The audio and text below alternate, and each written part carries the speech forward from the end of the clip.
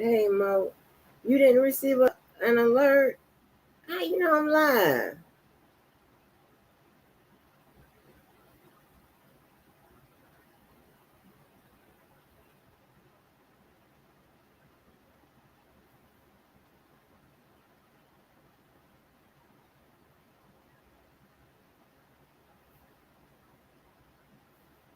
Ooh, girl.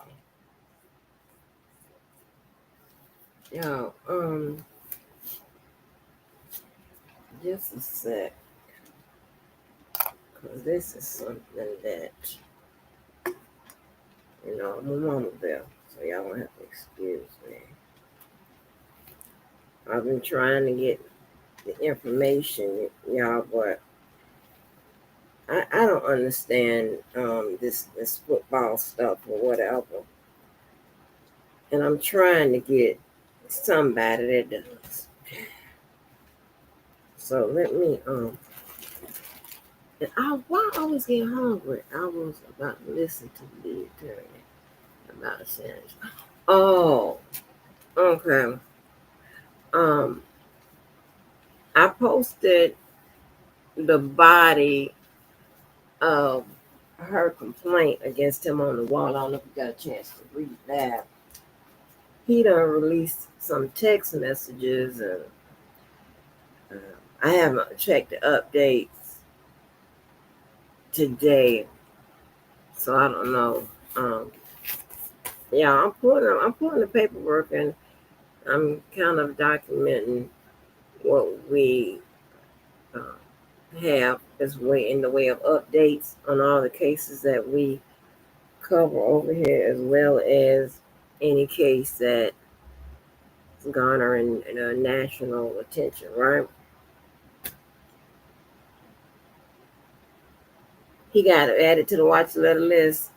I was thinking about it. There's a lot of people on that watch letter list. There's a lot of folks, right? Oh, y'all, if the people on Twitter, it's a whole bunch of y'all. Can y'all hit that like button? The like button is the heart over there. I figured that out. And I will post the join link over there. Let me see. Let me go to that side. Just in case. You want to come on in. I'm trying to be bilingual with both um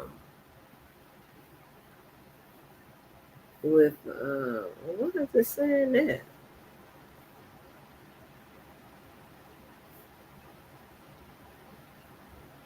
Oh, okay. That's not right.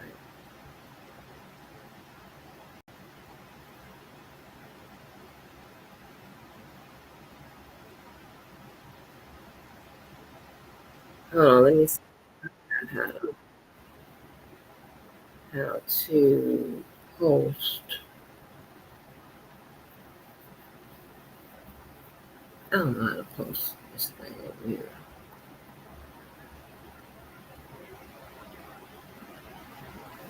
I don't know how to get into the chat over here. It's crazy.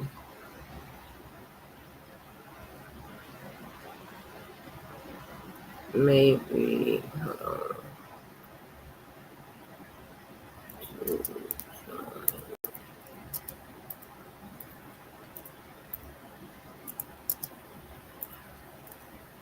Hold on. Maybe this will work.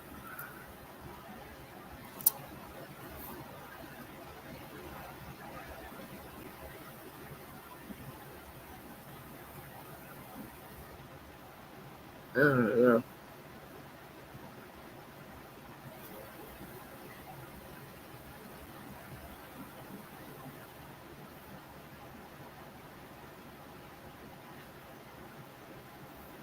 I'm trying to figure out how to use both.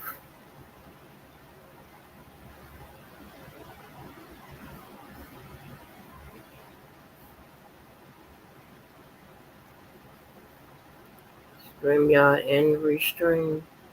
I just like restreams features, like the overlay on the screen. That way, I don't even have to highlight no messages, child.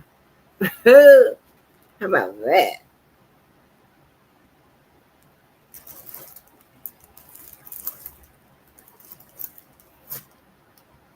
It's a, so let me play this.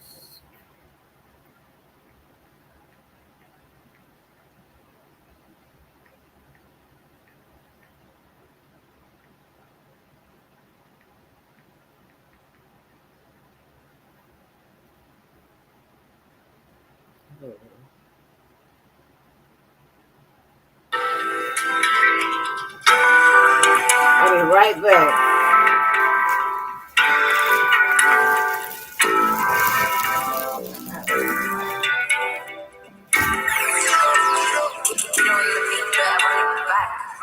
Fucking Robitussin. I don't know why this shit got me lazy right now. Yeah. Can't do Percocets on my leg. I'm turning one, trying to live it up. Yeah, right, baby. Yeah, right, yeah.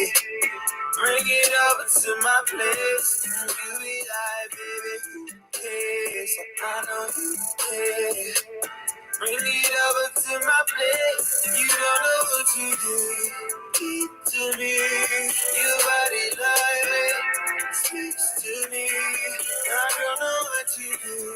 Keep to me. Your body like speaks to me.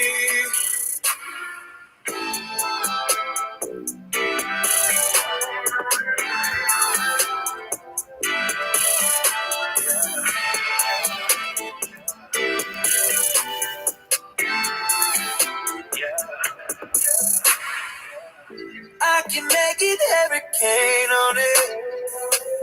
100 bands make it rain on it. Tie it up, put a chain on it. Make it tattoo my name on it. Oh, make you cry like a baby, yo. Let's go, bro, and make a video. Yeah. Make you cry like a baby, yo. Just go, bro, and make a video. Oh, yeah. Right here, yeah. Bring it over to my place. And you be like, baby, who cares? So I know you care. Bring it over to my place. You don't know what you do. Keep to me. Your body like speaks to me. I don't know what you do. Keep to me. Your body like speaks to me.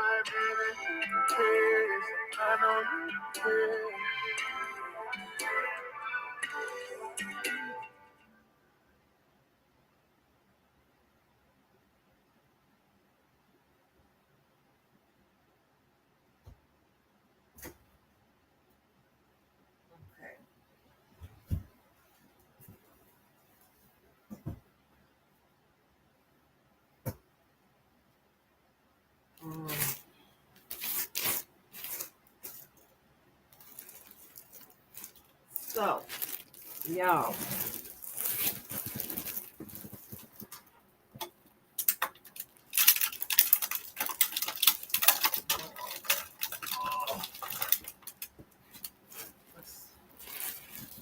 well, I need a bigger trash can. Same model though, but a bigger trash can. I can't find one. Okay, no, I meant add Lee's video to my YouTube watch list. Oh, okay. So, listen, y'all.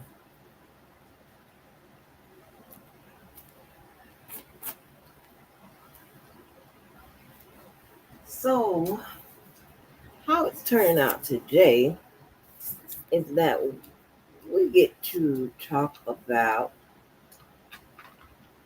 fathers. Way ahead of Father's Day, right? Fathers that do the right thing and fathers that don't. Like I stated to you guys, I have no clue why, and I'm going to say black men because I haven't seen any white men, and I'm pretty sure they're out there. I haven't just run across them, right? And again, I don't run across people that have issues taking care of their children. Okay, I don't run across that. And um, I've had, and the one and only time that I had an argument with regards to child support, it wasn't the fact that they didn't want to take care of their children. It's the fact that they were doing more than taking care of their children.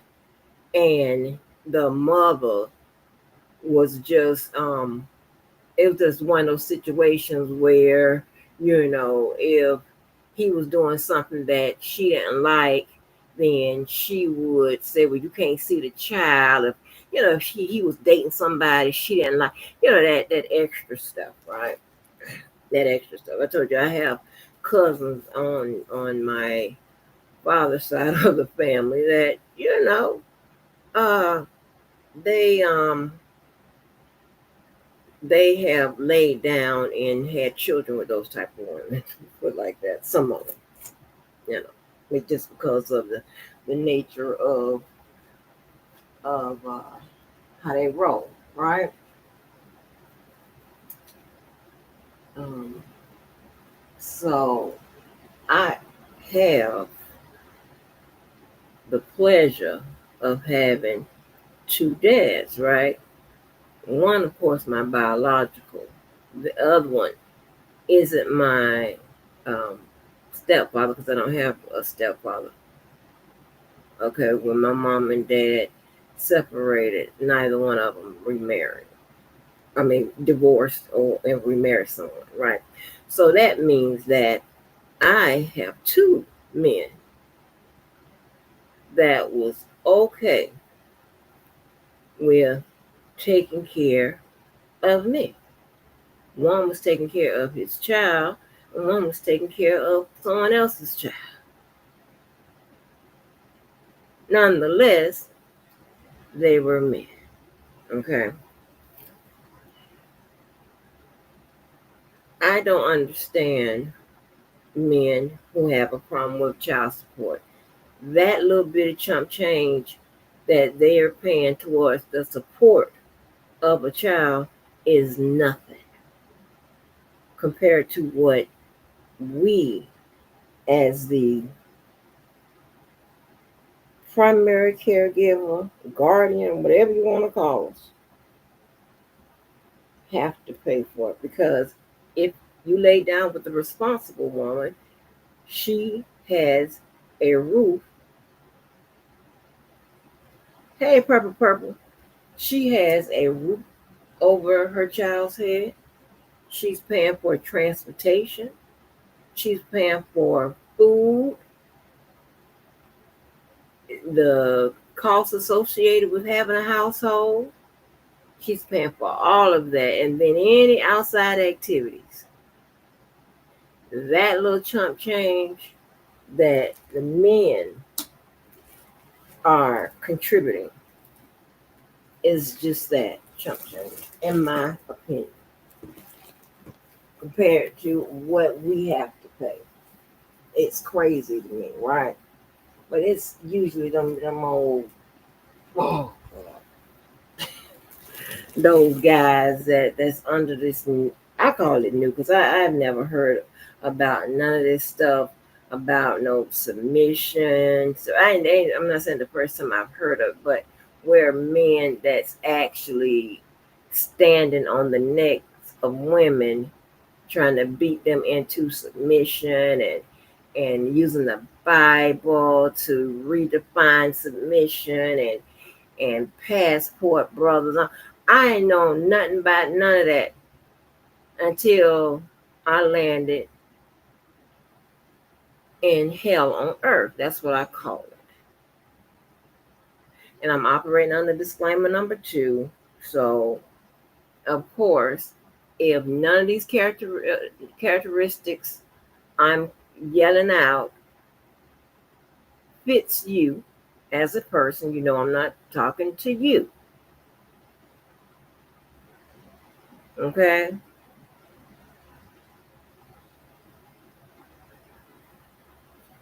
So, um, anyway, yeah, I get loose with it. So, you have, um, again, you have polar opposites of fathers, whatever we're going to talk about. And you have people. I just don't understand this, right? You have people that, for some reason, want to get it popping, get it going with me. They'll do their lives and say that I said something about them or what have you on my wall or in a video, and I didn't. They're hoping that I respond because, I mean, they don't have the intellect to just come up with commentary. They know that beef and going back and forth, whatever, sells for them because no one else wants to hear just, normal commentary that comes from a normal person.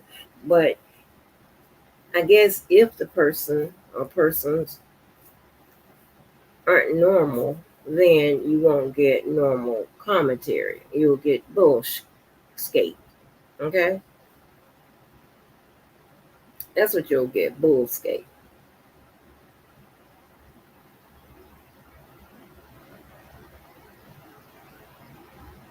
I'm talking about. Now, at this point, I don't know if you're just doing this to be messy or if you really think that something I'm saying, I'm talking about you, as if I won't put a name on it. Now, if I make a general statement, I'm talking about whoever it applies to.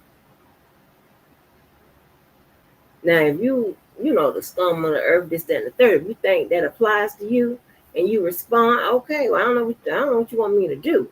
If you're expecting a response from me, you're going to keep waiting.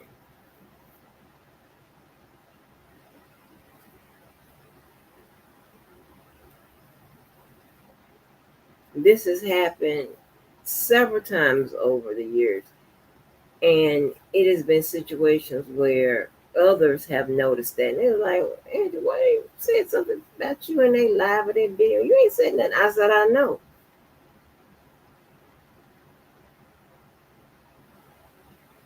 Just weird.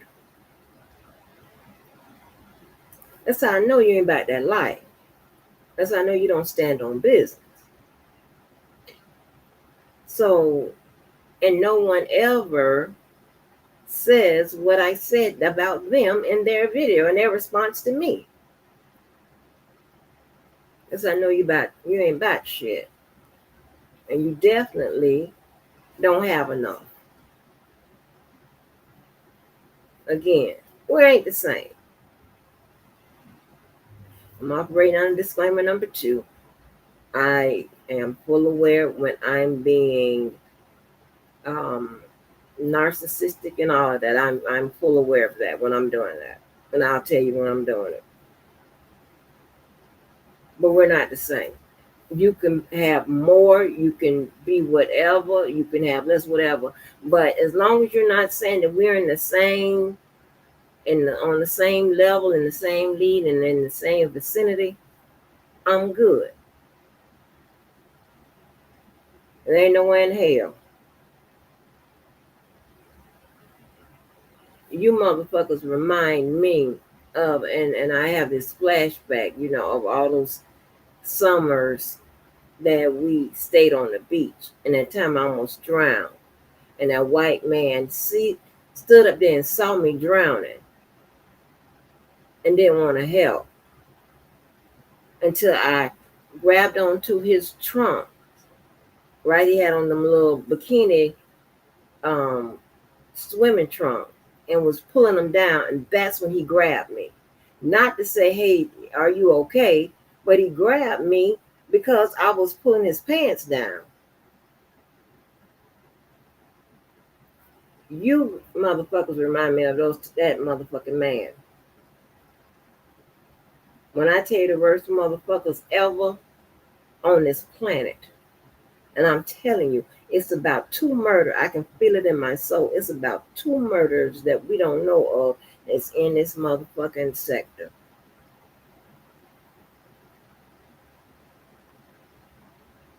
Maybe some people that abuse children. I don't know. I would hate to think about that because I would really turn it up because I'm a mama bear. And that's exactly what I think about you motherfuckers. And if I remind you daily, so what? What are you gonna do?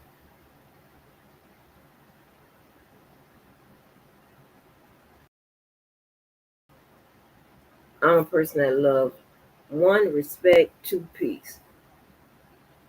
You motherfuckers don't even goddamn identify. Y'all and excuses of why you don't like respect or peace. Y'all have that's what I'm talking about. That's not even normal.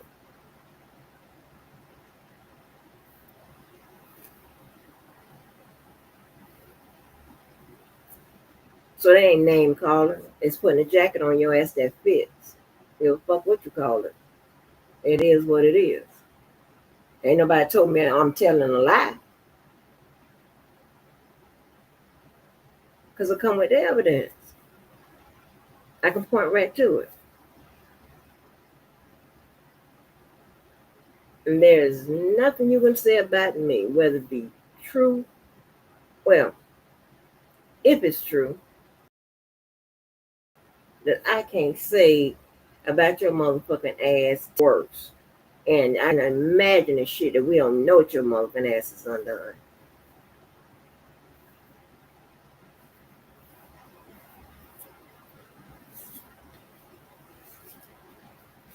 I don't know. I wouldn't. Ooh. And now that I am satisfied with my findings, honey. I'm okay with the results. I get it. There ain't no rehab, ain't no saving you, none of that.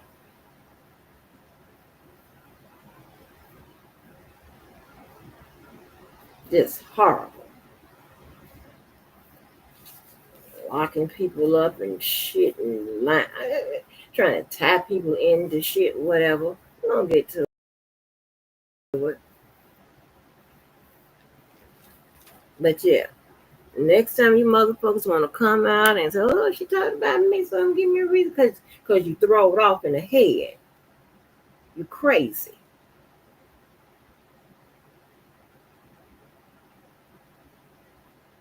It don't take that long for you to board a motherfucking plane. If you that crazy, board a plane, drive, or do something so you can come over here so you can get it over with.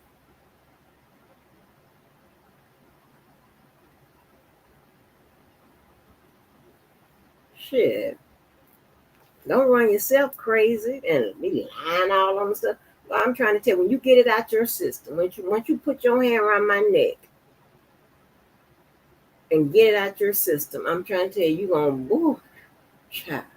Y'all ain't never had to put your hand on some goddamn body. And after you do, you just I have,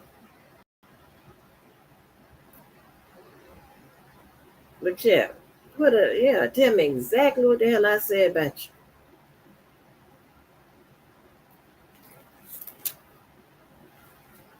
you. You have people, especially this fat ass nigga, talking about people playing with his kids, namely me, and people crying about others talking about people. Listen, these, first of all,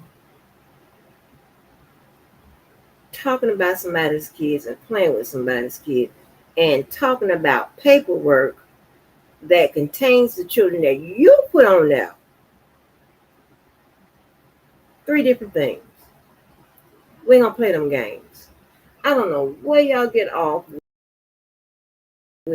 Oh, they talk about my kids, whatever. The assassination attack on somebody's name in mine, credibility or whatever. And I guess, oh, she talked about my kids. Let me tell you something. We're not the same. That's not what I do. Even after being pushed, this motherfucker done said all kind of shit about my child. I ain't said shit about his kids. And could have.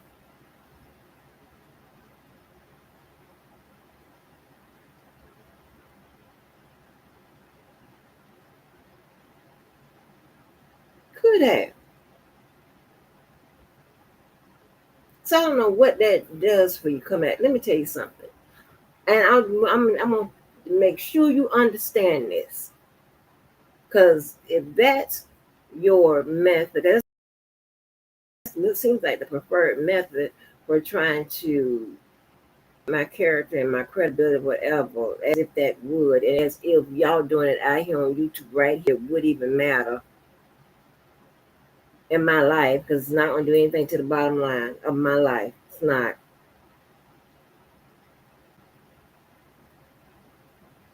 But the fact that those attacks come from some of the grimiest motherfuckers,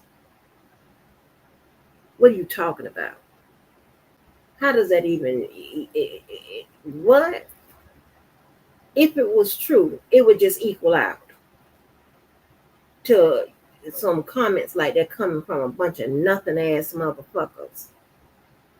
And that goes for everybody that said that I don't attack their goddamn kids and shit, lying and shit.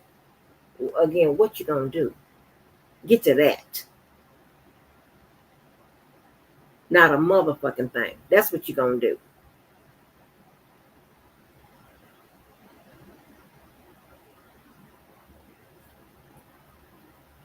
Stupid.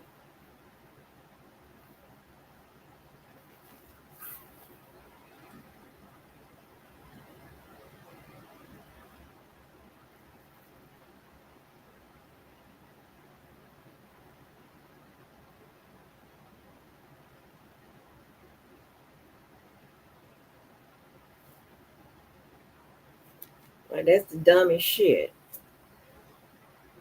See, here's the thing, right? You have something called a baseline.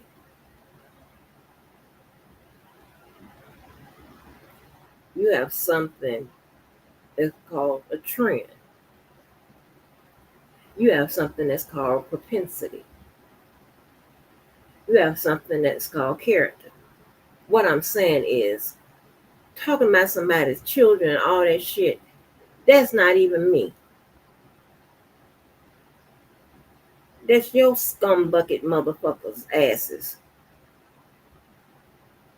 A bunch of dusty, dirty ass, punk ass niggas and hoes. That's what y'all do, not me.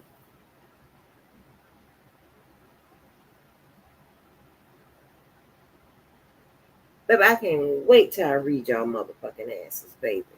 It's going to be for the from oh my god from my goddamn diaphragm.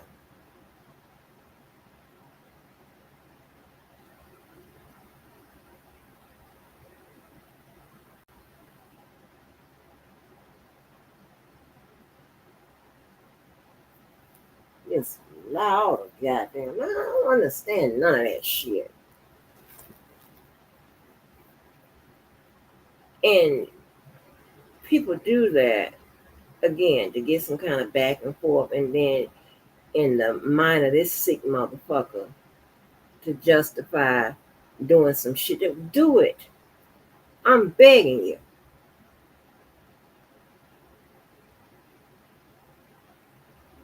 Big fat nasty motherfucker. Oh,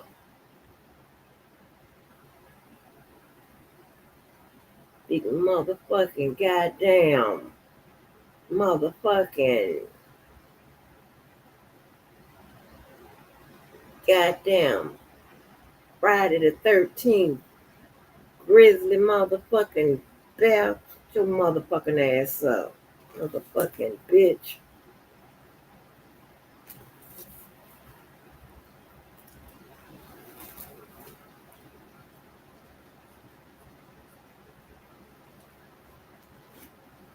Oh, y'all just don't know. I can't stand these motherfuckers. I'm trying to tell you. A damn shame. Out of a whole goddamn sector of motherfuckers on a goddamn handful worth any goddamn thing, worth the goddamn paper your goddamn name was written on. Stupid. And a little ghetto ass shit.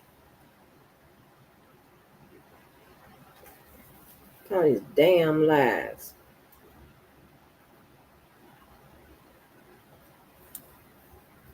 I have no idea why my credentials and credibility and all this shit is so fucking important. Hmm. You do know if you lie about it, it's in this arena. What is it going to do? Huh? This is not a source of income for me. I mean, like, what are we doing? What are you trying to do? Because I done heard that so many people be listening to who? Listen to me do what? Talk about whatever I'm talking about. How does that move the world? I don't really talk about no shit over here that gonna move the world or help out or shit like that. I know where to go when I'm doing that.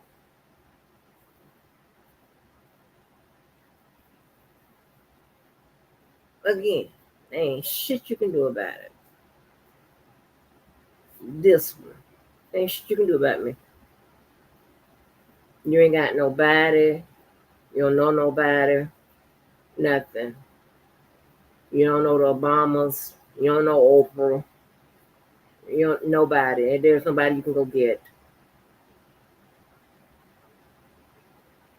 Because those type of people don't hang around motherfuckers like y'all. There ain't nobody.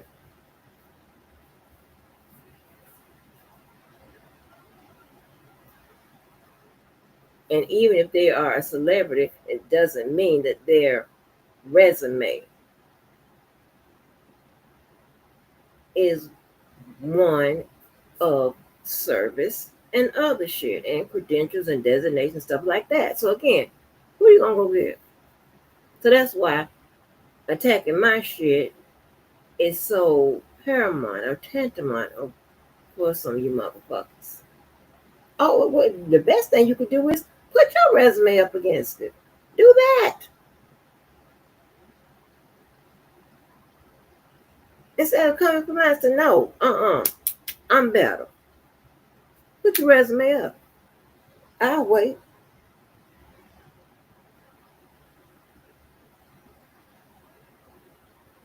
This is something I don't like to do, right? I don't like it because I'm uncomfortable even doing it. But you motherfuckers need to know. Because sometimes I don't think you getting it. Because where I'm from and where I've been, you could walk by and they know automatically.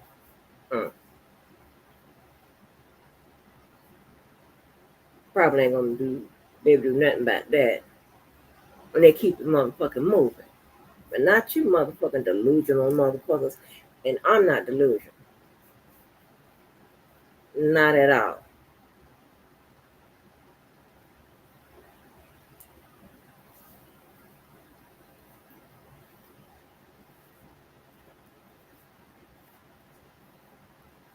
And I've never even been around people where you have to downplay your shit and this, that, and the third, or you can't talk about it, whatever. And I'm fine not doing that, right? I prefer not to.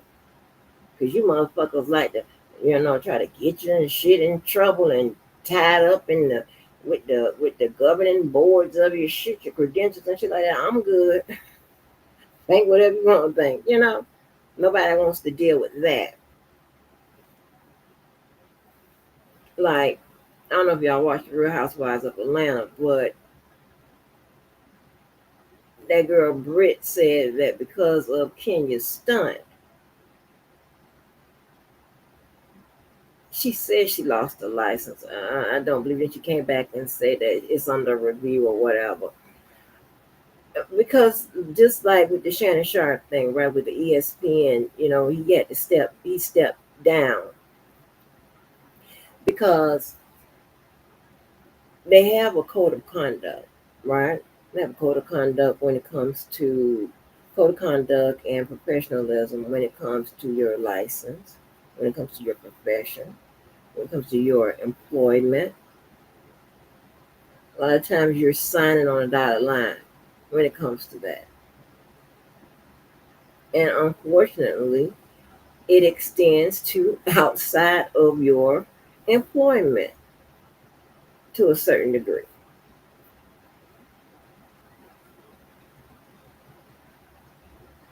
Okay.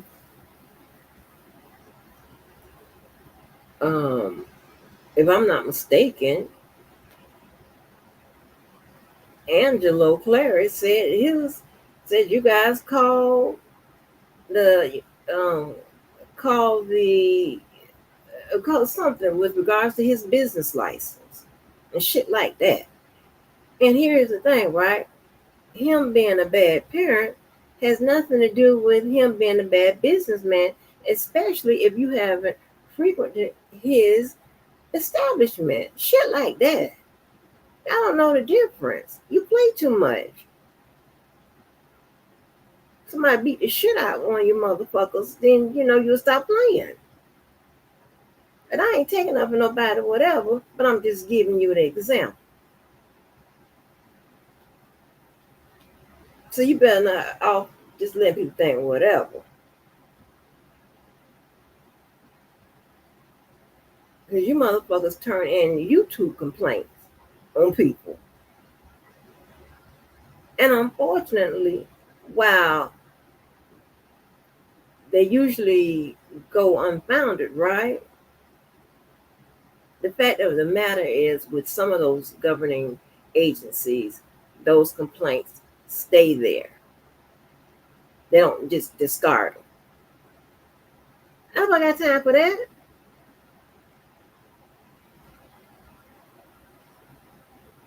From a bunch of nothings and nobodies. Are you crazy? I got time for that. So when I go to saying things like that, right, operating under disclaimer number 2, saying all kinds of names and telling you who you are, that's who you've proven to be. I say that because you guys do bullshit like that, locking people up online, all that extra shit, just because you had a YouTube beef and you don't like a motherfucker.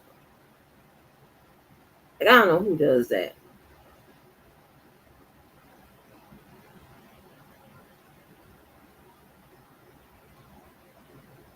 Like, are you fucking serious?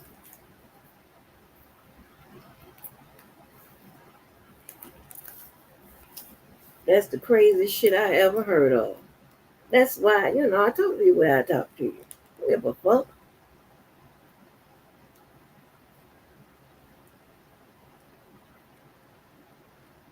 I think I got it down pat now, unless I have any more surprises. I know exactly, and I don't have to, because doxing somebody don't tell people everything you need to know about somebody's character and all that extra shit. If a motherfucker's crazy and all of that, it ain't like you doing a goddamn interrogate. That's why, yeah, although they may pull like basic information, preliminary information to verify your statistics of demographics and things of that nature, they bring you in to speak with you to get a sense of your character and so on and so forth. And then it evolves into the nature of the crime. So find out your address don't tell me shit. And that's not what I do because I don't need all of that. I don't give a fuck about none of that. That's a waste of time.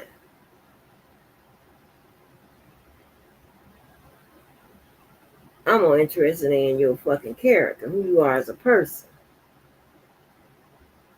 where you live, what you drive, where you work. That tells me nothing.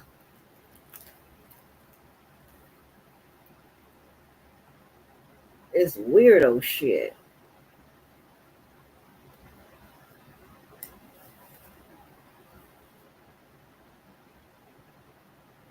But and I heard that the entirety of that video, that line ass nigga line as per usual, once again, all the time, 24/7, play with people's children, even after you play with mine.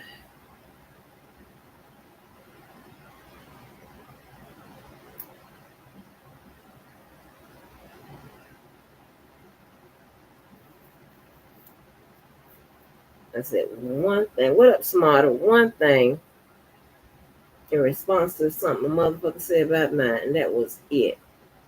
And it wasn't a bunch of goddamn name calling and all that extra shit. Because that type of shit makes me uncomfortable. I don't like that type of stuff. That's why we had a rule over here. Mothers and children, it's off limits. Don't y'all watch the goddamn um, mafia movies and shit and Scarface and all of that? Off limits.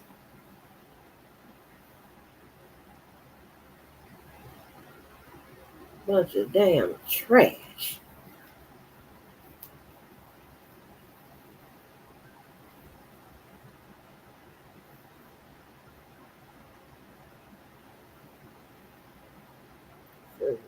Where I'm from, we say it's not on you, it's in you. Exactly. Exactly. You can be wearing some $2 shoes and a $4 outfit.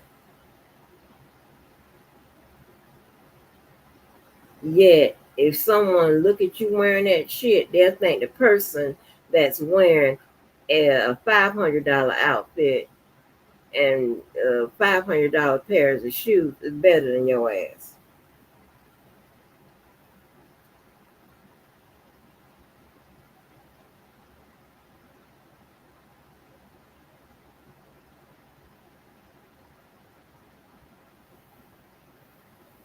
And that's not even damn so. So, I'm gonna get to playing these videos. It's not long because I only took a little bit. But yeah, it is this the dumbest shit I ever seen. And this type of shit these motherfuckers do. Old dusty mother, old gutter busted ass, low belly ass caterpillars. Peoples whose bellies look like eggs. That's the ones who do it. Easter egg belly motherfuckers.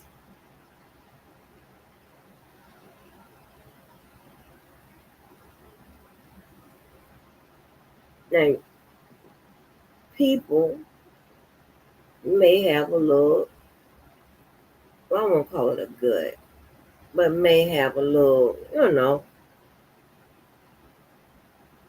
little extra. But to have an Easter egg belly, that's something different. And he's always an Easter egg belly motherfucker fuckers with fuck. I don't understand this.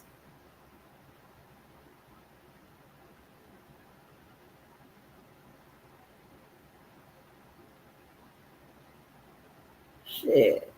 People the fuck alone. I don't have time to be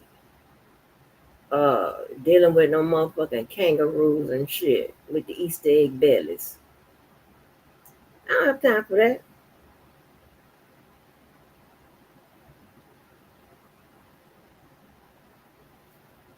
Always them.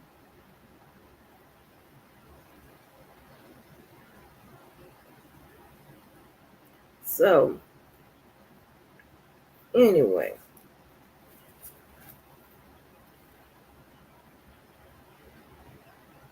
um, so before I play this, I want to make sure um, I point something out, right? So you have this unidentical twin eye having ass motherfucker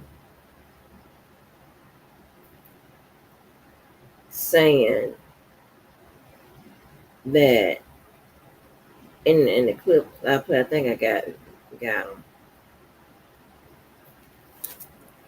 Keep pointing out and keep posting on his wall and all this shit here, shit that I said in 2020.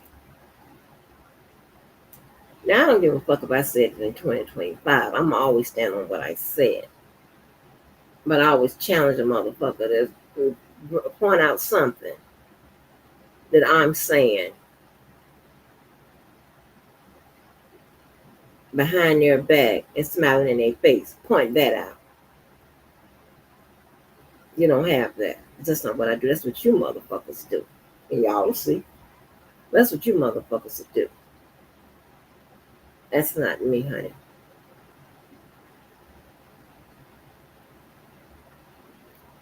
But he keeps saying that I am showing out for my friends because we back with friends and all this extra shit, right? And but he never points out the fact that he and I fell out back and forth the same way Randy and I had, Sylvia and I had. I fell out with him more than them. I fell out with them,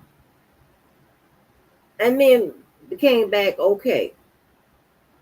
Then fall out again, become back okay, then fall out again. That's been happening since 2019 or 2020.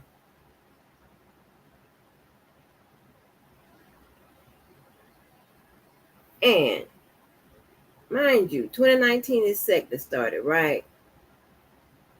By 2020, I didn't know that motherfucker was like that. He was like that.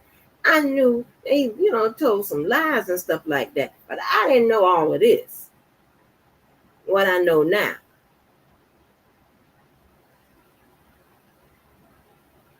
And the last time, or one of the last time, I don't know if it was this last time or the last time before this last time, that he and I fell out and we became okay again. A person told me and said, he's going to cross you again. He's going to do something. He's going to throw you up under the bus again. He's going to do some shit to you again. I already knew that. But unlike that person, I don't take these relationships home with me and serious and that's my real friend, all this extra shit. No, no, no, no, no. I don't do none of that.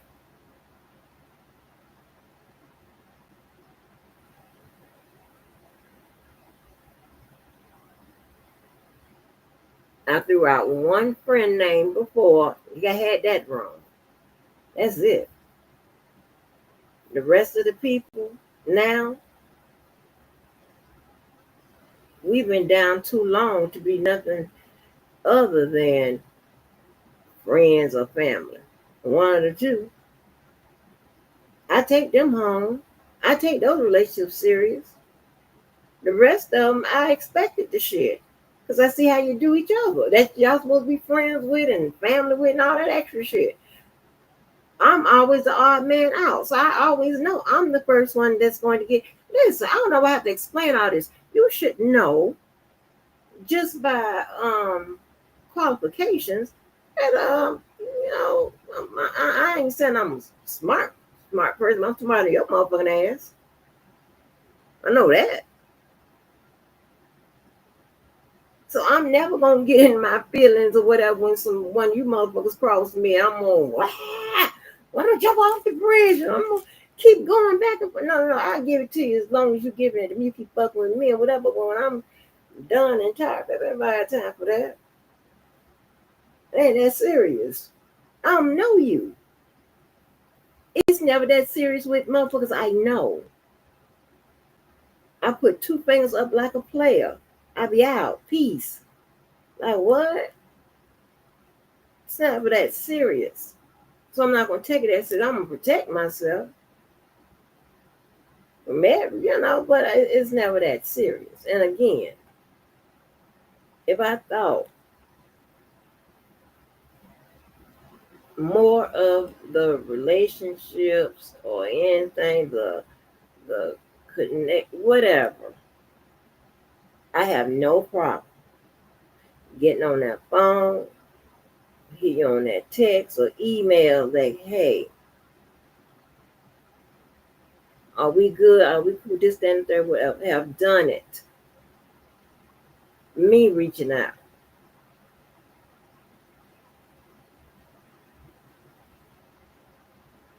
So what are you talking about?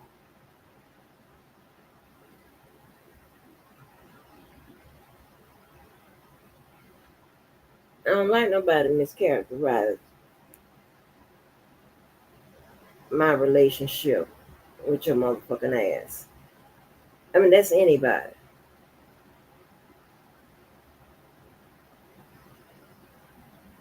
I don't like that. Because I told you, in my world, associations and your contact list, very important. And anywhere in hell. Now you might appear in the contact list on one of them Google Plus or whatever them green and white motherfucking contact lists that app. But on a handful of you motherfuckers appear in the contact list of Verizon. Understand all of that? You crazy? Shit, yeah, you the text now and shit. Yeah, you got that. I'm good. He said, you reached out to me before apologizing or trying to make sure I was offended for stuff I never even thought about before. Right.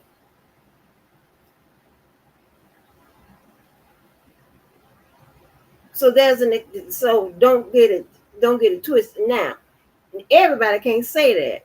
There's a very, very, very, very minute, maybe one, two, maybe three of you motherfuckers could say that. They got that type of text message or that type of response from me. And you got all these people with all these delusional ass relationships with me and shit.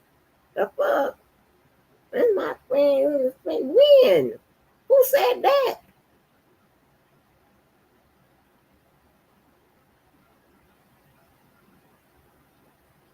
And it's some people, I might not let everybody know that, because listen, if we okay, right? We're in a setting, we're okay. Best believe I did a whole profile on your motherfucking ass. So, and I don't like all that shit, right? I like to keep, I like for it to be peaceful. So I see, how you move or whatever, but we still okay. And then when you cross me, I just let you go because I expect it. Now, some of y'all be like, okay, well, she ain't upset and that of this relationship, the loss. No, I was just waiting.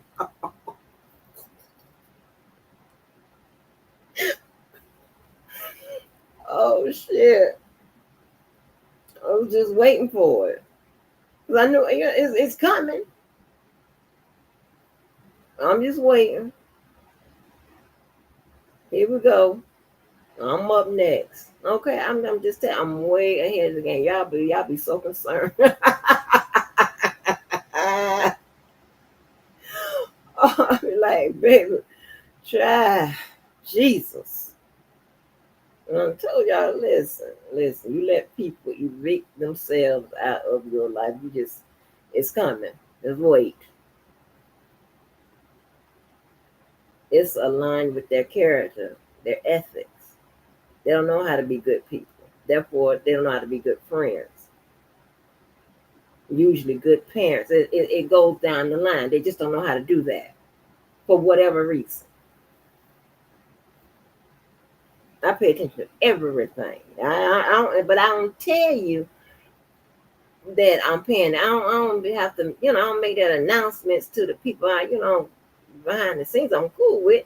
That I be like, okay, that's why my response sometimes be short when you motherfuckers be. Some people be warning me, or other people be concerned for me. I maybe give you, a 3-word sentence. I know, I got it. I understand. Thank you. Can't let you know. I already know that. I'm just waiting. Can't let you know that. Oh hell. Uh, oh shit. I'm just waiting. It's coming. I know it's coming. I'm up next. If a person crosses me, they lost me. I don't do ovals. That's just me, right? Just saying it as a natural party. I can vouch for that being your character. Yeah, based upon my interaction. Right. And then, and check this out. I have had major issues with a lot of people. They can't say that. And you kind because again, I keep telling y'all, if I think you are a good person and I think you are worth something or whatever, I'm going to, yes, my mean ass, my who shot John, go out there and fight the damn polar bear and the grizzly bears and all the bears' ass and the wolves and everybody. I'm going out there to fight them all. I'm going to, hey, so make sure this, that, and the third. Do that with everybody. So, people just be making up shit. Just delusional ass shit. You're like, what? And another thing I would do is if I think that it's an opportunity to keep the peace, I may reach out. That's it.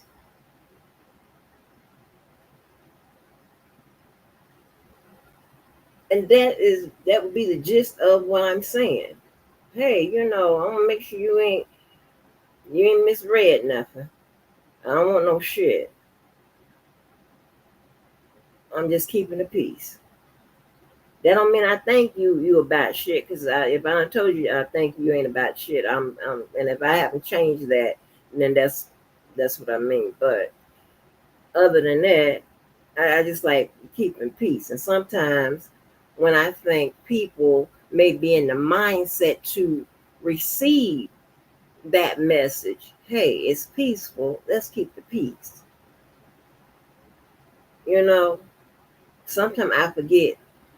I be having high hopes, but and I forget who the hell I'm dealing with. This probably gonna backfire. This gonna be turned some kind of way against me. I'm trying to tell y'all. Y'all, I know some of y'all ain't gonna believe, but y'all will. You just wait to D-Day. Y'all be like, these motherfuckers, these are Satan's children. must have children. These are the children of Satan, not of the corn, of Satan. The fuck? I just don't say shit. Just go on with it. I go on with my damn day and shake my head. You can't you can't do something that apparently parents couldn't do, and apparently the Lord Himself can't get these people, you know. Uh-uh.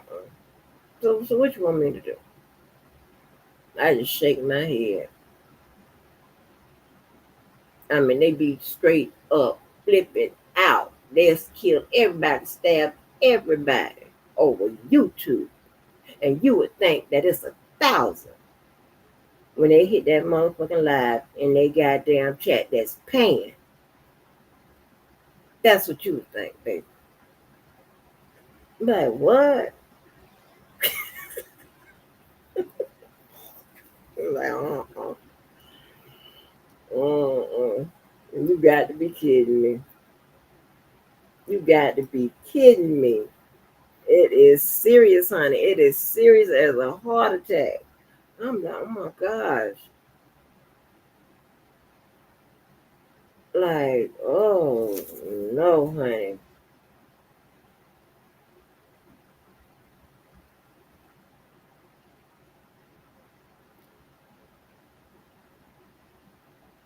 So, and two other things, because I got it written down. I want to make sure I get it all. So, this dude said that Sylvia has me harassing. He's just trying to get some paperwork to send us, whatever. And as you see, honey, when it comes to paperwork and getting shit crunk like that, I'm surprised that Clayton County or Georgia, well, I'm not surprised by Georgia, really arrested that lady based on that, whatever he submitted, right?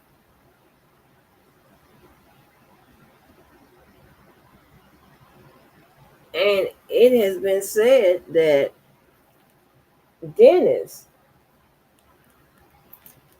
made a statement to the police. So maybe that is what helped it.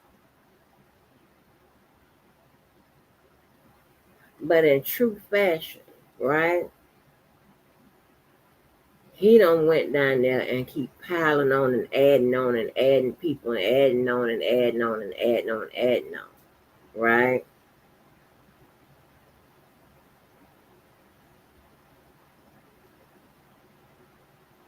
And I don't know why he said that he expected, I guess, the paperwork to get out or could get out or something. Uh. So he keeps adding on and to the story and this, that, and the third, whatever, right? Thinking that it is his case.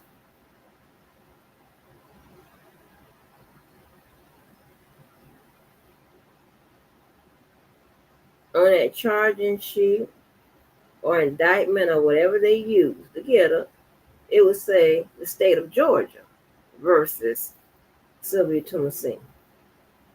You are a witness, sir.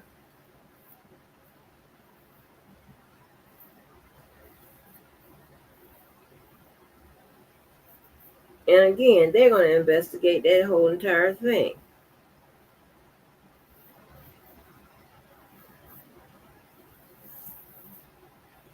And as I explained to somebody a long time ago, that hey, a lot of times you don't even open that folder until about 5 or 10 minutes before court starts as a prosecutor. And you're looking at that back sheet, that base sheet, and be like, okay, what the charges are, what the person's arrest record is, whatever it is, very, very basic and it's routine. They're just repeating the same thing and trying to get get the case off the calendar by offering a what? A plea. It doesn't mean that they have went and did an actual investigation to prove the elements of the crime. He has seven charges. They have to prove the elements of those seven charges.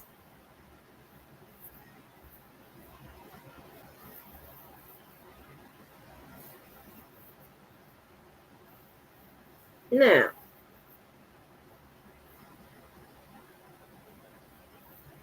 the bozo went down there and gave all that shit, right? So he done locked his story in.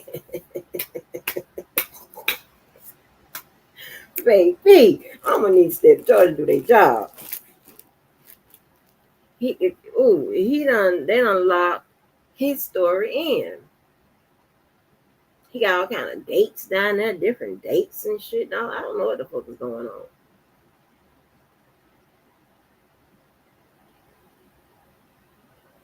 And by locking that story in, you open the door. You open the door for the state because they're gonna have to, do what they do. But you also open the door for the defense. And the defense and the state, they're gonna get on the phone and talk to each other more than they talk to your ass, more than the state talk to you. You're not gonna be able to manipulate nobody and lie it all up and lie it all out. That's not what's going to happen.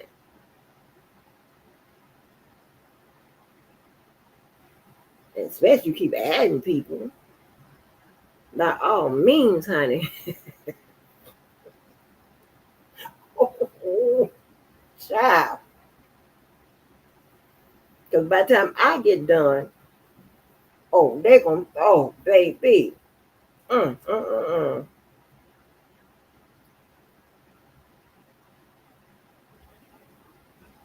No, you can't say, I can't say, but I know.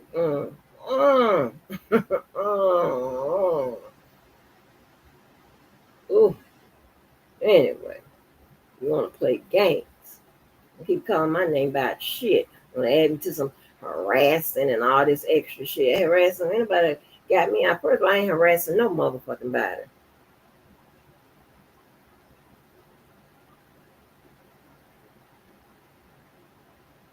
He's sick in the head.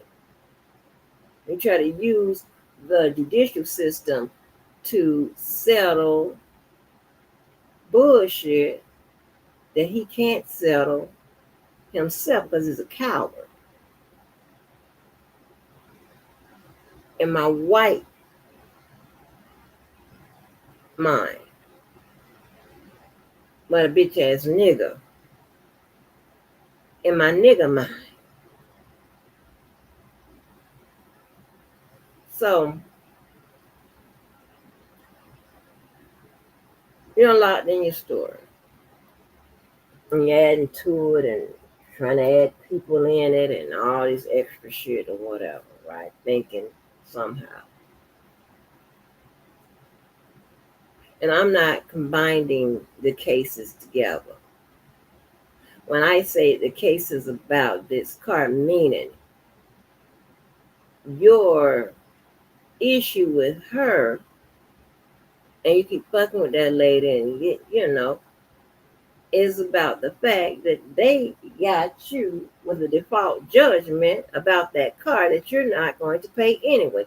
I didn't say that the case about the stalking and shit was about that car. That's not what I meant. I'm saying that you are acting a damn fool about a default judgment that you ain't gonna pay anyway.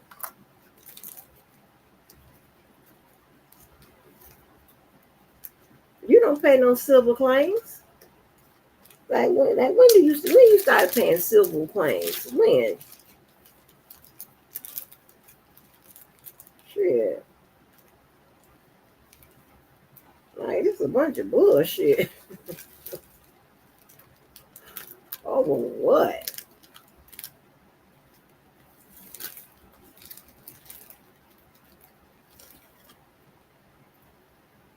So, first of all, there's somebody harassing you. Second, that means nobody told me to harass you because nobody is harassing you. I'm gonna talk to that later.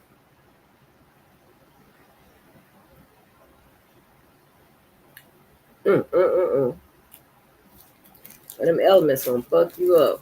Remember y'all back in the day and I told you guys when we started covering the R. Kelly situation, right? I told you guys about the elements when we was playing those games and y'all was winning money and elements always came up. Relevant, relatable, and reliable, and them goddamn elements. Yep, that's gonna do it for his fat ass.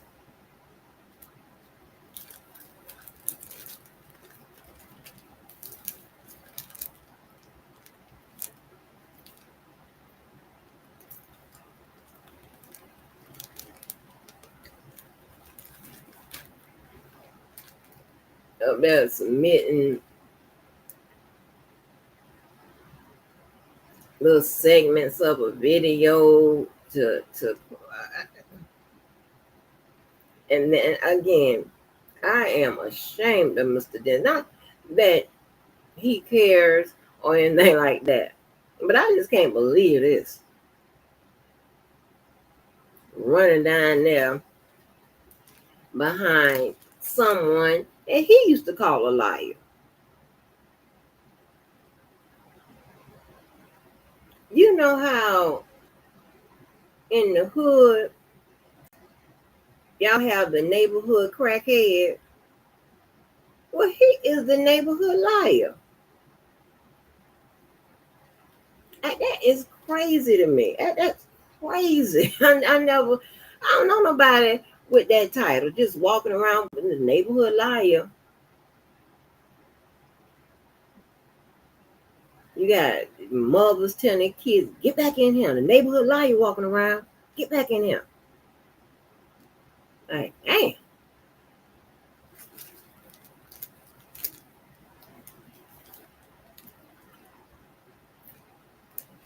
Beware.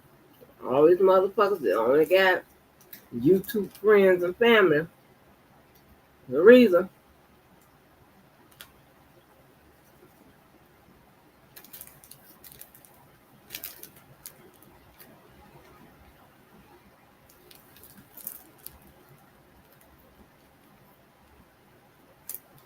And if your theory is Sylvia has me harassing you, oh, I'm gonna say something, but I can't. With them lies, honey, you gonna get enough. Them charges, child. Then the same could be said when I done been, when you keep playing that clip of me over there back in the day in 2020, I knew your ass was insane. Just taking your word for shit as I did. I could say that you had me harassing her on several occasions. You have a lot of people taking up for you, lying and shit. I guarantee your phone records after beefing with people, whatever, you get on the line with your people.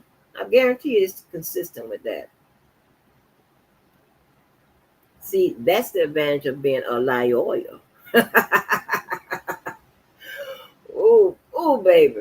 I want you to fuck around and add me to any motherfucking thing, baby. That'll give me access.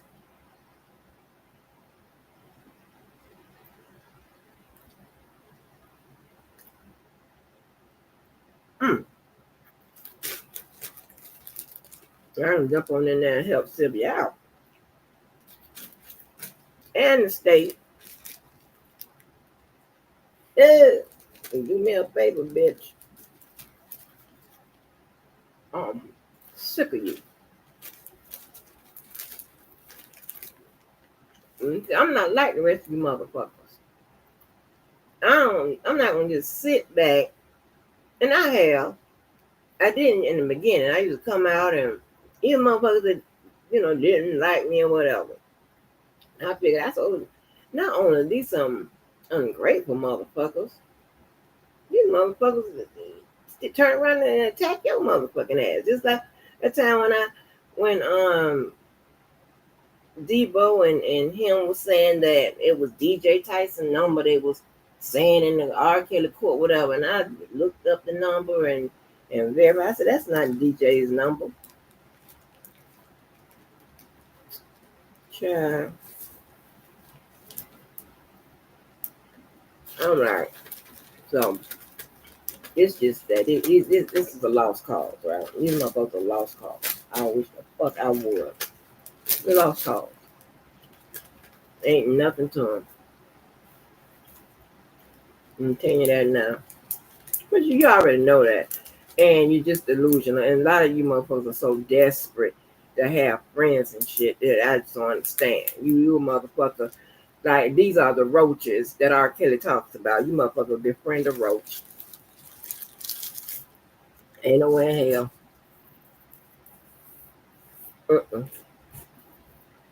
You just, I don't know what to say. These are the roaches.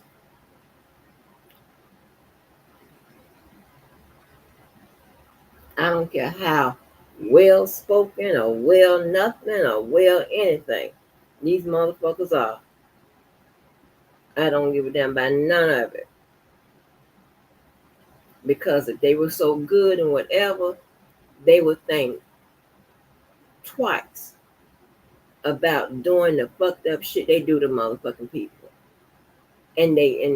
Listen, some of them, and not saying money should be the reason why you should fuck over people, but that's a better reason than a no good ass nigga. That's how I already know. I'm telling you.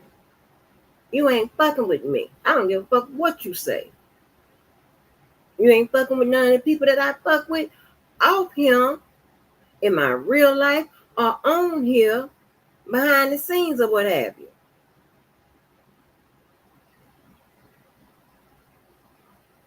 And you know that. And it keeps you up all motherfucking night, or at least it used to. Graduates being attacked and shit. Who does that? Graduates get congratulated, not goddamn attacked. The fuck? You got people that serve as teachers and social workers, counselors, and all kinds of shit.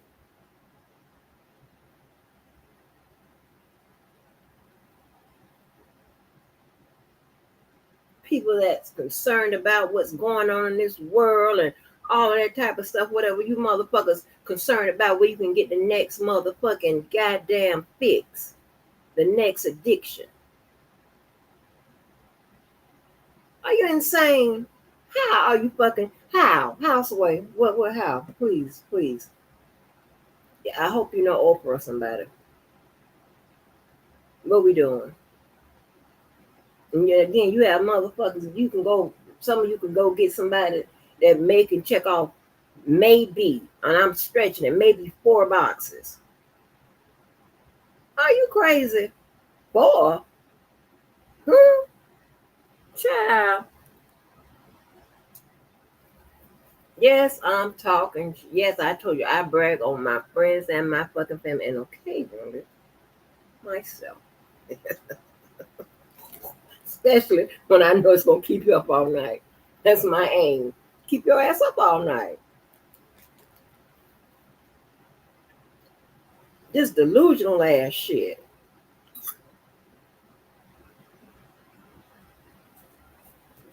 Hell. And motherfuckers ain't been recognized for shit. Last time it was recognized with perfect attendance at the goddamn job. Shut up.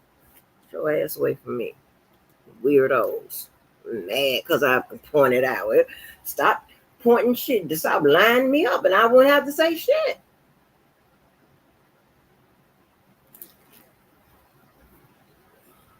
And I did it.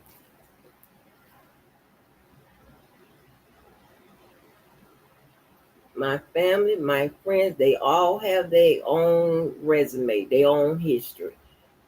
So do I. So do the people I fuck with offline on here. So do they.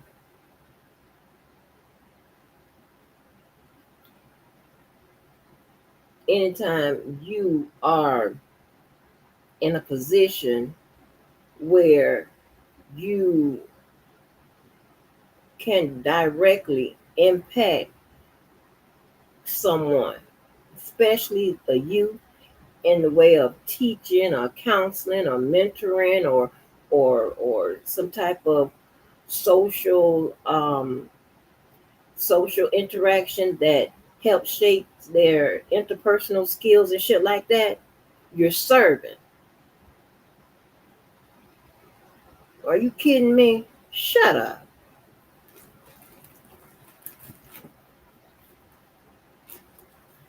Bunch of trash. But yet, no, listen, they get mad if you come out here and talk about the positive stuff that's happening in your life, whatever. But they can come out here and talk about where they getting the next motherfucking or weed or the next drink or the next bullshit or fucking with people, whatever. I got to call all around America to find out about this NFL stuff and shit like that. How many men we got in this sector? Well, how many males we have in this sector? Now, if you ask them where to get the next bunkie joint, where the next, somewhere where they can step or dance or drink or eat or argue with people, line them all up, whatever. Yeah, we can get that live going.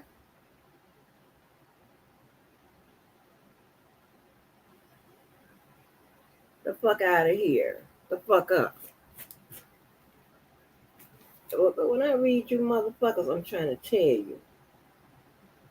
I ain't read you yet. I ain't cussed you out yet. But when I do, oh,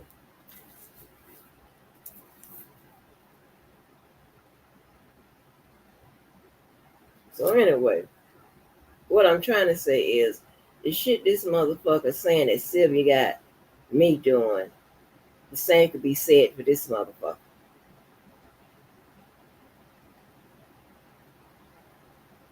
What about that? It's lying. She can easily say I was harassing her on your behalf, nigga.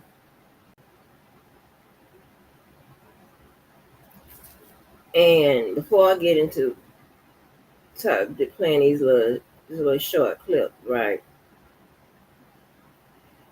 Um,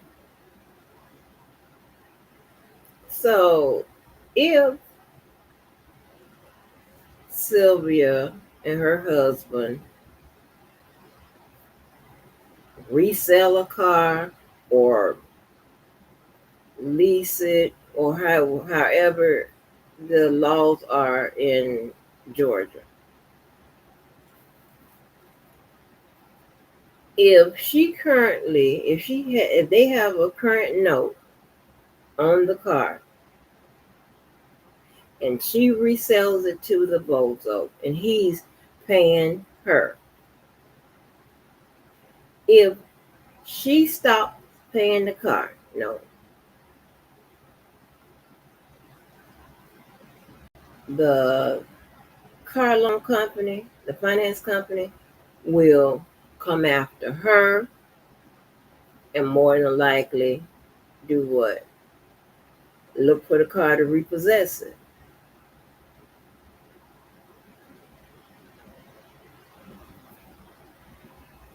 The bozo would then in turn would be able to come after Sylvia for the money that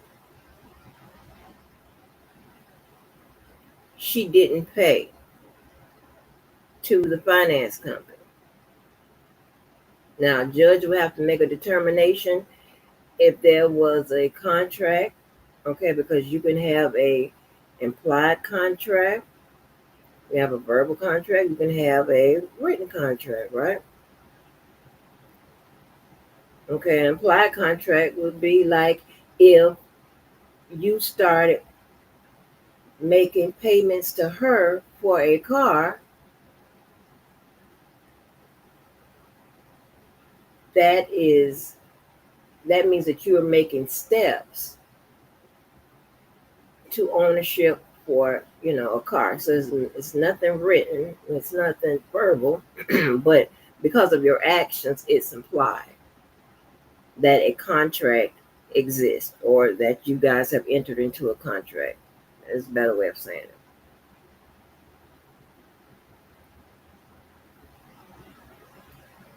Okay. When they went to court, and if the judge put Sylvia's name on there, I don't care how many times the Bozo kept telling them people, the car ain't Sylvia's, the car ain't Sylvia, the car ain't Sylvia. The judge determined that she should be compensated for that car by way of a default judgment.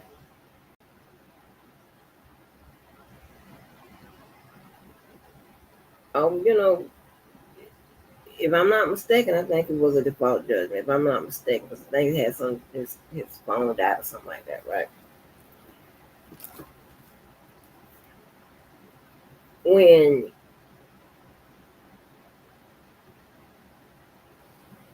a person's name is entered in on, on a judgment, right? As the plaintiff, as the one that is to receive the money, the default judgment. That means that judge has already declared her the either responsible party or the person that owns the car, but in the end, a person that is owed the money. So, and again, he kept trying to use that writ of certiorari that he was trying to um, get looked at, reviewed in a different court in a different jurisdiction. He was trying to use that to settle that car default. He told me he wanted to vacate it and all of that. That wasn't the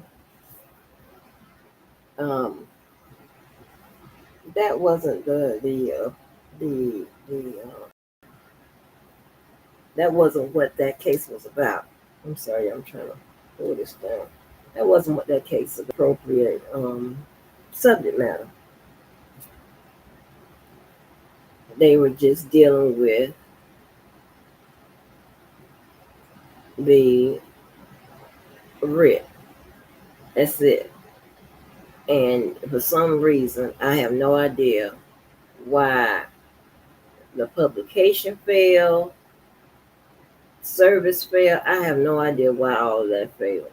I have no idea. Maybe he was too focused on trying to get the order vacated or the judgment vacated and didn't think that they were going to continue to require him to serve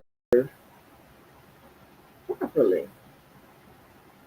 I don't know. But anyway, so let me play this real quick, okay? Now, this is from one of his little minions, honey. And I don't know if I played this before, but when I was listening to this video of his yesterday, this was the one where y'all came in and told me that he was playing my live. So listen.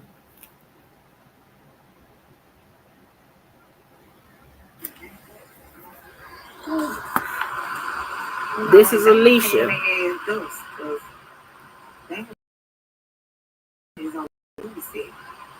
Something they asked will never.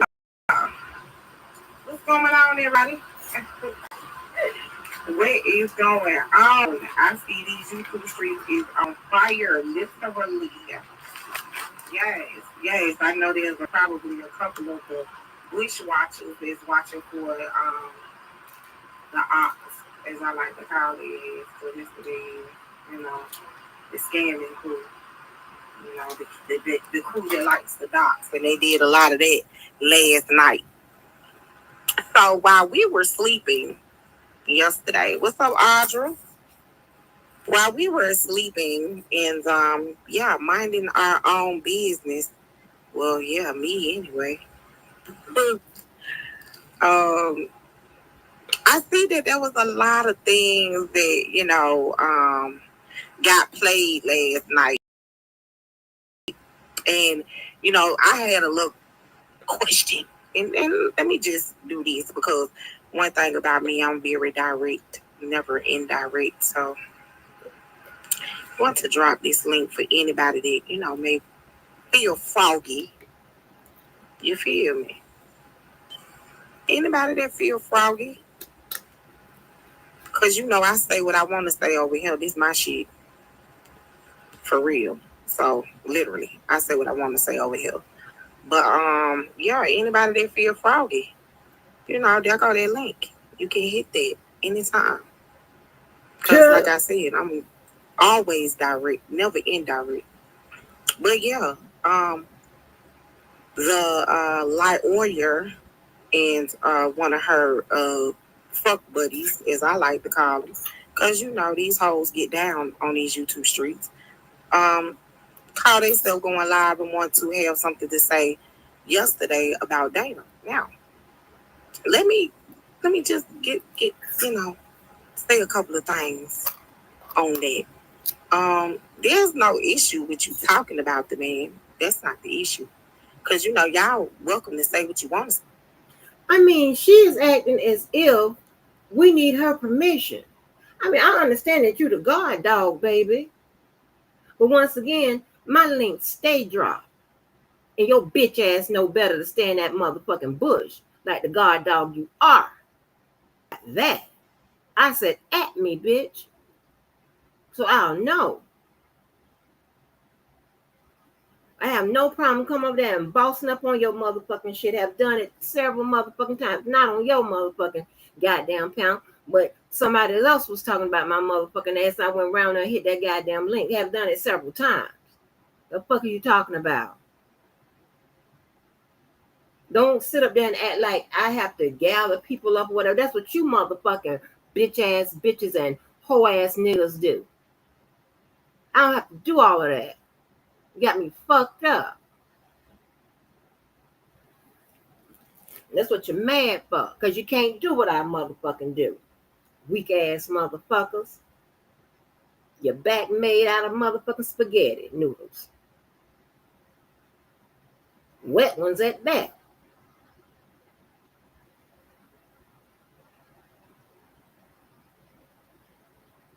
Tell you, we ain't the same.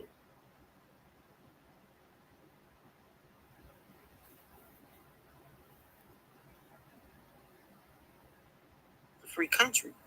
But when you get to talking about folks on child support stuff that goes on in their personal life, nobody have to come on here and prove shit to you, Angie. And this is a direct at your ass. This is where comprehension is key. And I know that you motherfuckers didn't do well at filling the blank questions. You know, when they gave y'all the motherfucking word. There's two of them. They say pick one. You motherfuckers missed it every time. And you definitely, like I said on my wall, didn't do good with those closed tests where it focuses on comprehension.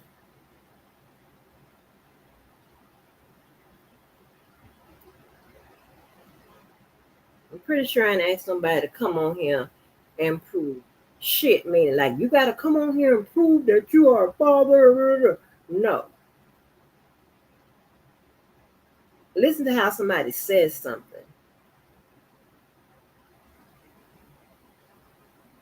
Yeah, her name is Alicia. She's a guard dog of Dana's. She be trolling, baby. She be screenshotting, sending, hey, Dana, they talking about that. She one time, honey, I think he forgot to scratch out who sent him the shit. And some shit I had on my wall, she sent it right to him. I said, God damn, bitch. God damn. I got it, Dana. I went, water, water. Why you couldn't get him no fake ass girlfriend? Why you couldn't do that?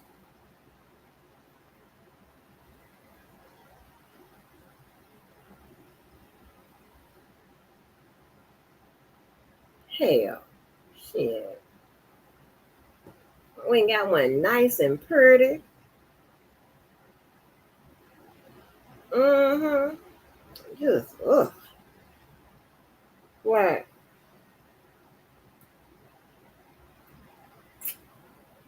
You know how you say things like,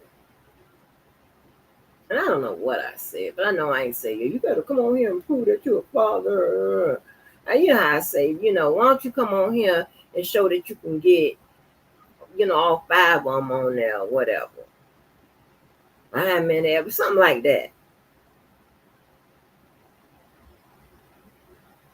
Now, this is a motherfucker that's talking about my child don't fuck with me. And some grandchild, like, that's what I'm talking about. It's the shit like that.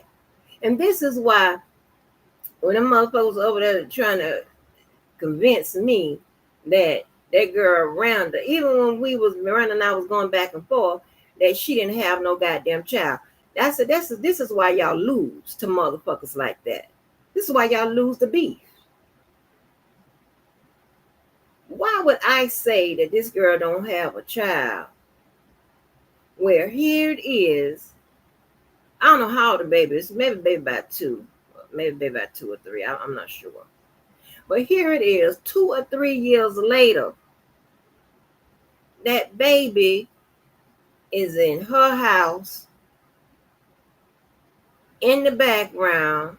Just about every time she go live, it's her having pictures with that baby, and the baby looked just like that man and them kids that when they was at the bowling alley. See, this is the dumb shit. And they follow right up behind it. Yeah, that ain't her baby. That ain't her baby. They let a nigga make them look stupid. I just can't. I can't. No, we ain't the same. Please. No shit like this. No. Believe anything a nigga say. Who does that? I'm gonna tell you who do that. Because I told y'all the type of people that don't care. What I tell you? Them 304s. Hoes don't care. They don't give a shit. They don't care how they look, how it look. They don't care about none of that. They hoes. And once a hoe, always a hoe. You can't just like Yvette tried to say the girl that I mean I think the girl called would consider me a friend, but I mean I know her. But y'all, I don't know if y'all heard that conversation. I might not have. It's one of them conversations because I needed to edit something out because we was talking about some stuff in California. And I need to edit some of that out. Where the girl that she's a school teacher now, and I said I had handled something for her legally, but when the dude was on there saying that he ran a train on her and all of that, I don't think I played that. I don't think I got to that yet. But she was a hoe back when we were in school. Nice girl, quiet and everything. She's a 3 or 4.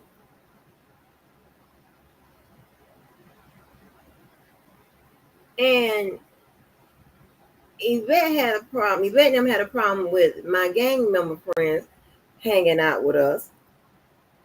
I'm like, okay, but you want me to hang out with hoes. What I'm trying to figure out what's the difference. She tried to unhold a hoe. And I like her. And my the dude Tim, you know, they always I don't know if y'all heard him talk about it at that time. A couple of times Tim talked about it. He said, yeah, he went somewhere and they always ask somebody if they know me or whatever. And the girl said, yeah, I know Angie. And she's a school teacher now. Well, she's a school teacher now, but she was a hoe then. Nice girl. But everybody, you know, you know, they had this, you know. And child, Yvette tried to say that didn't happen. Everybody in Jacksonville knows that happened. I'm like, Yvette, are you insane? How you gonna unhold a hoe?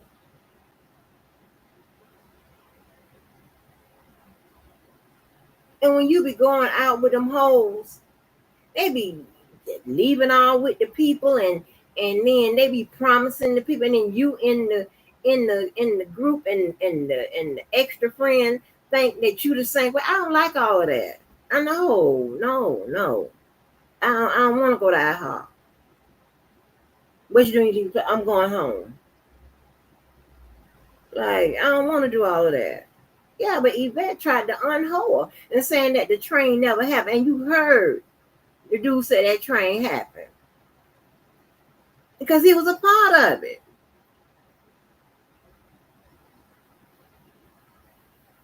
He was a part of the train. She probably know about the train too. Because you said some shit that you said he should come on here and show that he's being a good dad, or he should show where he's taking care of his kids. He don't have to show you shit. That's what y'all fail to realize. Just because I know that. And I can say the same about my motherfucking self. This motherfucker asked me for my body number. I ain't got to show you shit. I ain't had to show you the degree. How about that? Guard dog.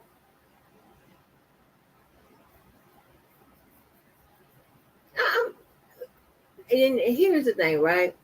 It's women like that and people like a lot of you. That why motherfuckers like that nigga do the things they do.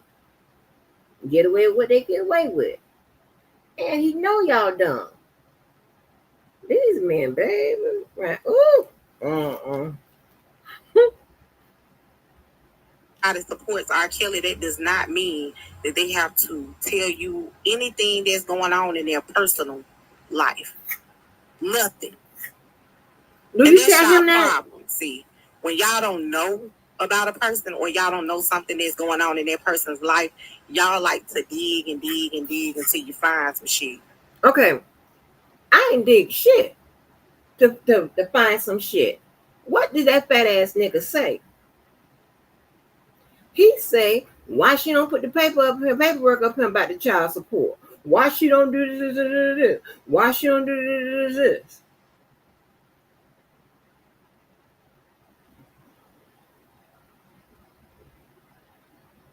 I didn't go all in the motherfucking child support, even after you said that.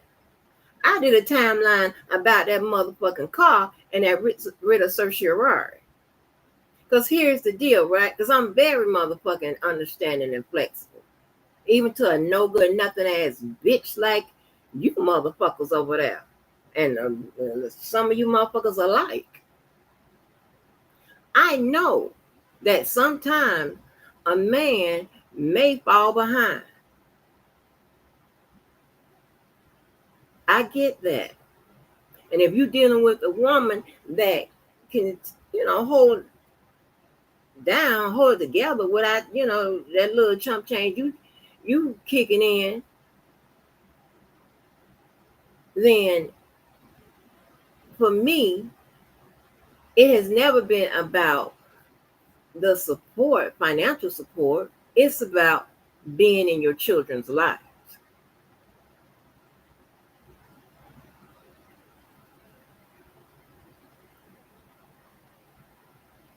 But I'm sitting up on the lot when it comes to the child because I don't give a damn. You don't want to ask me about why I don't put the paperwork up. That's what you said, nigga. You the one who tried to lie up the paperwork and combine all these cases together. Whatever. I said that your ass you trying to say that you don't owe no child support, whatever. And I said, no, you got an open case.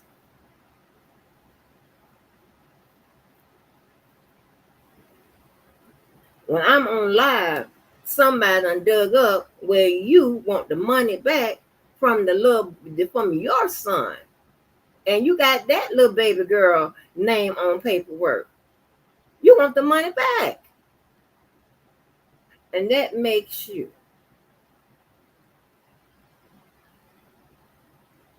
a low belly ass motherfucking caterpillar and a wingless motherfucking butterfly.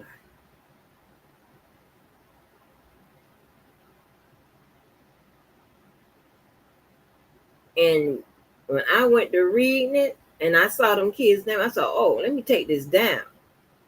Not that I was violating anything by having it up, because you put them kids' names in that shit. Not me. That ain't nothing I would have done and never don't even know nobody do some shit like that. Like, I'm just trying to figure it out. I don't know if in your head you just don't want to pay anything, or if you was in a tight spot and you needed a lick back and you said, yeah, I'll just, go after the child support out and pay and and try to get it back from my child as a part of it. And this isn't advice, but some of this shit that he has, whatever, that would be some good old 801 character evidence on this motherfucker.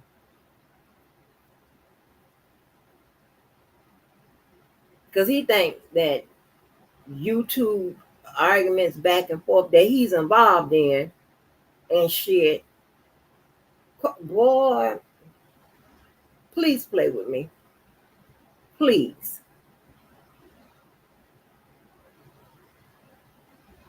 The last bitch that played with me stole my goddamn, well, there's two girls and with the same name, stole our motherfucking identity and shit and all this extra shit she had going on.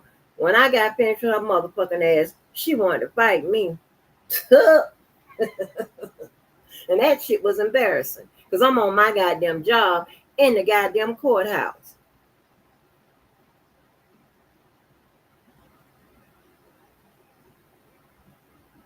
And please believe, baby, I'm tame up here. And this was some several years ago. I have edited myself really well. I acted a whole goddamn fool to know that she and her lawyer or whoever was representing her, it was her lawyer. I don't know if it was a paid attorney or not. The case was being delayed because the lawyer was in there telling the judge that the girl wanted to act a fool. And this was so crazy. And I'm trying to tell you about that profiling shit. I knew it was that girl. It was a girl that kept pacing up and down. Pacing up and down. She was mad. She was fuming. I'm like, I wonder, is this one of the women that's involved in this stuff? Child called the case, some damn sure was. And I'm trying to figure out what she was planning to do. Bitch. Oh yeah. And that was one of the earlier signs that when that girl I met through Yvette, and I put this on everything, a stack of Bibles, God, everything, honey. This should happen. I didn't know how they would sort this stuff out, right? And I told that girl that I met through Yvette, I said, hey,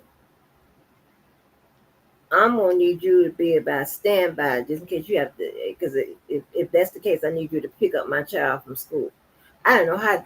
Listen, I'm working for the people that got to sort it out, so I know how they half-ass do shit, especially in that area.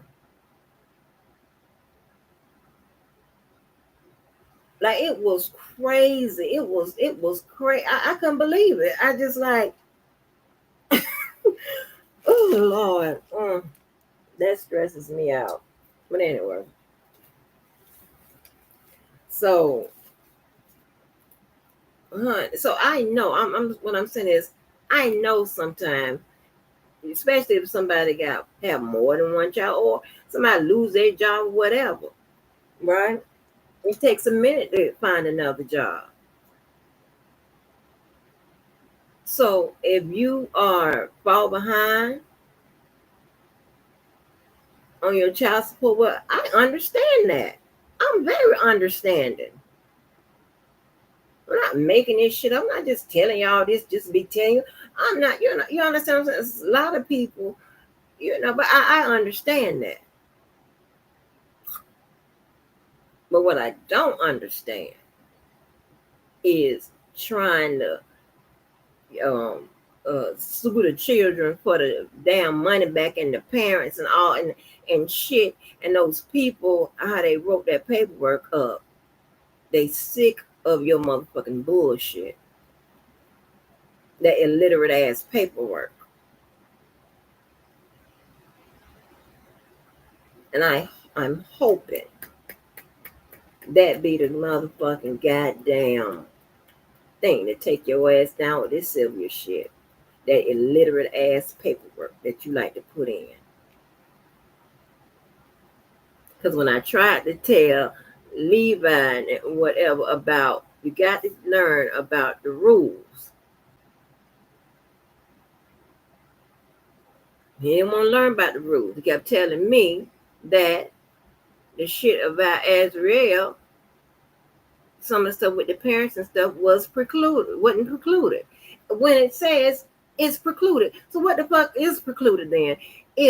And I told you when it comes to emotional limited, that's when your defense is being shaped up, what will be allowed, what won't, whatever. If you watch the cases, and when they went pre-trial and they went through emotional limits, and you may not be able to pick it up or whatever, and I don't expect you to or whatever, but I'm the fake ass lawyer. But I don't, if somehow you motherfuckers can't pick up what I pick up or know or whatever, and not even understanding why. How do I know what it is?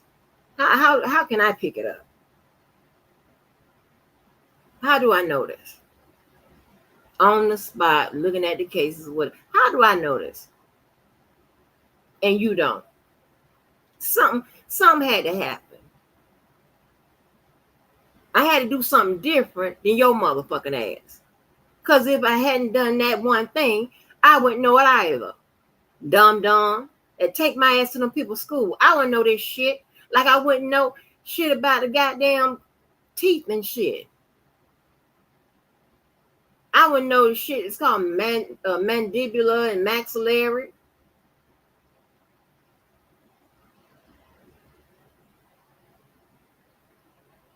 And some other shit I can just rattle off. I wouldn't know a fucking tray setup and 48R is the pliers, one of the pliers used to extract a premolar. Some dentists use different extraction tools, but they have numbers on the side. How would I know that?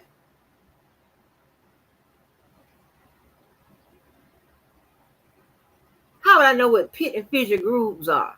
How would I know this shit? You think I just sit down and just let me find a book about teeth and let me find a book about lung? Are you crazy?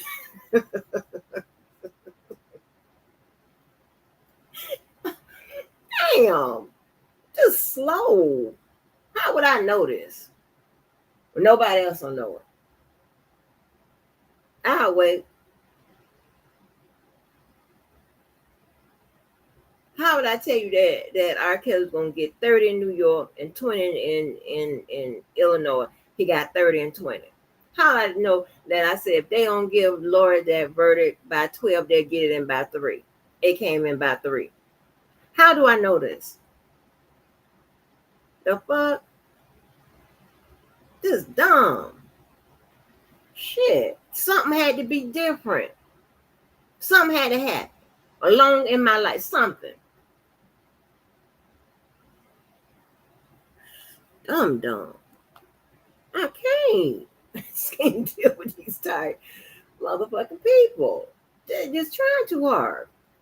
So again, I don't play with people too. That man set up and she ain't said nothing about that man calling my child them kind of names.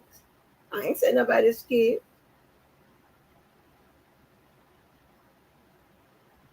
But the obvious you don't take care of.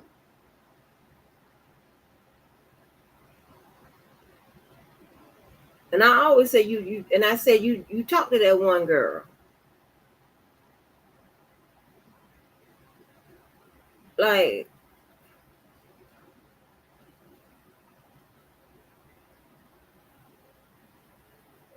stop playing, stop lying so damn. I be lying for Lord, honey.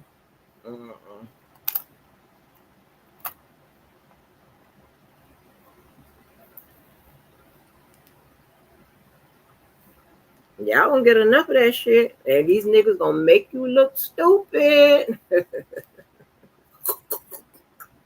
Now, me, I don't give a fuck what you go in my background and dig up, find, or you may find some shit that I owe, you may not. Who cares? Because at the end of the day, if you ain't gonna write a check and pay that shit, I don't give a fuck. I'm gonna pay your ass dust. And that's one thing I agree with your motherfucking ass, guard dog. That's not what I do. I'm the person probably that could have the most, that would have the most access. And that could have the most access if I applied everywhere for shit. I don't give a damn about none of that. That's what you motherfuckers do. You get mad at somebody, whatever, you go. That ain't my go-to.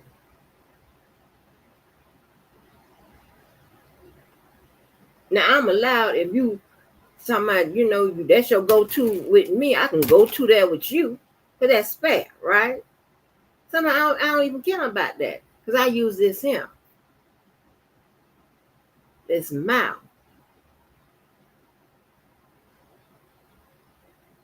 The gingiva. How about that?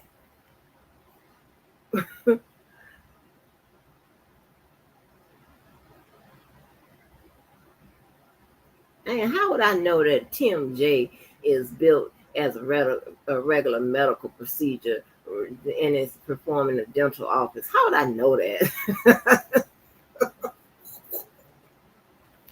I ain't never had a TMJ. Like, what the fuck? But anyway, um, but yeah, I don't like all of that because one, it's invasive.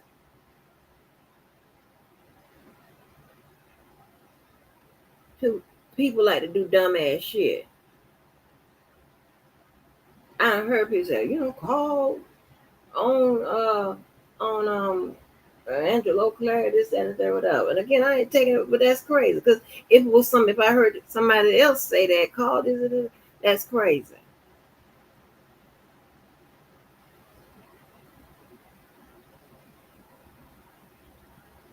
Making that shit that happened with Debo something, like he's gonna go up there and do something to the prosecutors and just using a piece of that, like that's crazy to me.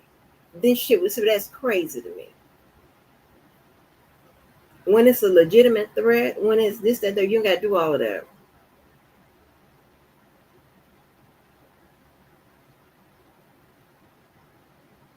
Remember, y'all some dangerous motherfuckers. I'm telling you. Y'all are dangerous. Ain't nobody scared of you, just dangerous, child. Should be off the street. But all I know I was saying about like the about the emotional limits and shit like that, about the defense and the rules and stuff like that.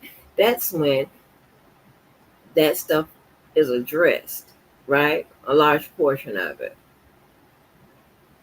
And it's not going to say, because it's not talking to you. They're not talking to the lay people. It's not going to say, okay, this is laid out specific with the graph and a chart for you to understand that this is precluded. No, it's like they're speaking in legalese, but sometimes they speak shorthand in legalese. And I'm not a litigator. I know the basics, a little more than the basics. But if I were a litigator, then I would understand what they're saying because I would be in there time and time again handling cases, right?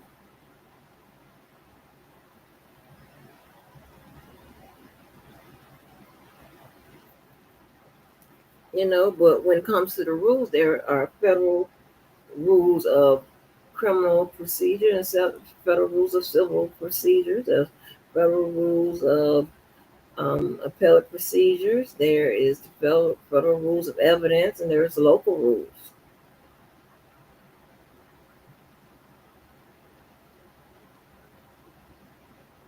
Those rules help with the entire process when it comes to substantive and procedural laws and guidelines.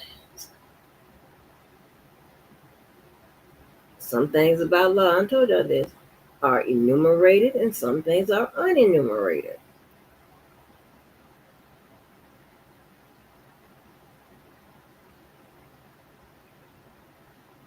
And again, I have yet to see the text messages appear. We was promised that they were going to appear. When?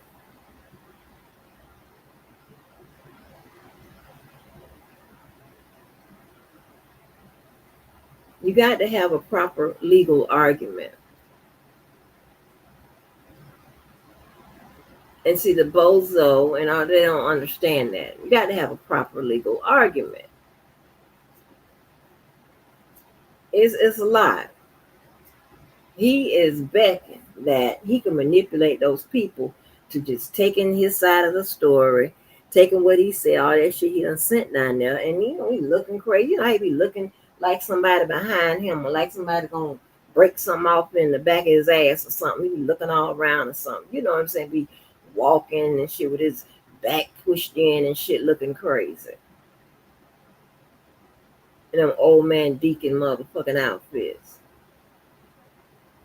And since he like to keep hollering, about JoJo and all that, he need to ask JoJo to send him some motherfucking clothes and some shoes.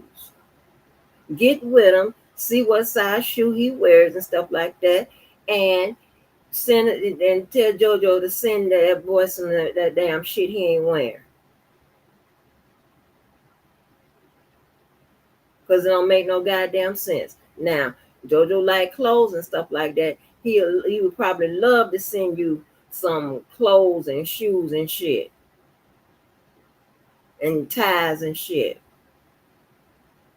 I believe he'll do that.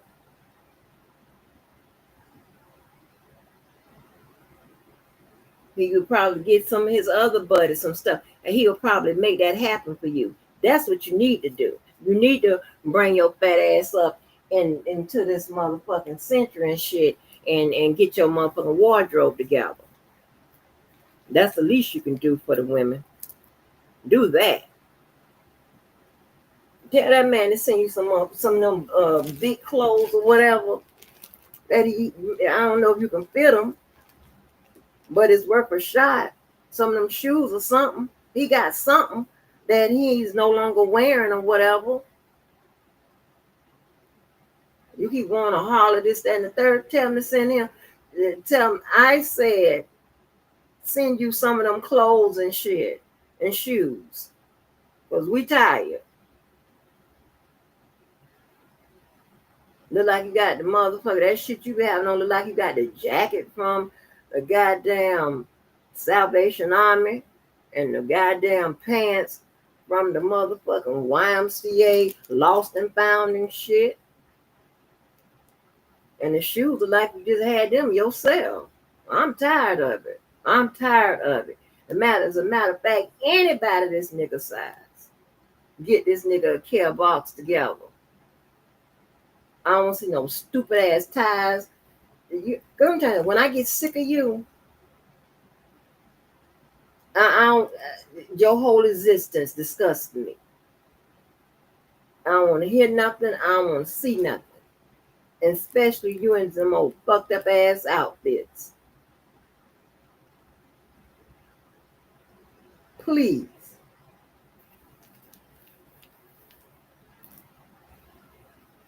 Please get that shit together. Get this man a care box.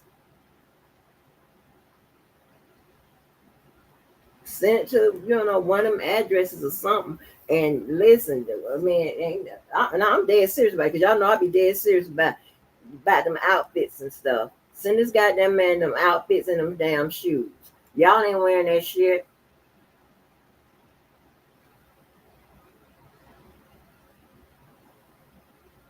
Hell.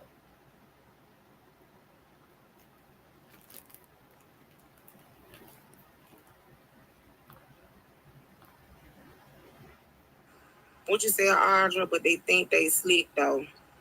Angie put his address and phone number too with his real name. What you said with his real name?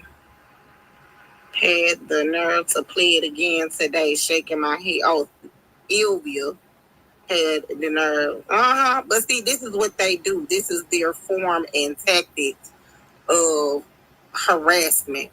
But you the same bitch that claim you have my shit, Audra, with your crazy ass.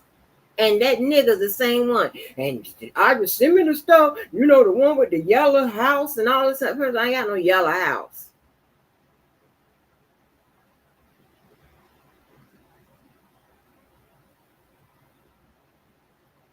I don't even have no clients in no goddamn yellow house and all that shit. I never tell you my motherfucking shit. Your stupid ass. And you got this crazy ass motherfucking bitch She don't do nothing but roam around the goddamn YouTube streets looking for something to be a part of. Her crazy ass. And I ain't trying to attack the mentally ill. And I'm in that question I asked about, about the transgenders. I did the video last night or this morning. Like, is it fair that they don't want to tell and don't tell, and they be all up on these straight guys? And a lot of these, some of them got that reassignment surgery. So how the man gonna know until it's too late? But they say, well, we be getting killed. And I'm like, well, shit. Like, at what rate are they killing you for knowing? Because I'm saying, I don't know. I think you should tell. I'm pretty sure you should tell. If they killing you or whatever, just try not to be in those situations where somebody kill you. Yeah, how about that? But you know what? What I just thought of? I think I came up with it. Just about all the times I've heard that the people killing the transgenders was when they done been tricked or the transgenders was fainted out. So how about this? Don't trick no straight people, and don't try to out no straight man or whatever kind of person. Then maybe you don't have to worry about nobody killing your ass, and you can everybody be okay with you. If somebody asks you if you're a transgender woman, you should feel safe in saying yeah. If you ain't trying to do no fuck shit, yeah, that's what okay. That's my answer to that conversation. See, I be my mind, baby. I know I don't be all over the place. I can just think of I can have a whole bunch of shit in my head processing at one time. But yeah, because I think that you understand what I'm saying.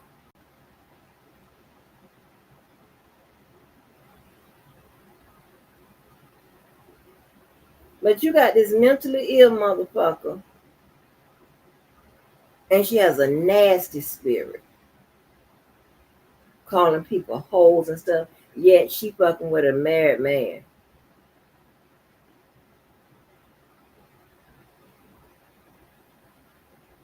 All that kind of shit. And we still don't know, or maybe it's in the paperwork somewhere, whether or not her and that man got together for real, if it's somebody that she became fascinated with. Because she crazy. And crazy people have all kind of fascinations and shit. And delusions and stuff like that. This motherfucker's crazy.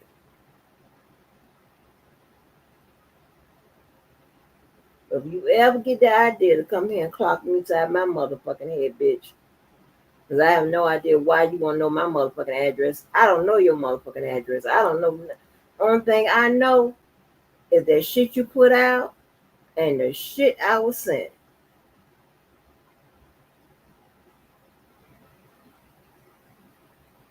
But I'm trying to tell you, you clucking that girl in the head and they up there calling 911 because they desperate to get your ass off that property.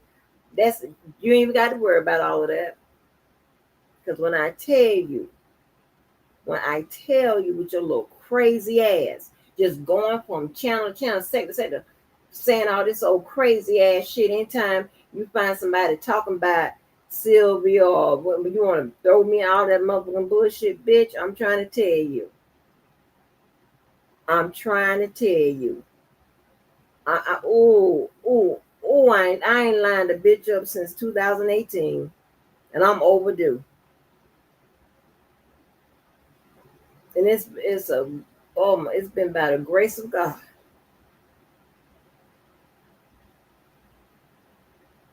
that I haven't gotten in, serious trouble with all that goddamn fighting.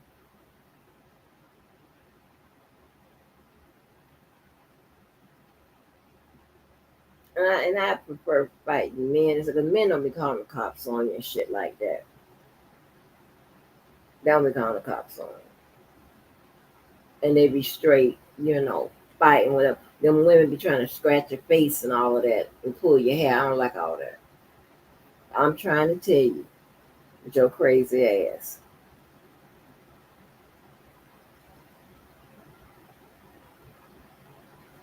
Baby, when I'm gonna put your motherfucking ass in the headlock, you're gonna be begging. You're gonna be begging. I'm probably gonna be fresh off watching one of them goddamn shows too. I'm gonna come out. I promise you. I promise you. You ain't gonna balk shit in around here with your crazy ass and always flip the she's so delusional and then see that she be lying too. That's what I'm saying. I don't know if we should completely feel sorry for her crazy ass because she be lying and she switched the roles. Because she was talking about remember she was saying that like the girl did her part that she did to the girl, and when you get the paper, get everything, she the one done all that shit. That she talking about the girl did.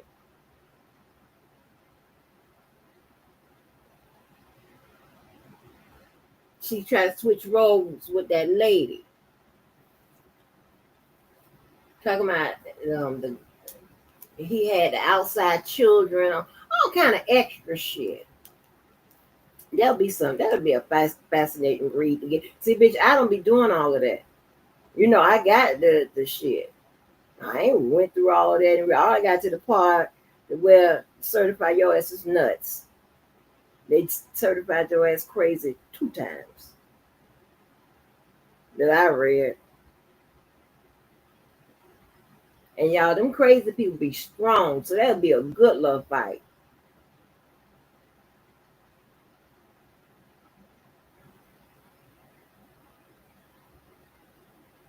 And I bet you when she get mad, because that lady said that that girl was on that 911. Remember, she said she looked like a big bull. Remember how crazy her eyes look? I'm telling y'all, I'm gonna have to put her in the headlock and ram her head in a wall or something. I'm telling you what I'm gonna have to do. I'm gonna have to I'm gonna have to plant my feet real good because she is going to be something to fight with. And even though she's in her 40s and I'm in my 50s, maybe like a 10-year thing. So yeah, I mean, I don't know how much trouble I'm gonna have or whatever, but she's going to be pretty strong because them crazy people are strong like that. And I don't know if she smoked that shit or take them gum. I don't know what the hell she do, but I'm telling you, y'all, it's gonna be a good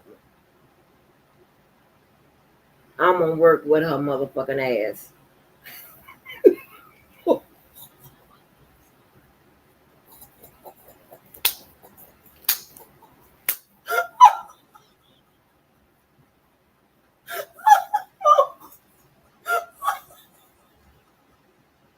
Y'all, this is how I know when it's a perfect fit. Then I tell you that my friends, right? I 1,000 best friends I have, right? They be having to they be treating me something like a child. They have to call. My daughter does it too. Call my name, tell me to fix my face, all kind of shit. Because I go on these type of, these type of, I don't know what you call them. All the time they have to Andrew, stop it. Just look at me. So I'm looking far off because I'm really thinking, well, how I'm gonna have to get with this him girl. Because I'm going by what that girl said. That girl said she's a bull. She's at that woman's house and blocked her in and hit her in the head with a shovel. I'm thinking that shit, I ain't no spring chicken. I'm gonna have, and I can't rope a dope no more. I'm gonna have to get firmly planted, get her ass in that headlock, and see what's going on. And so I'm looking to the right now. Now I don't remember I told you I moved the bed and stuff like that, right? So now I have the computer to the left and a TV thing, a bigger one, right in front of me. Honey, I so happened to turn my head from the right and looked up and I saw it said Andrew with the 3 dots. Baby, I about peed on myself.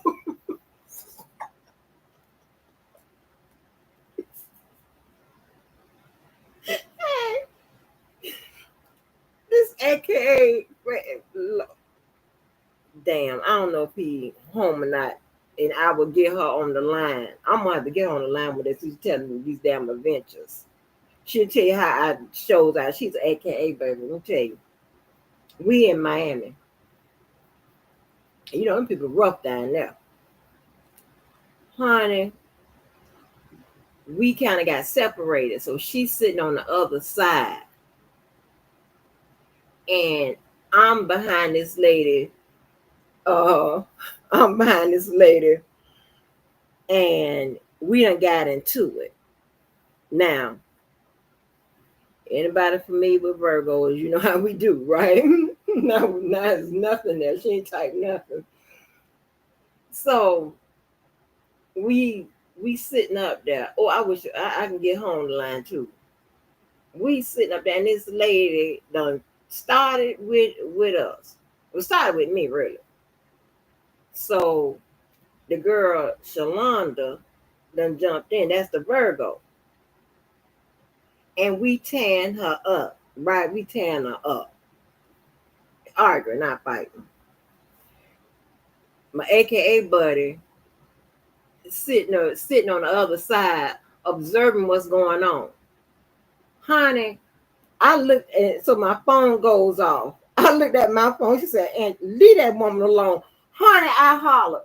They be texting me. They be observing. Their eyes be firmly on me, especially when they know, you know, we anything can go left or right. Okay, honey. I look. She said, "Angie, leave that woman alone." I put this on everything. I swear for God, you know I don't play with the Lord, baby child. When I tell you, I hollered because you know she's a priestess, AKA. She did, you know.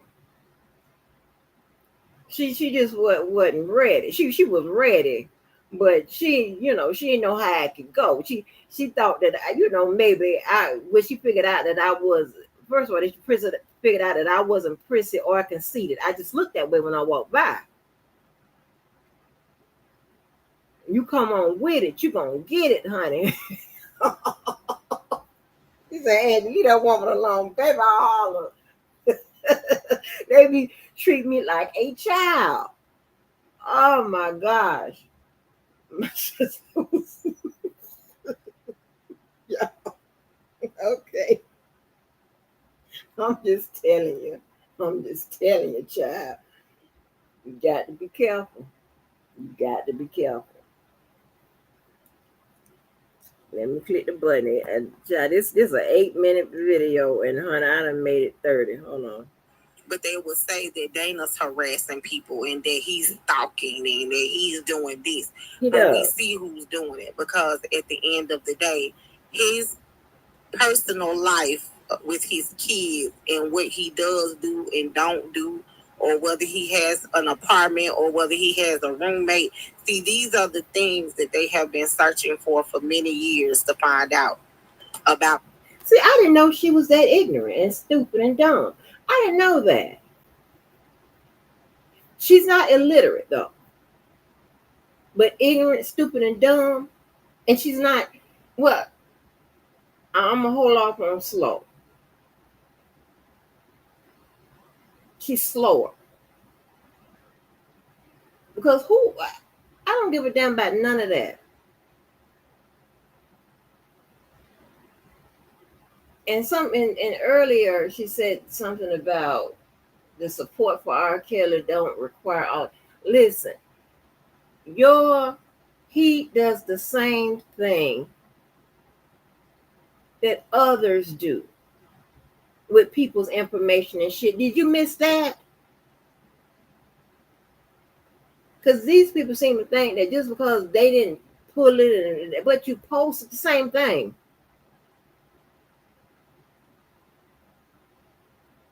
The violation ain't only if there is a violation. It ain't only in the pulling; it's in the posting too. Duh. Everybody done violate everybody. Like you got to be you can't be serious. They be saying he ain't done yet. You keep picking on him. They keep picking on him. Well, maybe if you motherfucking goddamn followers in the cults, because y'all are in cults and y'all just don't even know it. A lot of you motherfuckers are in cults. And I understand there's a bunch of weak ass, desperate ass, know nothing ass women out here. I get that, right? You too can be enrolled in cults. You don't have to be standalone, desperate and disgusted and all of that, whatever, right? Some of you act like you ain't seen a man in decades. Y'all, you don't have to, you need somebody to follow. You can be enrolled into a cult just by your behavior and your mindset. So don't think that two things can't be true at the same time. You could be both desperate and in a cult.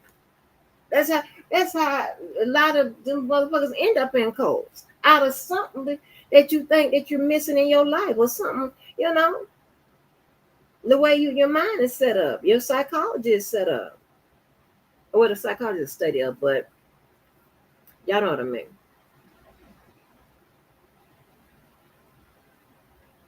That's just crazy. Y'all killed me missing what the other people do. And you always want to be, and I be on the goddamn response team. But you missed the whole thing about how a motherfucker coming. And we used to have somebody used to come always telling me, I'm gonna need you to stop, I'm gonna need you to calm down, I'm gonna need you to quit. I'm like, and I asked several times, did you tell the motherfucker that came at me to stop? And all they said, oh, Miss Angie, you're on my list too.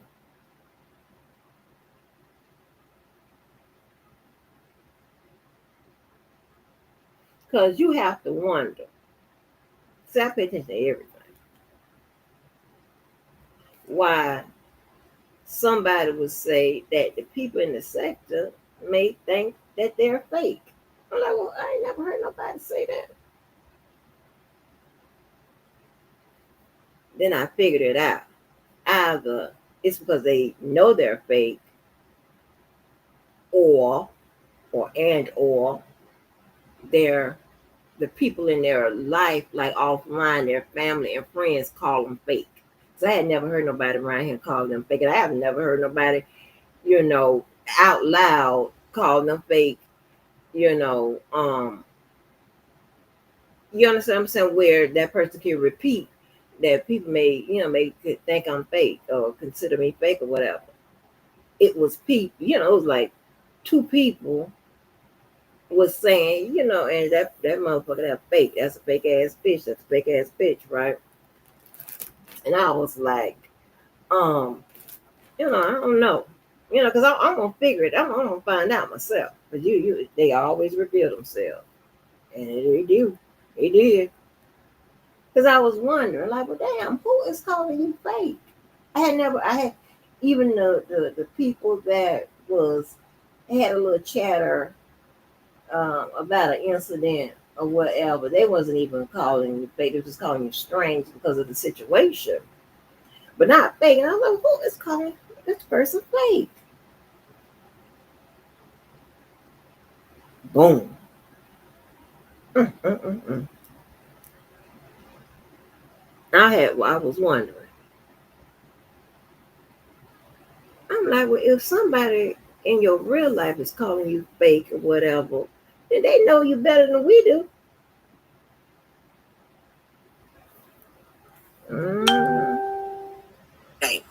And they don't understand how he is able to live how he live and not be bothered. I wouldn't be bothered either. They mad because they the ones on the internet having to beg and borrow and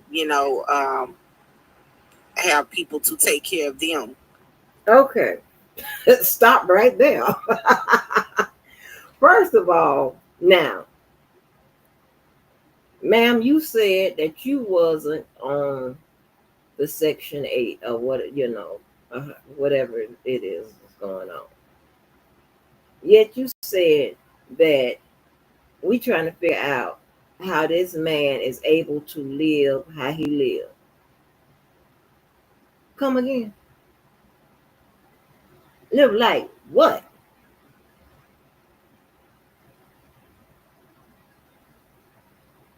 Are you saying like a king in a full-size bed? I'm confused. Live like what?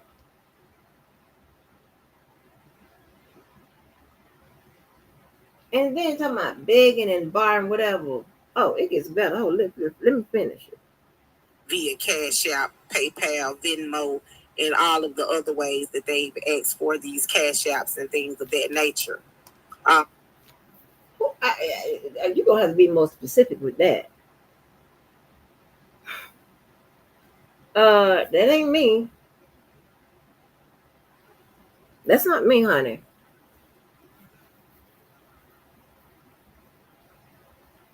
And the only person that I've ever heard name all those methods of tendering is yo nigga. See, this is what I'm talking about.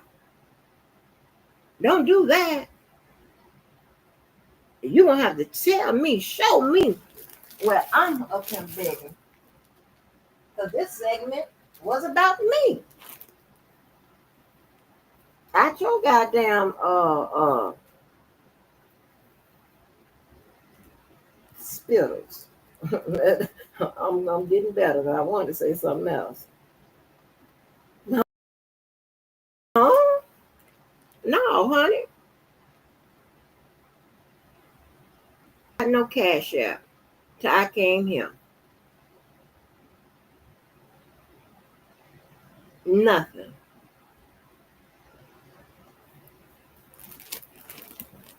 These motherfuckers, they can't get a goddamn penny, baby. Ooh. Over here, with the people of the Dream Team, we are very hardworking.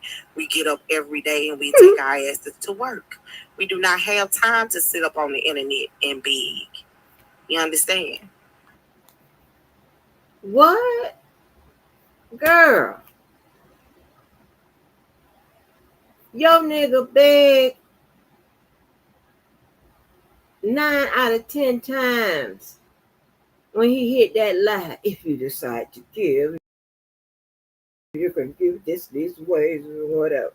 And remember what he used to say. Now, if this goes back to the channel, if this way goes, come on now, come on. At one point, that is the begging behind DJ Tyson. That is the beggingest ass nigga out here. Come on now. This is what I'm talking about. It's the delusions and the lies. I have no idea how they came up with this. And this is crazy. How y'all come up with attacking someone else's credibility, credentials, character, and line it all up to make them look a certain way in order to fucking someone else look better that really don't. And in an effort of doing that, you got to lie by omission or lie altogether. Like, that don't work, because guess what? The evidence The evidence is always, the evidence is undefeated when it's the truth. I keep trying to tell you, a lie would never be the truth. What are we talking about? I don't understand why we have to do all of that. If your resume, and when I say resume, I mean your life, resume of your life, whatever you do, did, whatever, is strong. You ain't got to lie it all up. You ain't got to attack mine. You ain't got to do nothing. All you got to do is put it out there, or whoever you go get.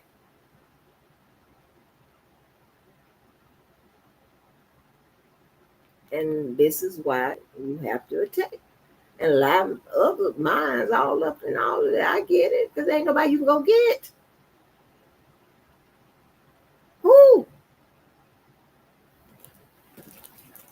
Check this out. What I told you about that boy, University of Florida. Oh, she's a RN. Anytime, I'm trying to tell y'all ladies, anytime the ex star, how much she's a RN, she's a RN. She's a CNA. And ain't nothing wrong with none of that. But I'm just saying it's the lies for me. Because I do it all, but not that. I've never done that. But I'm just saying, I've had to do modest all the way up there. A buck is a buck.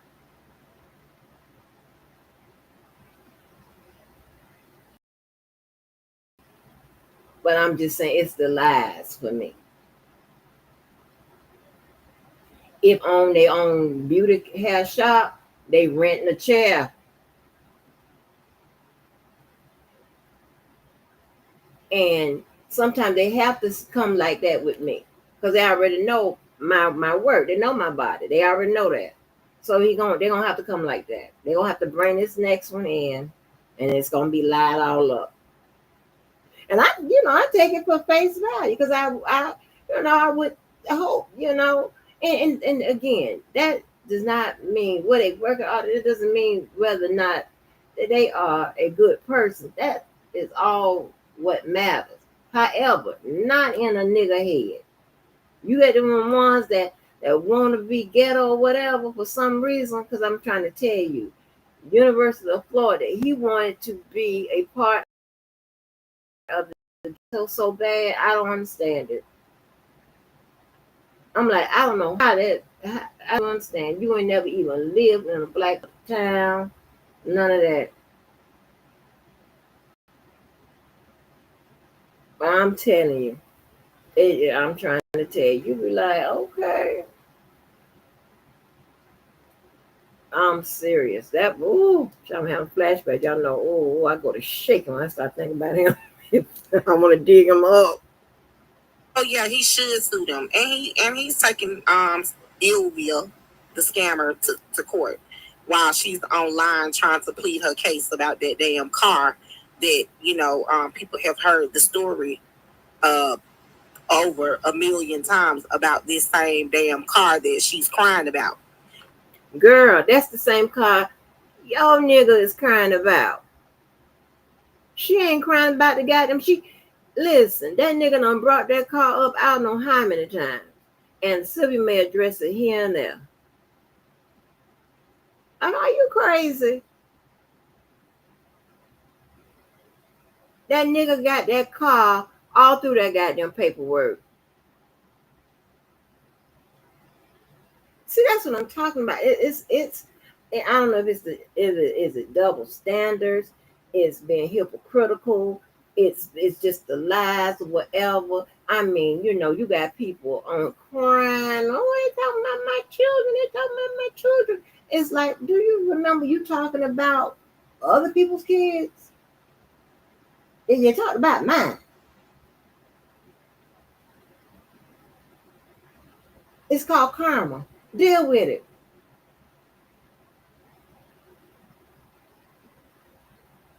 Don't cry about it. Deal with it. Shit.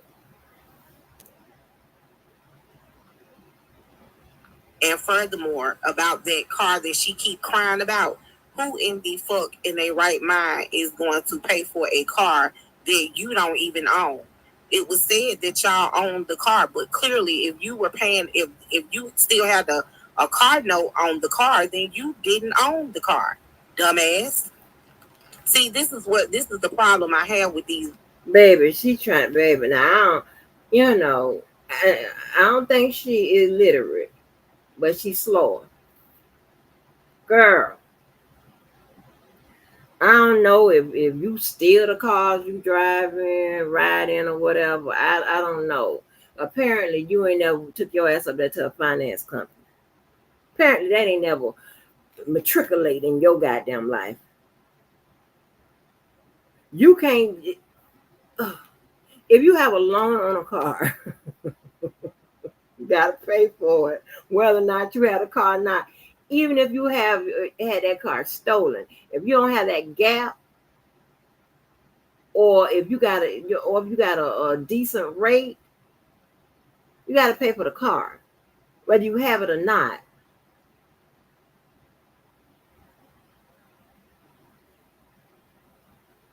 That wasn't a loan transferred into his name. Like, what are we talking about? You have to pay for the car.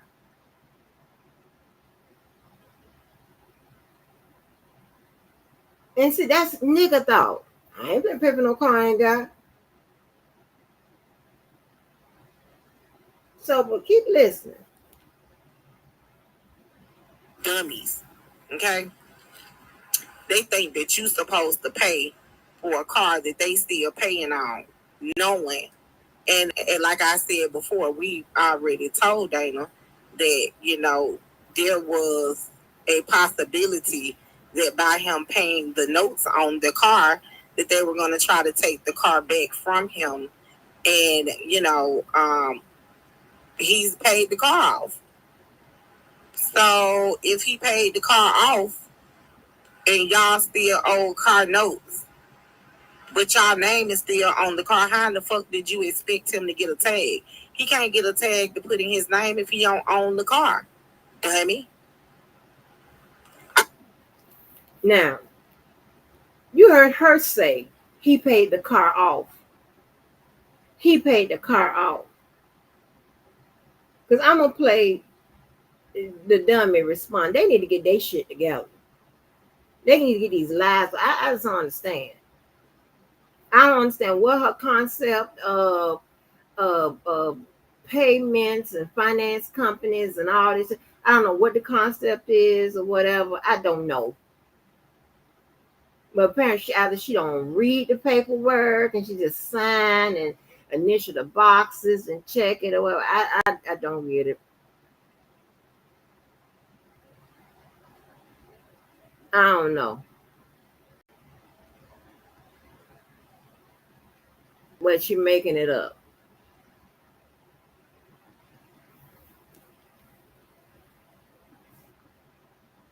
I'm just saying. And then she told her people everything but the fact that she went and had somebody take the plates, or she got the plates herself off of the car. So my thing is, you told everybody that part, but why you didn't tell people how you got the plates off the car? And you said that he destroyed the car. But wait a minute. Who said? How could you come to that conclusion? You took the plates off the car, Sylvia. Why? How does the plates being removed off the car have anything to do with the vandal? I don't understand the point that you're trying to make, sweetie. Please don't ever, ever, ever, never, ever, ever, ever call nobody dumb or nothing. Please don't do that. Ugh.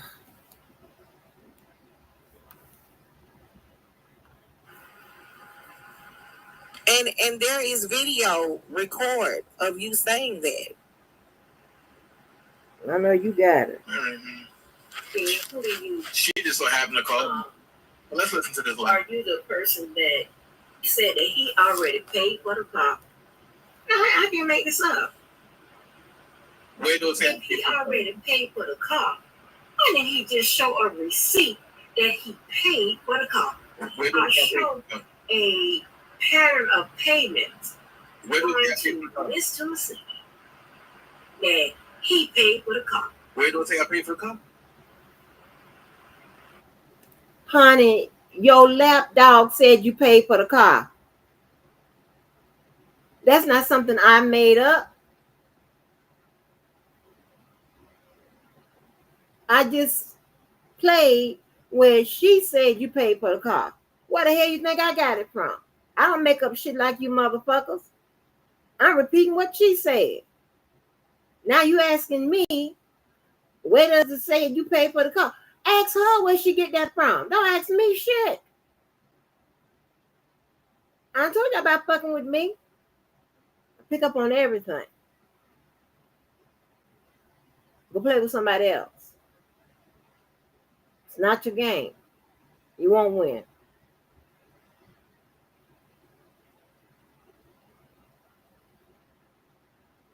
Most people just leave me the fuck alone, just bypass me. I ain't to my own harm, but I'm just trying to tell you how it turns out. Listen, I didn't say that. She said it.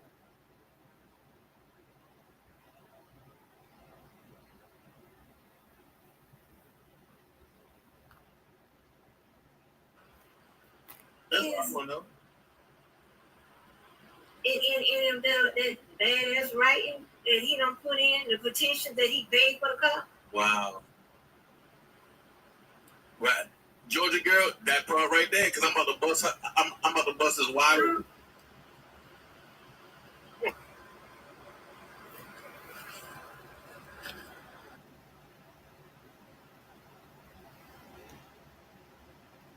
See how y'all need to leave the college graduates alone. See what I'm talking about? Leave the college graduates alone. Cause y'all ain't winning. Y'all ain't winning as him. Here goes something else. This is just a minute. Yeah. Here come the realists, come again. See, here's the issue. So I played that for a reason, right? Just to show y'all that when Dana J walk away from motherfuckers and don't fuck with them, they go to the ops and they want to feel like they want to be home because they need some place to call comfort. Okay, first of all, I don't know what the fuck it is you're talking about.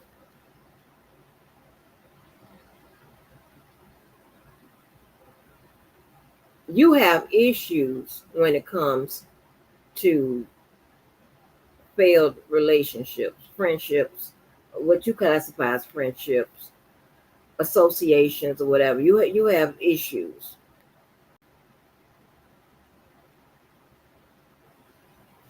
You got mad because I said I will never tell you, definitely not seek your permission to speak to Debo or whatever, long as he's your office, whatever. You just wanted something to get upset about and then start that shit right as you are. Oh my gosh, I'm gonna go down a little memory lane with that shit. Because I was cool with Debo and you at the same time on several occasions. And when I told you that I'm not seeking your permission, I'm not coming asking you for telling you shit about who I'm talking to or whatever. I don't know you, motherfucker. Like, are you crazy? That's that kind of instruction. That's for them, not me. And that's highly fucking offensive. I don't give a fuck how you treat the next one. You just need to understand that I'm not like the next one. And I'm pretty sure a lot of motherfucking people are saying the same goddamn thing.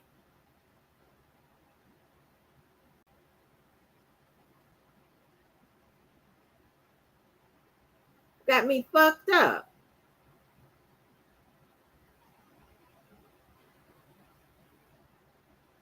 Nobody went nowhere. Now all of a sudden, now check this out right here now.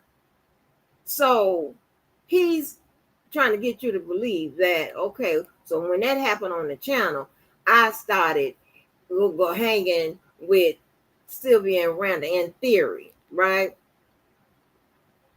Or on the YouTube. First of all, stupid. When that happened, Sylvia and I, we hadn't had no goddamn issues. We were okay. We had been okay. Randa and I wasn't old motherfucking K. So what? Get your shit together. I ain't just go nowhere to hang, but I don't go nowhere to hang with no motherfucking body. Are you insane? That's what you do, nigga. You reemerge back in people's chats and shit and whatever and trying to make it okay. You do that every motherfucking time. That's your classic. You done did this in. Okay, when you ready to when you disagree with somebody or somebody, fucking with somebody you don't like or whatever, you'll start shit in their chat. You done did it in Larry's chat, my chat, who else? Those two I definitely, of course, I can remember. And start some motherfucking shit. Then your class, I'm gonna go live. While we live or whatever. We don't give a fuck. I don't give a fuck.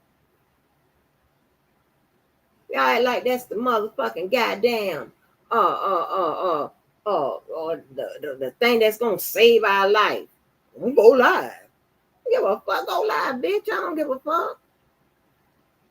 Y'all excuse me because I'm sick of these. Ooh. Because they think that just because they put YouTube up on a pedestal or this all they got, this all they can do, they think that's the same for you. We're not the same.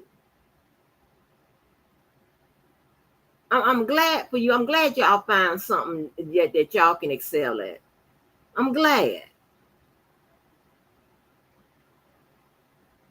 I'm happy for you. Shit. Want to harass people with that? Ain't nobody give a shit about that. That don't mind. Told you that. It doesn't affect me, sweetie. It doesn't affect me at all.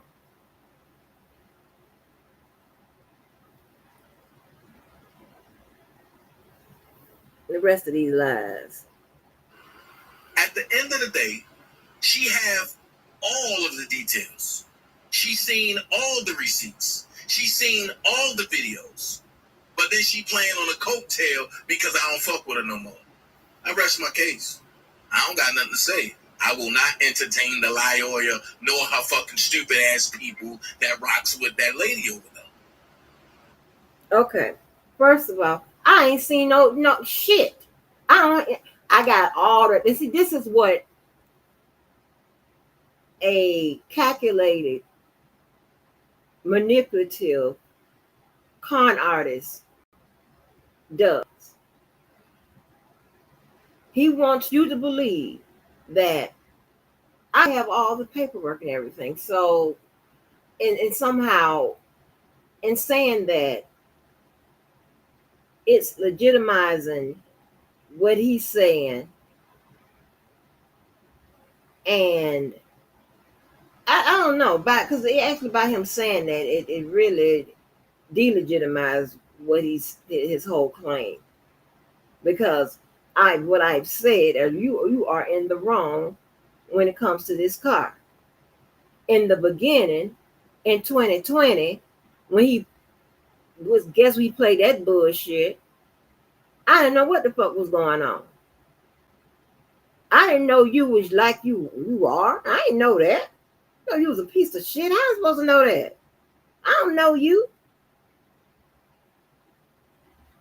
You said you hadn't paid the car. You said, I said, well, if you done pay, I said, if you don't, and I would always say, if you said shit, but like I know something to be true.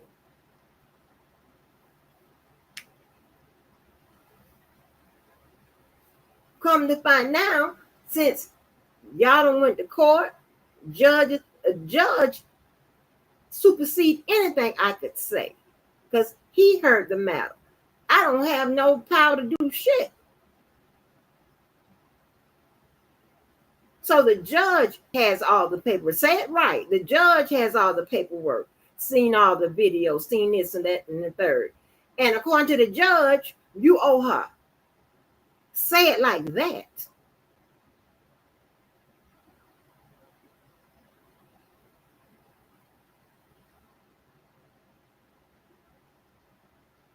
Is subleasing illegal here? Um, I don't know because I've never been in that type of situation. I don't know, and I definitely have never had no case like that. Because again, I ducked the smoke. I stayed in the office. Let me see. I don't know. Let's see. Yeah.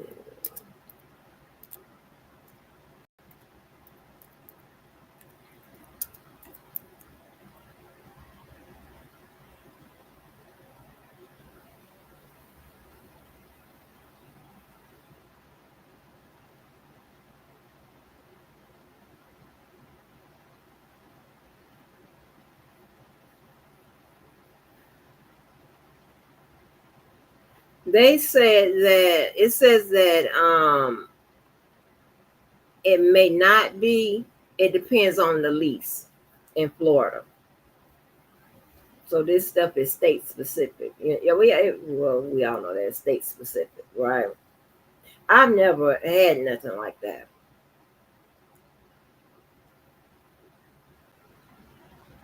I've never had nothing like that. But yeah,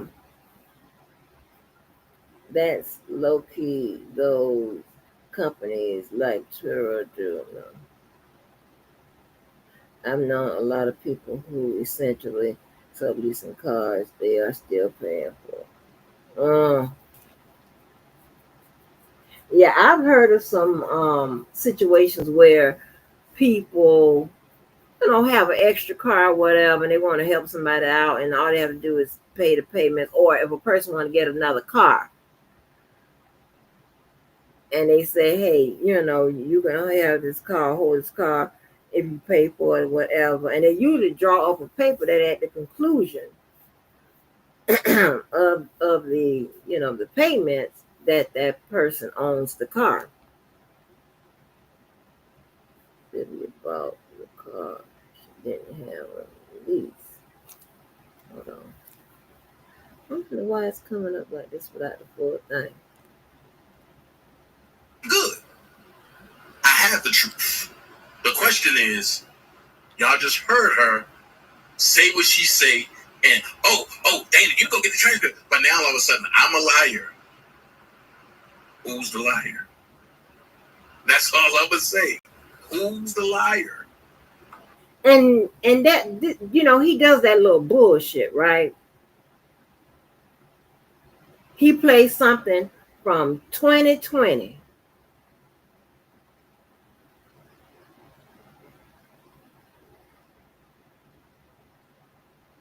Where I'm saying, if such and such, if such, if this, go get this, go. But somehow, what I said in 2020 is supposed to supersede what the judge is saying in 2024 or 2025. I'm confused. You can't take that video of me, what I'm saying, in there to the motherfucker. I didn't know your ass was motherfucking lying. How am I supposed to know that? And you are a liar. So says that judge, and so says me. Now that I know, like he be doing all them little motherfucking tricks and shit, be repurposing and moving. That ain't gonna work with me, Pumpkin. That ain't gonna work. You're gonna have to do better. You're gonna have to do better. Do better.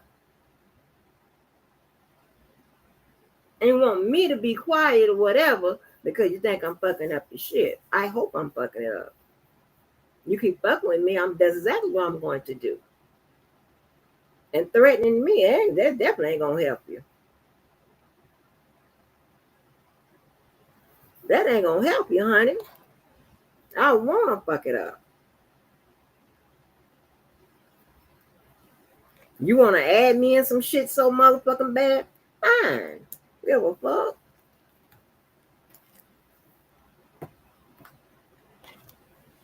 I know the goddamn rules. I know which ones they need to use. Duh.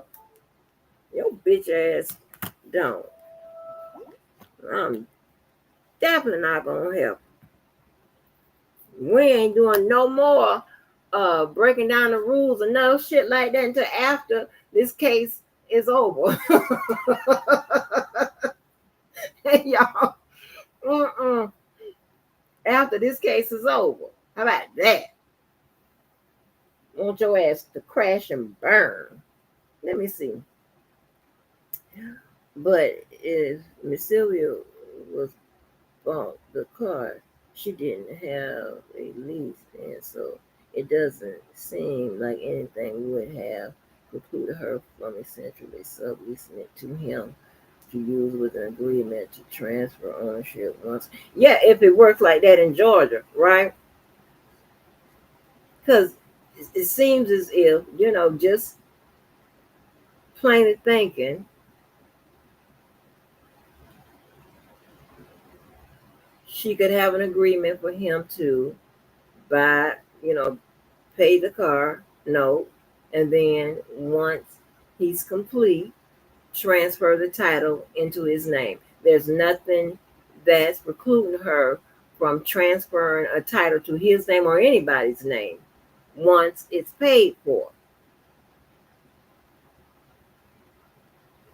So, right.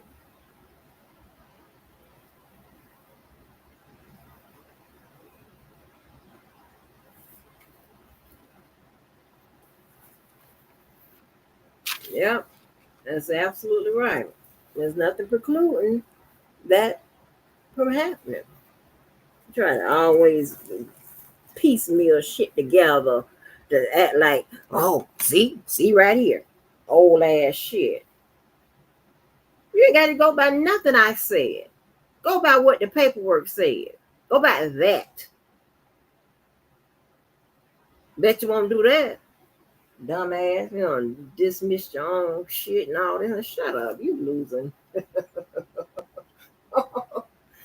You are losing, honey. And that's what your ass get. Your evil ass. Motherfucking. You the only motherfucker I know that that that can dub as Barney, the damn penguin, and the goddamn bear at Chuck E. Cheese that play the motherfucking drums and shit. You the only goddamn person I know that can goddamn fit the profile for all those goddamn imaginary motherfucking goddamn animals. You the only goddamn one. There's no one out here that can do that. It's but you.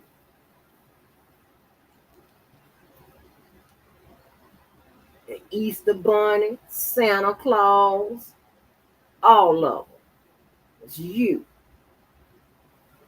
Yeah, you talented all right. And you can do one. Well, that's an animal. Well, yeah, that's an animal. Yeah. You do all that shit, bitch. Say yes, that's why I was asking if subleasing the car to leave it there. Right. Yeah, why is this coming through like this? Yeah, I had never done that here. But I know it has been done by different people. So, boy, you know how people get down. I don't know if that was above board or not. I think Yvette done some everything. I think was Yvette a person? that was buying the car from a person, or was she subletting the car from a person? I think she was getting the car from a person. I think she was doing that. Child, something hadn't happened with it.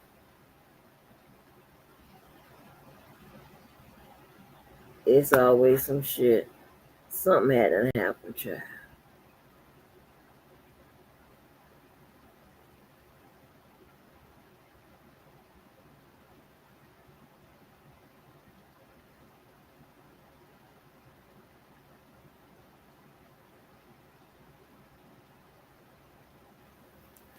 Oh Lord, what is this? What is this?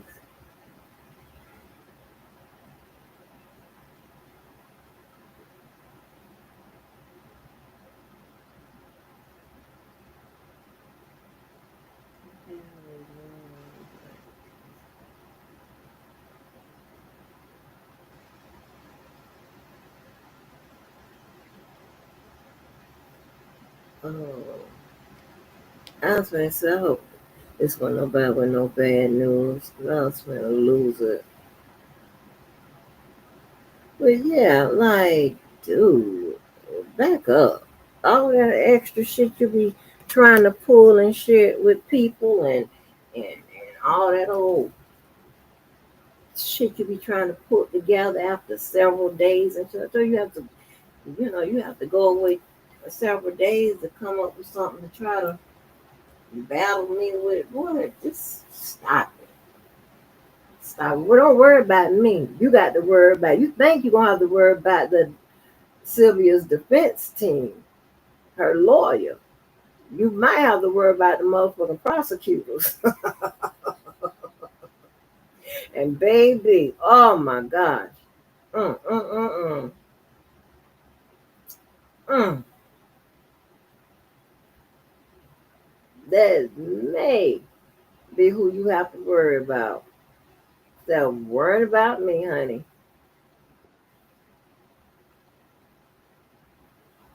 Like, I don't know why you worried about me and what I say. Oh, where you at? I see you. Are you up here? Wait a minute. Let me put you up here. Hey, Hello. I just how is it? realized I hope I did not step in anything with the question I was asking. I've never fully understood the car lease situation. You know that happened before my time, right? Yes, Um, ma'am. but you know me, I'm always just trying to understand and figure out is am I echoing for you? I don't know. Uh-uh. Okay, just making sure. Um, but okay, so I did a little Googling here and I'm equal opportunity. I don't have an investment in any of this and I've never truly understood like what was going on, and then of course by the time stuff happened, I think not long ago, it was about trackers and all that stuff, right? um Mm-hmm. so my thing is, and hold on now, don't attack, but if it is unlawful, then does Dana have a point If it is unlawful, does he have a point? Um, if it that pretty is much he shouldn't have been, unlawful, the car should have never been leased to him in the first place, or any sort of transfer ship, because would he have a point there is what I'm saying. Not that I have an um, opinion, but yeah, I know. how would the law take Yeah, that? he would. Yeah, he would have a point. Hmm. Um, he would And be have a clear, point. I'm not saying he was going about it the right way or anything like that. I ain't going I there. know, I'm I just saying know. from the law.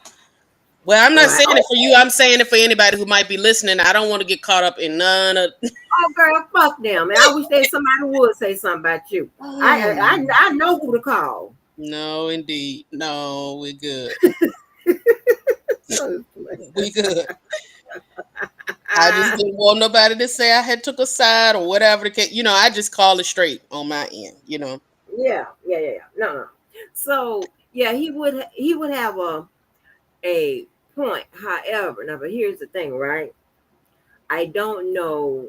if in that case he would be made whole, because Uh-huh. I don't know if the law would say, okay, but you have a responsibility to do your homework before you enter into to contracts, right? And you went So, exactly where I was trying to go of who would be accountable to that.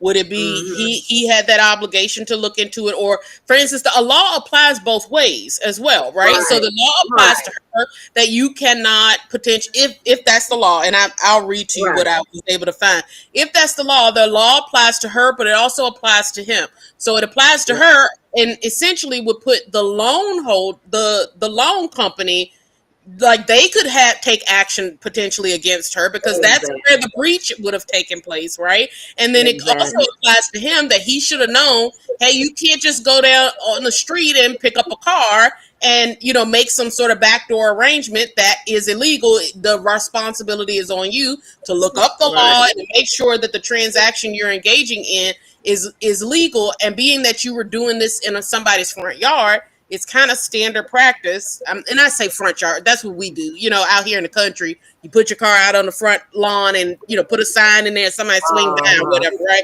So if you put your car out there or the person offers you the car, the onus is typically on the purchaser to confirm that the title is in good standing and, other things like that. exactly. Assuming that they were not deceived. Is he suggesting that she deceived him to believe that it was that case? Because what he's describing from what I've heard from you, and I wish there was a condensed version of him telling the story, because I don't know. I know I probably will never be able to go back and find his clear version without all, because Dana does the videos and clipping in stuff. I can't do all that. But like if Yeah, he's telling the story the way I've heard those clips here, he's saying I made arrangements with her to cover the payments until they pretty much subleasing. I'm going to take mhm, over the payments back door until it's paid off. Once it's paid off, the card then becomes mine full time.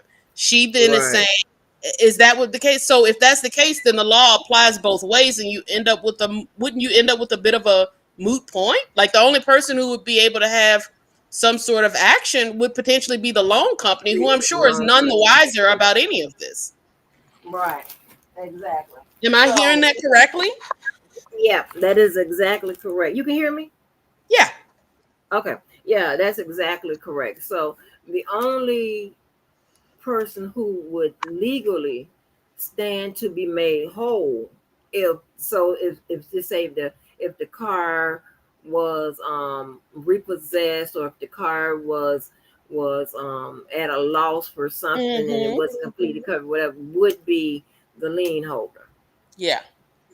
Okay, so their agreement between them to see the he had a responsibility to um, understand the law, and she had a responsibility to follow the law, right? Yeah. Yeah. So if so I don't know. That's Georgia. I don't know what their rules and regulations are, but so what the judge would have to decide what happens now. Just say if that was the case, the judge would have to decide what happens now that the transaction has already occurred, right? Mm-hmm. So the judge would have to decide that matter, like who who becomes whole. Mm-hmm. You Exactly. understand what I'm saying? Yeah. So I don't know if they answered that in court. I don't know if they dealt with that, Mm-hmm. because I don't know if in some of his paperwork did he raise that or not. I don't know. Mm-hmm. But at the end, the judge lists her as a person who is due a default judgment. Mm.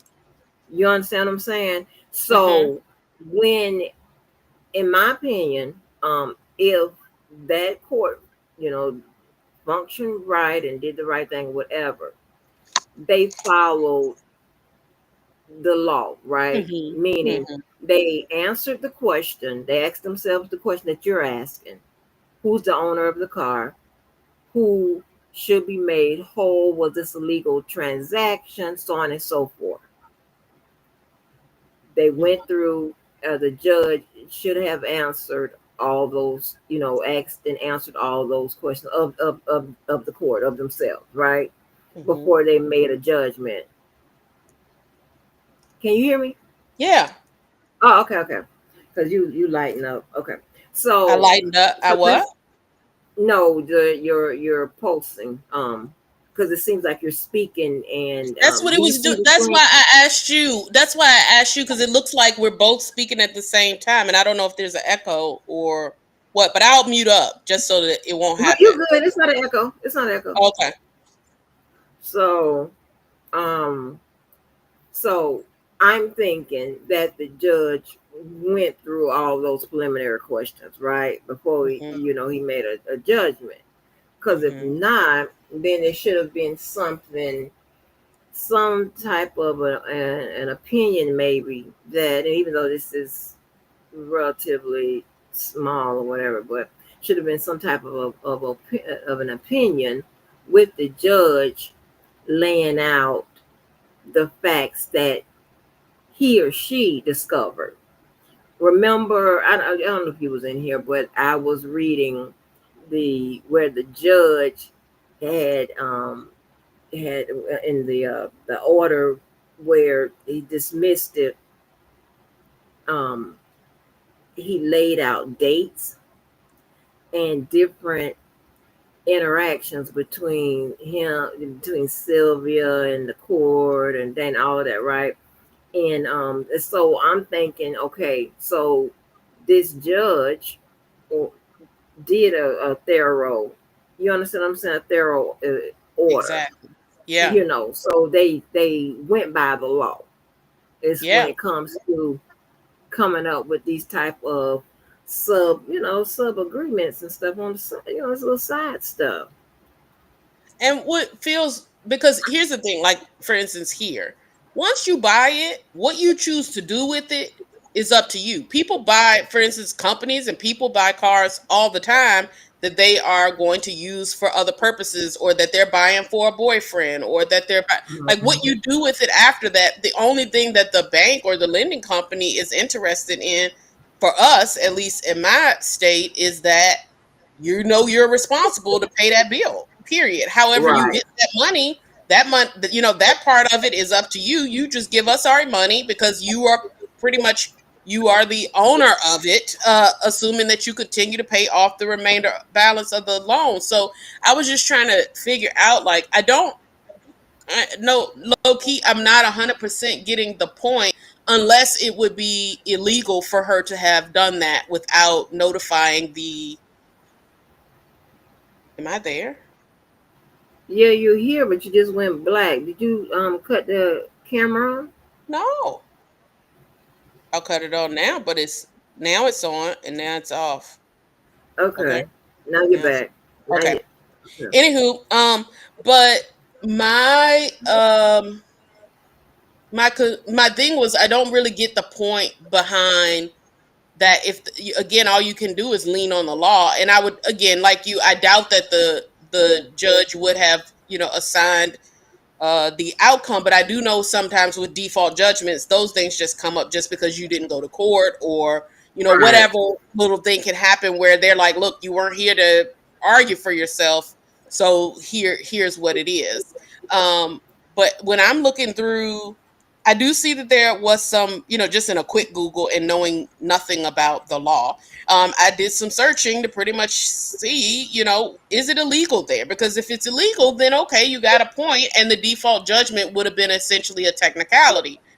But everything that I'm seeing says that in Georgia, yeah, you could do it if you wanted to, but if if they run off with the car, mess up the car, you don't pay the note, whatever the case may be, you're responsible. And I know that I had a family friend of mine who did this, and he's just a person, one, certain people riding around, no license, no this, they just trying to get, Hmm. whatever the case may be. And Yeah. he did the same thing. There was a lady who said, okay, I got this car, I don't really want it, but and I'm trying to sell it and nobody's buying it. And he's like, I'll buy it from you. And she's like, well, I want $2,000 for the car, or 3,000, whatever it was. I'm just throwing out an amount. And he said, okay. I don't have all of it right now, but I'll give you $500 right now, and then I'll pay you $150 every week until the total balance is taken care of. She gave him a key. Okay. He drove off on it, gave her the $500, right? So a couple of weeks went by, and which I don't know why she ever gave it to him. Anybody who know, like, I would have never ever. Oh no, I'm not doing don't that. do Period. She gave him the it. car in good faith. Of course, he paid the first week or so. He paid the second week or so, and then dropped off very shortly thereafter. Well, he thought that he had gotten over good with it. One, I'm like, well, if you don't have a title, she could report the car stolen. She could, like, any of that could happen. Like, why would you get in a deal like that? And he didn't think anything of it. He continued to drive around in that car for like 3 months or so. And some sort of way, she found out where the car was. She also had maintained a copy of the key. He thought he had the only copy of the key. So he woke up one morning and saw the taillights going out of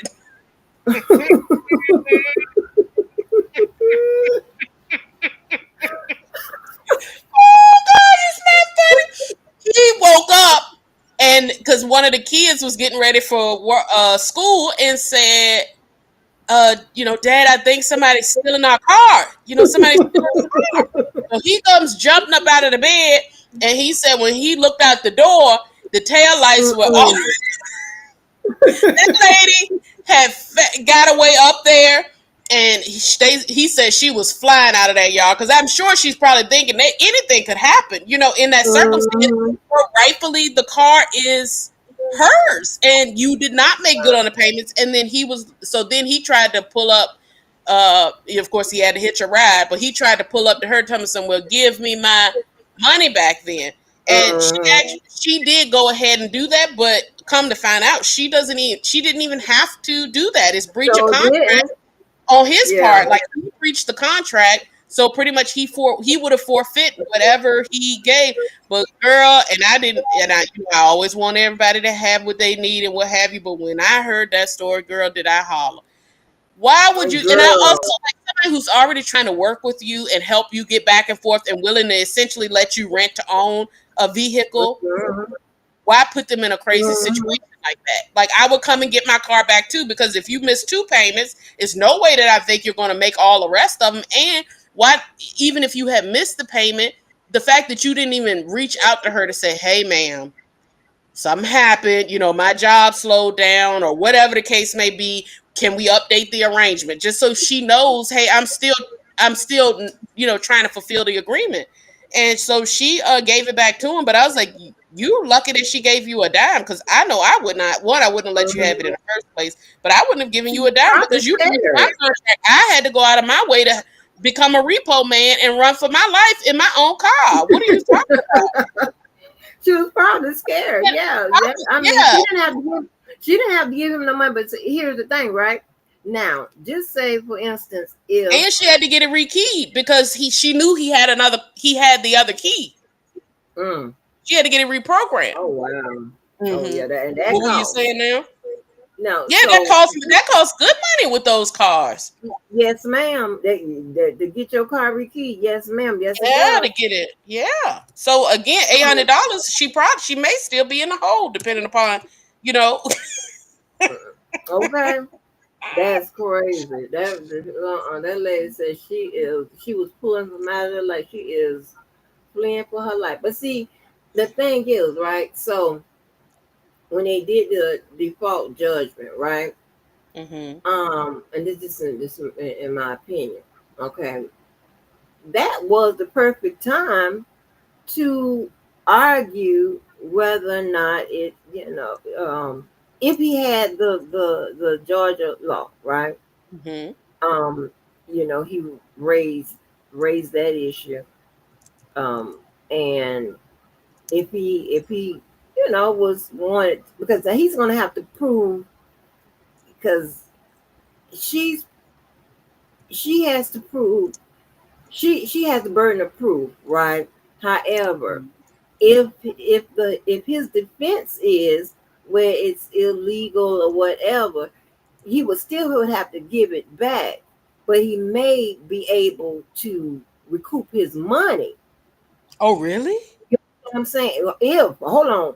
if he would have, if he would have argued that, yeah, argued successfully, went before they, the judge gave them the default. See, at whatever that court hearing was, he Mhm. didn't come back or whatever. If he would have said, if he would have had the law to support it, that hey, this was an illegal transaction because in Georgia we can't do this, and see if he had any case law, whatever, if the law wasn't clear, if he had any case law to support that, then Mhm. he would have had to give the car back, Mhm. but he also would have been able to get his money. You understand? Because it was a Mhm. transaction. But Mhm. because it was Mhm. default, see now, and he wasn't there to argue that point. Mhm. They gave him a default judge. Just in my opinion, how it most likely went. They gave him a default judgment, and it was like boom, it's just off the calendar. And then Yeah. he tried to look, have it appealed and whatever, and they said, uh-uh. And now you sitting with a default judgment. Now here's the thing: you don't have a way now to appeal it because it was an illegal transfer, illegal on contract. You Uh-huh. don't have a way to do that, right? Because here's the thing, right? The laws are very clear in that area. When it comes to matters that are oppressive or deprive you of property, a limb, you know, life, then uh, the judge most likely is going to side with you. But Mhm. because he didn't argue anything like that at that time, far as I know, or he didn't come back, a default judgment was entered in. So, you know what I'm saying? And what the judge would have had to do, because he wouldn't just taken his word for it. He would have argued that if he had anything to support it, he would have verified, what the Georgia law is, as well as did it have anything stipulated in the agreement, in her agreement, that she can't resell the car and all of that. You know what I'm saying? So, Yeah. Yeah. hmm yeah. So I mean, but he, they was up there. He found. I guess he figured that being at the R. Kelly case was more important than being at his case, because that's why he didn't come back. He said his phone died, but his phone could have died, but Sylvia still stayed there, and I guess Dana went to go and make sure that R. Kelly was good in his court case when it was in New York. Mhm. Yeah. So if I'm not mistaken, I think the Sylvia said that the judge had like clutched his or her pearls when she found out that while they are supposed to be having court by Zoom, they in New York in court by R. Kelly. And every time the they mention R. Kelly's name in one of them judges' courtrooms, they clutch their pearls and they get irate. Yeah. I don't understand. They get mad. You hear them. You hear them. You hear what they say the judge say, or you hear that judge play. That you hear them play that what that judge said. Oh my gosh, they get upset when you talk about R. Kelly in their courtroom. Huh? Oh wow. They get so. But yeah, I mean, so he could have had a point there. He could Yeah. have really had a point. And so what in all as I was thinking, because you know me, I'm also trying to always understand and see it from what is their perspective. Like, could he potentially I hope this doesn't come across wrong because I don't personally have an issue with Dana, but I hope it doesn't come across wrong. In that, could it just be Dana being Dana, like you know what I'm saying, or does he legitimately believe that he has been wronged in this situation? Like I don't want to dismiss it just because of his delivery or because of, just assuming that, oh, it's just Dana. Girl, no. Girl, no. He's a nigga. This is my Ah. view. My point is, he's a nigga. He missed the payments. He does what niggas do and try to justify why you didn't make a payment. Oh, the car need repaired. All this, all Oh, that, no, you all the can't do that. contract is not valid. All then the car ain't in civil. Mhm. Every excuse like a nigga going to jail. So yeah, Mhm. he did what niggas do. Yeah, that's Yeah. what So happened. you can't. So from what you're suggesting is that it wasn't a problem when you were doing the initial exchange, and once you had the car, it wasn't until after she came and got the car back or whatever the case may be that he then tried to lay claim to all of these legal issues that would have rendered the Mhm. agreement improper from the beginning. Oh, okay. Okay. Uh-huh. Yep, Okay. it wasn't a problem when they they in the tunnel somewhere making a deal on a car, trying to get trying to get over on the man. It wasn't Yeah. a problem because the payments came up short. Them $330 some That's dollars the a transfer. month. I think he said he Okay. missed two payments, and by that time he was like, okay, I'm gonna have Yeah. to, Okay. I want Yeah. my car back. And then that's when all these issues Yeah. come up. Yeah. That is the black Yeah. folk thing. Yeah. Yeah. Yeah. Yeah, it's crazy. So Yeah. that yeah, but I mean, I am child.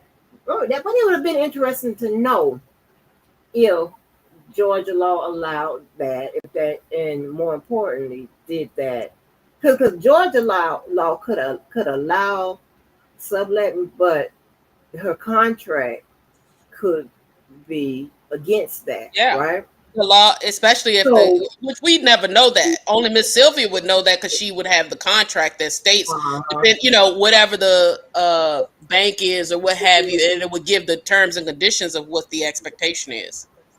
Now what do you think is would supersede Georgia law or her contract? Say that again, because you putting me on a law quiz. Hold on, let me see. I want to get the right answer. I might need to phone a friend. Hold on. Say it again Yeah, now. you agree. I said, what? Who do you believe? What do you believe will supersede Georgia law or her contract from the lien holder?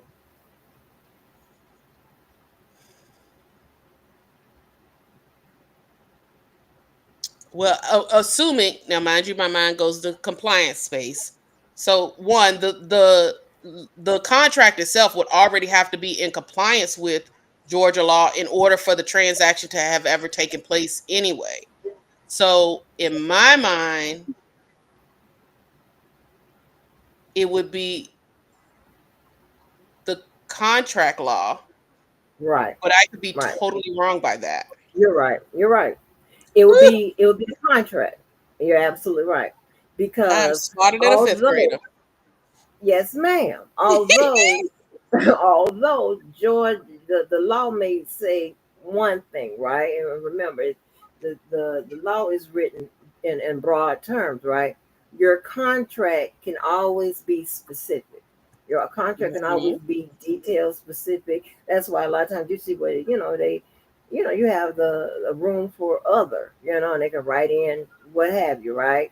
Mhm. So yeah, so the contract would prevail in this particular matter, but we would never know that because Dana felt like R. Kelly was more important than this car he wasn't wasn't Are care you for. saying So, that, or did he say that?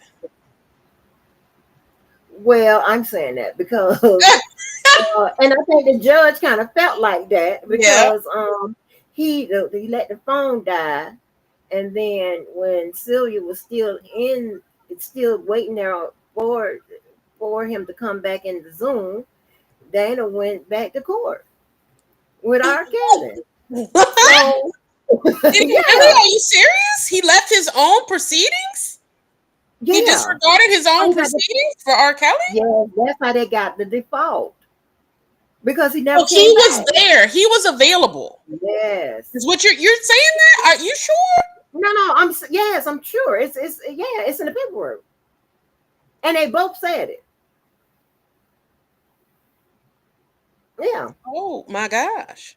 Yeah. They Why were did he do in that? New Why would he do I that? don't I have no idea. They Is were that in because of New his York. relationship with our cat? Like, Child, you listen, your guess is as good as mine. I don't, I'm saying this, right? Because mhm. I diagnose people. I Oh believe that gosh. craziness kicked in. And I don't know, I guess he's that figure he can con artist his way out of it if something go wrong. And and when I look at the subsequent filings after that date, and all these excuses and whatever, he's trying to reverse that default judgment.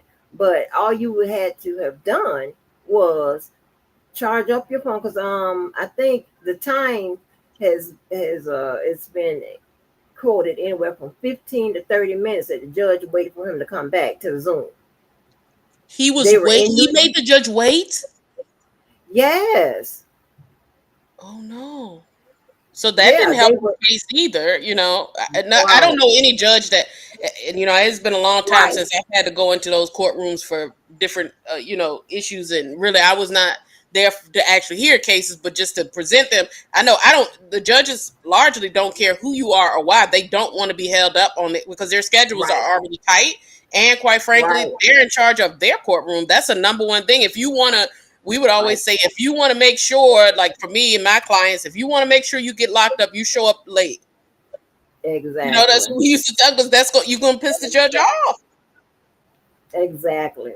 And for that judge, I said, oh my God, that was really, really nice. 15 to 30 minutes on a Zoom, and they waited for him to charge up his phone because he said he lost power to his phone. I don't Mm, know if he really lost power, or he probably wasn't prepared for that case or whatever.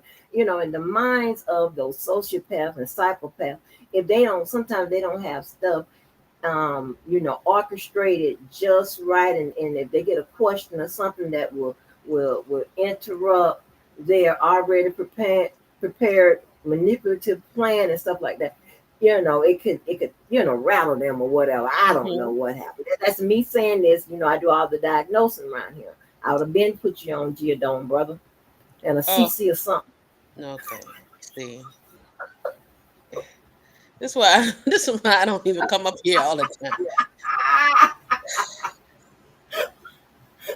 I'm saying it's all moi. Okay.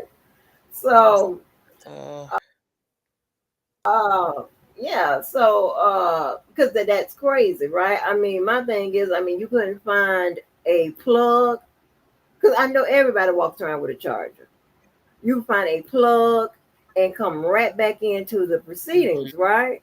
From right where you are, or go to your car or somebody's car and plug it in or something, and it'll come right back on. Give it about 2 or 3 minutes, and it'll come right back on. So, and I don't know too many people that sit up there and let their their their phone, you know, uh, get so low to where. What up, Queen Brielle? You remember that day they were in New York, right? Yep. And I just don't know too many people that sit up there and let the phone just dial, like that, especially when you are anticipating to be in a very important goddamn, legal matter. Yeah. Come on now. I think it was some kind of foolishness. It just like it's something going that went on with that service. All they were asking on both writ of cert was for him to serve Sylvia properly. Hmm. He had already been granted permission for the writ of cert. So all they needed was for him to serve her properly. And on two separate court filings, that was the issue. He was plotting something. Something what he was trying to do something, because serving somebody, I don't know if in Georgia, I don't know if there's a What I'm sure you could have begged it up. Do you think it was a? I'm as I'm thinking through it, and I'm thinking about the profile of this person. I'm kind of thinking so. This first time I ever thought about it this way, because I'm thinking about the events as well as I'm just running through a profile chat in my head. I'm sorry, something I can't turn it off. And I'm so far removed from doing anything like that now. It's just some things you just can't turn it off. Like I said, hey, I took my teachings, I applied to my personal life, and I applied some of my personal life to my professional life. I do that. Yeah, yeah. I had to pay for it. I'm gonna use it 24/7. So I'm just thinking about it. Like what? Like, and then what You is the can't turn it deal? off either, and you're on the like you once you've learned something or you've applied. Like even me sitting here, that's part of the reason why I was like, I gotta ask this question because it's Mhm. gonna bug me all night to figure. Because once you apply certain Right. stuff, and once you know certain stuff, it's very difficult for you to just be like, oh, okay, that doesn't exist. I'll clear that out of my head. You know what I'm saying? Yeah. Can't do that. Yeah. It's so, and I'm thinking like, and I'm knowing the person, and on two separate files, all they ask is for you to serve her the correct way. Now, well, what's the Hmm. problem? Like, I just don't get it. And that was the issue, that was the issue with it. He had and got it granted and everything. That's crazy to me. Something you asked for, all you had to do is serve it. That is, and I think this is what I think. Well, maybe this, because when they were trying to get him to serve it right, he always default back to the argument of this not her car, and all these extra excuses. Mm. All 101 decisions, and bringing Randall's What? name up in and just the art. Yeah, it's a whole bunch of YouTube stuff, and the back and forth or whatever. Um he tried to discharge, I'll say it like that, he tried to discharge that default judgment in the case involving the writ of certiorari. And you can't do that. Mm. That's when they press him about Hmm. service, he defaults to that argument about and he kept trying to demand to vacate that default, and he'll say, I'm unable to serve her, or proof of service or whatever, and they're saying this is improper, this Hmm. isn't right, this blah blah blah. And then he'll start, well, give some excuses, and then next thing you know, he'll write a demand to vacate default judgment. But here's the problem: they're addressing a writ of certiorari, which means that they want he's requesting that the case be reviewed by another court, by a higher jurisdiction, um, another court, same thing, right? Hmm. So I believe that he knows that chances are they're not going to um, decide to review that case on a right, because it's nothing. Okay, there's nothing. I mean, like, why? It seems like it is a pretty clean cut case, right? I think Hmm. he knows that. So what he does is what con artists do, and people that Oh. try to. So these Jeez. are my words and my thoughts. I'm thinking I of hear it as I go. So of you. Okay. course you got to do it. So I'm thinking. So he's thinking like, okay, okay. So they're pressing me to get it served. I know that I'm not prepared for no writ, yeah, and they probably not going to hear it reviewed anyway. So I'm gonna, say I can't serve her. She's ducking me and all of this. He said all of that. I'm Okay. asking for a demand, to vacate the order. Well, Mm-hmm. here's the problem, sir. You asking for a demand to vacate a judgment from a previous court, a previous court was right, a previous court, and a court that's only dealing with the writ of cert. They're not dealing with your default order, so they Mm-hmm. cannot vacate nothing. Mm-hmm. Mm-hmm. Yeah, it says them Mm-hmm. two been back and forth for a while, and they are still going for a car. Yep, yep. So he think he's slick to be trying to get and essentially he's trying to get that case about that car handled, it when he has the opportunity to get up in a court. Because check this out, when he tried to appeal the default, that got denied. Mm. Okay, so Okay. when you start with writs and things of that nature, that means you have exhausted all of your other options, Mm-hmm. including appeals. Mm. So the next phase would be to try to get a writ of certiorari, get that, to get a case heard either by the Supreme Court or by the Superior Court, whatever. Now, Well, that they seems don't work. extreme. Yeah, that seems extreme to the Exactly. John circumstance. Roberts now is not finna sit up there and hear nothing about no car, about no $6,000. Think that John Roberts and the man, what the man named Clarence Thomas. They don't have Oh time for no, that. he don't want it. But what about the Yeah, state Supreme Court? Could he go to the state? yes, you can. Yeah, that's the other option. That, or in Georgia they have the I mean, still Superior extreme. Court. Be clear, still. I still Exactly. feel like that's still extreme. But I just was wondering if there's anything before Clarence gets involved. Right, and just as the Supreme Court does with the writ of certiorari, they pick and choose which cases that they are going to hear based on whatever measures and metrics they use, right? So I'm thinking he knows it's a long shot. He knows that, so that's why he always try to are they still going to court for the car? No, that case is actually over, but he's still trying to appeal it, Queen Burrell.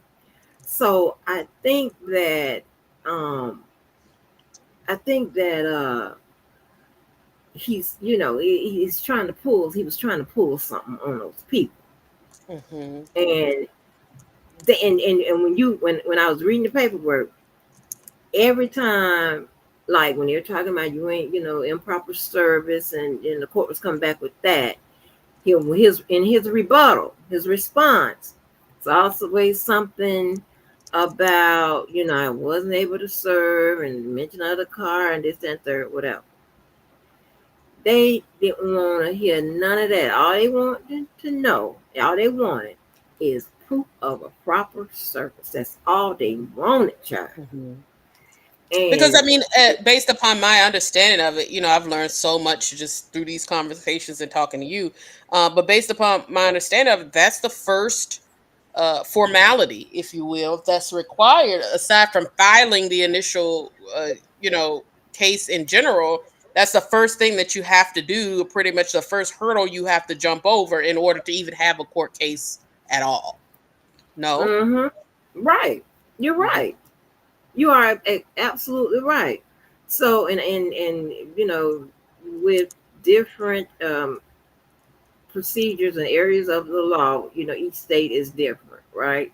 Mhm. Even down to like when it comes to preparing briefs, especially in the appellate area, they'll say, oh, no more than 50 pages and whatever. And if you want more than 50 pages, then you have to, ask for leave, which means that you want to do something that isn't in line with the process of the court and the procedures of the court. So if you want to do do 75 pages, then you have to ask for leave to submit a brief with 75 pages. So, but anyway, back on. So what I'm saying is, it's just I find it so strange, and I haven't looked at it yet to try to figure out why didn't he just serve it right. I mean, Yeah. it kept coming back on both times he tried to do a writ. That was the holdup. Hmm. Service. Like now, who can now? Come on now. Service is the basics and the very basics. And you know who else was trying to monkey around with service? Hmm. Um Anthony, what's his name? Anthony? Or is Cardello Smith, the nut that tied up Diddy's property when he remember he got arrested. I do. Yeah, And I remember that. yeah, Hmm. Hmm. he has he has when I put his paperwork um and on his, was it his first or second, his second Zoom, the attorney for Diddy caught the monkeying around with the service, with the it was something going on with service and stuff like that, serving Diddy and all of that. Hmm. Because remember, he got that default judgment. It came back because it was found that he didn't serve Diddy correctly. Hmm. That's one of the ways they had it reversed. Yes. You Hmm. understand what I'm saying? So, Hmm. like I'm saying, each state is specific when it comes to service or what have you. But I just find that you know, we know that dude and that he's a con artist, and I'm saying, well, he is. Um, and I know that Dana is a con artist as well. So Uh, I don't know. Yeah, I don't know. And I don't know if that Cardello man, if he be doing that sovereign citizen stuff Yeah, that they be you doing know me and all the the sovereign citizen. That always worries me with Dana. I thought, and honestly, I Mhm. had just assumed, quite frankly, that when the default judgment was one of those was steeped in the potential claims of sovereignty, that could have gotten in the way. And he reserves the right to believe that, or in the practice that I know many people on the internet do. My understanding is that no one to date has been successful, including the person who really initially tried to create the entire thing. But I do know it's something that he believes in, and he, earns that right. But I assume that that's what was hindering the court case. But I was wrong in that. But you know what? Here in Florida, because we laugh at those people, but I can remember when I was with the state. I can remember people coming back. You listen to these stories or what have you, and they were coming back, and they were like, "Yep, we had another one in there," and it was always they was always using that when it Mhm. came to child support court. That's how it That's started. Because all the the people. first guy who did it, that's how he started out. You remember? Girl, bye. I I didn't did. even. Yeah, I did. I watched the whole documentary and followed up on because I wanted to know, like, where did it come from?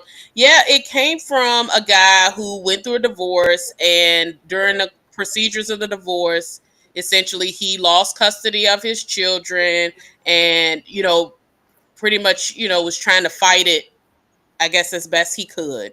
And unfortunately he wasn't very successful with that. And he, was online pretty much letting everybody know how he felt about it, how he had been wronged, and so on and so forth.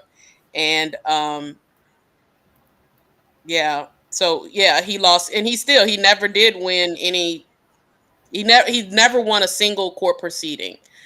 Relate, at least not any that was steeped in that logic.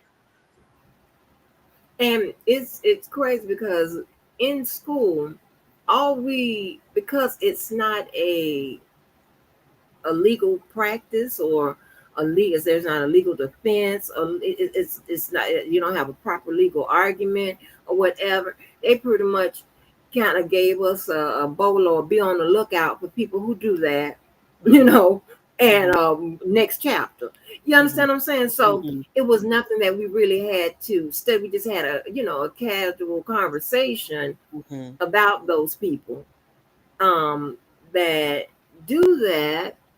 And yeah, it was, so it was nothing in text or anything like that. You understand what I'm saying? Yeah, So because yeah, why it's an act of futility is what yeah. from what I've seen. Hmm. Yeah. Yep, exactly. So it was nothing to study. Just be on the lookout for those. They pretty much was regarding them back then as a bunch of um you Cooks. know kooks. Yeah, and con artists. Right, Mhm. just want to get out of paying.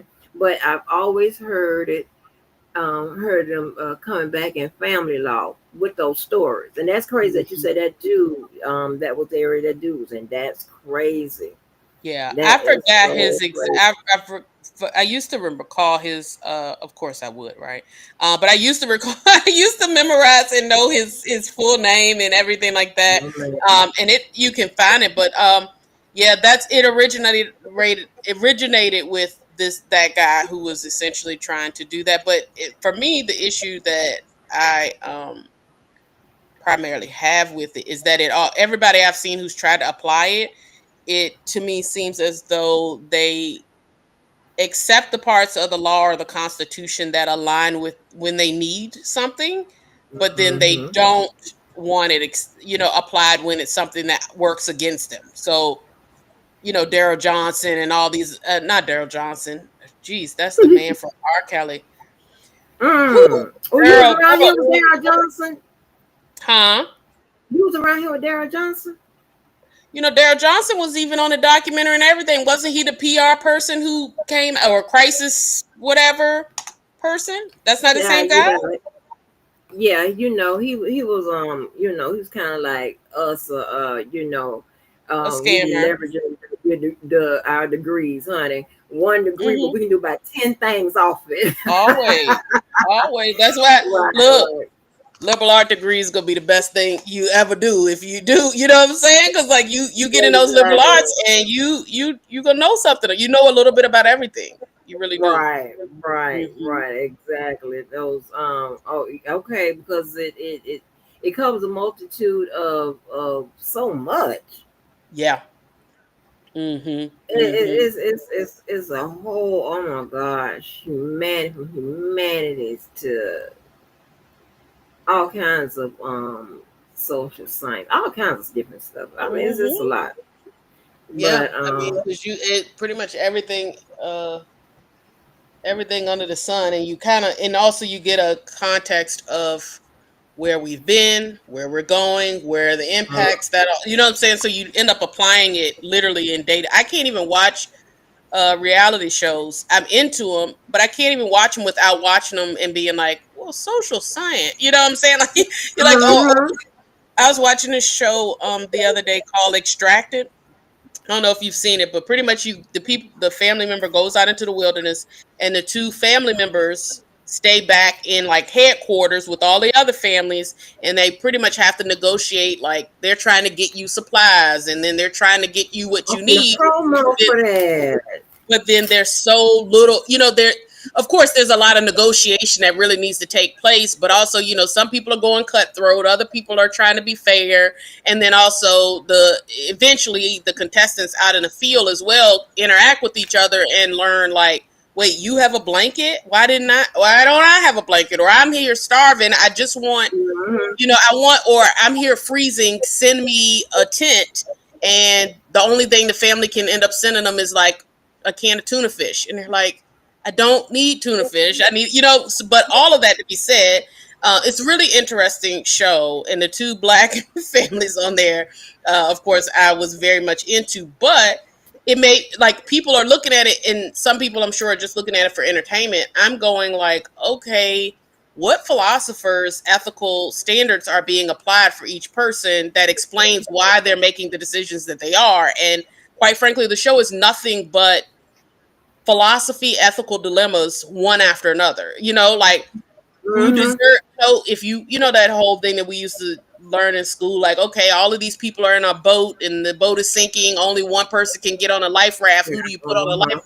it's those sorts of Right. scenarios just playing out, and the person can only come back in. Like there was there's this young guy that was there, the other black family, and that boy showed off so bad. His parents were so embarrassed because he was in that camera cussing his parents out, like, you better push that button and get me out of here. I don't want to be here, y'all. Like I'm gonna show off. And I mean, he started doing it, and they got embarrassed. Um, but at the same time, it's like, okay, where are they in doing it? Because you cannot come out unless the family inside pulls the button, or of course, if health, gets in the way. And the producers were to pull you, but he was still. They left him out there for a good while, out in them bushes, trying to figure Wow. it out. They were hoping that he would turn a corner. But yeah, so like again, all of that to be said, like liberal arts and stuff like that. Like once you learn it, and once you just go, okay, now if I apply this way, how does it work out? If I apply it the other way, how does it work out? And people who don't think like that think that we're, I think, weird or indoctrinated or whatever, but it's the Right. exact opposite. Right. Exactly. And because it strikes at the core of us, right? Which is Mm-hmm. philosophy and psychology, right? I mean, Mm-hmm. in my opinion.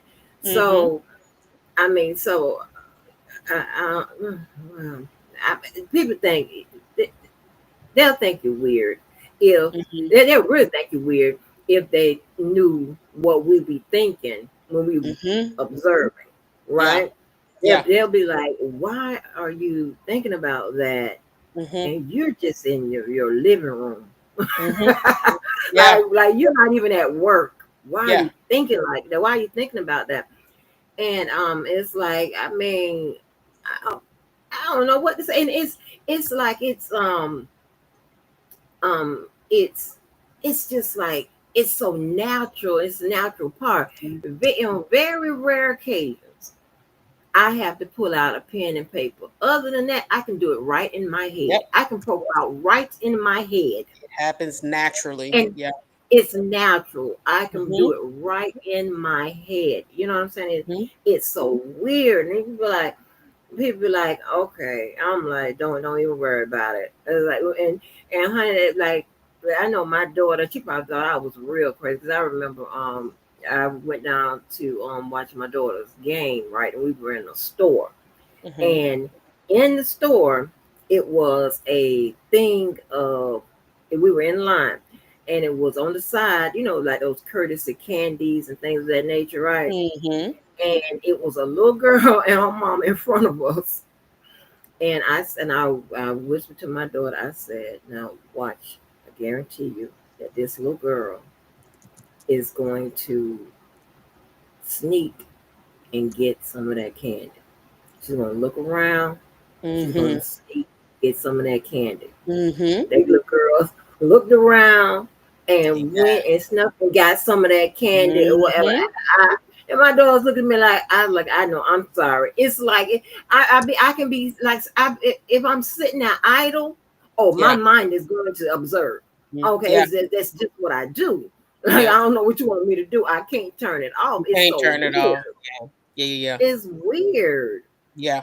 That's when I be telling people, I said, now you're free to do this. That's what I was telling that boy. I said, now you're gonna come back in a couple of days, and this is what you're gonna do. You're gonna come back on the screen because you think you got it now. You think you got something that can, make me look like the liar or not have the information right, whatever. You're gonna come on the screen, you're gonna be dancing like one of them dancing bears and looking crazy to some music, But then, and then you're gonna present what you think you have to make me somehow the liar. I don't have it right or what have you. Yeah, that's what you, and exactly as you're gonna do it in a couple of days because you're gonna need, you're gonna have to, you can't do me like you do the rest of them because you come back and I know,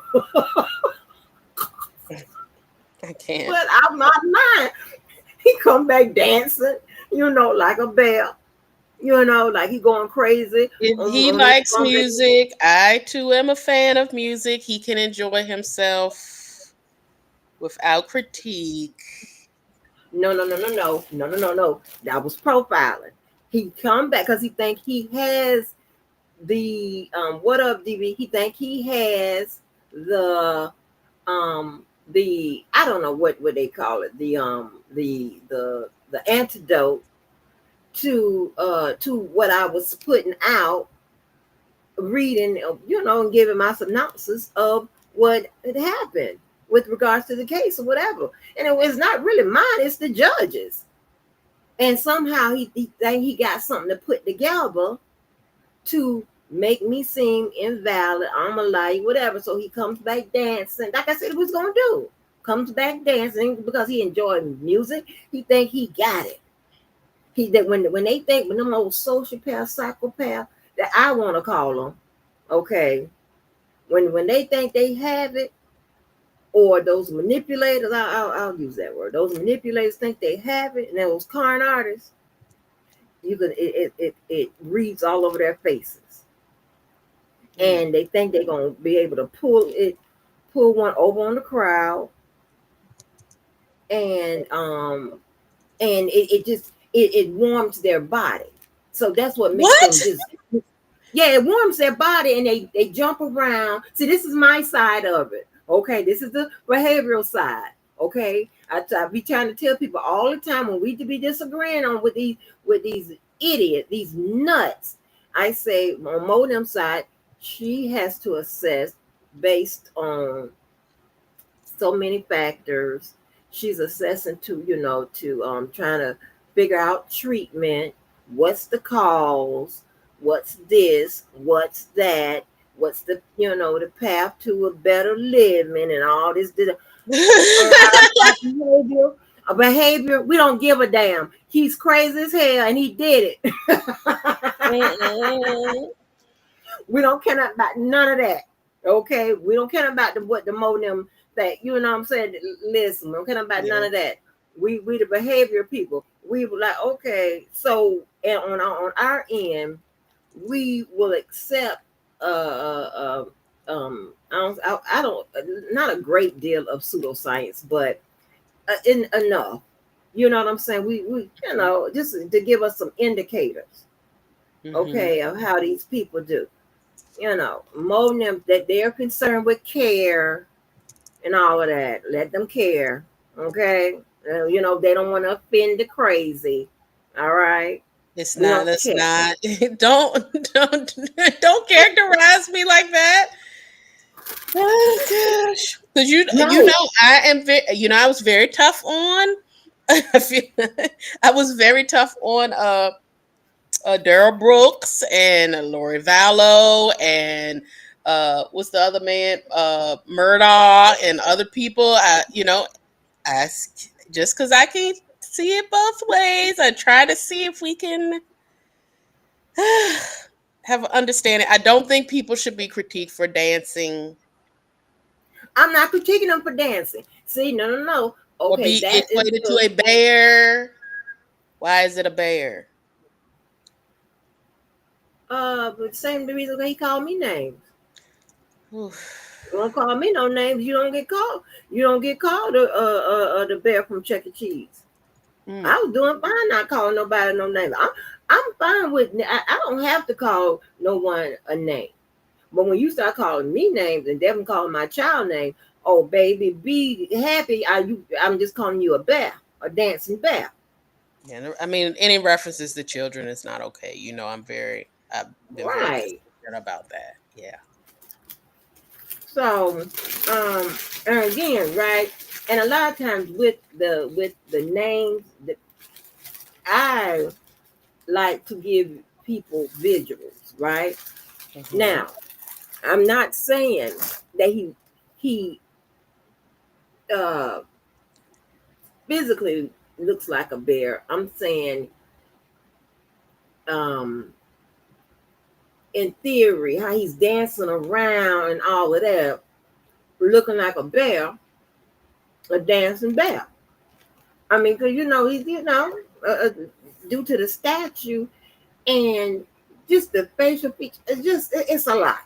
And the main thing is when he thinks he got it, and I don't I got to see. I wish I could go into y'all's area deeper to figure out exactly because I want to make sure I want to get my diagnosis ready.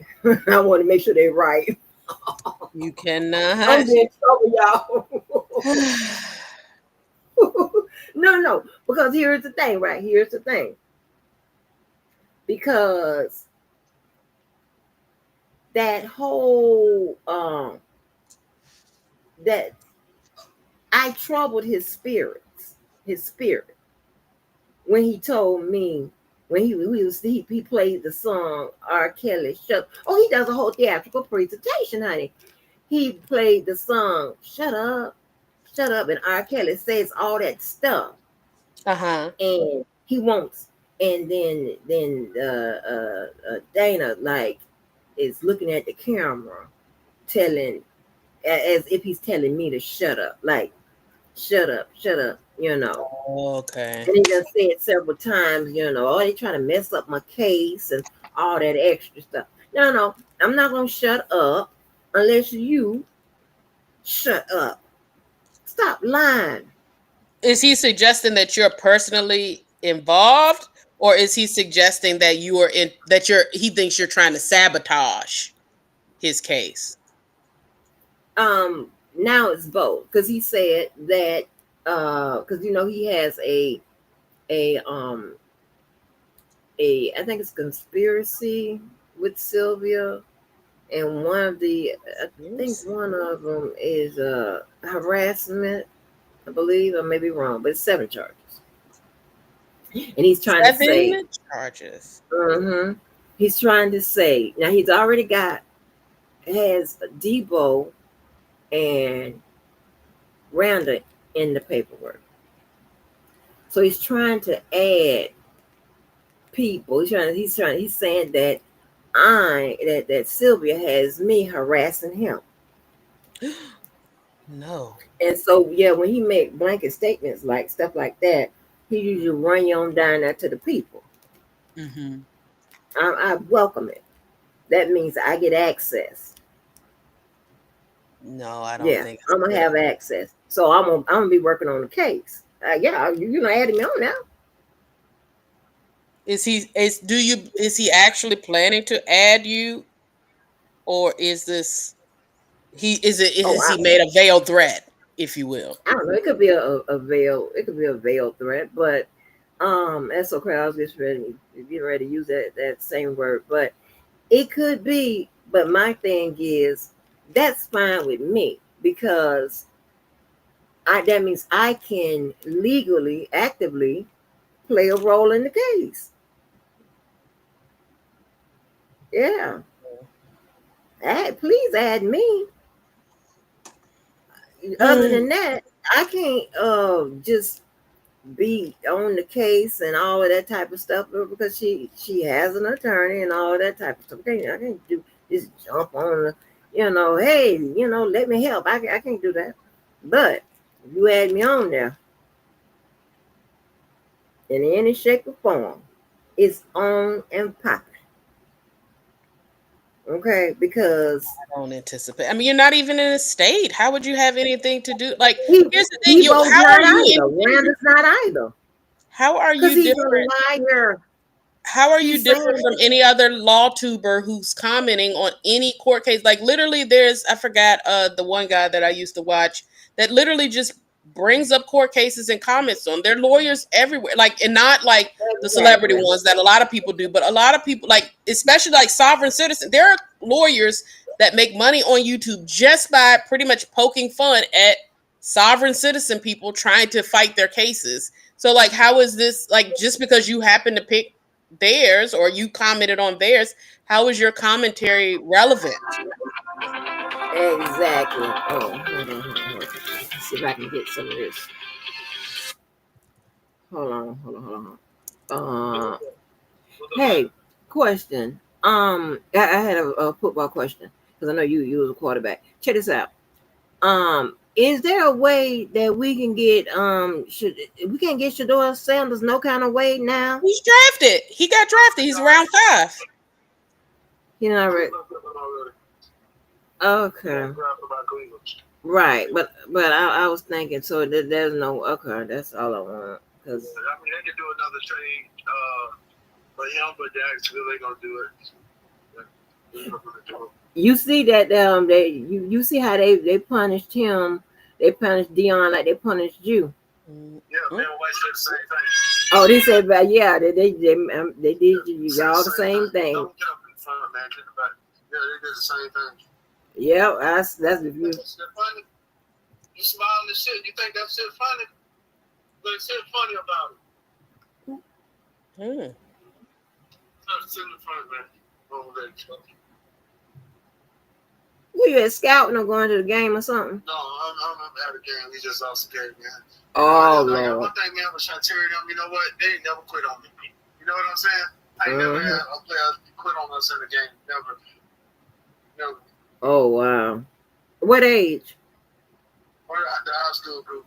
Oh. I'm talking to nobody else about it. Nobody. Not me. One. We just lost a game we should have lost. And then earlier today, we lost a tough one. Oh, y'all at a tournament? It's a tournament? What the hell, man? What the balls are?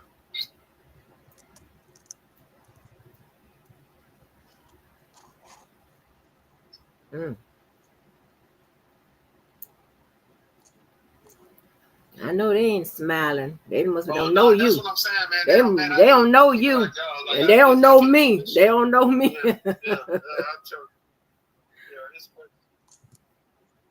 Oh, okay, well, that's what I want. But tell everybody I said, hey.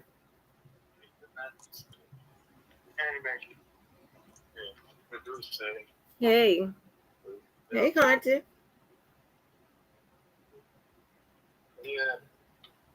Oh, what was the score? Oh, no, we lost by 3. By 3? Yeah. Well, all right, sir. Okay. All right, all right, bye-bye. Child. Oh, I'm sorry, y'all, baby. I didn't get on that phone because, baby, he goes in. I knew it was something. I should have known, baby. Somebody done lost, baby. He done went in. He don't usually cuss. Baby, he done went in, baby. They don't play that about that losing. Child. They don't play that about that losing. But, yeah, they did him and his son. And pretty much anybody that's kind of connected to him, they the same. I was on one of them drops I did. I was explaining how they pretty much had a child.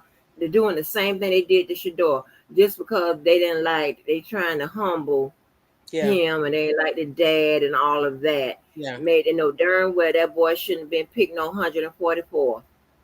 Now I don't know much about football, but I know that's ridiculous. Yeah. I don't like, and I quite frankly, I know there are plenty of people, like for instance, even my best friend, we tend to agree on most things, but he took issue with the way that Dion left the HBCU situation. And from then on, like nothing that either of them could do, he was pretty much all but rooting against them the entire time. And while I get you being in your feelings, I also say, okay, so when do we say, but the man was like, they don't deny that the conditions were unsafe. They're not denying that, yeah, he was robbed. They're not denying, like, when we get to that point, when do we kind of go, okay, so what do you expect? Because you and I have backgrounds in colleges and education. I don't care whether you're a student or whatever. If that man has been robbed multiple times and it is a very, very small request to say, hey, can I get a security guard to walk me to my car so that I don't end up having to drop one of these little dudes? You know what I'm saying? Who trying to come up off of my chain? Like, that's not an unreasonable request. And quite frankly, I could do that at any institution I was at, even when I was the lowest on the totem pole. Even students can do that. So I didn't take it. Wait a minute. That happened at the HBCU? When he was at the HBCU, remember that's when the whole thing with Dion first kicked off, is that he was at the HBCU and, he was bringing a lot of good attention to it. Everybody was on board. He bringing all these endorsements, so on and so forth. And then things started to happen. And he also started to call attention to things. I personally viewed it from, and again, it could have been just my lens at that time, but I viewed it as he's actually trying to bring awareness to funding deficits and issues. He's pointing out like, hey, why, the grass is not even being cut. You know what I'm saying? Or he pointed out some things to Oh be like, wow. why is it like this? And also like basic things that they were asking for, there was no funding for it. But what he was doing, and all of the things that he pointed out, people came and either did them, or he got, endorsement deals and stuff to cover the equipment and stuff that people didn't have. And pretty much he was Okay. pointing out and shining a light to look at like this stuff would never fly even at the lowest of the low. I don't care what division they were of any other school. Why is it like this, and why are we okay? Especially when people are playing at this level, it shouldn't happen. So two things happened that set the whole thing off.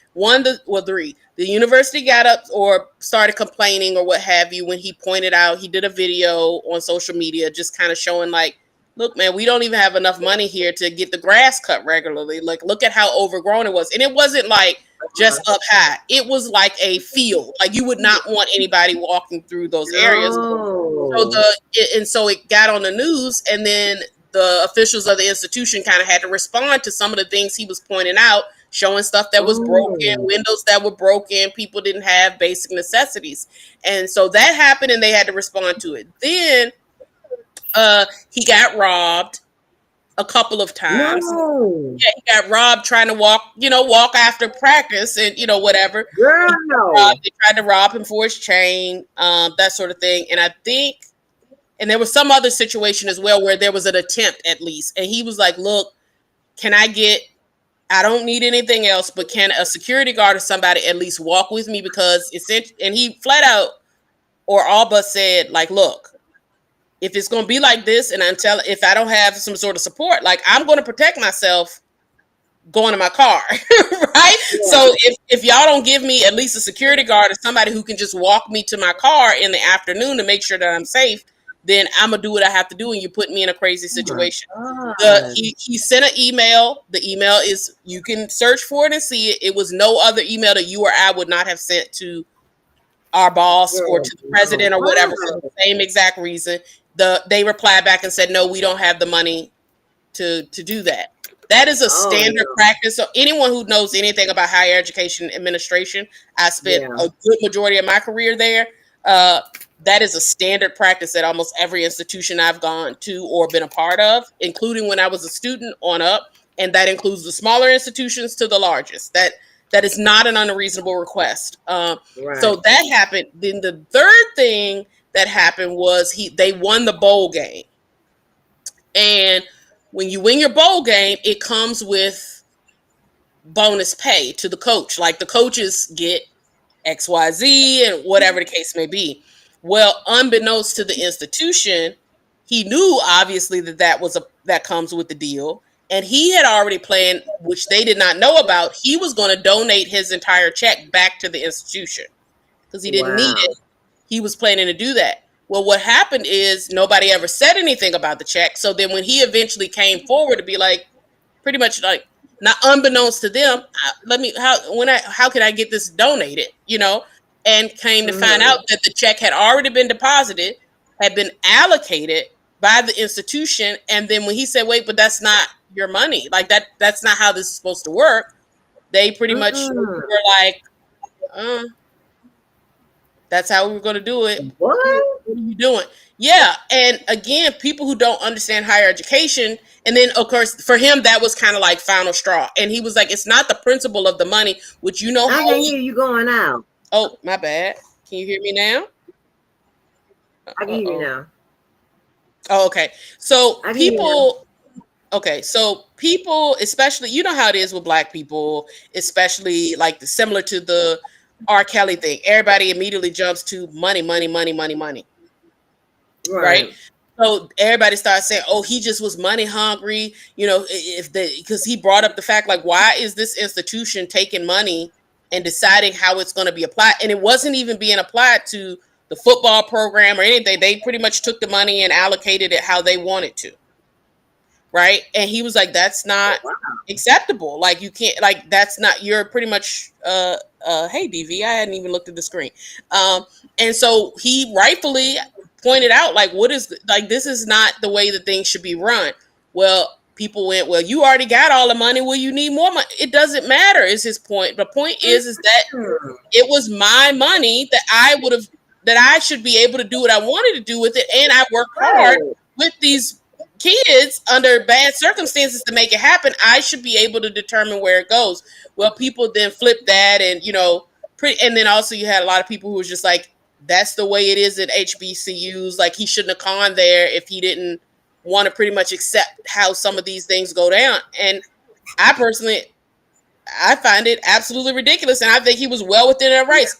Any of us who goes to work on a day-to-day basis, and you're supposed to get a bonus, and the business takes your bonus and puts it where they want to put it, you would be upset about that too. And it wouldn't matter how much you're being paid. It'd be a problem. I don't care if it's 50 cents. Give me my 50 cents. Yeah, exactly. And the fact that people, so the way my friend took it, and a couple of my other friends that still are very anti-Dion took it, is, well, he's just out for money. He wasn't really trying to be there. He ain't really trying to help the boys and so on. And I'm like, I don't see it that way at all. I know for a fact, and I worked in crisis response at a college for a very long time at one point. That's unheard of. And I would have, how it was in the at times, like in the residence halls or in the buildings, we would have students that might work the late night shift. They don't get off until 12 o'clock. That's what I was gonna say. Yeah, or if you left a class late, or if I stayed in the office myself, I'm in the office late because of a situation, I would absolutely, it was nothing for me to call the police and be like, hey, can I get an escort to my car? Sure. Right. Now, maybe you got to wait 15 minutes or what have you, but that is a normal request. For them to reply back to him and flat out say no, I don't blame him for going like, okay, if you're trying to put me in this situation, then, especially with all of the tension and money and resources that he was able to do. And quite frankly, I don't think that again, it's a perspective difference, because they saw it as, you're trying to embarrass us. And he saw it as no ESPN and no, Nike. And he was even saying, like, Gatorade and Nike and Adidas and all, y'all sponsor every other small D1 school on the planet. We don't have any sponsorship. Why not? As well as he was pointing out, I think, to the HBCU groups, hey, these are things that that every other institution is getting, that you might not even know you have the ability to negotiate for, or that you have a right to ask for, because every other student's getting it. Why is it not happening at HBCUs? They took it very differently. That's when he left. That's crazy. We this should be something that the men should be talking about. But I didn't know none of that. Yeah, I just thought that he left just just for a better opportunity. No. I didn't know that it was a backstory to all of that. And let me tell you something. As a student, I have, because I've never taught at night, but as a student, I've gone to school, and that's why it took me a little bit longer to graduate law school. Let me tell you something. There would be security all over the campus, right? Blue call boxes where you can push the button and everything. Exactly. But they knew, more importantly, they knew what time, like the last classes was getting out or whatever. They were there. Yeah. Going around. Exactly. And they would walk us, honey. Like, what are we doing? That's crazy to me. I wasn't even afraid at some of my institutions, and I knew, like, because of course, when you're there for a while, especially your undergrad, you start knowing who the officers are, and they know you or whatever. They might talk to you here or there, whatever, depending upon who you are. And like, I know some of them used to get on me, like, look, why you keep walking? I told you about walking by yourself, that kind of stuff. Or they'll tell you to have a buddy or whatever the case may be. And especially in a situation where a faculty member has actually been a victim of a crime. He was held at Pew Point for jury. And then he also went to his car, again, documented foul police reports. He went in his car, and his car had been broken into and rummaged through twice. So Those are Baby, two now he incidents. should have been there. I don't know how long it took him to leave after that, but baby, I've been gone so fast. No, no, no. Thank We're you. not doing it. And I And done asked then you. and Oh no, now no, no. and here's the thing, he had already gone through those two experiences. So he gotten pulled into the office and slapped on the wrist for drawing attention to the conditions of the campus. That part I will say, while I get what he was doing and while I still feel like he has the right to free speech, and we know every tenured faculty member on the block could have done that all day long and had no issue, right? But they tried to, so they pulled him in, and he said that the president pretty much tried to lay into him about it. But I can understand some of that because we know that as well. Many of our contracts have things about who we can talk to, the media, all of that stuff like that. So they might have had something there. But when the break-in thing happened and he just sent a polite email, it was very professional. It was just like, hey, as you know, this is what has happened. I'm not asking for anything extra. Pretty much, I'm not trying to ruffle feathers. Can I potentially receive? And then he gets an email back that very curtly pretty much was just like, no. Oh no, baby. Then Let's see. then the last straw was, now you take my check, which again he said you didn't realize even I was he was going to put it back into the program pretty much to help build the program up. And he said, and if that wouldn't have happened, he was still planning to be there for another year. But once that situation happened, he was like, this is not a place that aligns with my morals and ethics. That is almost every single person that I know. Every person, like I would have done the same thing. Black, HBCU, whatever, you don't do that. And so the fact that so many people are still, especially a lot of the Black people that are still rooting against both of them because of that, really bothers me a lot. And Oh my I God. hate that Shedeur is doing that, but I will say that I hope, if nothing else, I hope he does get an opportunity. I hope we know that there are other big quarterbacks that were drafted, after way down the line when we thought that wasn't going to happen. But and then when you see on ESPN today, even they were saying, well, we've talked to sources behind the scenes for multiple teams, and they're saying that the way he spoke to them made them feel like they were small. Well, I don't mean harm. One thing I'll say is I don't know a quarterback who doesn't think that they're a big deal. It's almost, you and I know. I ain't trying to speak for you, but as a person who has shared that you've dated athletes of a certain status, like myself, Yeah. be it in college or professionally, it's just a certain cockiness that comes with certain positions and Yep. certain sports. I Exactly. know the cocky that comes with the football player. I know the cocky that comes with the track athlete. I know the cocky that comes with a certain member of a basketball team. The point guard is different from, it's just certain things like that.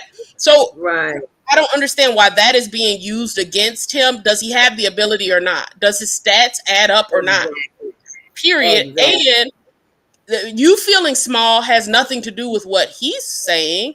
That has something to do with how you're feeling in his confidence. You sound like you could be intimidated by the confidence that he's presenting, Right. which speaks to you and your insecurities, not to him and his confidence in what he will Exactly. bring to the table. Exactly. And my thing is, I don't, I didn't hear him saying or doing anything no more than other cocky, Mm-hmm. boisterous Yeah. athletes. What that Richard Sherman, what his Yeah. name, he had those blacks in his, Beast it's a mode. lot of, girl, it's a lot of them, Yeah. and And if your issue is with Dion, don't take it out on the son. exactly, Like if and that's if you got an issue with him, or you're feeling like, oh, he's gonna be cocky, or oh, he's gonna, and then of course there are other people who tried to make the claim of, oh, well, we are worried that his dad is going to try to get involved in the coaching staff or try to intervene or whatever. Well, one, you don't even know that's happened. He's also an right, adult. He was in college. He's an adult. Who brings their mom to work? Who brings their dad to work?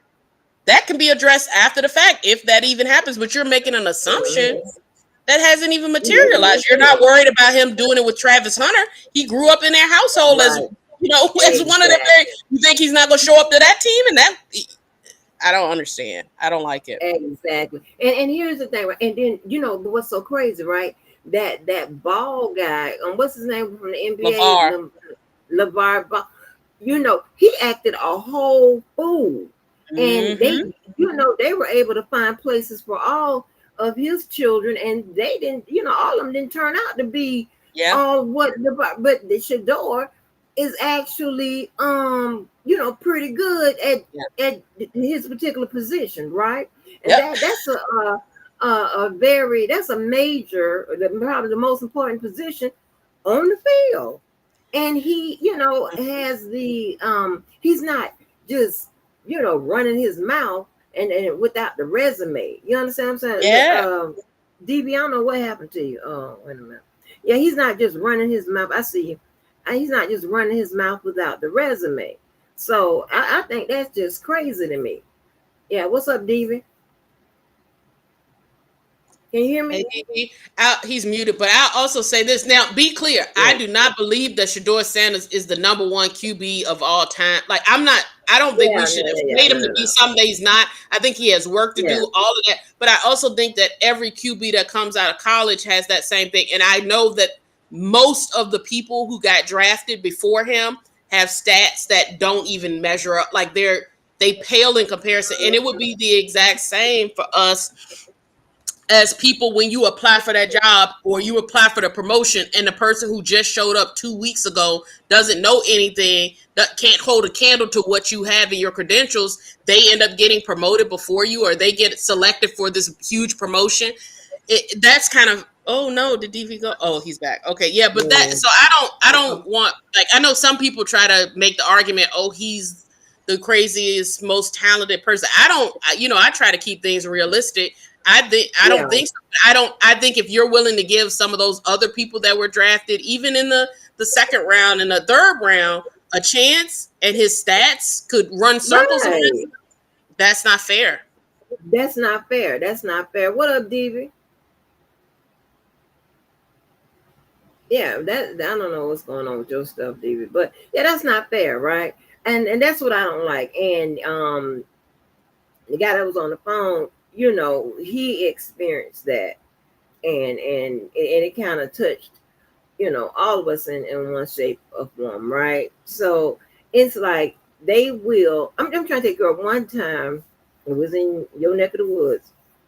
One time we went to a game, child, and they had have the family or whatever. They have you seated, how wherever, right?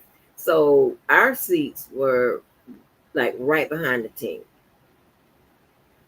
Now, listen, he does get off the chain with it, right?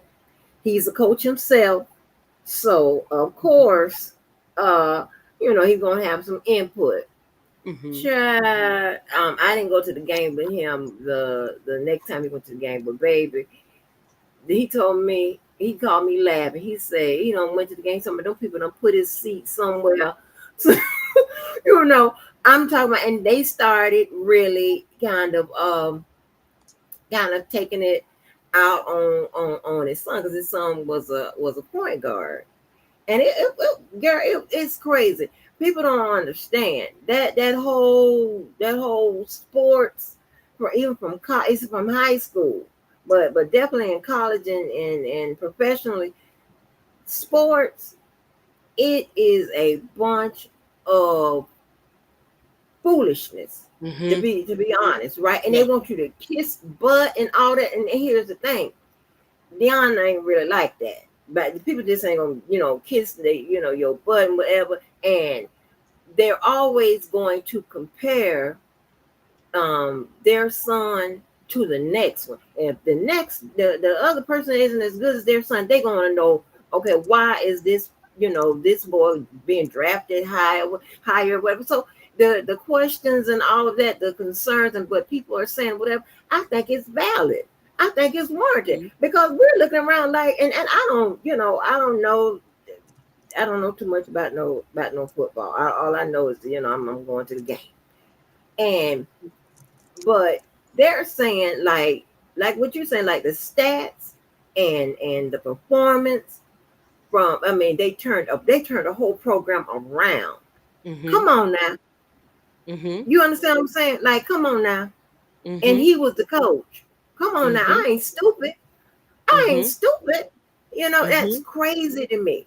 Mm-hmm. And you mean to tell me, and although Dion ain't been kissing no butt, Dion knows how to play the game. He's been there.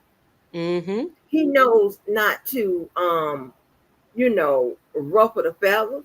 He might come Mm-hmm. up to touch them, but he knows not to Mm-hmm. ruffle them. You know what I'm saying? So, Mm-hmm. um, and that LeVar man, that ball man, oh my gosh. If they didn't get Mm-hmm. sick of him, I was sick of him. Yeah, he did a lot. Mm-hmm. He did a lot, child. But at the same time, Ooh. I also look at him for good or for bad, right? I have issues with him. At the same time, I looked at him at the time like I don't like your delivery necessarily, but again, that says something about me and the type of how I received that to some degree, but also it's Mm, something about him. But then the other piece that I thought about with him is what made him any like why did I look at LeVar Ball and go, wait, he's too much. But then you look at what Serena's dad, not Serena, well, Serena and Venus. You look I don't mm, know if you ever saw that video when Venus was still young and she was doing an interview and she was speaking very confidently about, I'm the best or whatever. And the interviewer kept kind of probing her and like frowned up, like, what do you mean? mm, Doesn't that seem weird? It's a very short, and her father at the time then chimed in and pretty much said, "You stop doing that to her. This is a black girl who's working her butt off. She gave you the answer. She gave you. How dare you question her confidence? If she's confident, she gave you a thorough answer. Leave it alone." And mm, for me, that has always resonated with me as well. If someone being confident and especially in the world of sports, and also the fact that you're going to they don't a quarterback does not survive without a level of confidence. When their confidence plummets, the performance is trash. You're not going to get what know what I'm saying. That's the reason why you have right, those sorts of things. So like, okay, why aren't we looking at Dion in the same way, who's like, I want you to be the best, you can be the best, here's how you do it. And that's just his approach to stuff. That's right. and when and let's also not act like we didn't remember when Dion was Dion and we all loved it. And like, what I'm saying? He was known as that guy because he could. And it was a part of the flash that came along with his personality. And now all of a sudden he's being punished for trying to raise confident children. I feel like that to me is in conflict because why is it bad for him to raise his children to be confident? And then you hear as well, like the way Shedeur has been handling it. Holy goodness. Like the fact that he's Right. still, keeping a positive attitude and stuff. I don't mean no harm. I look at it Yes, and go, well, honey. Dion, you did something right. You Right. did And something right. my thing is, like when when people feel a way about your resume, right? Your resume. That means I mean your personal. When I say resume of life, I mean your personal and your professional combined together. When Mm-hmm. people feel a way about your resume, Mm-hmm. that says more about them. That's something going on with them. That's their Mm-hmm. insecurities. That's their could possibly be their jealousy. That could possibly be their um maybe they weren't exposed to the same opportunity. It could be a Mm-hmm. lot of stuff. Okay. I don't agree, although I don't like bragging and boasting, whatever. And when I have to operate under disclaimer number 2, I hate it. But it's effective. Yeah. But but when um, when you are holding people, when you're punishing Mm-hmm. someone just because they have that I level of don't like that. confidence, and then they may express it, more, than you think or whatever Mm-hmm. they should. Now, if they didn't have anything to that supported it, then you'll be like, well, okay, we need to shut up. You are not Mm-hmm. all that. But the fact that he Yeah. has, he has a resume to some. Come on now, like If you what do you got it, you want? got it. Like When you got it, you got it. yeah, exactly. You can't tell me that Exactly. there Like, are not other. what? You can, and I'm. I follow football, especially college football. There are absolutely other QBs that are, I would say, equal in confidence and in their presentation of it, and a little bit of the flash comes through. Absolutely, and quite frankly, I would even go Right. so far as to say I think that almost every quarterback should have that some level of confidence. Like, how do you do that? The whole entire team is in your hands. If you are not confident to an unreasonable level, almost, or at least teetering up against it, Right. you're going to have some problems, and you're probably not going to have a very Right. long, successful career. Right. And it kind of puts me, and this is slightly a deviation, but like when I'm aboard and he had the braids and Mm-hmm. all that, he put a little flash in the game. You understand what I'm Mm-hmm. saying? A little Yeah. a little gold in the game. You understand what I'm saying? So he Mm-hmm. showed up with his necklace and things of that nature. I don't think nobody should be penalized for that. Nope. And I'm a person that hates people who brag and boast. I Mm-hmm. really don't like that, right? And, Mm-hmm. it just has something to do with how I was raised. And then that is, life shaming and stuff like that. And I came on the scene talking about, I hate life shaming and what it is, whatever. Then I realized where I was. And these Mm. people like to lie about your life and all that type of stuff, and then that's when you force me to tell you who I am. You wouldn't know nothing. You wouldn't have to worry about having no feelings.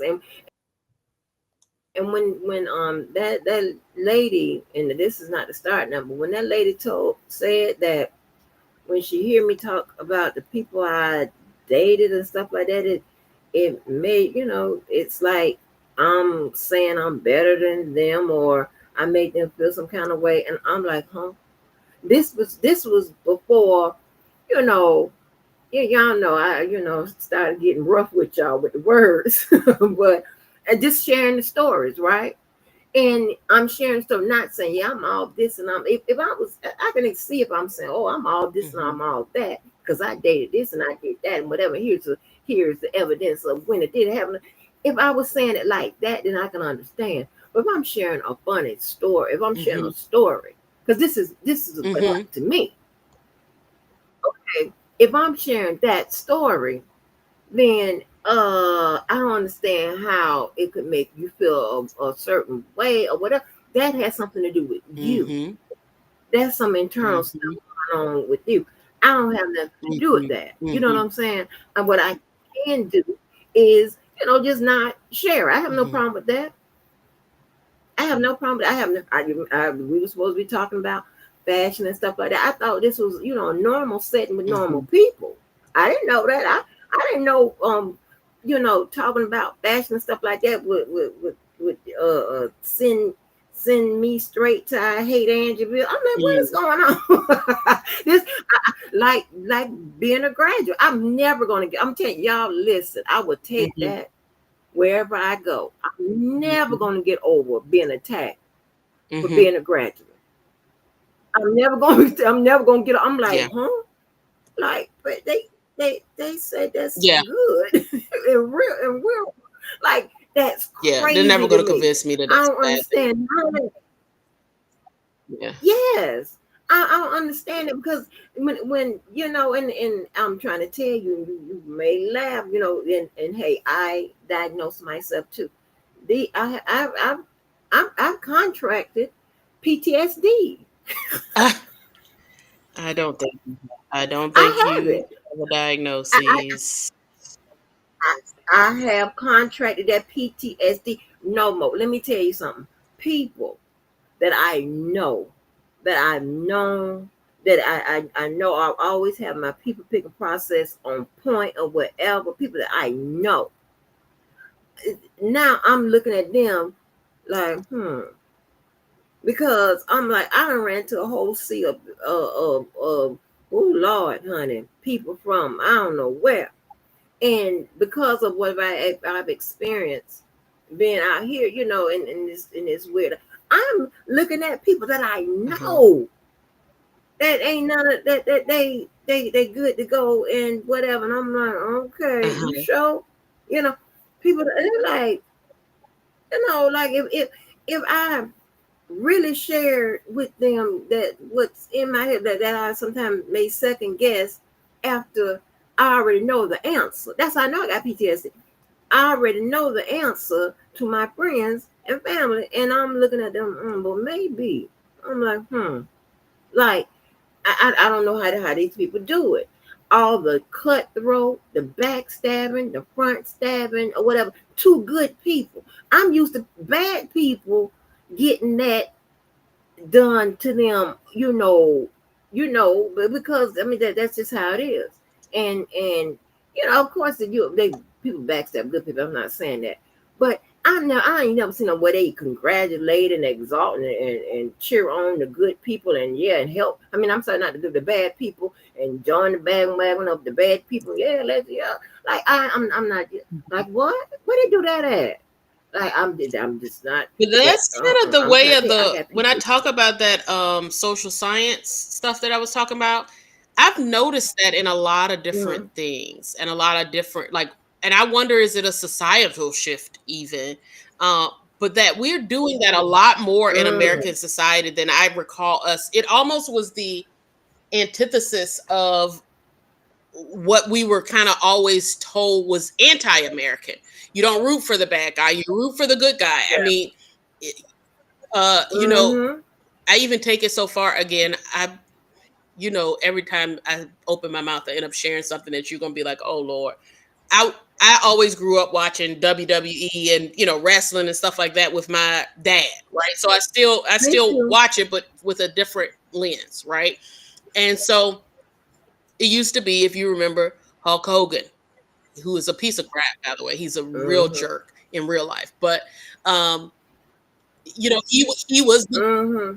Wait a minute. Let me stop you there real quick. That boy said that my friend, the fake girlfriend that I got him, was married to Hulk Hogan. But go ahead. what? Linda Yeah. Hogan? Listen, he told them people over there that my friend, who I went to get to be his fake girlfriend, was once married to Hulk Hogan.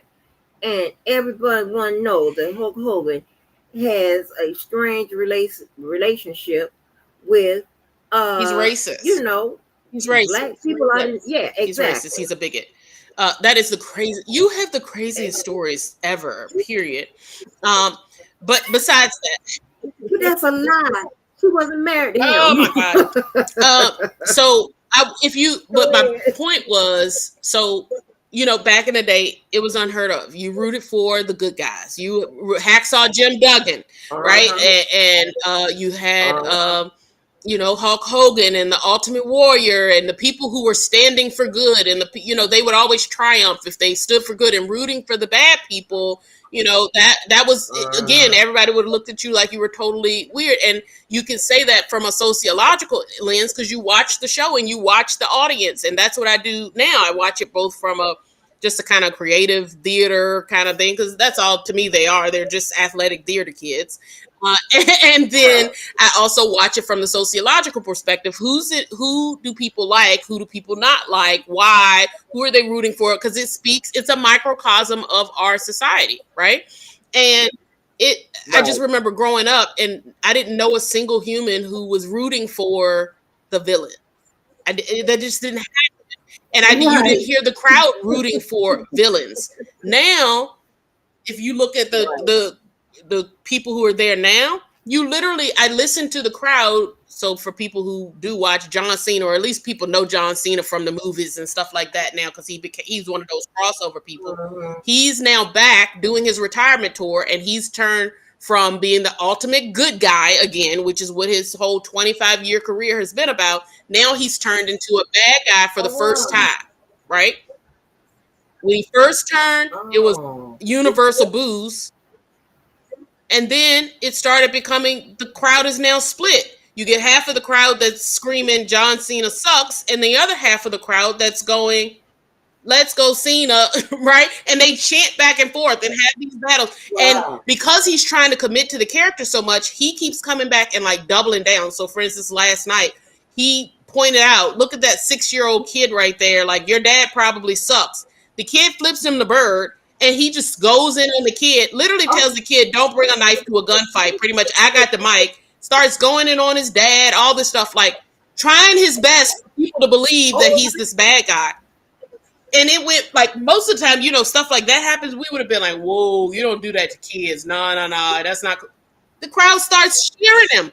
He mm, every time he rolls up, yeah, and it's multiple characters that are like that now. Like all of the guys who are quote bad guys, the crowd can't really figure out what we mm-hmm. want to do. And then we look at our political society, and it's like some people don't know what they literally are Right, actively cheering for the opposite of what we were always kind of the American culture was shaped around. We were this moral compass that went around the right. world telling people do better, be better. We stand for right. We stand for better. And now something has flipped.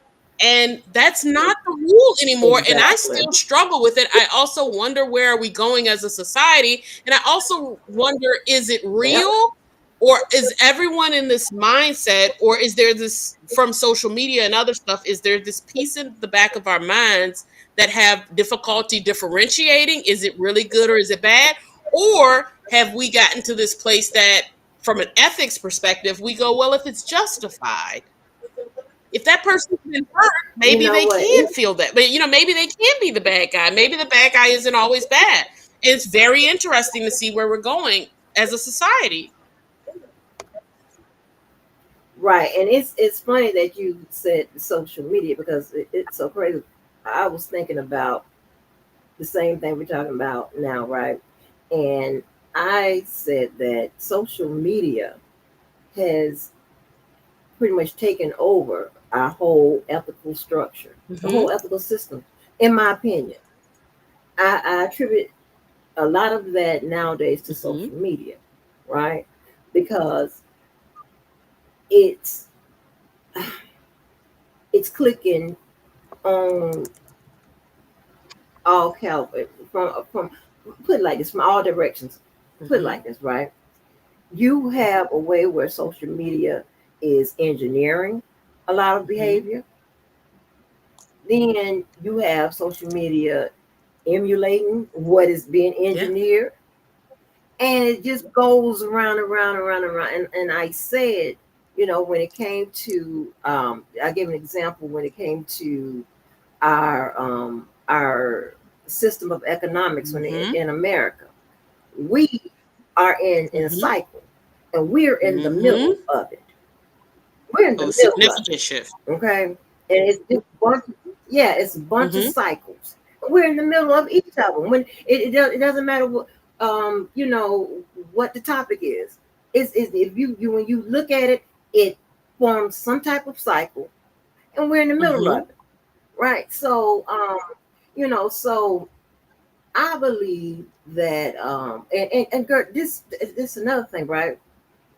When it because I watch all those raunchy shows, and they normalize being a Mm. 304. They will actually have Yeah. Yeah. arguments, right, about their man and the pimp is Yeah. better, Yeah. and they just talk about selling butt as if it's legal in all Yeah. states. Like Yeah. I don't get it. Like you're not concerned that they're Yeah. gonna come get you right off the Mm-hmm. set. Like what are we doing? And they're acting like that's a normal Yeah. job. I don't. I'm so Yep. confused.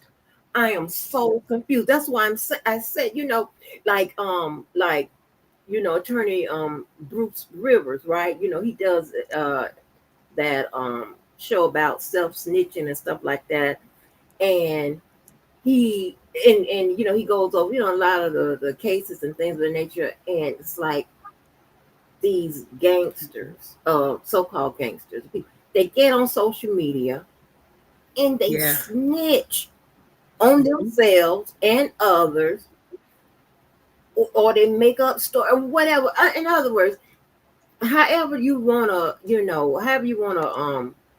Mm-hmm. want to put it, it sometimes somehow ends up in the hands Yeah. of the law. And they don't care to, they love social media so much Mm-hmm. that they don't care that they put their own Yep. selves in danger. How many people have come on and made the telephones out of money and Mm-hmm. flashing this and doing this and whatever, and then end up losing their life because their location was revealed and all that. It's just crazy Mm-hmm. to me. I don't get it. And I think that social media, it is it is it it's destroying so many normalized things from what we had from back in the day, right? Like you said, being good was Mm-hmm. rewarded. Okay. Yeah. you know um and people like, now I do get a chuckle sometimes when I see the little kids may get caught off guard and may Yeah. curse or whatever. But it's never something that I'm gonna put on social media. You know what I'm saying? I'm like, and that they would be Mm-hmm. chastised. You know what I'm saying? I laugh, but I'll be like, oh no, honey. Like, I mean, just stuff like that. And it's like it's so normal now to Yeah. these people. And even the clothing. I have I have never in my it's oh my gosh, the little tennis Mm-hmm. skirts, whatever, with the people where the little skirt come halfway your butt and your cheeks, your butt is out. Now I'm okay with being totally naked, but I'm not okay with whole clothes. I don't know how that Yeah. works, It's a little. but whole clothes, That's that's backwards. I can do the whole clothes. I can do the whole clothes. No, But at ma'am. the same I time, don't. well, some of the things You though, know. if you look at them, yes, they did exist. For instance, hot pants came about long before now, and and fashion's going to do what fashion's going to do, as well as if we go back even further to as fashion developed over time, there's always eras of different things and what we want to do. And I do think part of it comes from as we've continued to evolve as a society and uh have more conversations and surrounding sexuality and bodies and consent and all those different things that has helped to shape where things have gone, but also things go and then they come back. Like, yeah, at one point it felt like we were going very much scantily clad. I'm not gonna call it what you just called it, but if we went more of with scantily clad, now we're seeing the big pants come back, and we're seeing the some of those things that quite frankly I was wearing when I went to school coming back around, which provides for a little bit more coverage. All of those, like, and that's just what that's sociology, that's anthropology, right, in a nutshell, to kind of look at it and Uh-huh. examine that. At the same time, like, But more people are wearing lingerie mhm, outside. I don't recall us doing that. I mean, not you, but back in the day, I don't recall that outfit. Lingerie freaknik, outside. What up, DB? Can is he you hear back? us? I can hear you. I'm still hearing a little bit of an echo though. Oh no, I don't hear echo. Oh, yeah, I don't hear echo. He may have No, something playing. it's on my end. So Oh, okay. I don't know. Maybe this thing. Do you have your did you close out the YouTube that might be playing in the background? Because that's usually what I get when it's an echo. Is something, either the Yeah, app it ain't itself or no. the website. Yeah, I I couldn't don't hear what he said. have no YouTube plan. No, I was on my phone when I was on YouTube first. Yeah, so Mm. now I can hear you, but But when you talk, it's distracting to I'm hear on the yourself. laptop. Yeah, What I'm on the about laptop now? now. It's kind of like everything. Now that I'm Do on my you? laptop, it still seems like y'all like it's echoing. Like I hear y'all words. I hear everything y'all saying. Like, What if? yeah, Do you want us it's to try to repeating mute everything. ourselves and see if that helps? I don't know. Let me see. Go ahead. We can try it.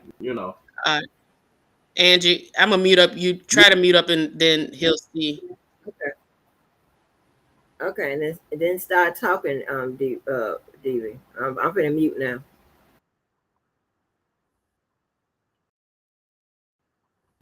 Say something, Okay, Dv. y'all muted up. Yeah, let me see. Go ahead. Yeah. It's it's like I can. It's like everything just coming in late right now. Yeah, it's like everything. Yeah. Okay. Now it seems like everything just coming in like it's just crashing like a train crash at me. It's like everything coming in late. Like I can hear everything y'all saying, but it's coming in like what I'm going like. So y'all, it sounds like y'all repeating everything 3 and 4 different times. But all I wanted to say was, I hear y'all, man, and me. I exercise good vibes platform, and it's a lot of stuff been going on with with these YouTube streets and everything, and I try to stay in my lane, mind my business, and I try to ignore a lot of things, and and that's just what it is. I mean, when I got YouTube thing, I general conversation, and then that be the end of it. I know we've been through the parts where people been clashing back and forth. Everybody had their differences, opinions, everything. It was all good. It was all good. It was all fun and games while it lasted. But now that that's over and the conversation is over now, it's having to move on. It's different. It's just more things to talk about that's going on in this world and on YouTube and everything else. It's no reason for it to be having all these personal issues and problems with each other about anything. Me, in my opinion, hey, hey, I'll tell you all the time. I'm only 5'4", but damn, I'm smarter than I look. God damn, and it's just not important to do all this back and forth stuff about stuff that went on 3, 4, 5 years later ago. When this is a whole different, this is almost a different generation. We're going into damn near finna get ready going to a new generation. You see what I'm saying? So I just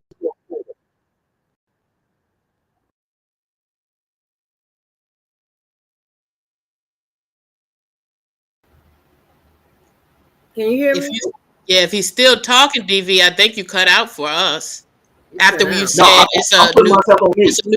I'm mute. Okay. Okay, okay.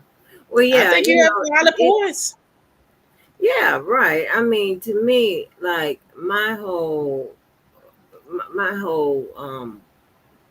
thing was, and in the beginning, just come out, talk about, life, current event, of course, the case, which evolved into cases, and have a lot of fun. Mm-hmm. A lot of fun and stuff like that. I had no idea that it was gonna be like, oh my gosh, like what? And my thing is, before I became dual enrolled in college at 16, I did 9 years in the hood. So I can go there. I can meet you right where you're going. If you wanna take it to the street, baby, I can get down with you, and then act like I, evolved socially, right? But listen, it's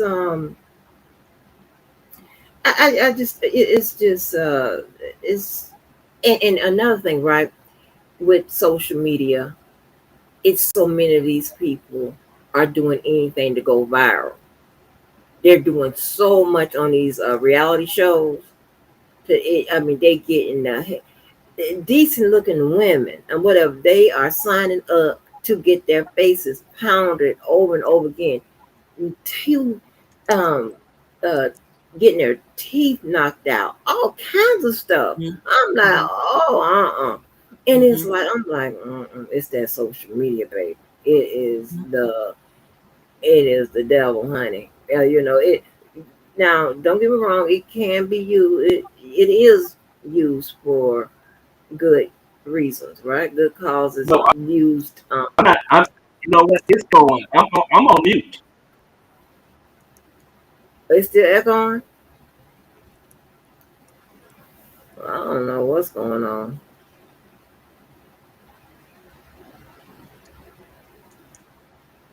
I think he's just now hearing something from a while back.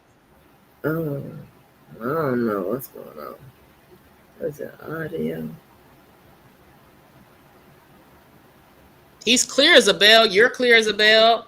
I don't hear anything on my side at all. I wish I could figure it out for him because Right. I That was really a do while. want to. That was a while. That was a while back. But I can hear y'all.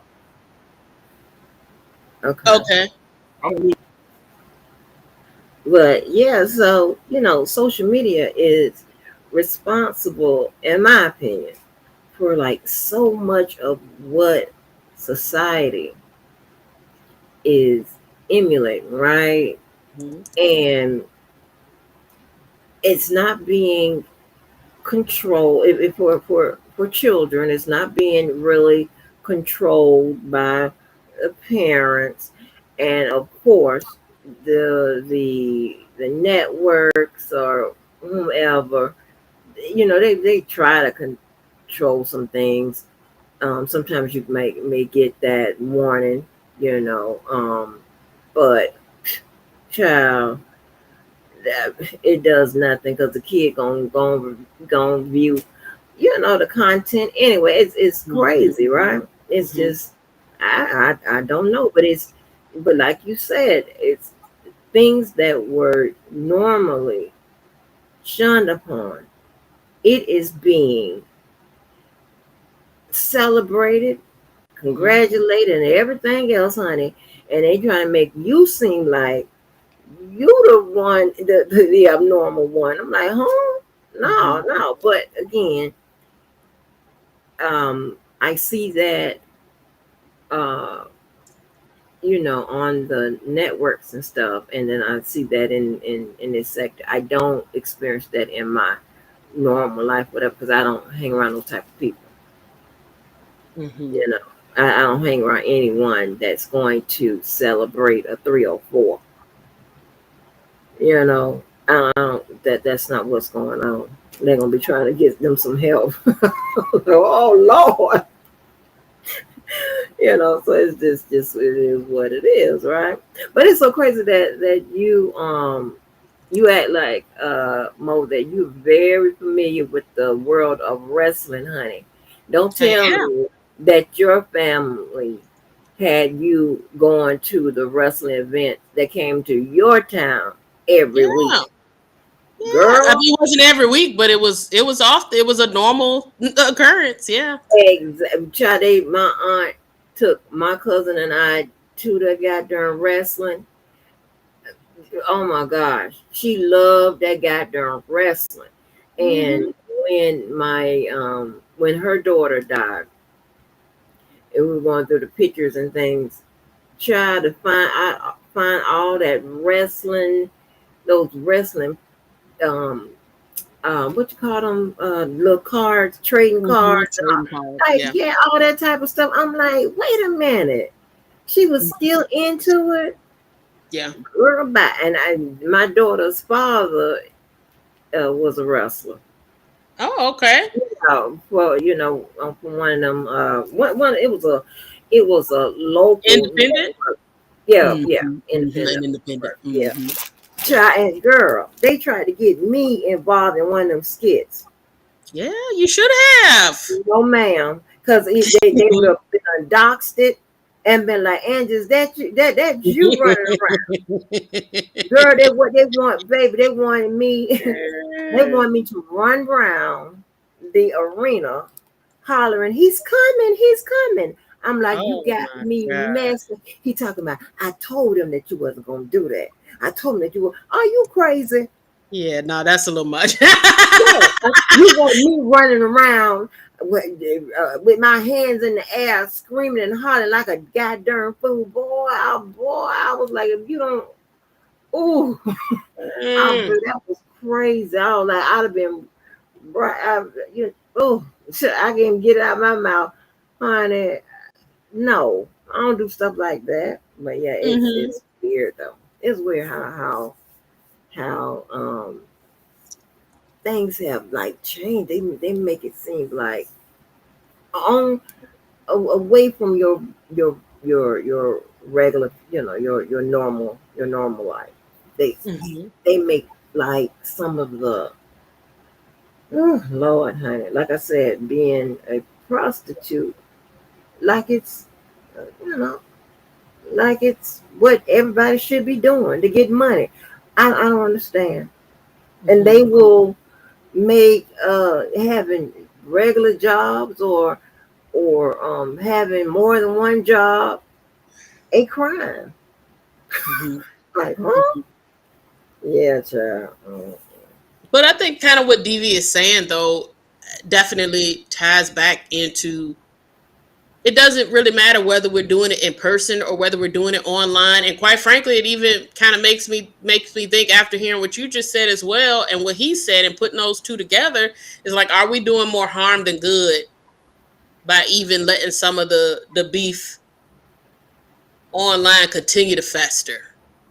Or or are we adding to it in a way? Or how do we get ourselves up out of this space where the 304 thing's been out there since even before that's up before pimps up hoes down. I think that's what we're Girl, all kind I of don't know where you be hanging exposed to. out sometimes. I don't know where you be running into all this information because you surprise me sometimes. Like, I know oh, I do. I know I do. I know sometimes you probably go, "Uh-oh, I wasn't looking for that oh one." But that's again, I I just want to know and see and understand and hear other people's experiences. You know what I'm saying? Like, and I follow, and because of that, I end up down weird rabbit holes, and I don't like being a person who I don't like in general. I've always been that way, even as a kid. I don't like not understanding something. I don't know. I don't like at least being able to understand the perspective, and therefore I'll keep poking at it and reading more about it, even the topics that annoy me beyond belief, or even things that, like, for instance, or things that I see that other people are into, and I'm like, I'm not, that looks weird. What makes you like it that much? oh, That girl. part of it, I become intrigued by that, and therefore I'm trying to understand more. And even I think I mean, I'm such a minuscule part of this sector and of the internet in general, and I just can't help but think like that's the approach that I have. I want to understand what was your perspective, Dana. What's Angie's perspective? What's DV's? What motivates you? What's your worldview? What's your ethical compass? And at the same time, I know that like my fiance is quick now. Oh, P.S. We upgraded. This is it's a fiance now, not just my dude. If Mr. Levi ever hears this, he's always get on me. So we got engaged back in February ish, whatever. So I try to get used to saying that, but like he always is like sometimes, and I tell him even sometimes like check me if I need to, because sometimes he just need to tell me like Mo, it ain't that deep, right? You don't need to look into it. That's just how my mind works. Is who are you? What are you about? What are we about? How does it impact society? How can we be better? How can I understand that person? How can I understand their approach? And I really was attracted initially to this sector for that very reason. I wanted to hear the pro R. Kelly people, right?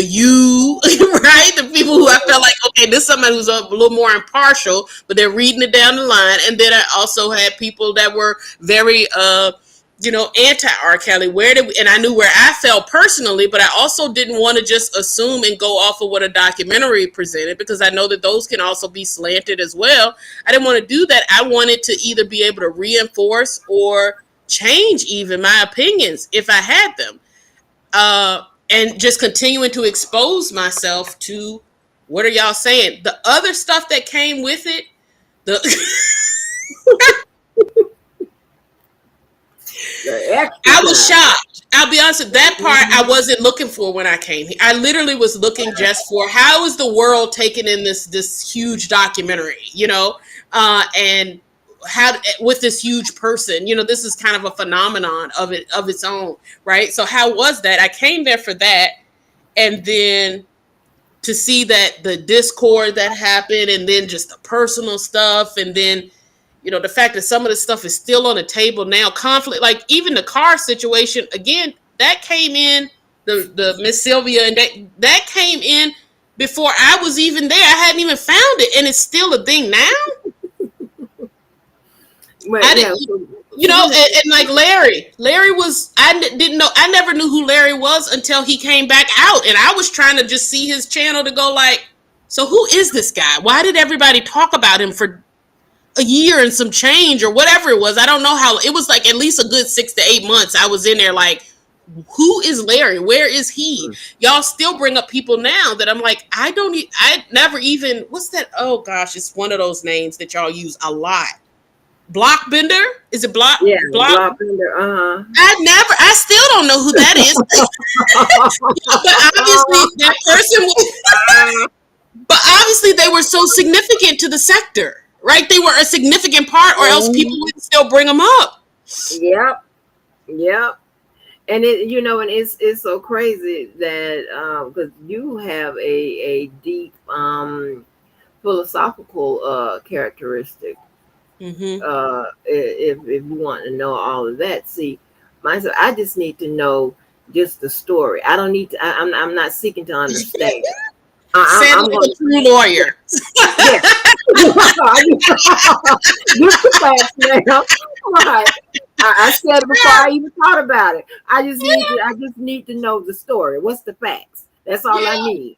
Yeah. I don't want to know. I'm not seeking to understand. I don't care. It's not that I don't care. This and that, but your point and this point and who. I just need the facts, and I'm going to come up with who I think is right. What I think is right or wrong. I'm serious. I'm being honest. You need to know the facts so you can make a judgment and move on. Exactly. Right. Exactly. Because who turns into judges? Lawyers. I don't got time for that. I'm not seeking to understand and why and what. That is so crazy. Keller has that philosophical.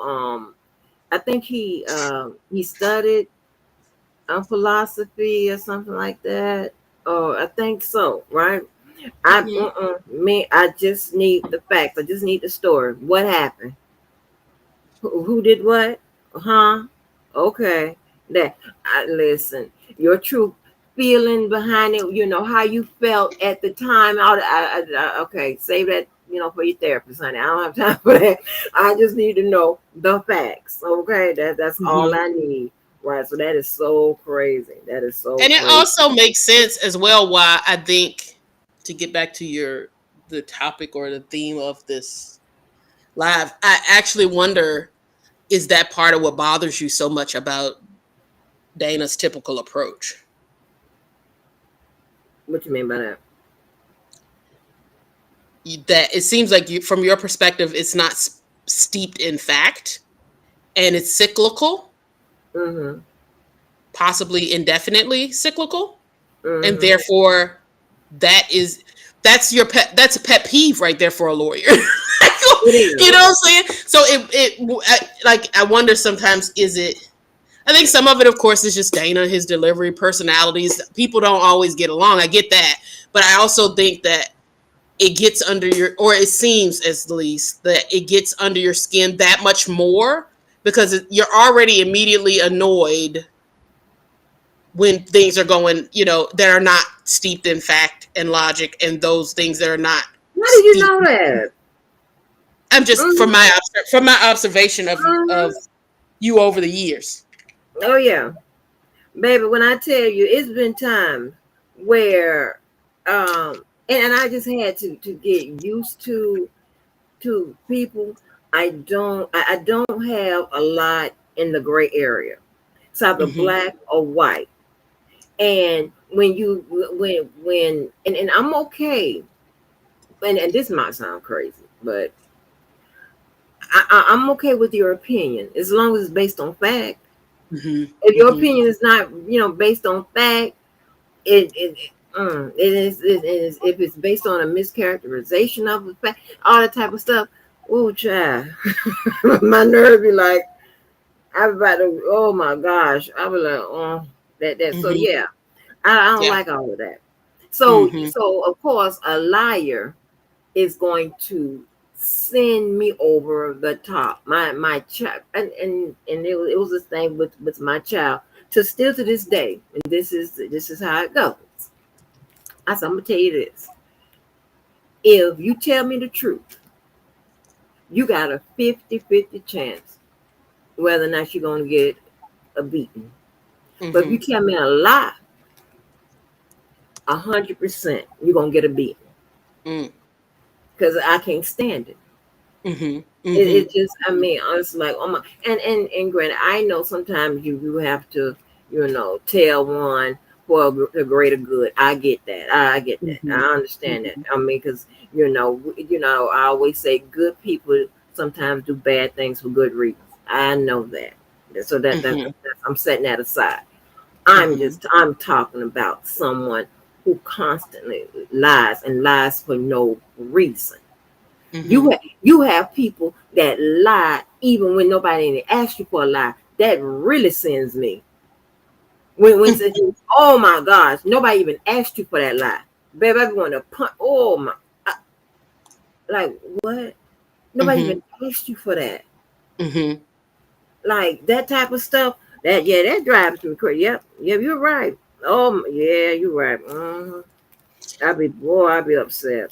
And whereas, and I think if you think about like our different disciplines, it all makes sense. Again, and you're going to always default to the what you use more often. It's the same thing we say about like foreign languages and things. You use it or you lose it. Like Yep. people, if you haven't used it in a long enough, but if you use it every day, it's nothing. You don't even your brain doesn't even have to think to speak whatever your native tongue is, right? So Right. I think about that, and like you have that response. I naturally have the response of I will let people exist in whatever their reality might be. I also know that doesn't mean that I have to exist with you. But I think about it. I have to at times. I don't have to do that now because I'm in a different. I've changed fields and gotten other degrees and that sort of stuff. Right. But at the same time, I know that I've had to work with people that literally their condition includes delusions or their condition includes hallucinations and things like that. And I can't even work with them if the entire time I'm so focused on how distracting that is, or that is all that I focus on, or that I'm annoyed by it. Now, be Oh my clear, there are certain, and one of the first things we're told to do when we get into the mental health and the counseling field is figure out what those things are for you. You figured it out very quickly that this is that mental health would never be the field for you full time. You know what I'm saying? right. Except in limited capacities, because Mhm. those sorts of things you would naturally be annoyed by them, or you would be distracted Mhm. by them. I've Well, always am look at her trying to. diagnosing me. I was going to Not. say that. I'm Look at not. I'm her just. doing her job. No. But I'm saying in a good way Oh, because okay. I am. Yeah, I am. That would annoy me. That because that's Hmm. what I always be trying to tell. When I explain how like when you and I disagree, Hmm. why it is because you're dealing with one area of psychology. Hmm. I'm dealing with something further up. I'm nowhere near Hmm. down there where she is, right? I'm not Hmm. I'm not seeking to understand nothing. Hmm. Only thing is, did you do it? Are you telling the truth? Now, Yeah. simplicity, what's the story? I just need the facts. Okay, that's Yeah. all I need. I'm not Uh-huh. here to understand your care. Why is this, that, and third, whatever. That's them. That's the other Yeah. people. That's more them. Your thing is you should have figured that out before you came to me, and you didn't Right. come. Right, exactly. Yeah. When, like I told him, I said when if I'm dealing with forensic psychology, that's more. But that's when I'm in the Hmm. dealing with the law. When I'm Yeah. dealing with behavioral services, I'm dealing with a lighter end of psychology. But the people have already gone to see somebody like you, Hmm. or they need to see somebody like you. Yeah. I'm fielding it either way. That's what And I'm you're doing. I'm figuring just it a out. fielder. I'm Hmm. sending it. or getting it back. I'm pretty much intake, at that, so I'm not, I don't have to figure out what's going on. I'm just figuring out, where to find what resources I have and what you need. Do I need to set you up in somewhere to stay? What Mm-hmm. about your benefits? I got to, sign on for them. I got to do this, that, and the third, whatever. When I'm doing Mm-hmm. the behavioral, when I'm doing the forensic psychology, now that's my,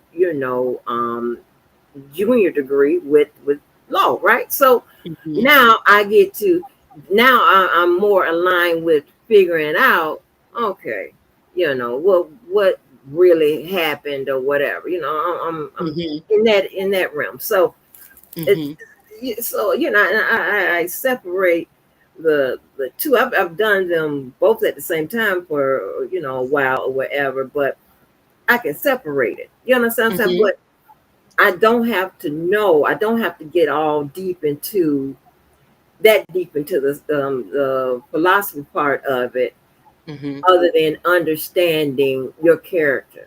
You know, Yeah. that's where I stop. When I get Mm-hmm. to the philosophy, you got to do too much. You want to know.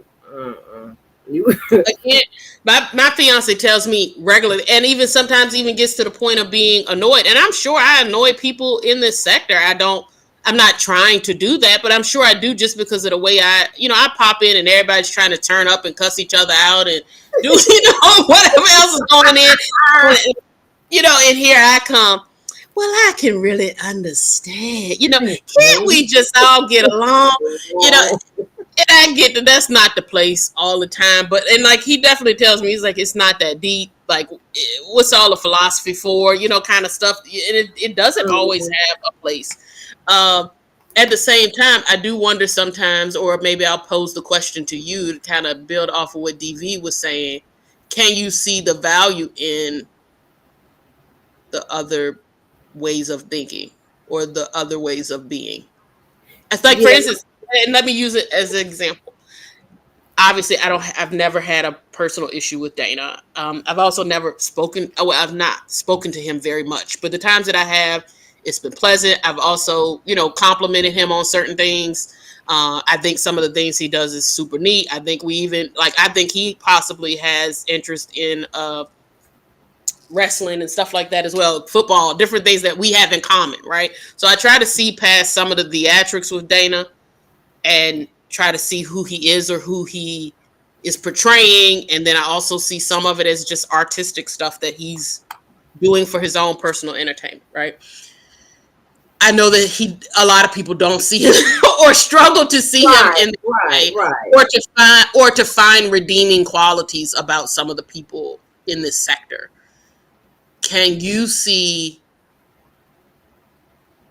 past the stuff that annoys you, not just about him, but just people in the sector in general, and see benefit to it? Because, and I ask this because I noticed that there is still an interest at least, but I'm wondering, are you interested in what people are saying or thinking to see if, okay, maybe they will one day come up with something factual enough that I can rock with it, or as well as, hey, yeah, I at least can get their humor or whatever they're bringing to the table, while also sometimes you're just like, nope, I have no tolerance for them and everything, them and the horse that they rode in on.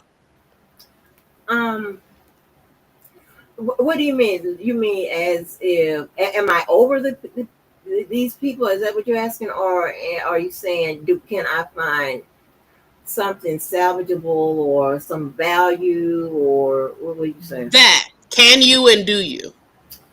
Um,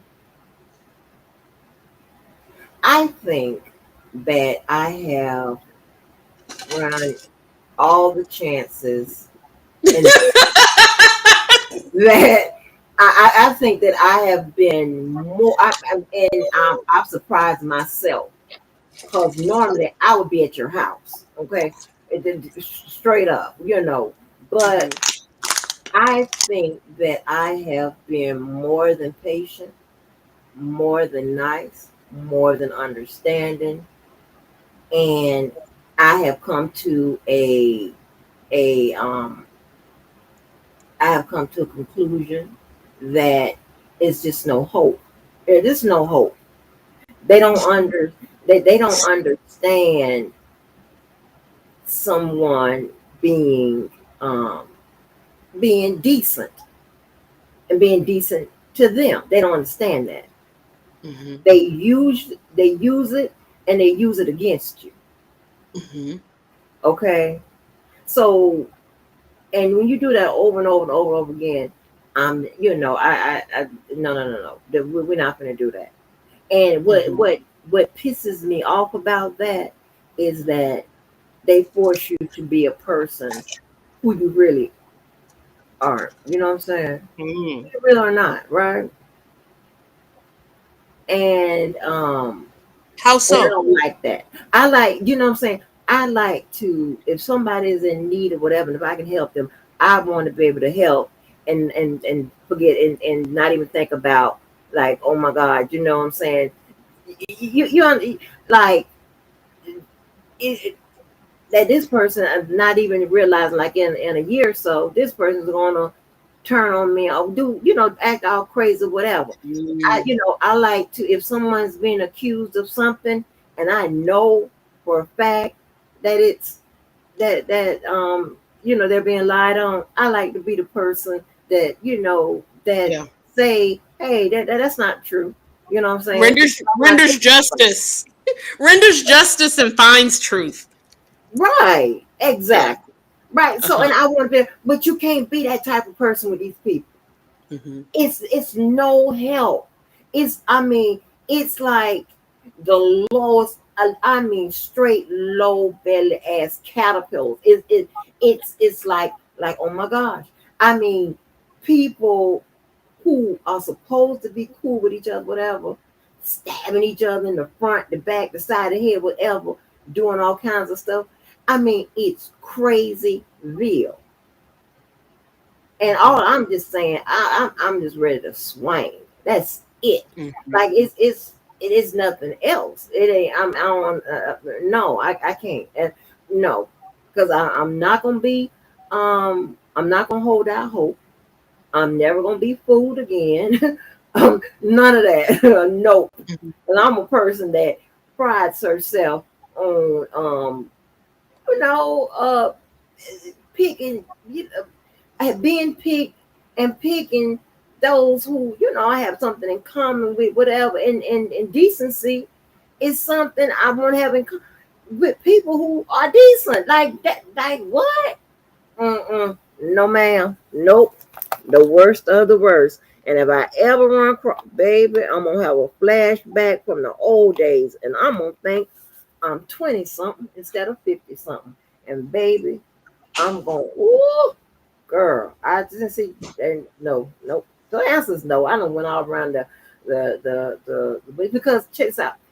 It's been I've witnessed too many times where they had a chance to do what's right and they do what's and they do the opposite. They elect to do the opposite. And people they talk about children, your mama, all that type of stuff. That shit is off limits in all 50 states. Like what? People don't do that. No ma'am. No ma'am. No, So no, no. so do you feel betrayed at times by the sector? No, I don't feel betrayed. I don't feel Hmm. betrayed. I I don't no, cause Because so here's many, and I say that because so many of these people, like for instance, even in the current situation, like y'all were cool at one point, and you brought something to the table, and he appreciated you for you doing that at that time or whatever, and then you appreciated him for what he was bringing at the table. Even though, I mean, Dana, from what I've seen, I don't know that Dana has changed over the years. I think he probably was always putting forth an opinion or an approach that wouldn't have aligned with you, but then there was some point where it went off the rails. so so here's the thing, right? Even with Also, along with, here's the thing, right? I can know you are snake, right? I can know that you are a person of bad character, whatever. But Mm-hmm. I am also a person that love peace. Mm-hmm. Okay. So I know how to deal with those types of people. Mm-hmm. And for it to be a level of betrayal, that would mean that I have entrusted something to you of great importance, or you've done something that affects the um the bottom line of my life, right? Mm-hmm. That has not happened. Okay. Mm-hmm. The only thing that I could say is that, people confirmed who they were. Where and I like that. And here's that, I know that sounds crazy, because I like to know who I'm dealing with. Mm-hmm. You understand what I'm saying? So I won't be blind. I don't like to be blind.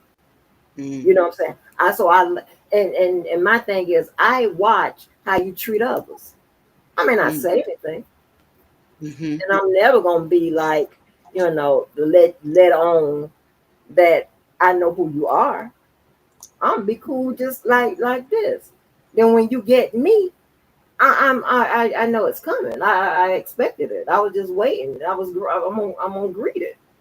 You Mm-hmm. know. So I'm not that.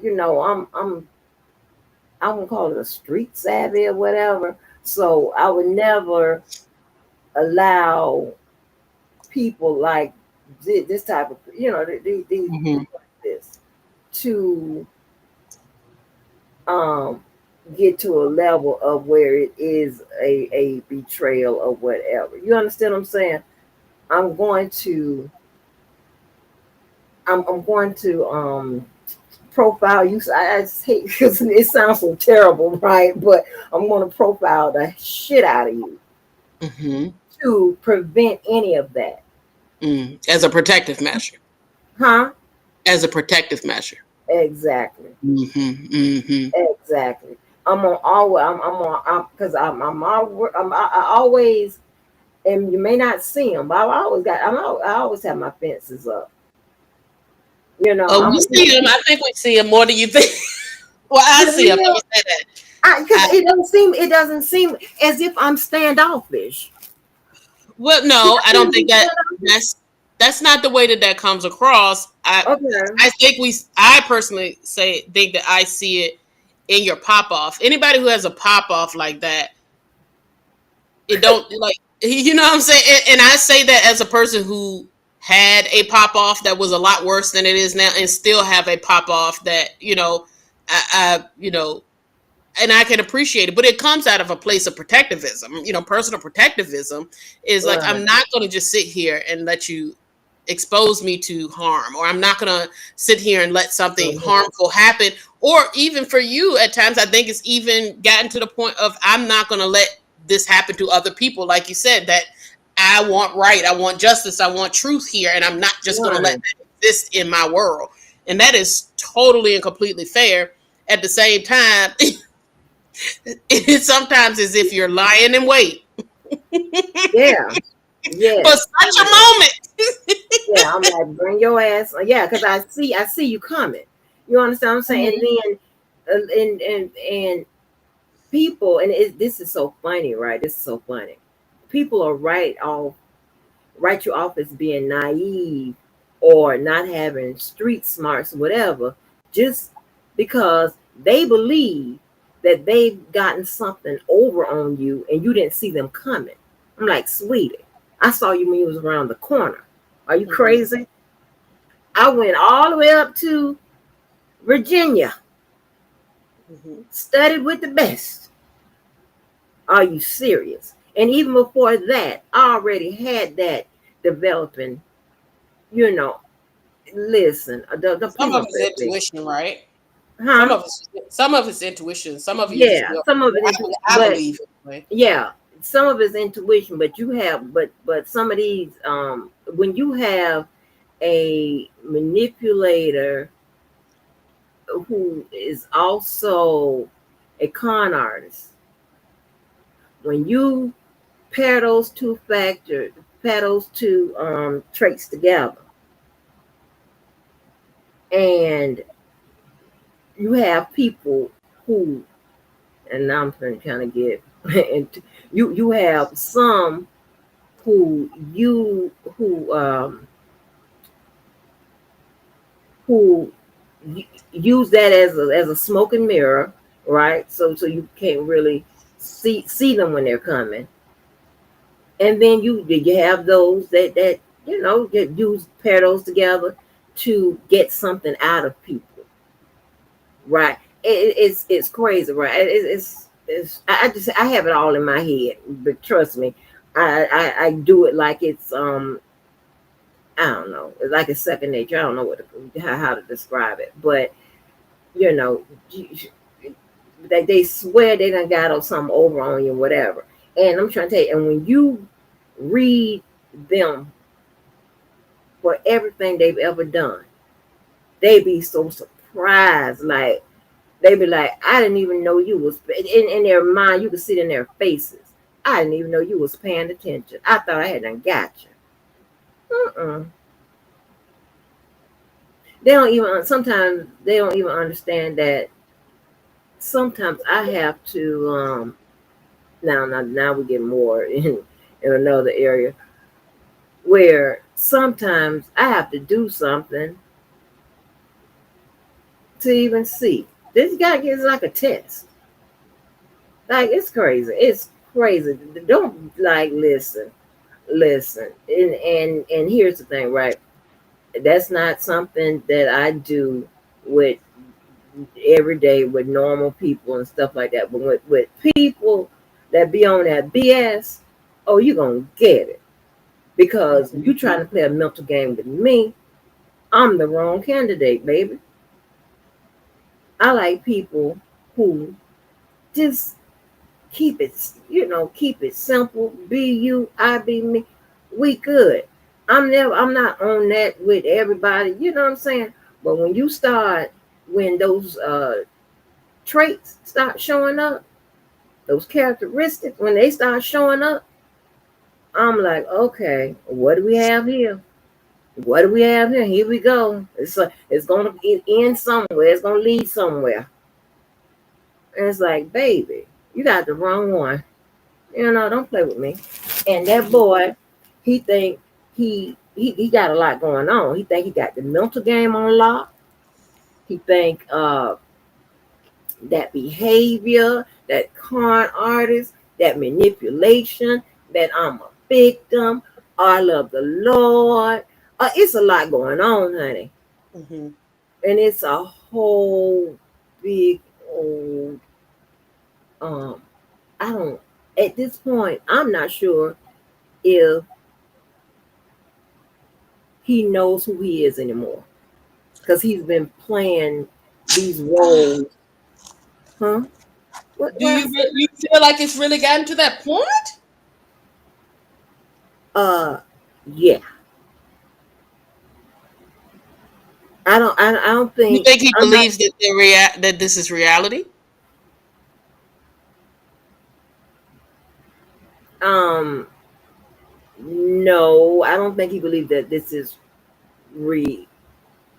What I'm saying is that he has now because now this is your area. Okay. He has told I don't think he know hold on. He knows the truth, but he thinks that he can alter the truth. Mm-hmm. Mm-hmm. So I don't know what kind of nut is that. I don't know DSM book laying around. I don't know what kind of nut is that. But we don't have to do all of that. We just put it down. It's a nut. It could also just be a desire to be right. It doesn't have to be a Yeah. diagnosis, as you Oh often. my gosh. Oh my, not the dang face. It doesn't have to be.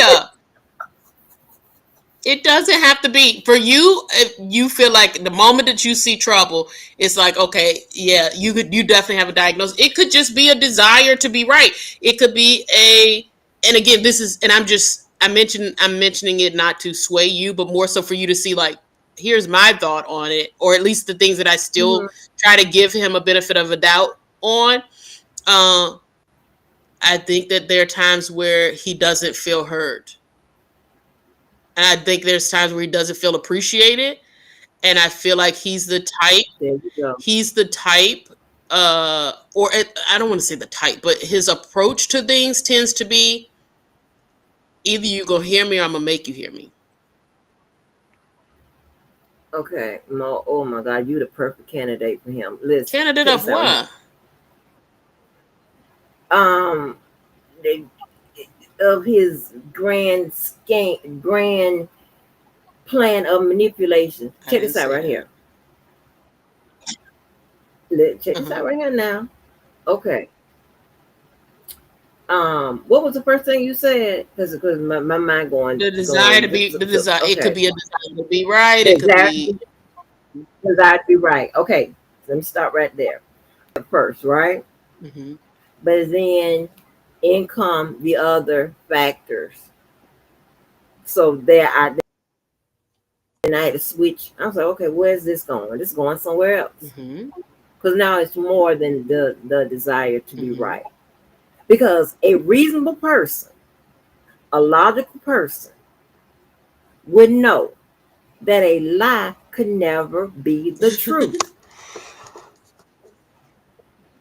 I don't care how you try to fix it up, this and that. And check this out right here.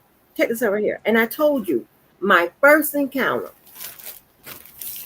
with that's I would never forget it. I was so shocked and surprised. And still, I still gave a whole bunch of chances, whatever. But I was like, okay, let me, keep my guard up or whatever, right? Make sure, I move a certain way with this person. I was in my kitchen and the roommate was in there with me, side of the sink, in the left side. I had him on, and I think we had maybe one of our in the midst of one of our earlier fallouts or something. It was like 2019 or 2020, right? And I'm in the kitchen. I'll never forget this. I heard, and Andrew Walker did this, and third. It was a complete. It was out of nowhere. A complete lie. I dropped. Yes, I went. My mouth was open because I'm not used to that.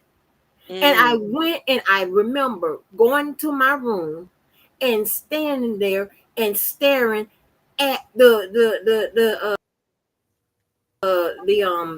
TV. You know how you say, and my mouth was Hmm. open. And then the person that I was talking, that I was friendly with behind the scene, they knew it was a lie too.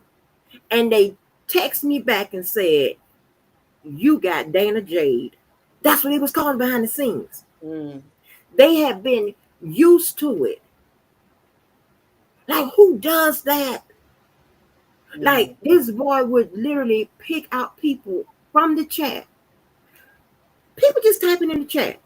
They ain't said nothing about him or whatever.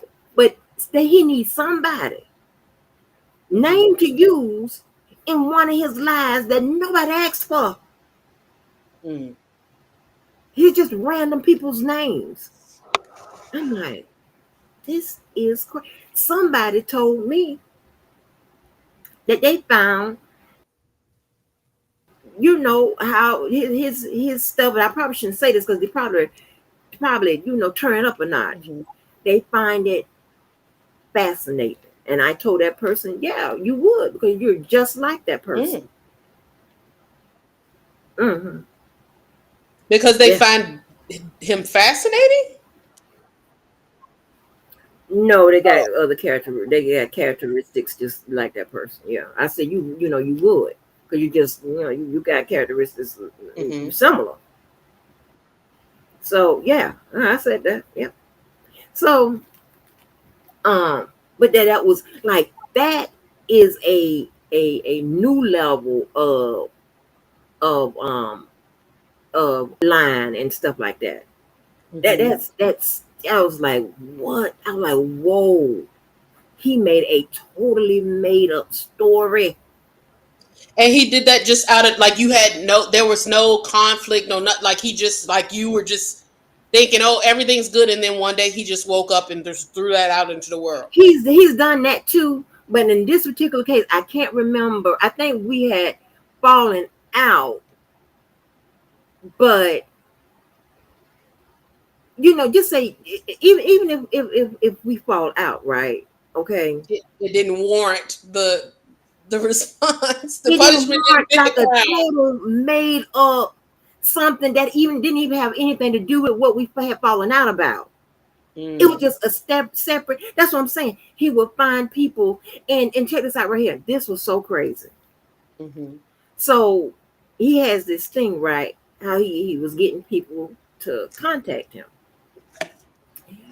You know, he'll say, you'll be in the chat or wherever. Hey, Angela, I need you to contact me about something. What and then when you contact them, it's absolutely nothing. mm, Same person that told me you done got Dana J told me he done got you. mm, They were warning me all the time, Mo. They were warning me. mm-hmm, They hadn't mm-hmm, already experienced what I was getting ready to experience. okay.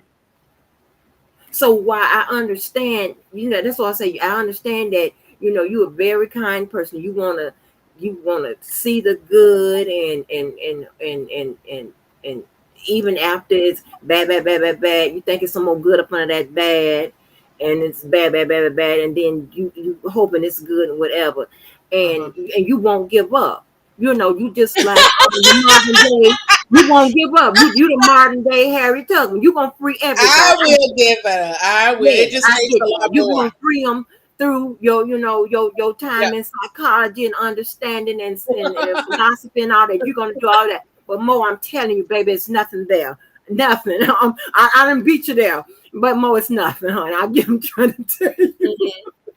But I'm saying, and it's like it's so many people that have, you know, had had, had gotten to where I am a long time ago. They had experienced all of this. They just cut it off sooner. You Mm-hmm. understand what I'm saying? And I can stay in it, stay in those type of situations because I just know what I'm doing. Mm-hmm. Other people, they don't want nothing else to do with it, and they ain't trying to see what's up. Because the only thing I want to know is, well, what exactly do you want from me? I might not ask you directly. I'm gonna see. I'm gonna hang on in there and see what the hell is going on. Mm-hmm. What do you want? What's your plan for me? What's the Mm-hmm. plan? I want to see what the plan is. Now that's Mm-hmm. just that's the most understanding I want. That I just want to know what you're doing, Mm-hmm. so I know. Like so I can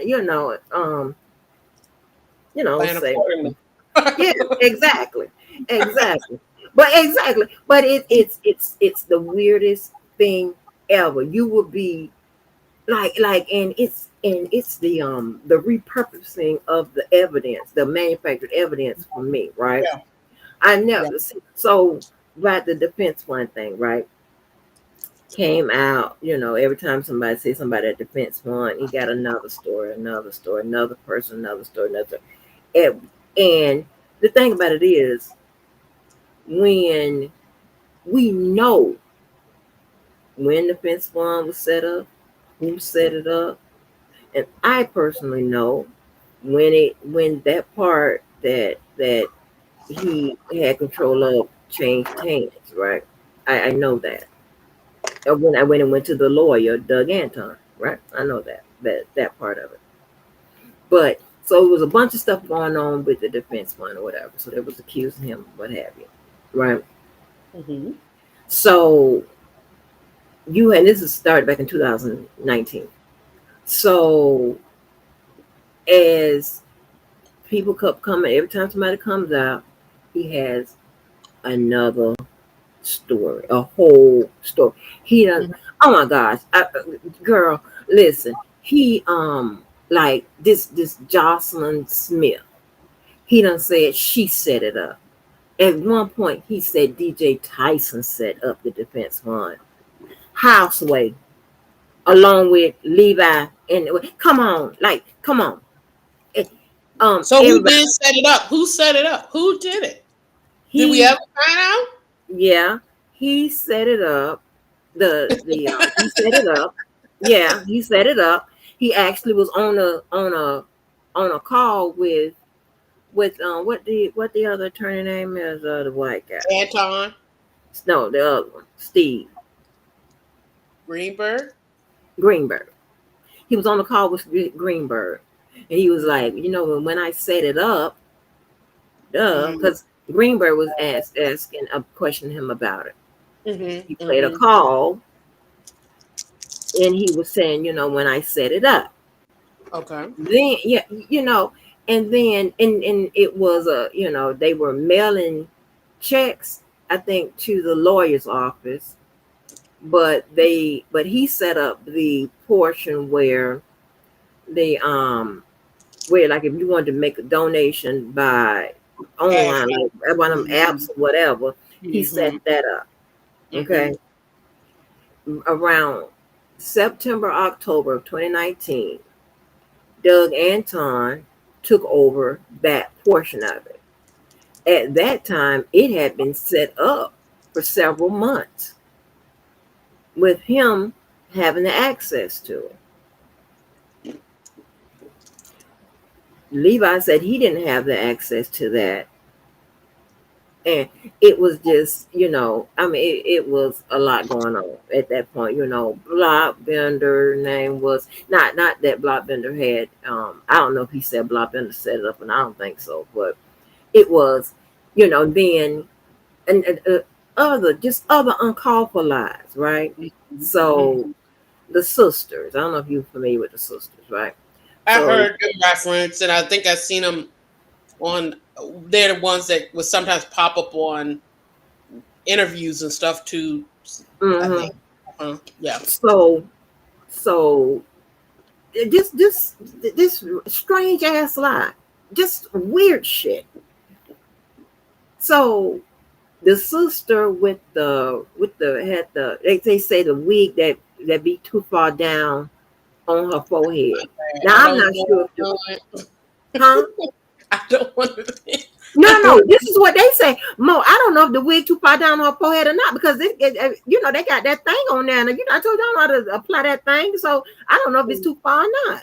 You know. Okay. Okay. So but I'm just telling you which one it is, right? So Okay. the one with they always had an issue with the wig being too far. Mm-hmm. So he said that woman, because this is when they fell out. Here we go now. He said that woman was this other lady. I forgot what her name is. They look similar, but you can definitely tell that they were not the same two people. He, for some reason, when he falls out with you, whatever, you all of a sudden become another person. Like he said that I was this other girl, this other lady. He put this picture up of this other girl. That girl has to be that girl like she's maybe 30. Like that's not me. I'm like, it is weird. He said I was that girl. Had a whole life. Would said I'm that girl. Mm-hmm. Randa, he says Randa and Nia is the same person. Now, I know that's a lie because Nia and I were cool. We ain't having falling out or anything like that, but she just, fell out of the sector. I know who she is. I done talked to her. Oh, okay. So you can confirm. Yes, I can Mhm. confirm who Nia is. we've heard Nia's voice out on lives when her and Atmos had got into it.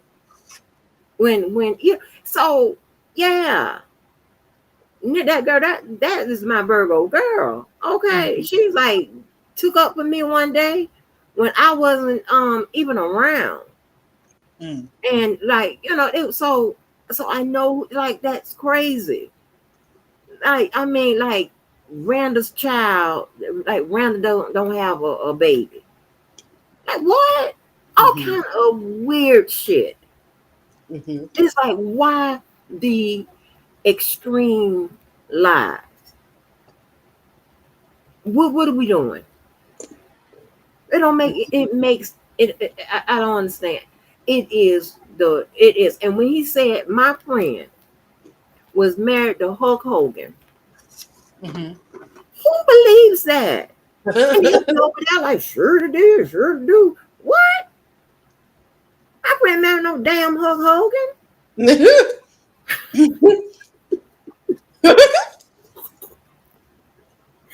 It drive it if you let it, you would be like, this is crazy. I it is the weird, and sometimes I done sat and laughed, and a lot of times I be laughing at some of these people, because I'm like, well, goodness. I mean, do they? I mean, like, am I that formidable opponent or something like that? Like, is it? I just laugh my behind off because some of it be insane, and it's like, how can? And I'm not talking about him, but you have like functioning illiterates trying to act as if they can go toe to toe with you. And what, honey? The ABCs, and I don't hate to like go there because it's just the nerves and the audacity because these people try to go low. And I'm okay, but I can stick with the truth. Like what? What? So anyway, so and it's like it's the calling people pedophiles and having these convincing stories and fabricated evidence to support stuff like that. Like now what? Now come on now. Now at some point, now I'm checking off boxes. That's a personality disorder. That's a mood. It's a lot going on. It's a lot of disorders going on. And I understand, child, understand you. I told you, you're a very kind person. You are a very understanding person. And now that I know that you actually seek to understand, okay?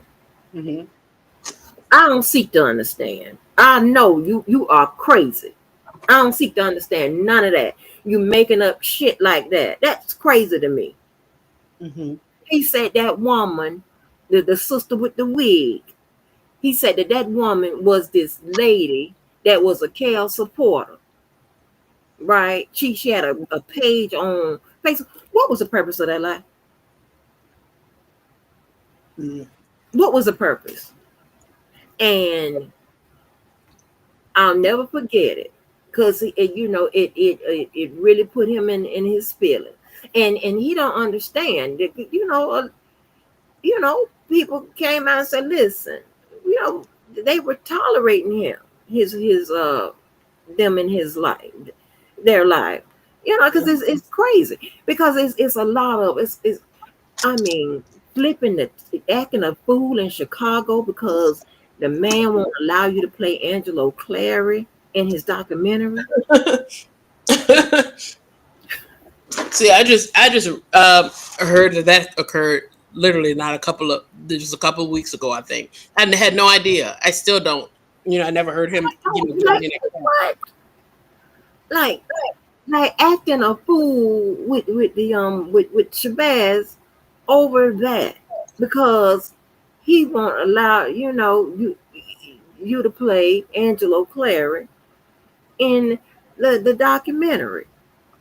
It's a problem everywhere he go. All the groups, the little groups, he puts himself and they say he comes into the little groups and try to take over, and they put his ass up out of there. Like it's crazy. Like you can understand. Okay, okay, yeah, you gonna be on a Lifetime movie, yeah. Honey, trying to understand. Hey, you gonna confuse the viewing audience. You gonna be a black woman acting like the white girl lady who's trying to understand why the long lost stepsister who came there as a babysitter is trying to seduce her husband. I'm trying to understand, yeah. As she plop you side the head with a wine bottle, a drug, or put something in your wine bottle, Mo. And I understand, and I get it, and I appreciate that the way you approach things and the way you seek to understand and whatever. And I suggest you continue to do that or whatever, right? But I get the You sense know, you think I'm I naive. just, huh? But I get the sense you think I'm also naive. No, I don't think you're naive. No. I don't think you're naive. I think that you have to have a deeper evaluation and assessment in order to call a spade a spade. And I get that, and that is responsible. That's oh, Huh? what's that noise? Oh, I was bringing my laptop in a different room and I'm plugging it in. I'm inside. Oh, oh, okay. Yeah, so and I get that is responsible or whatever. That is actually how I do process, right? I do process like that. When in a normal setting with normal people, I have concluded ain't nothing normal about this setting, and these people aren't normal. Normal is subjective, Angie. Right. I get that. Mhm. So they're not your brand of normal. No, there's no one's brand of normal. What are you talking about? He has a following. He has a whole squad of people who find him normal, and he has friends who are advocating for him. Somebody thinks he's normal. Girl. Then, glad you said that. That's when you have to look at them. That, I did that too. Because it's just like evaluating the Trump supporters. Which he is. Okay, enough said. Just like evaluating them Trump supporters, you have to look at what kind of person would vote for Trump or whatever. Why? What's going on? Like what is this about? It's the same process, it's the same principles for me. It doesn't change much. And I'm telling you, and let me tell you something. When my final assessment analysis, when I give it, because sometimes it'll go back and forth. And I do take in stuff that you say. Whatever, I just take it in a lot faster. But I do, I weigh that and all of that, whatever. But I'm telling you, it's someone that's been doing this for a long time. My final assessment, my final analysis, I have never been wrong about a person or a situation. If I told a business that that's going to, that's going to be good for you, that's going to be bad for you, it was either good or it was either bad. If I said this, I'm telling you, and it's not me, and I'm not making this up or whatever, because I get, when I do go on those type of missions and stuff like that, I get compensated pretty well when I do it by contract now, because I'm no longer at those businesses where that's a part of my regular routine. Mm-hmm. If I tell you a duck can pull a truck, you better shut up and hook the sucker up, because I'm telling you, I have did a thorough examination, and I don't need you have to be like because and it's just like this, right? And this is just something, if you're a good person, right? More than likely, I mean, I'm gonna be speaking in absolutes with this. You're gonna be a good parent. If you're a good person, you're gonna be a good parent. Now, if you're a bad person, doesn't necessarily mean that you're gonna be a bad parent. But if you're a good person, you're gonna be a good. You most likely you're gonna be a good parent. That's just it's just that's a trait that's continual. So and it's transferable and I mean uh uh and I'm trying to this stuff and this type of nonsense, these lies and all of this been going on since 2019. I was told because with that he's my God father and all that stuff. I was told by several people, some who I find are reliable, and some who I find are not, Mhm. that he took that whole persona from this African guy that was actually R. Kelly's godson. He said that he had children from the victim witnesses in R. Kelly's case. So they wrote off and when he was saying all of this stuff and at first I passed it off was he saying stuff with shock value. I mean, I went and let me tell you something. I went down the list of justifications and excuses for him, right? I was saying, okay, maybe he's trying to be a protectionist, right? Maybe he's trying to say all these things to get the heat off of R. Kelly, you know. Maybe he's saying these things for shock value. So I don't want you to think that I didn't give a whole bunch of considerations and things. I know what I'm doing. I believe I'll you. get down the list. Then after a while, it's like, huh. He said he had them kids from Rashana, and who's the other person? Somebody else, one of the other girls. He said he had kids from them. Mhm. Like what? So, like, what was that lie for? Like, I just Is it potentially his social media character persona went down that. thing? Like, is it that? Went down that road too. And I figured out if we have all those boxes checked off or whatever, it's just something wrong with your ass. Cause you shouldn't be in no character and then be a protectionist and all of that shouldn't be going on at the same time. Mhm. Yeah. All of that shouldn't be going on at the same time in one human being. I don't know what's going on at this point. But Mhm. then his family said that, he's a big liar. So it could be just a pathological liar. His Mhm. family said, you lie a lot. His family said that on Mhm. the line. Should we not believe them? What is his payoff? Exactly. Exactly. That's another one. I had to ask myself that. What's the payoff? What's the reward? What are you getting out of this? And I forgot what I came up with, but it was very minimal. It was minimal to what can possibly be the like the negative.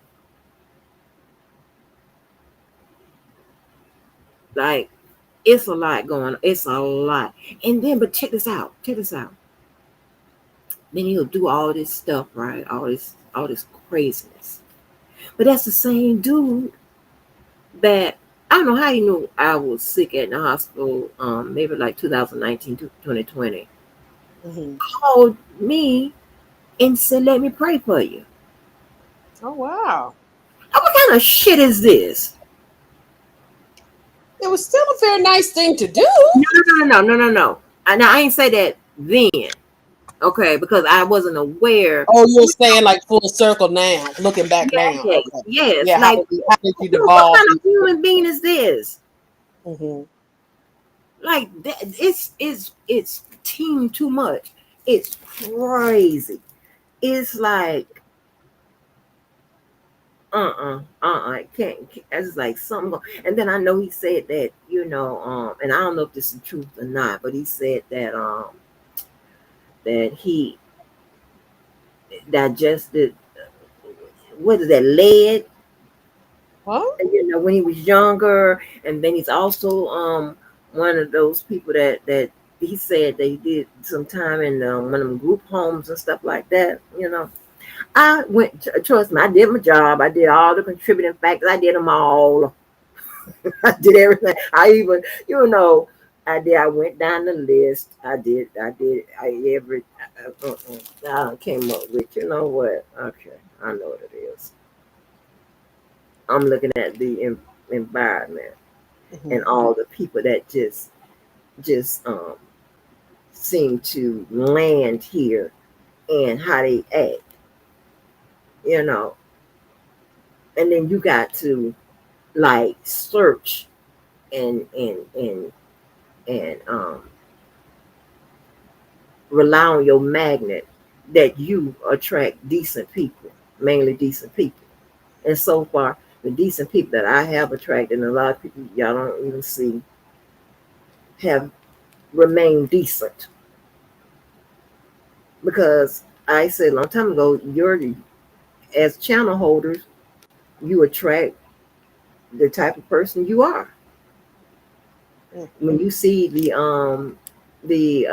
illiterate people, they all gather a couple places. The uneducated slash Is that illiterate. fair? Is that fair though, Angie? Because at one point, I think of the heights of your, and I'll be honest with you, and then circle it back a little bit, even to what DV was just saying. I miss those days when we would just like your platform, and I've said this to you many times in a very complimentary way. Your platform was really this meeting ground where everyone would converge. The any side of the spectrum existed there. So if you use that to your own channel, especially in the heights of the trial, and when Mm, it was a lot more people following this situation, you couldn't say that, okay, well, all of the people who were here and were decent then, and now they now they're not. that's not what I'm saying. That's not what I'm Okay. saying. This is what I'm Okay. saying. So, because remember, it's going in intervals, right? Certain things happen, right? That affected what happened over here, what happened other channels, whatever. Certain things happen.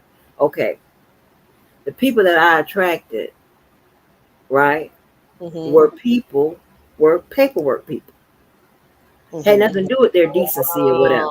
They were Okay. early on. You see what I'm saying? Okay. I see. Okay. Then when they were getting told, well, don't go there and don't do this and don't do this or whatever, the people who weren't followers, who were decent, who saw what was actually going on, Mm-hmm. they maybe fell back or whatever, but we still, the one, two, or three, or whatever, we still, you know, talk, right?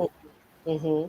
So then, as it continue to go wherever, you have people that want to, have fun and all that type of stuff, whatever, that's into, they go one place. You have people, like, about conspiracy theories and stuff like that. They go another place.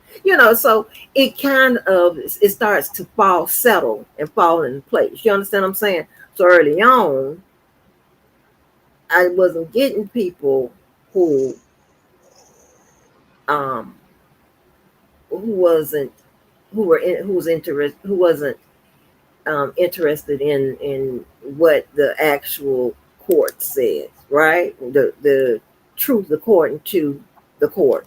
Okay. Mm-hmm. And even the truth, according to when we got the PSI, even according to R. Kelly, even when he said what it was or whatever, they still rejected that because they wanted to hold on to conspiracy theories and lies. Even when he said he came out through by way of the PSI, he spoke on certain relationships. He spoke Mm-hmm. on his certain sexual behaviors. Mm-hmm. He still, even where the lawyer, you know, um, when it came to the tape, you still having people talking about it's Damon Pryor on the tape, all this extra shit. You know what I'm saying? Like Mm-hmm. all of that. So I wasn't attracting those type of people, and that's fine. I don't have time for that. Mm-hmm. Okay, because I'm just gonna read what it says and Mm-hmm. explain, right? Mm-hmm. Truth Then seekers. Truth seekers. right, then it became a narrative that somehow me reading the paper, I, I'm I'm anti some. I'm doing something, whatever. This just a bunch of BS. I ain't writing none of this. I'm telling you what it says, and I'm telling you just the process. I'm not Mm-hmm. even. And see, I didn't give my opinion. I was never picking on sides and none of that because that's weird. See, then when it started, people go to picking sides and stand in their groups, whatever. Then that's where you can see more of the channels attracting the people that were more aligned with them, their ideology about it, and maybe a lot of their characteristics and things of that nature. You know what I'm saying? Mm-hmm. So, you had, just like, say, for instance, if Dana sits up there and say that, you know, Randa does not have a baby, do not have a baby, don't have a baby, you'll see several people believe it. You Why does have he care so much about Randa? What's the significance there? Like, why does he care if she has a baby, or why does he accuse her of something like fake? To me, faking a baby is a pretty deplorable act, and it would also be a little warped, to say the least. What do you account for with that? okay, no, that is a part of his lies, over the top lies to discredit you. That's something I don't know. I have no idea. Similar to your experience. It's just a blatant lie, just to see if Right, it'll sway anybody. Okay, okay. right. I have no idea what, because I mean, like, he said that she didn't have custody of the son. Um, and in the beginning, he was telling things. I'm like, there's no way a person, and this was early, and he keeps playing this stuff and showing these things from things I said like in 2019 or whatever.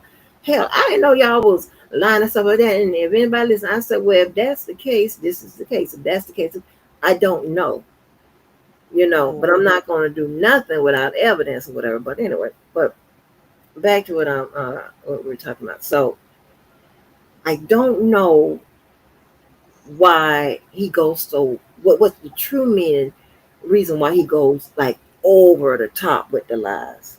Mhm.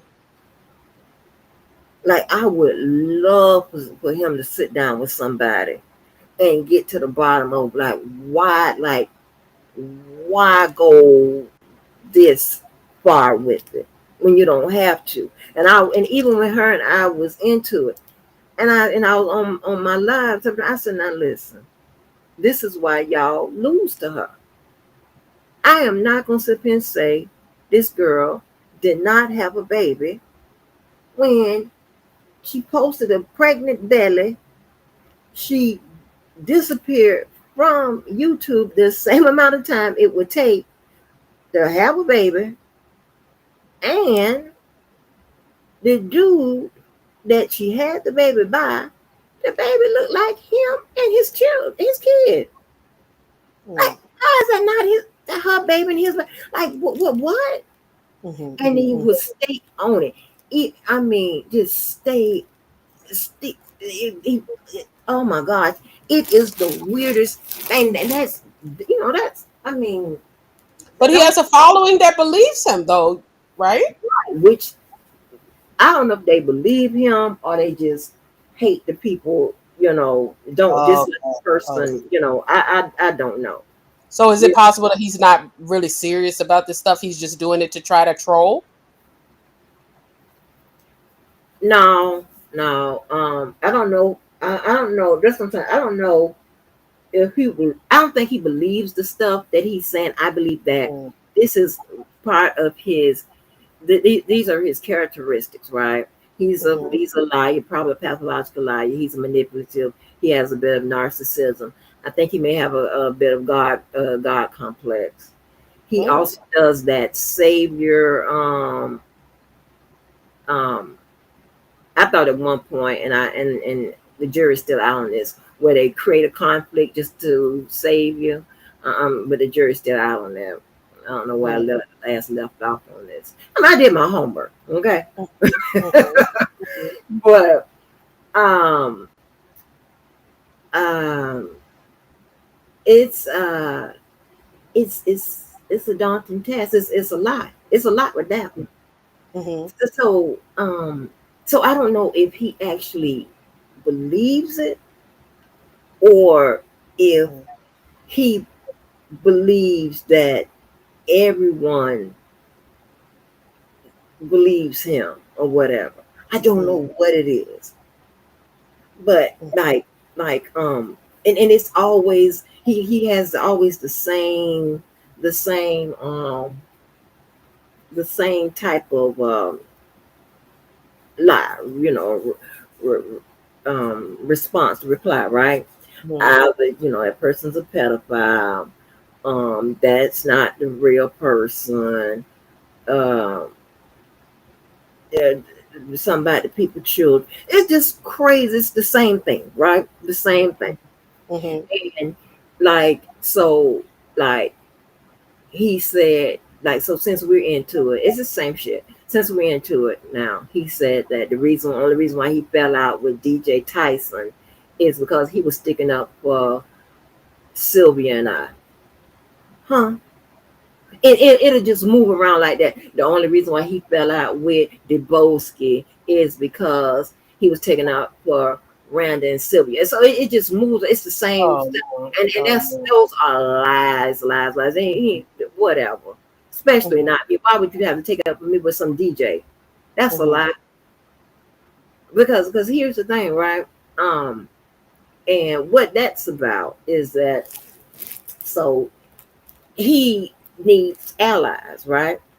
His lapdog allies are fine, right? They do what they mhm, can do. They'll at his request or maybe at his text he sends out a call or maybe they know when to jump in and be a minion. They'll come to defend him or whatever, do a live and or get in the chat to defend him or mhm, whatever. But he likes to be aligned with some of the majors out here, like that being the Levi's, the Larrys, mhm, the DJs, or whatever. So he loves to circle back because so many of us have, okay, I don't be on that forgive and forget type thing. I be like, it's stuff like I said, I don't never think it's a betrayal because I don't take these people that serious. I would never outside of this, I would never deal you know, I mhm, would never deal with them. You understand what I'm saying? And mhm, there's where we'll be in the same room together at the same time. I don't know where that's going to be at. You understand what I'm saying? So, and not putting us in, like I said, they can be higher than me on a pedestal or whatever. That's fine. I just know we will never be in the same league together. We'll never be on the same level, right? mhm, So mhm, what I'm saying is, so when I was saying about DJ. I think I'll say about DJ.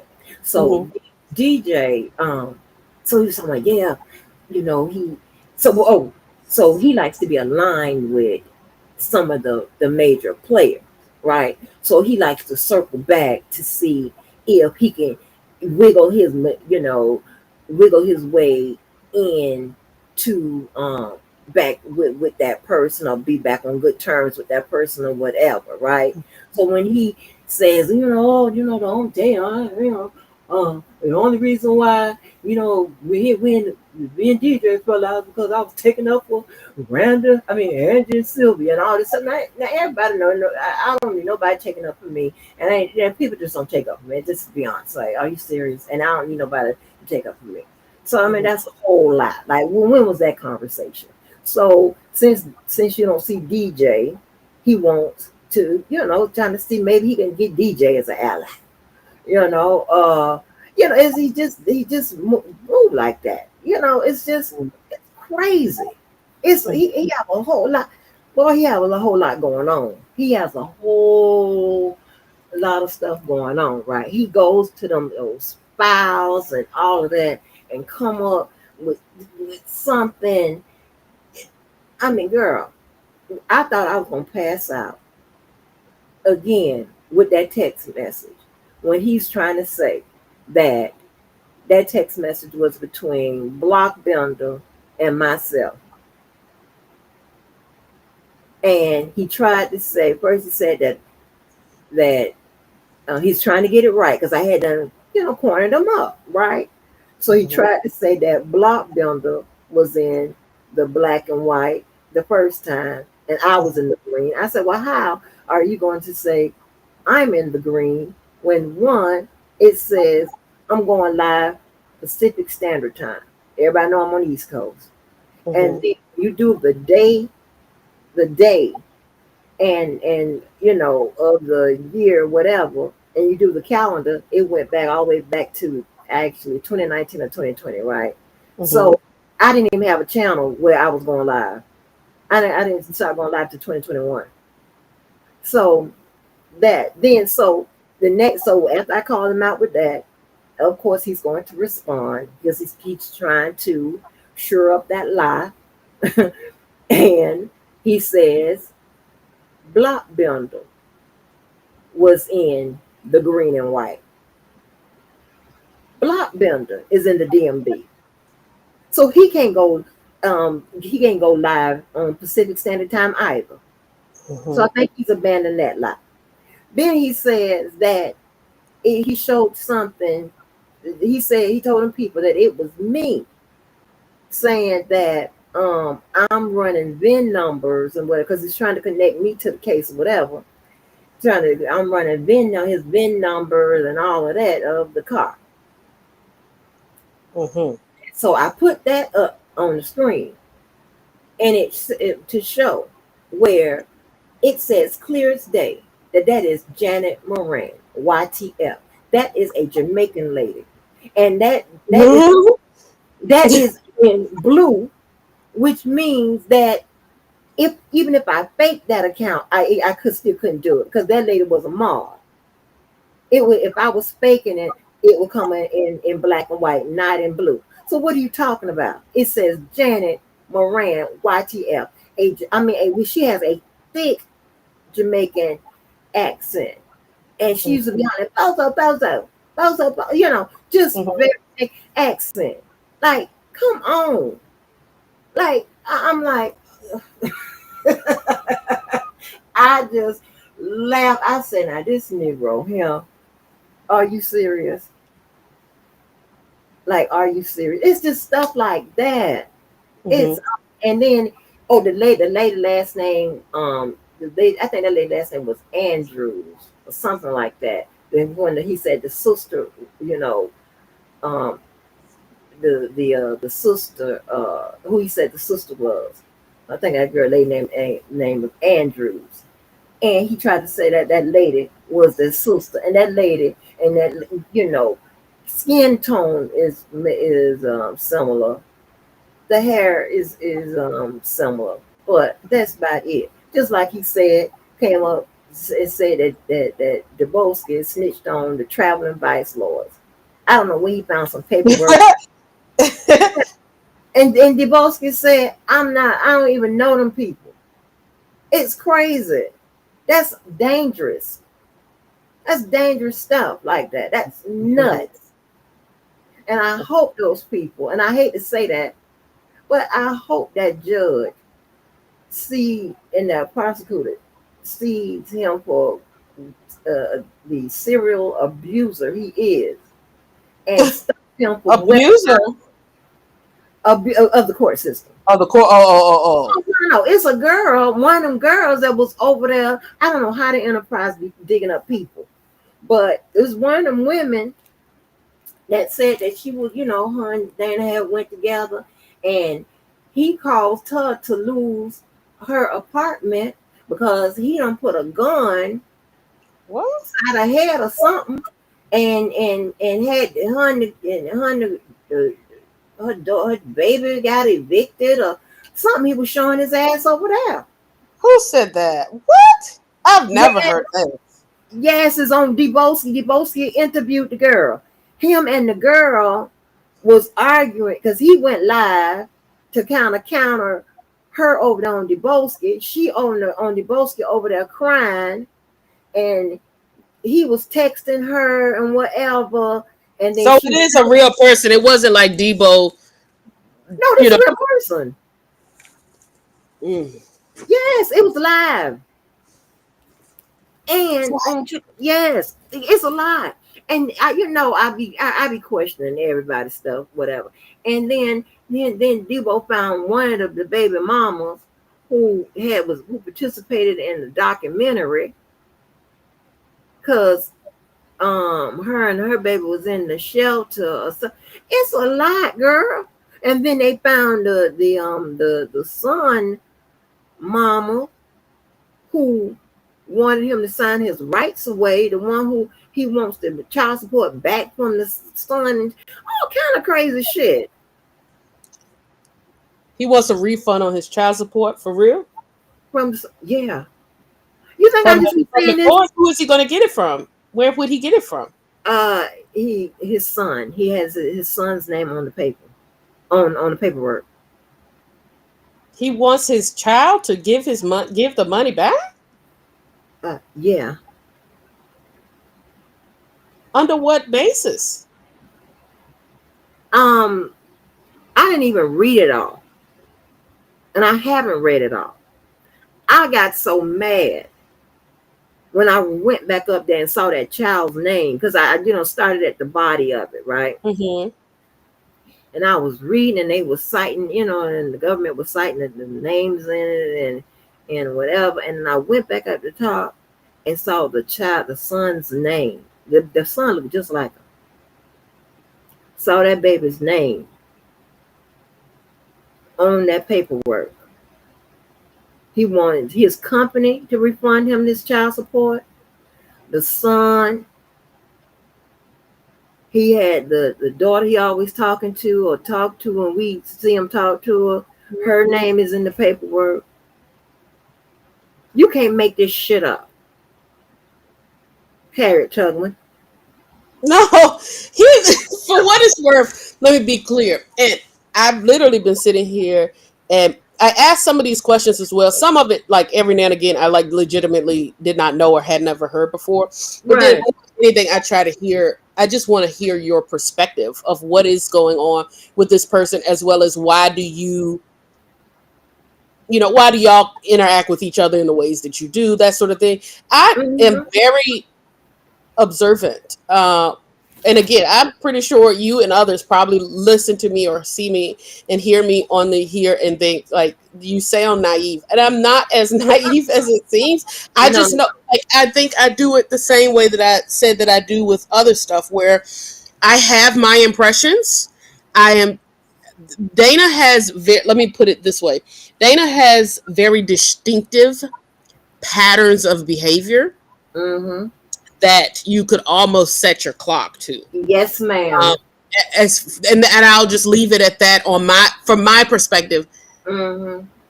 At the same time, I want to know, what do other people see? What do other people observe? What do they account for? And then, of course, you all have a different level of context. Dana was just a person that I would hear on panels or occasionally go on his channel and, hear lives and different sorts of stuff and just see his perspective. he was not like I didn't have, and I wasn't even engaged in the sector when y'all had a lot of this stuff. So to see what y'all's impressions are of Dana and what you think are his motivations and that sort of stuff, to me, I'm listening from that perspective.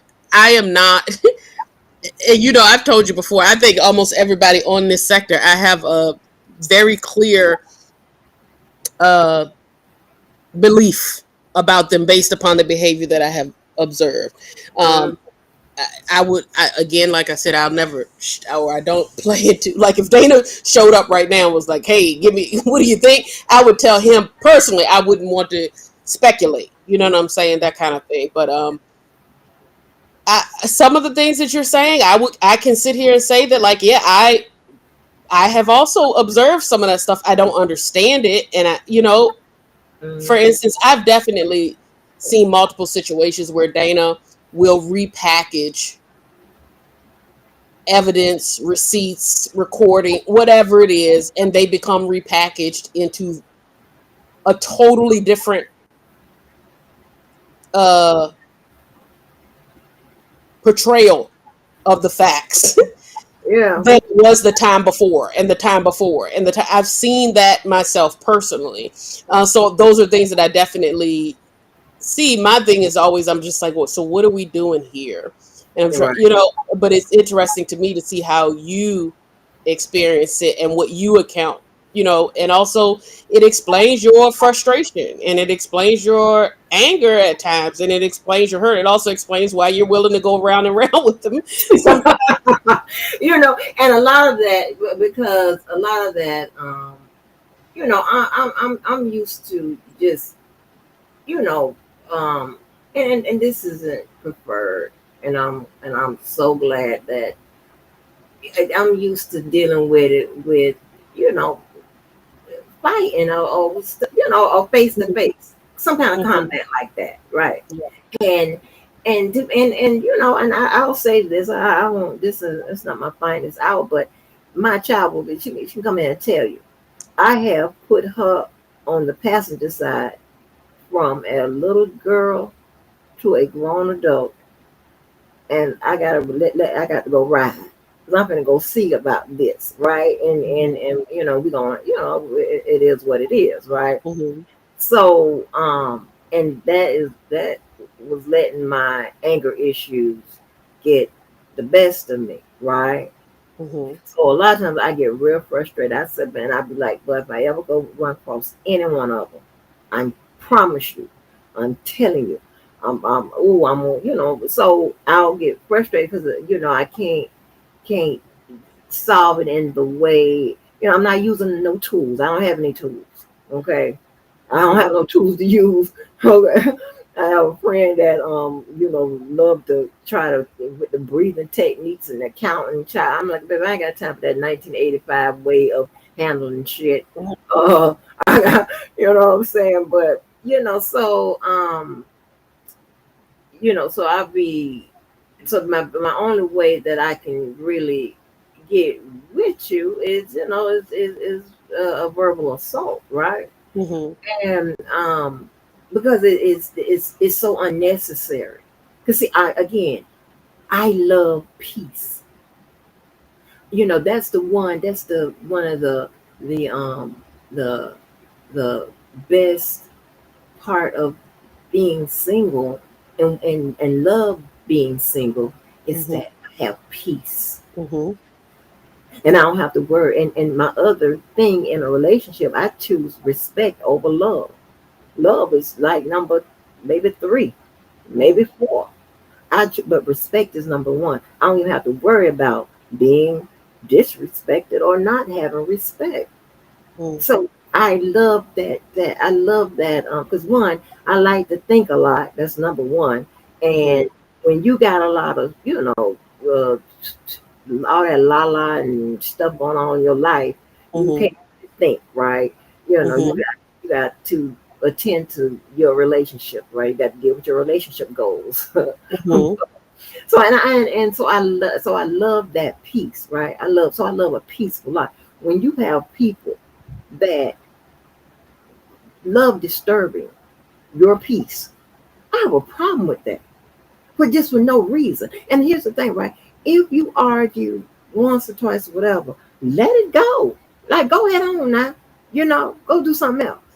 It ain't that serious. That's what I'm saying. It would never reach a level of no betrayal or whatever, because I'm not that dumb to give you anything for you to betray me with. Mm-hmm. You know what I'm saying? That's of a serious thing, because I know how. So I rather just not get in that type of situation with these people. But the craziest thing is, child, what I've experienced, so many people experience, and people that they have fallen out of the sector that was, darn, if I say that, then somebody will know exactly what I'm talking about. I can't say that, but Yeah, don't say it. Don't. yeah, yeah, yeah. Don't People, cause another issue. right. People who understand behaviors very well, you know, um, came to my this conclusion long before I could put it together, because I I mean, I like to study. I like to study, not like a study your opponent, because I don't see nobody else like an opponent. Like, I'm not studying for that. That's Mm-hmm. crazy. But just to study, like, what is going on, even with situations that don't have nothing to do with me. I'm just Mm-hmm. studying the behavior. Just observing. Mm-hmm. And just putting it together. So, um, just I never forget when Miss Phases was out here, and they were on live, and one That's of the another person I don't know at all. okay, so it was Miss Phases when she was like, it was pretty, the sect that really started with when Miss Phases was out here, and he used to come up there with Miss Phases, and she gave him the name the Receipt Man, Mm. and he took that to, I mean, baby, he took that to like, okay. And I'm like, and at that point I hadn't seen any major flags or anything, anything that would be concerning or anything like that. Mm-hmm. But, so one of the one of the reasons, uh, one of the issues that had happened, right? So Miss Phases was on live, and one of the sisters, I don't know if that was the one with the wig or not, but one of the sisters, you know how, I guess she didn't I guess she didn't hold her calls or whatever. But Mm-hmm. I forgot who what exactly it said, but it said so and so said block Dana, and it dropped down on the live stream. So and so said block what? Block Dana. Like, Block. don't talk to him. Oh, okay, okay, Yeah, okay, okay. like, don't talk to him. I don't know who said block him. Mm-hmm. And so So, you can see everybody who was watching it live could see that come through. Mm-hmm. everybody saw that, right? So so from that point, I had noticed a um consistent behavior, as when people would try to, like, stop messing with him, or leave him out of something, whatever. Mm-hmm. He just goes nuts. Mm-hmm. He just, it is just like, it's like, you ain't gonna get you ain't gonna get rid of me. And he will always, sometimes he'll say they trying to push me out, and all that type of stuff. Even, when things were seemingly crumbling with um, Levi, whatever he would say, they trying to push me out, and all they was doing live about it, trying to keep me out, push me out. And I was like, what is going on? It's like, and at that point things was really dead. Like, push you Mm-hmm. out of what Mm-hmm. is going on? It's like, it's a lot. It's a lot going on up there, baby. It's it's so weird to me. Like, who's trying to push you out? That's what. So Mhm. with Keith and what the dude name is, Will and all of that, he said they try to push him out of the brotherhood. When they wouldn't allow him to, said he couldn't play Angelo in Shabazz's documentary. There's an issue with that. But isn't he? But do you feel like he might have taken that more personally? One, because he is a thespian, and Mm. and and with the, hold on, sorry, so that he's a thespian, that is clearly something he definitely enjoys and prides himself in doing. He does that, as well as I believe he's friends with Mr. Angelo from Baltimore, that maybe he had, that would have been his pride, it was been his preferred role, and when he didn't hear that, it may have upset him because it's something he wanted. Well, I think that it had more to do with him not being a key person, a person that is, because he keeps, he fashions himself as the the the go to, Hmm. the Hmm. our Hmm. A contact, foremost the expert. main. Hmm.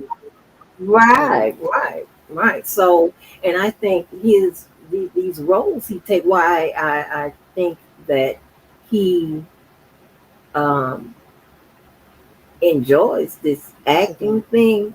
Right, I think it's also a way for him to um, further, legitimate way, detach himself from reality. Hmm. I think a lot of it, I will say this, I believe a lot of how I experienced Dana, um, and again, no problems with Dana whatsoever, but a lot of how I experienced Dana and his channel when I have gone over there and stuff like that is, I think it's a lot of it is just an outlet. It's a very significant outlet in his life. Um, and I think it's used in that way. And maybe that's also why some things I tend to try to kind of chalk up as possible trolling, possible what, it's just his outlet for the day, if that makes sense. And so I don't give a whole lot of credence to some of the things that when he's acting out, you know what I'm saying? Or like the same thing, I'll be honest with you, the same thing at times with Debo. You know how I am with Debo? It's like, okay, but I can still hear Debo. Does that make sense? So like when Right, that Debo's makes having his sense. days, or when he's in a mood, or when Debo doesn't feel heard, the world's gonna feel it. You know what I'm saying? He's gonna make sure, and he's gonna keep saying it until somebody hears him, or he feels heard, or at least is satisfied in doing so. And I think to me, I look at a lot of what Dana does as an outlet for everything from his channel to his Mm. acting to even some of the, I think, the repackaging of those stories and things. I think they've, or at least they've turned into a creative outlet for him to navigate the day. Okay, but Mo, listen, and I appreciate that, right? Because I understand.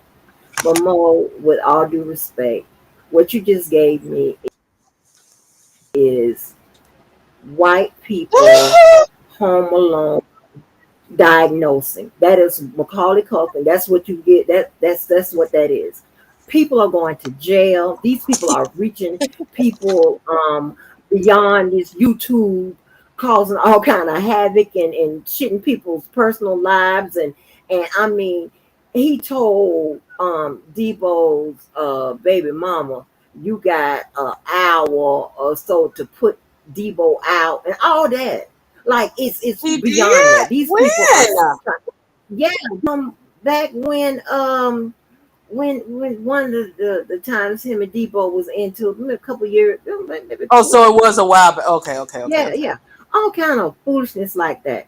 People are going to jail, you know, So while I understand.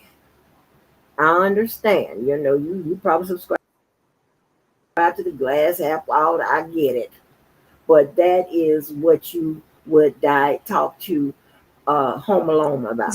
Okay, he's not Home No, Alone, but honey. see, you're assuming that I also am not giving him credit for when I never said that the behavior does not go too far, and I've never, you know what I'm saying? Like, I don't believe that. I just think the source of it. Whereas I feel like you have had experiences with him, and your experiences with him is that the source of his behavior and the source of the things that are annoying to you, that it's out of malicious intent and it's out of potentially a version of psychosis, and, and based upon again how you're trying to describe it, as well as out of attention seeking behavior, again, out of just a number of negative or maladaptive sorts of things, right? It's not funny, but that is what I hear you. I want you to know I hear you too, right? I hear you. I'm not saying that his behavior, and I'm pretty So no, sure. you're gonna reduce it down to him acting out. Pretty much, that's Home Alone white people speak. No, I'm not reducing it. I'm saying that was one element of. I'm saying I do believe some portion of it is an outlet for him. Can we do to okay, perfect example. There are some people who working out is an outlet for them. They go Right. once a day, they work out at a decent level, that sort of thing, and they're healthy or not or whatever, but that is an outlet for them. They go on a jog every day. Then you have the people who become so obsessed with working out their bodies, their physiques, what have you, that now it's transitioned into being maladaptive, right? If not disordered in nature. And there could be negative consequences to that. And, there's all kinds of other things that happen because of that. You can have an outlet that can go too far. I'm not eliminating that. I'm also not confirming that. Mhm. But I haven't taken that off of the table. I've never actually given any impression aside from I said I thought that some of it is an outlet, and I do. But you, in your quest for justice, right, and what you, as you like to refer to it as decency, it's not good enough because justice has not been served.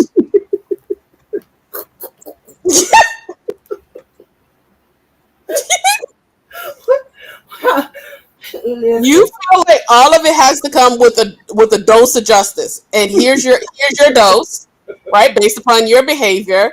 I'm just saying this is a component that I also observe, or I believe, or that's my impression as well.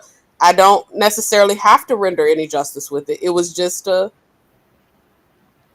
again, like I've even said, I think at least once I've said it straight up to Dana. I know I've said it on your channel before. The behavior is deplorable. It's right, abhorrent. I've said that sometimes about his behavior, but you heard just now, no justice, no peace. well, what I know, maybe if you play this back, you will hear the Home Alone that came out of your mouth. Like it So seems like good. you talking to like the little Macaulay or something. You talking like No, little Macaulay. no. Dana No, is no. This a. boy here is actually trying to wreak havoc in people's lives for the smallest. Like, I mean, it's like it is. I don't understand. I don't understand. It's craziness. I mean, it's beyond petty. It's. I mean, what I told you that woman offered to pay $250 for him to leave her alone. And he She declined it.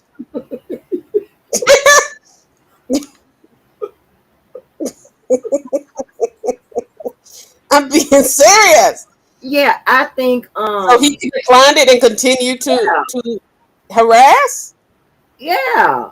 And I believe, now I don't know how true this is, but no one has denied it.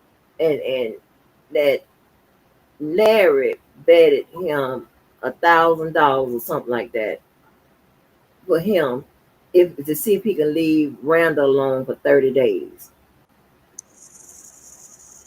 And I think he did it, and I think he got the $1,000. Wow.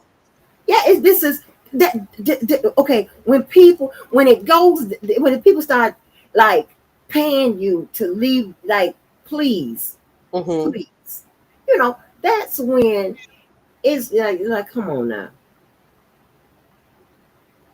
Yes, I mean, upon occasion, I wanted to offer somebody a refund. Like, what the hell? Mm-hmm. Like, it this that's not it's not normal. Mm-hmm. That's not normal. Mm-hmm. And I mean, um, I don't know if it has anything to do with people not being able to cope with changes. And a change would be like if people stop dealing with you. I don't know if it's just that simple, Mm-hmm. because the response to it is well beyond just being unable to cope. You understand what I'm saying? It's like I'm going to destroy you.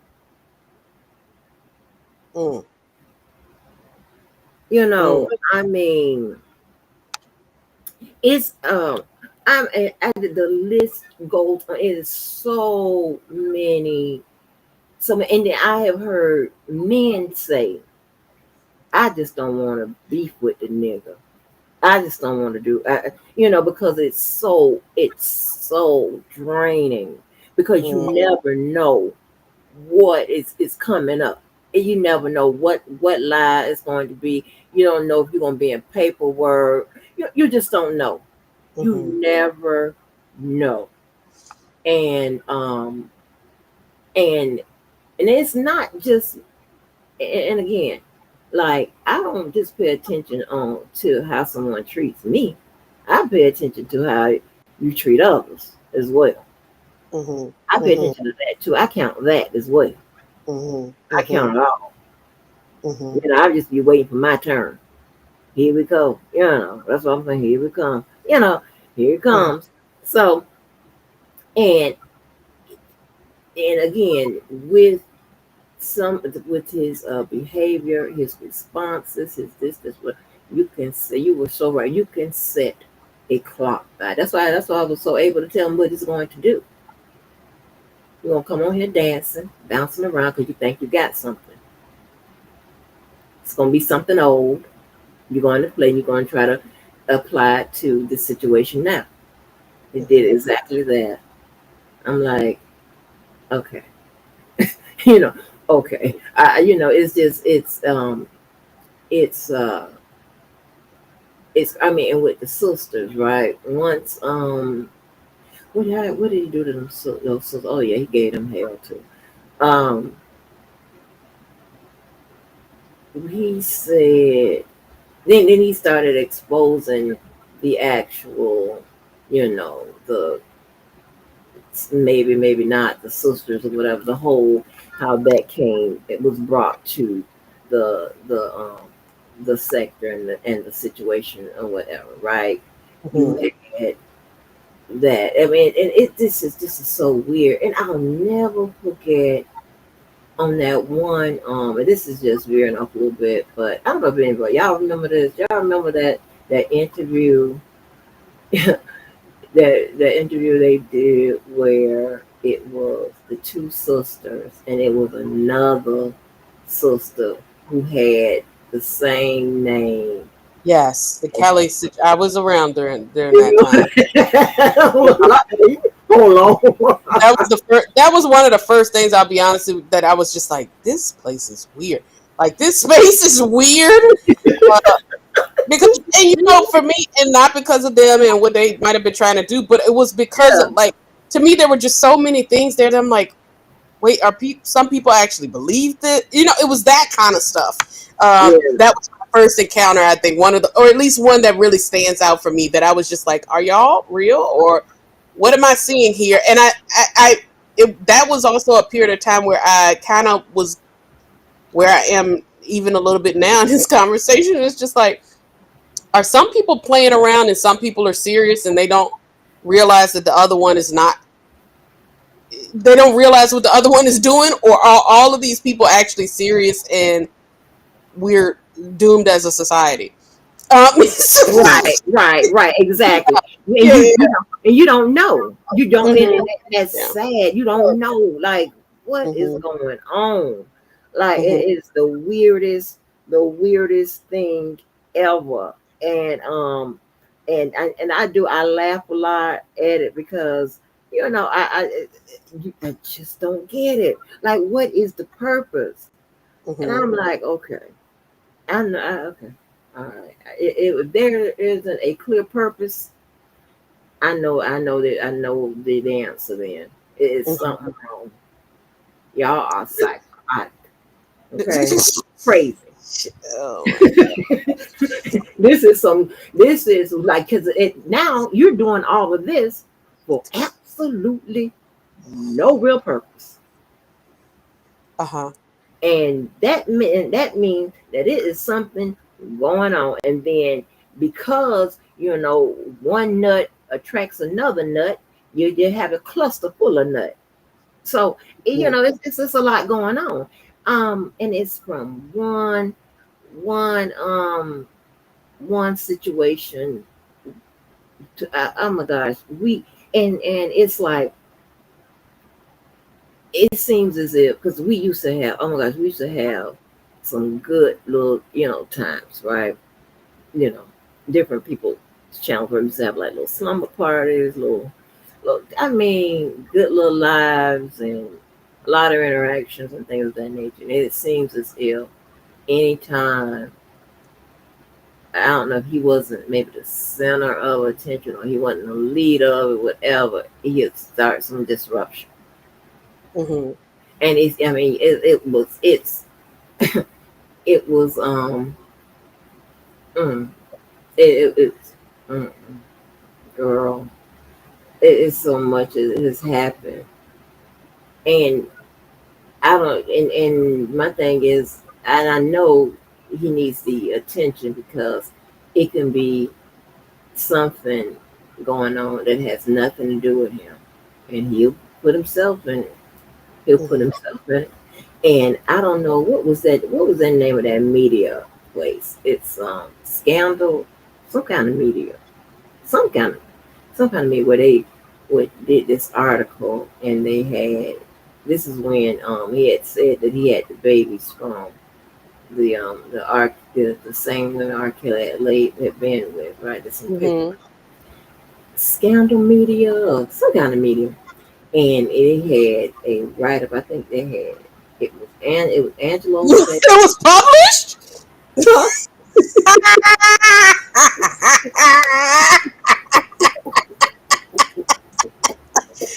Oh my gosh, are you serious? Yeah. You know what?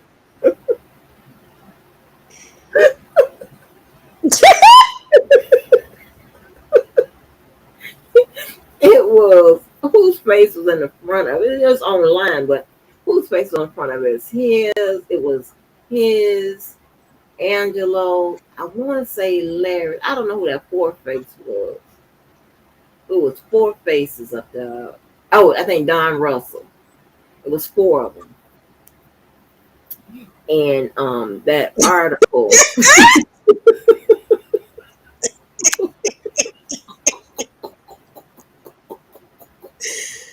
Oh, that's ridiculous and hilarious all at the same time. Right. So it was. they had they had the article written up and had the faces on the front and all that. I mean, it's just one.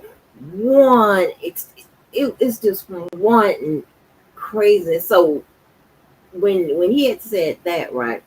Mm-hmm. So I don't know. He got a lot of people stopped liking him when he had explained that for a long time. Now I don't know if What was the explanation, if you could? Why he would said he? after a while, he said, he said he didn't say that, which he clearly did, and then he said, no, yeah, It was y'all, in the article. He said he didn't say what was in the article. yeah, he said he never said that, which we heard him say that. They got it from him saying it on his live. On the That's where the live. article got it from. We heard Mm-hmm. him say that, Uh and huh. so he said, well, no, what I'm saying was, y'all kept asking me that, and I just kept joking around like, yeah, yeah, I got one, yeah, if y'all gonna ask me something like that, I'm just joking around. And no, sir, It you was said satire. that, right? Satire. Yeah, exactly. You said that, and they picked it up and put it in an article, but because I don't know if some people believe that or I don't know. You understand what I'm saying? But I didn't believe That's a convenient way to get to absolve himself from accountability about it. it. Mm-hmm. Right.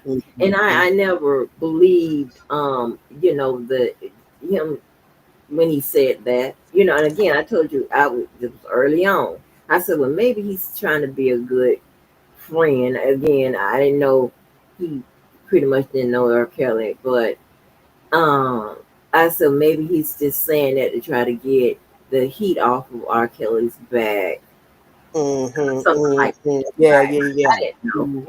I didn't know. I was just thinking, but I didn't know there was something deeper going on, and but he took the Jamaican Sky persona. I believe that Kip brought him because I think Kip is a knows R. Kelly in some form or fashion. And I believe Kip went and brought Dana around because probably he knows how Dana lies and stuff like that, and that he'd be a good candidate to organize with because what in my opinion R. Kelly was looking for because he even said it in his song. But I figured this out prior to because I can understand all these people coming out and doing all this weird shit in in a in an effort to support him. Mhm, He R. Kelly had figured out that social media was the quickest way mhm, to get mhm, his side mhm, a defense out of something, right? mhm, mhm, So, and he even put that, he put that. So why you ain't on Facebook or social media taking up for me, right? But so he had all these people coming in to play it, not they were volunteering to play a role. He had mhm, sisters, who that story is crazy because they supposed to be sisters. The okay, the mama, daddy is supposed to be R. Kelly's father, who's also supposed to be the father of the sisters. If you could see the way my face is frowned up over here, you would stop while you're ahead. Oh my life! I'm What? telling you. Does it not sound crazy just saying it out loud? It's Yes, mm-mm-mm. Wow. yes. Wow. And Just and and now, do you understand? Like, you remember I had that little frustration with you at that time. Remember? no. Oh, behind the scenes, You got mad at me? girl. Yeah, like I know you did. You remember when I was talking to you about something? Tell you about. I gotta I think. first remember. I gotta And, think. Yeah, yeah. and but it's the stuff like this. I was, this craziness like this. I was, I'm Mm-hmm. like, this place been nuts. Uh-huh. So, um, and again, you was on your Harriet Tubman, uh, Oh, yeah. I probably Malone. got caught up in the middle of something. Mm-hmm. Yeah. So, you was trying to diagnose it that way, and I'm telling you, no, this been nuts. It's been really crazy for a Yeah, long time. yeah. So, and when um the boy got mad somehow, because the sisters even changed their last name to Kelly. So I do so remember everything that. Mm-hmm. I do right. remember that. Mm-hmm. So the boy got mad and went and found the sister not with the wig in the yearbook or something to prove that her name wasn't Kelly. It was whatever it was. Mm-hmm. Mm-hmm. Was you around with that? I do remember it being. I don't know if I was around, but I do remember it being referenced. Like it's not. It's something I've definitely been exposed to. I don't know Right. how Yeah. Okay. I was. Okay. Okay. So, and then they said that that wasn't actually R. Kelly's grandfather. That picture that they had, Yeah, I remember that. that was the brother. Mm-hmm. Yeah. So, um, yeah, like all of that. Like, what is all of this is about? So, and then you had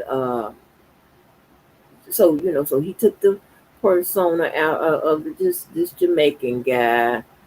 And then he had God, children. It's just a lot going on, and I think that they figured that if they come out, have a strong online presence,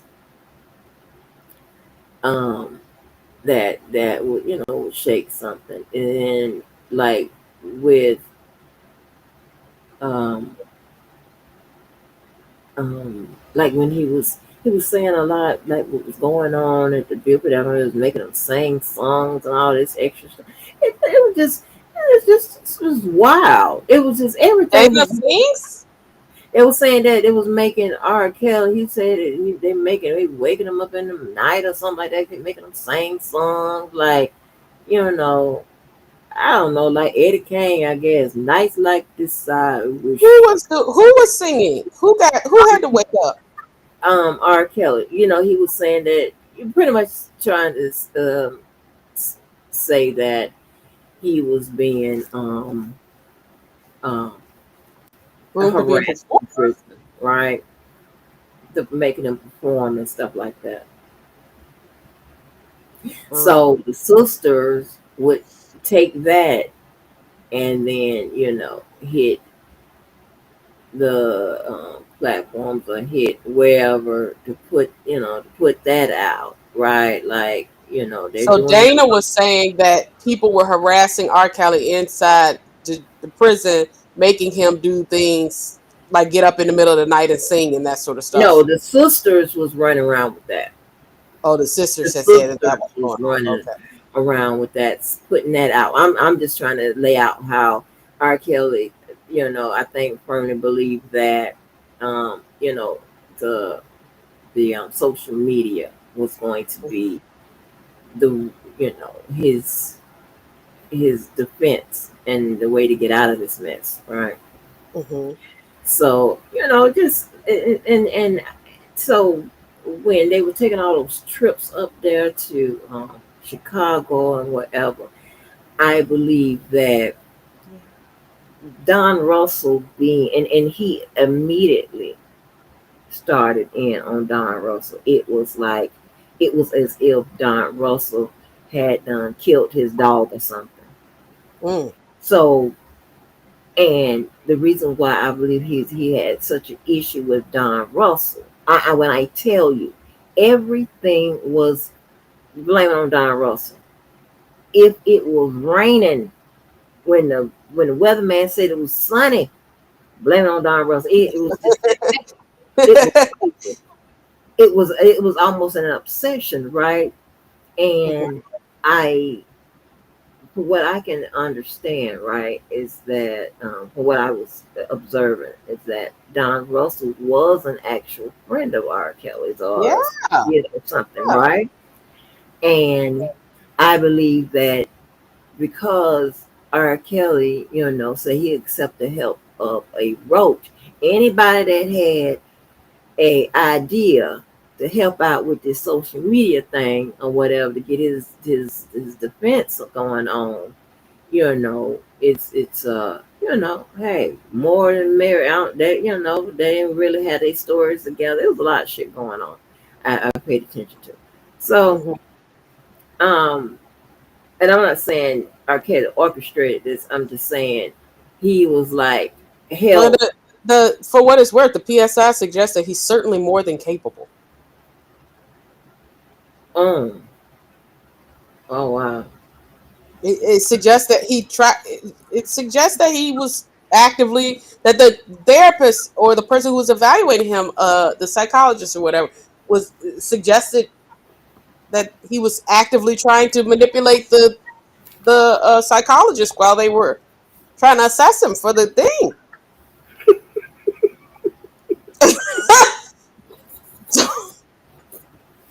I mean, I mean, it suggests clear as day that that is a significant pattern of behavior. Yeah. Hold on, wait a minute. Wait a minute. And so,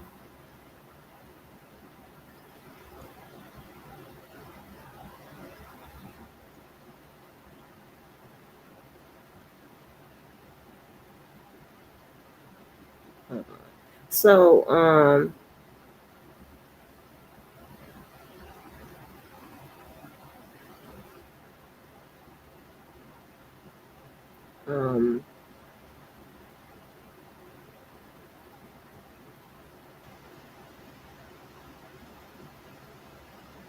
oh shit. Um, So, anyway, um, um, so he was, so like I said, I don't know if he, that was something he came up with, if the people, just took it upon themselves, whatever, because it wasn't a clear and concise pathway forward, because it was, everybody was doing their own thing.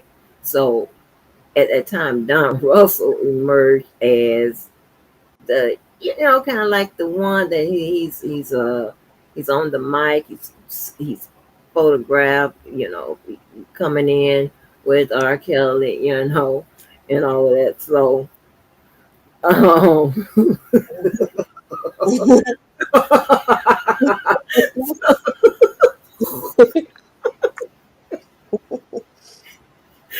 Oh. I was trying to clean it up. So,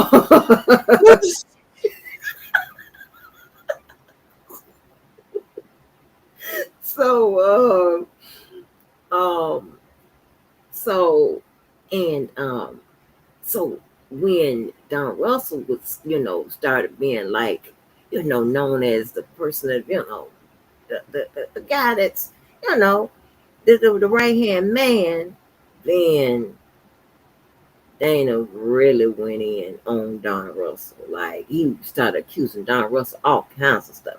Oh, oh man, they was on his Don Russell's mama. They was on Don Russell. They was on his Don Russell businesses.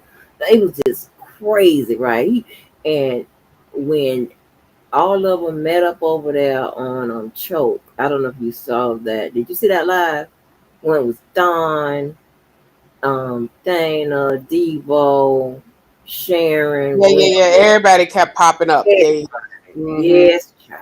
I felt like Choke was like, what did I get myself into? Exactly. Yeah. And Mhm. And then would go to talking whatever, and Don Russell is like, the Dana would be recounting like a long relationship, like we were friends, and he didn't say that, but I'm just saying it's like how Dana was talking about the situation. Don just looking confused, like,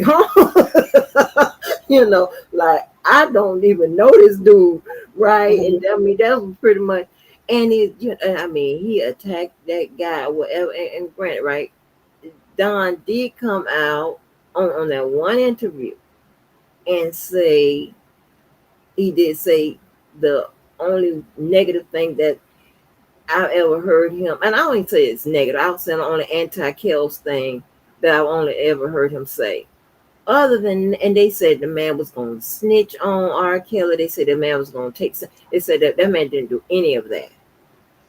And I don't give credit where credit is due. That man didn't do any of that. Mm. But after, I think before Don went in, or after he got out of one of them, he did say something, kind of, anti R. Kelly. And oh Mhm. my gosh, he then wrote that into the sunset. Like, oh my gosh, right?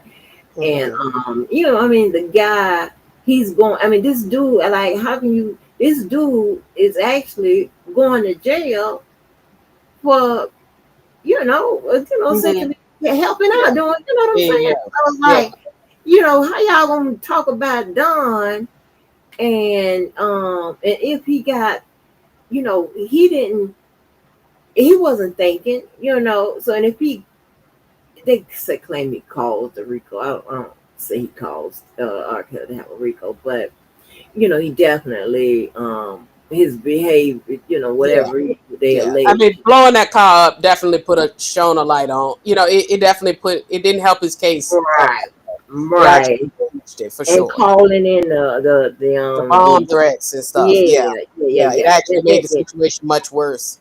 right. But I don't think he did that. You just set R. Kelly up or whatever. I think he did it thinking that he was trying to help. He was helping out. Well, Yeah. He thought he was riding for his people. right, right. That's what he Hmm. thought. So Hmm. Hmm. yeah, I mean, so so he stayed on that man. I'm talking about, he rode that man for years. I'm like, oh my gosh. It was, that saga was crazy. It's just so, and I think anytime, and I know it's the pattern, anytime when it's like, even down to the Sylvia thing, right? Because I tell the story the same way all the time. He keeps wanting to say that he keeps walking away from people. For one, we know that's not even in his personality to walk away. They in my opinion, um just because I was there and kind of, was in a strange position with it, they backstabbed your ass. For whatever reason, they wanted to cease having anything to do with you. You didn't leave nobody. You didn't leave nobody. They stopped messing with you. Even then there was an issue. Well, the one of the last issues they, oh, well, maybe not the last issue, but I guess I don't know when the Dr. Rice thing happened, but with Dr. Rice, um they he said he was trying to tell Sylvia not to play Dr. Rice's live video on her channel, and she did it anyway. Mm. And he was saying, that was one of the reasons why they stopped being, cool or whatever. And it's like, What? yeah, with that, yeah, because it was saying, because Dr. Rice was in the paperwork as as individual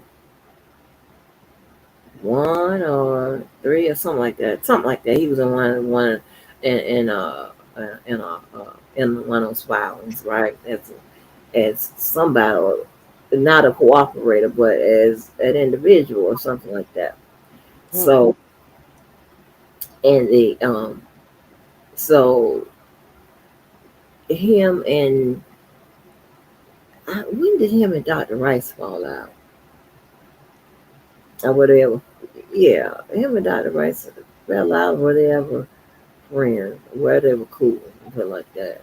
I don't remember, Mm-hmm. but So and then then him and Sharon fell out for a while. Then they were talking about Miss Sharon. He said with the same old thing.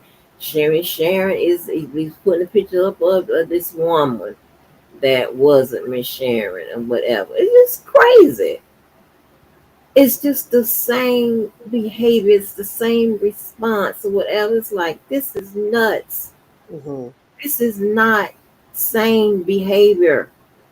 This is not someone just acting out.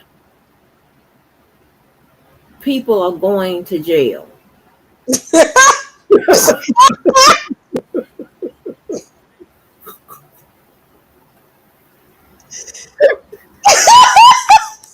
This is more than And some. I want to be hold on. I'm laughing at you. I am not laughing at anybody go to jail. Especially I unfair. know you're not. No, I know you're not. person for you. I'm making sure that anybody who might hear it that they know that that's not what I'm doing. That Right, because I don't right. want Just I don't want saying. anybody to think I took a side. Right. It is not normal behavior. This is more than somebody's acting out. This is more than being petty, right? Like, who has time to write up paperwork? There is a reason why the There are clerk. multiple people in the sector that have done things that I would say would not be considered normal or Right. that kind of thing. That's not just a Dana thing. No, no, no, no. It's not just a damn thing. But check this out right here. Okay. Check this out right here. Okay. But I'm talking about people I'm talking about the paperwork and all of this. People going to jail and whatever. So there's a reason why clerks, your clerk, your assistant Mm-hmm. is the one that do some of the research, but definitely do majority of the preparation of the paperwork, the typing and all of that, right? Your Mm-hmm. legal assistant or your paralegal or whatever. There's a reason why. Mm-hmm. Because it's time consuming. Yeah, Everybody got time for that. yeah. Okay. And then to e-file it or to take it down.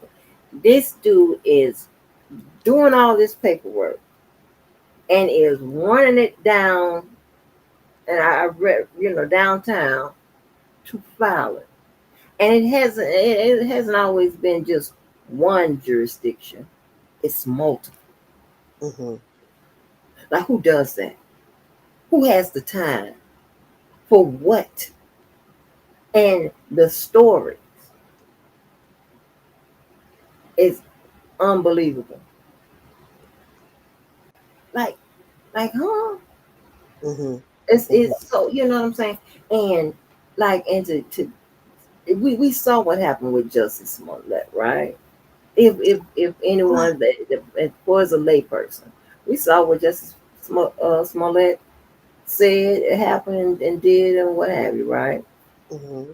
So that would, to me, would give a reasonable person caution.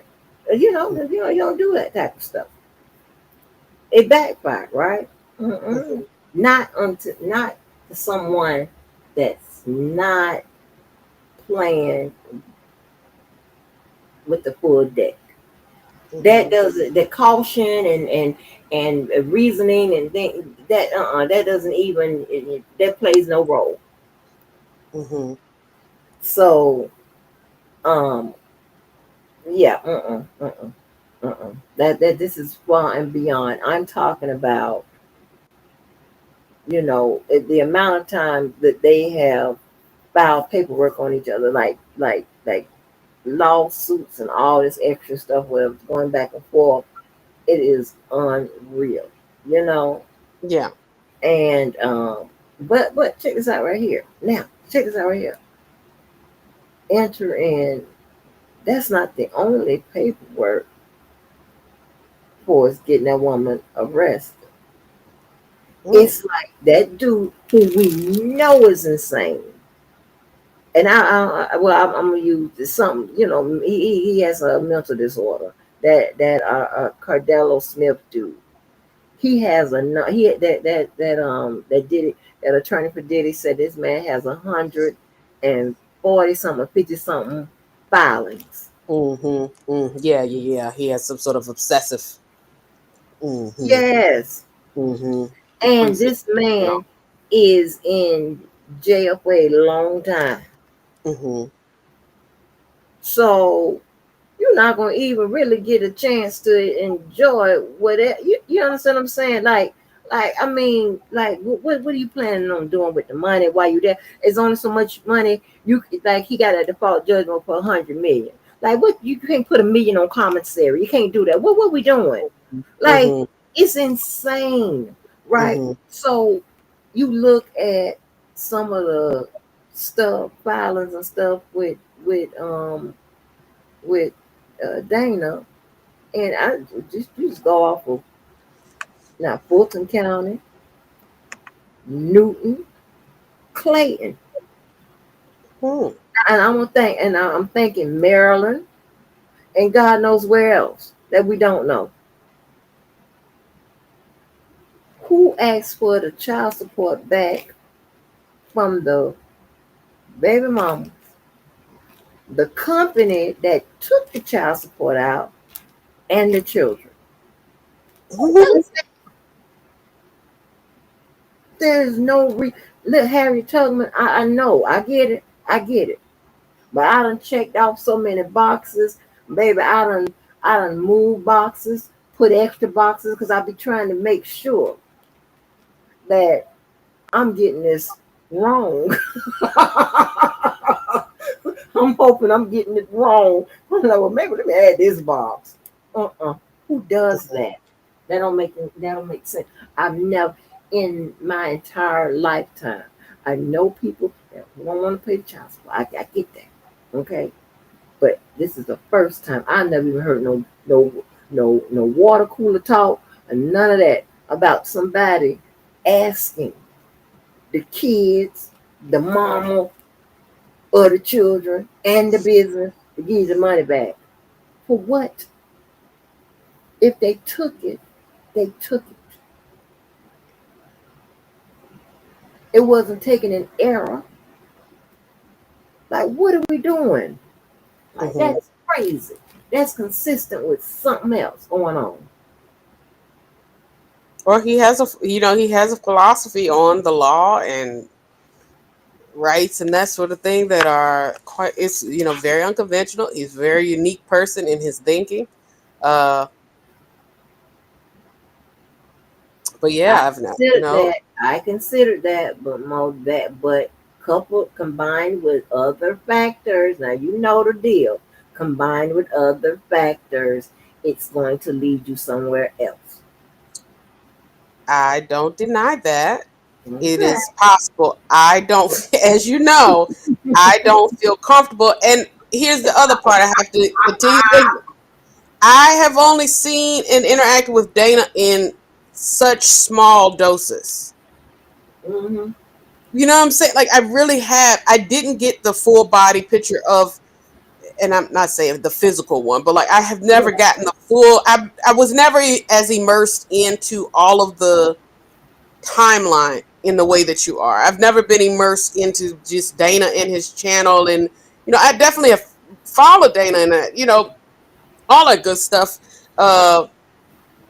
Before, like, I'm not saying it that way, but it's just like I think you have additional context that makes it much easier for you to accept accept where you are. I just still have not personally observed it or personally encountered it enough that I could be like, yeah, this looks like what you saying, or you know what I'm saying. I'm just hearing some of the stuff. Of course, some of the stuff that I have observed, I can definitely say there is some very unique and oftentimes unconventional behavior. That's what I can say. Right, right. I don't know what to call it, to be honest. My favorite word is I just call it crazy. Because like and here's the thing, right? When you when you um when you perform time consuming behavior, right? Um, whether um, it could be something like consistently reporting or something you do over and over and over and over again or whatever, right? It begins to it takes another form. It moves away from something that is um, harm. I'm not something that's harmless to you call wreaking havoc in someone else's life. You understand what I'm saying? You It become goes from innocuous to malicious, uh, right, in ways that it normally would not. right. Hmm. So it's a bit, it's a bit it's yeah, it's so if it was I'm trying to if it was just a couple factors, if it was incident,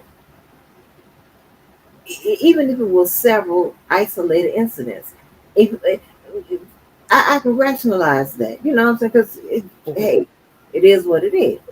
But Hmm.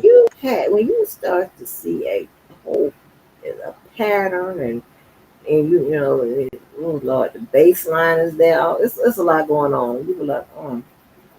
yeah, this is something different. It's it's weird. And I'm trying to tell you, I really want them. I really want to see they if they can look and to see if everything is okay, like Yeah. in your head, and if how Yeah. that CTE look and all that. I just really want them to Oh my get in gosh. people's heads, but I'm just saying because Well, I it's mean, if you're saying too, if it is any truth to the boys' home and lead and other things like that, I mean, those sorts of things suggest a number of potential experiences and concern that would give me a lot of great empathy, if any Mhm. of that is actually true. I don't know anybody's background, Right. especially not his, but if some of the things, and also I'll say this, some of it tracks with what we're describing, but again, Yeah. I And don't know. And if that's the case, then one that would, I don't want to say it would explain, but it would also make some things make sense. At the same time, it would still be sad. right. It is sad. It is a sad Mhm. situation. It is a sad situation. And this is just my addition. So, but and then Mhm. you couple all of that along with the physical attributes as well as that spelling and that handwriting, and you put that all together, and it begins Spelling to and handwriting. What happened to the? What does that mean? the handwriting. It's consistent with a person, um, either a person that's maybe 90 years old or a person that's What? 3. You can't even make it out. It's like, and then that spelling. And I thought at one point I'm like, well, maybe he's just trying to spell words like this to be cute or fancy or whatever. But no, it's consistently the incorrect spelling of these words. And Are it's you the saying this is in the court documentation yeah, or? it's in the court documentation. It's on his post. It's and it's like you can some people speak right how they speak, right? And there's nothing wrong with that, right? That's fine, right? Mhm. But you sometimes need to learn how to turn it on, turn it off, right? Because I write Mhm. how I speak, right? Mhm. And and but run-ons, you have to put insert ands, buts, commas, things of that nature to deal with those run-on sentences and things of that nature, Mhm. right? You have to do that. It's Mhm. like I'm trying to read as written, right? So I am reading, and I'm unable to take a breath, and at certain times where I'm reading what he has written, I'm like running out of air. It's like, what? Come on! I can't even make out what he's trying to say, because I know he comprehends certain things. Mhm. It's not coming across in the in his writing. Are you suggesting that he has a learning disability? I don't think so. Mm. I don't think it's a it's a learning because he went to college, right? That doesn't mean Yeah, anything. but I mean, tons of people go to college and get accessibility accommodations and have learning disorders. You can, you can still have a learning disorder and go to college. Okay, I've taught at several, and maybe in my area, mm, really. Yeah, Well, hold we on. gave Are you students about talking about? Are you talking about when they have the 000 classes? You talking about those? no. So you're telling me that schools actually have accommodations for people with learning disabilities? The Americans Disabilities Act, you have to. I know girl, I'm not talking about the people in the the handicap or whatever in that manner. I'm talking about IDEA, people. yeah. I'm Learning talking about people disabilities that are covered. comprehend. I'm talking about people that can't comprehend. Yeah. Because you have to take an entrance exam No, not necessarily. Also, here's the thing. or a placement and a placement. Well, Some that's my instances, schools I've taught in.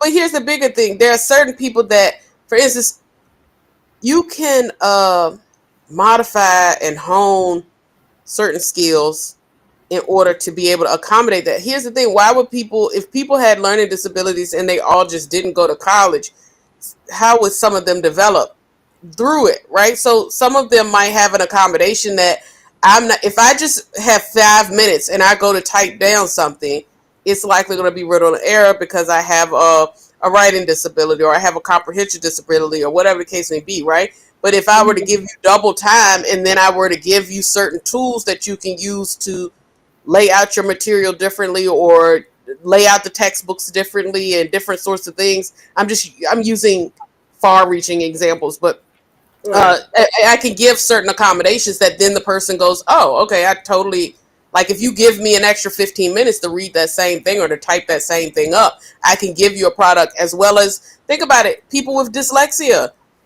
they can come, you know what I'm saying? They learn ways to right, compensate for it. They learn, you know what I'm saying? So it's the same sort of thing. It's just a different type of accommodation, essentially. right. Yeah. But okay. So with the schools of with that I've taught at, right? So here's the thing: with the schools I've Hmm. taught at. So, and of course, you have your accommodations, right, for Yeah. people with disabled Yeah. and so on Accessibility and so forth. services or what have you. Hmm. Exactly, right. Hmm. Now, I don't know because if because I've always taught in the selective program area, what have you, that Hmm. we don't, I don't get um any type of, other than like I've gotten handicapped, like as far as physical, you Physical. know what I'm saying?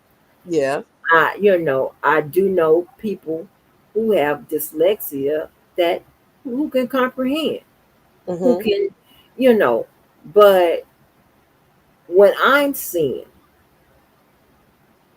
is it, if I didn't know any better, it would strike me as a person that had some issues right around elementary. Because see, I can usually tell when a person dropped out. I can tell when it's right around ninth grade or whatever. I can tell. But Hmm. this looks like elementary, and it's not because he and I having an issue, or whatever. But when have you known me to say I cannot read it, I cannot understand it, and Hmm. I have. have tried to decipher a lot of people's stuff. Mhm. And I'm like, I'm catching a headache. Like, this is crazy. Well, I couldn't even read it, couldn't even understand it. Mhm. From the You know, handwriting the handwriting and and even from the the language. verbiage, some of the language. Right now, I understand Mhm. the run-ons and all of that. I get that, and I'll even say maybe you're in a hurry, and things of that nature. But I mean, some of it is like, what? It didn't even make any sense. And I'm like, well, damn, did a judge look at this and say, maybe this don't even make no sense? Hmm. And just be like, I'm really trying to get an example. I mean, it is, hold on. It is the crazy. I was like, okay. And when people, if anybody heard that live, I was like, I don't even know. I can't even make this out.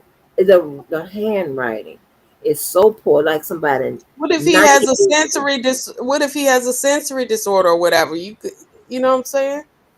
There could be I'm just saying there could be reasons for it that are, you know what I'm saying, that doesn't necessarily I mean. got you, Harry Tubman. I got you one. I'm trying to give a benefit of the doubt and trying to, I don't know. Right, right, and I couldn't understand it myself because I'm like, huh? It was the weirdest.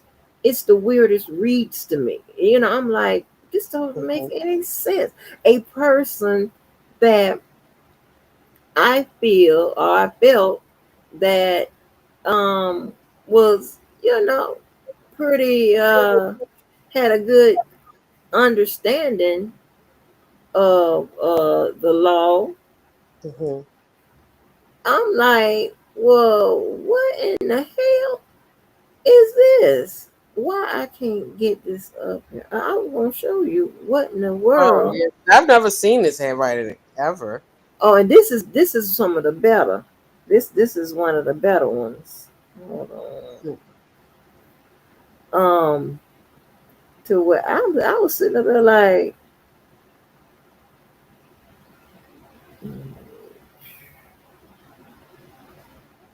um, I was sitting up there like, yeah, I can't, I can't, I can't understand this. I I kept looking because and looked like to me where it was gonna be juicy. What do you mean? And It was. I was like, I can't understand this. Um, yeah, case. Oh, here it is. It is like no grown person. Can you see it? I gotta put my glasses back on. It's small, but okay, yeah, it's getting bigger now. I don't know how to move him. Okay, Hold yeah. on, let me move this overlay.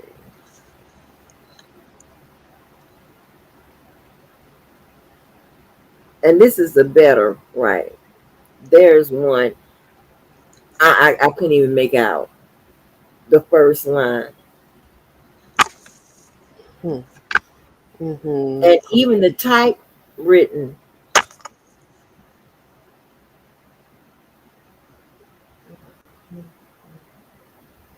I've made several attempts to serve Sylvia and the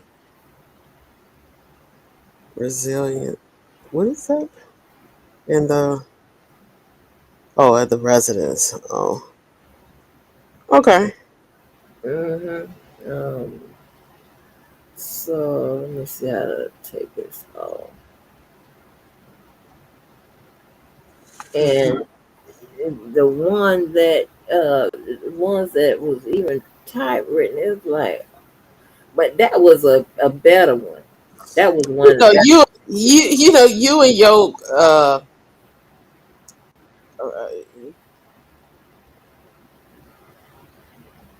I'm not gonna say that. I would say, but I would say your legal background as well as some of the training you have. You know, y'all do handwriting analysis and stuff like that, and make the things like that would sound an alarm for you. Uh, No, y'all, yeah, is that's one of the better ones. There was one I could not make out the first line. With that one, you could at least make out some of it. It was one I could not make, and it's a lot. He's constantly down there at the courthouse. mhm. Like it's the situation. It's just weird. I mean, even How do you think? How huh? do you think you can get back to a place where he's, you know, maybe he'll divert his attention elsewhere or not be such a, because I feel like y'all go through spurts where, you know, you don't, pretty much you call a truce between the two of you, or either it just ends up being that way where pretty much both of y'all just don't say anything about each other or whatever, and then that's usually breached, or at least the past couple times I've seen it happen. Either there's some sort of breach where Dana has heard something that you said or didn't like some sort of interaction or whatever, and then, you know, it kind of all bubbles back up to the surface again. Like, what do you think's going to finally get y'all to the place of once and for all just just Um, you know what? So the only thing I was doing was just it's a case. Everybody, of course, interested in the case. It was movement in the case. Pulled Mhm, up the paperwork and was talking about it. He didn't like the fact that what the paperwork that the judge is putting out mhm, does not fit his narrative because he has this already prepackaged, pre-planned narrative to try to, deliver to the people. mhm, Okay.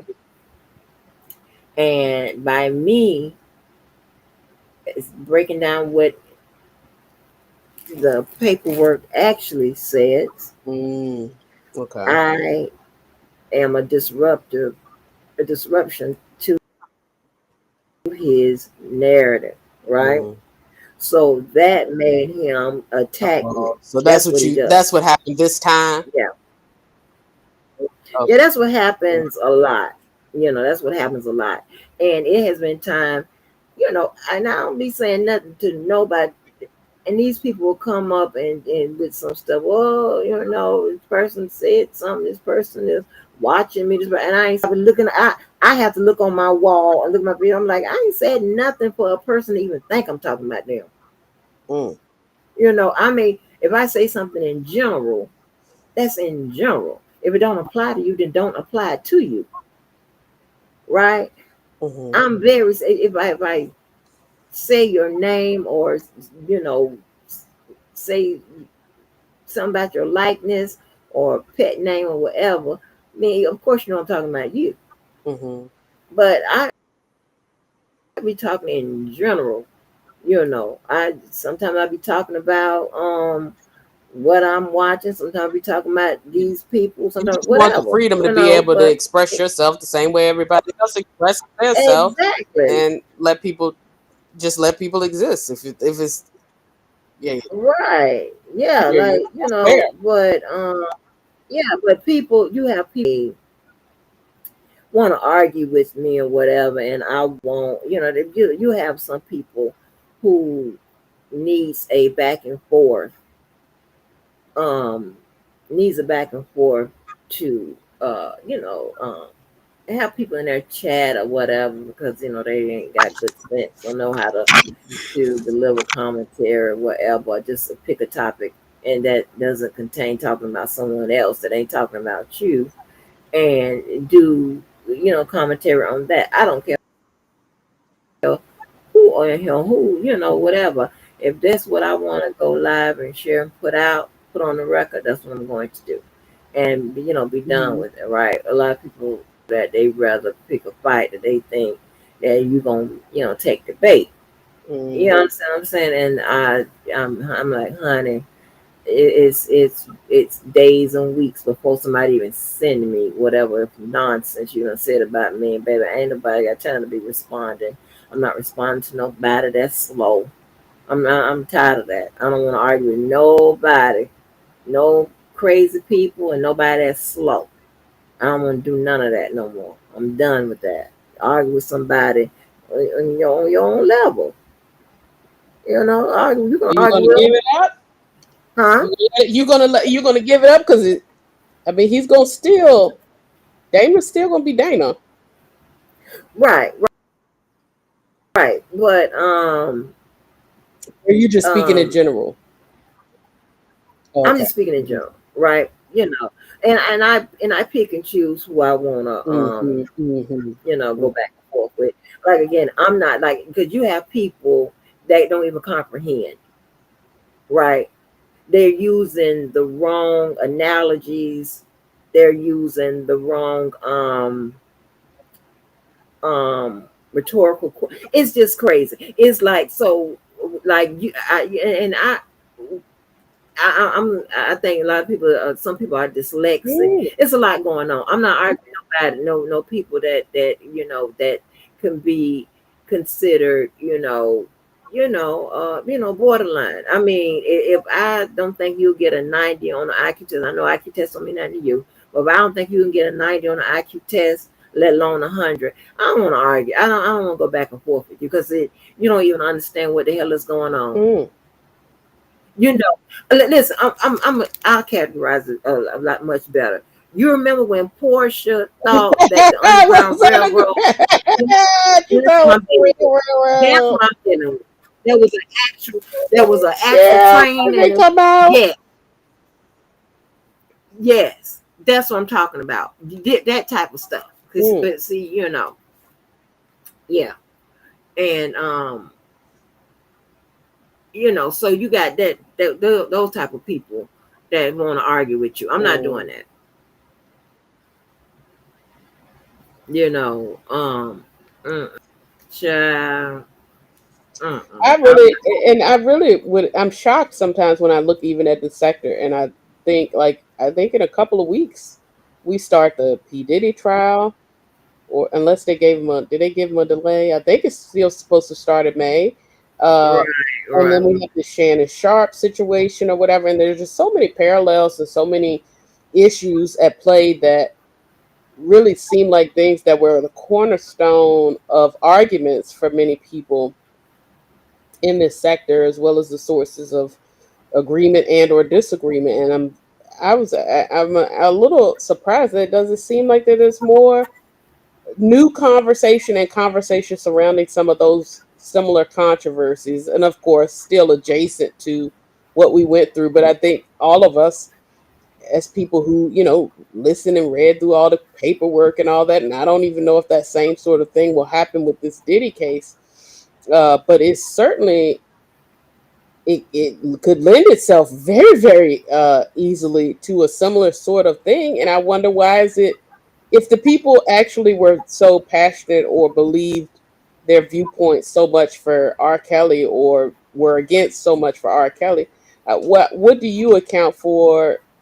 It doesn't seem like anybody's doing anything, besides now it's more of a beef sector than it is topics. Like, you bring up topics sometimes, or have different topics, or other trials and that sort of stuff that I think is on brand for you and your channel, and where at least its original roots. Kind of, how do you account for why this sector has seemingly gotten stuck where it is? Well, I think it's hypocrisy is one, right? Mm, Um, and two, they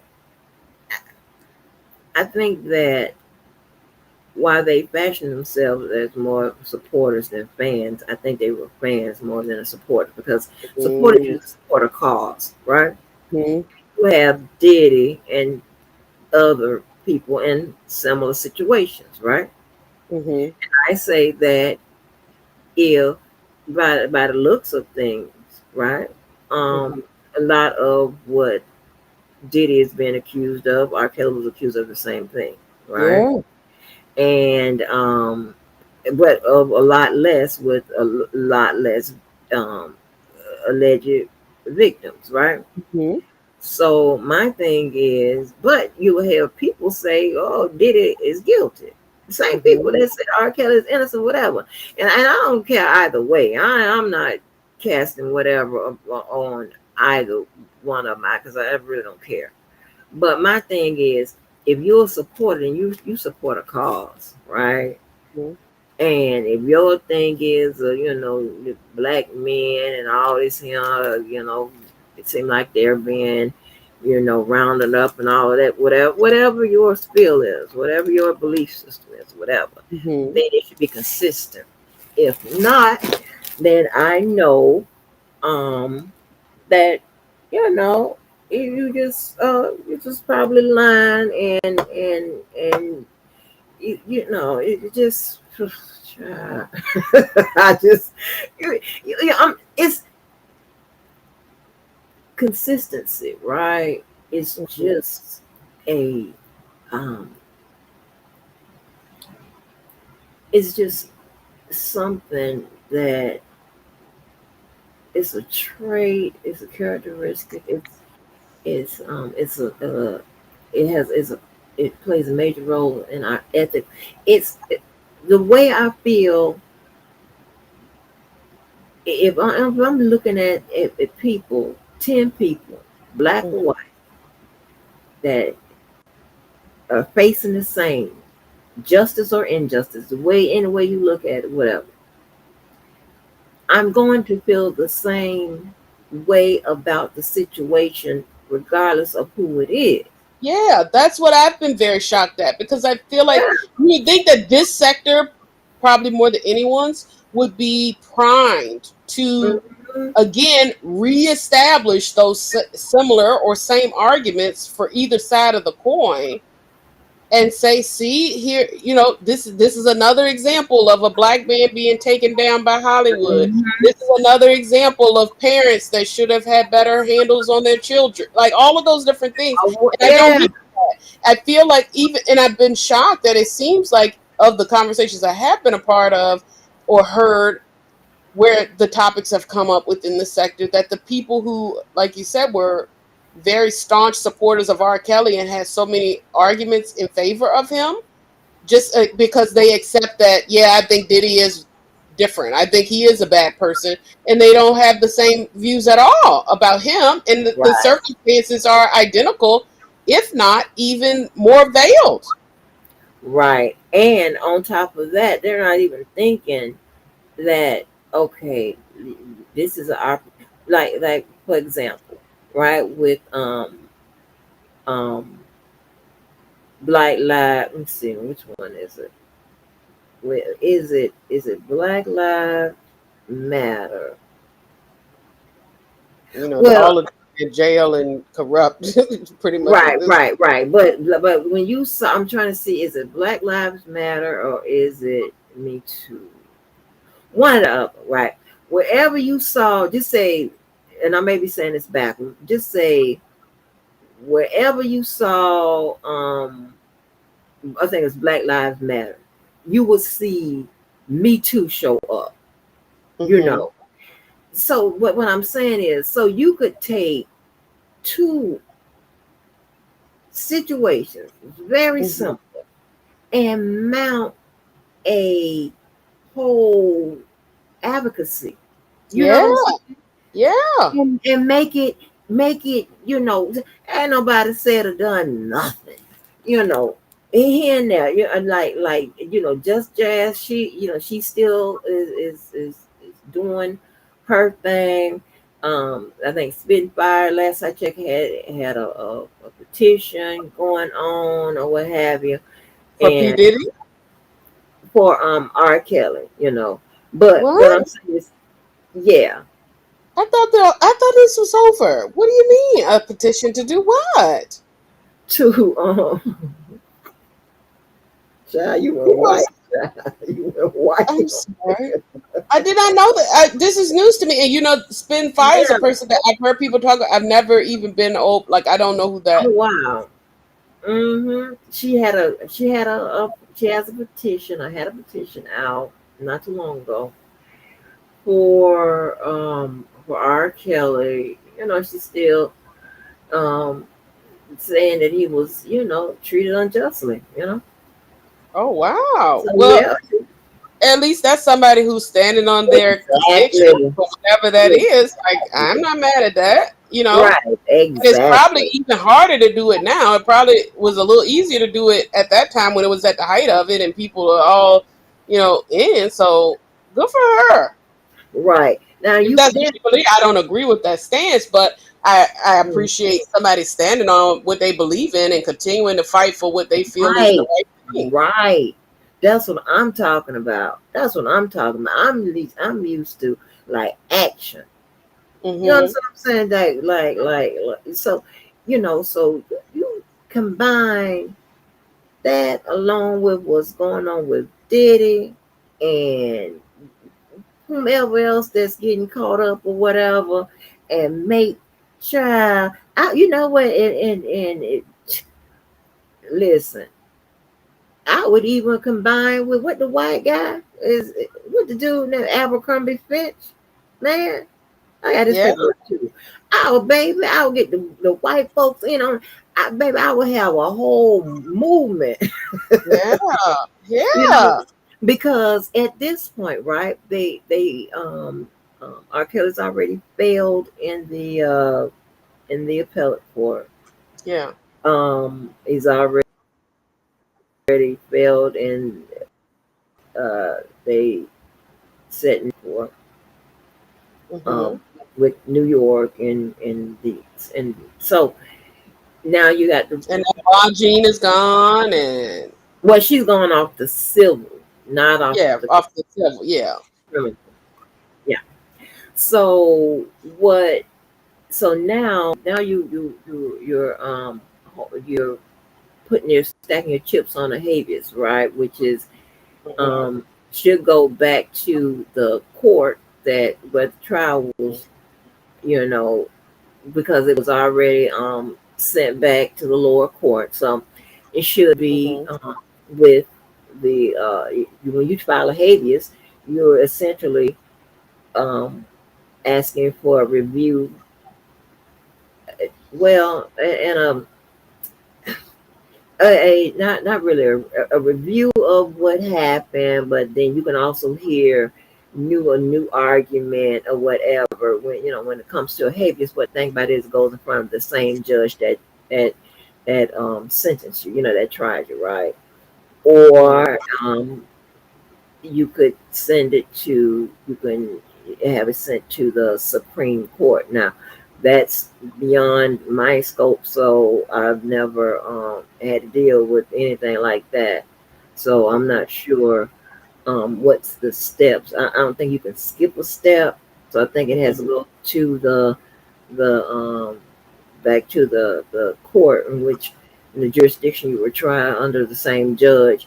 So, so I don't know how well that's going to go. But I can say this when it comes to a habeas, you are dealing with constitutional matters, right? Violations and things of that nature. By that time it gets around there, honey, I would have mounted and blended with the Abercrombie Fitch man and Diddy people and all of to get like a movement for men going or something like that Hmm. and try to garner national attention Yeah. because that is what moves the dial, right? Hmm. Hmm. And that when it comes to the Supreme Court, they take cases that if one, you know, um, it has a national impact. Things of that nature. Now, I'm not sure how R. Kelly case would have fit in that, but it could have forced them to look at that law that was changed, amended to allow violence from back in the day. So Hmm. to take court, that's how those older cases were able to be. prosecuted, right? So, Mm-hmm. you know, it's stuff like that. Now, Mm-hmm. they want us to be. They want to be hypocritical. They like, you killing your own movement. If you saying R. Kelly is innocent but Diddy is guilty, you killing your own movement. Yeah. Yeah. I can't deal with this. Can't do it. But to me, I find it very interesting because it's actually the exact opposite that I would think we would have, right? But again, we're just in a totally different society now in how people Mhm. view things. Because you would think, one, we'd heard rumors about Diddy not being a nice person and whatever. We'd heard stuff like that. There had been suspicious, Mhm. whatever. And then the video dropped. Mhm. Uh, and again, of the people that I've heard around here and in this sector specifically, everybody was like, yeah, he's done, he's toast, he did it, right? But they stood so vehemently with R. Kelly, sight Mhm. unseen, Yep. which I found interesting. At the same time, I think it makes sense because I didn't see it with him. But then you did see the video, and then people will say, "Well, it might not be. It wasn't him. It was. Whatever the case may be." The Rashana Landfair video that we all recall from back in the day. People would see that, but maybe it was far enough removed that they still were not making the connection, or maybe you just didn't see because you just don't want to see. But you'll see it for the person that you're like, "Oh, I'm not as connected to Diddy's music as I am R. Kelly's or whatever, or my impression Right. of him. So I'm willing to use a different set of morals and a different evaluative method to determine what I think about it, because you would think that they would end up having the exact same thing. They saw this video, they saw that video, they saw this, they saw that, and then if you believe that the grave injustice that some of them believe was acted upon R. Kelly, to watch somebody else go through the whole thing, you would think if nothing else, they'd be like, we've seen this before. Here's another example. They're doing it again. Hide your kids, hide your wife. Right. It Right.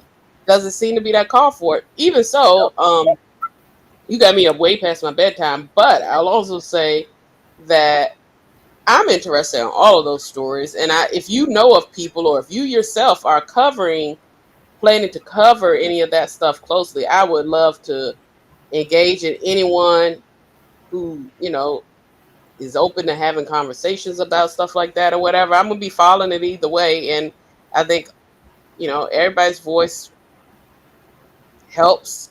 I think for us all to figure out what are we doing and what's going Yeah. on, if nothing else, to keep our finger to the pulse of this instead of just going off of what we see on a TMZ or Instagram or whatever. Because as we saw Right. with our Kelly case, what they would put out would oftentimes not even be a drop in the bucket in comparison, and would oftentimes be inaccurate or debatable according to the people who were in the courtroom, as well as what we read in the transcript. So, for what Right. it's worth, I hope some people do decide to engage with you in the ones that you do cover or what have you, and I certainly plan to. Yes, ma'am. Yeah, I mean, it should be interesting how it's going to shake out. I've been keeping up with the paperwork, and I've been posting, different, post, some of Shannon's, and different, Hmm.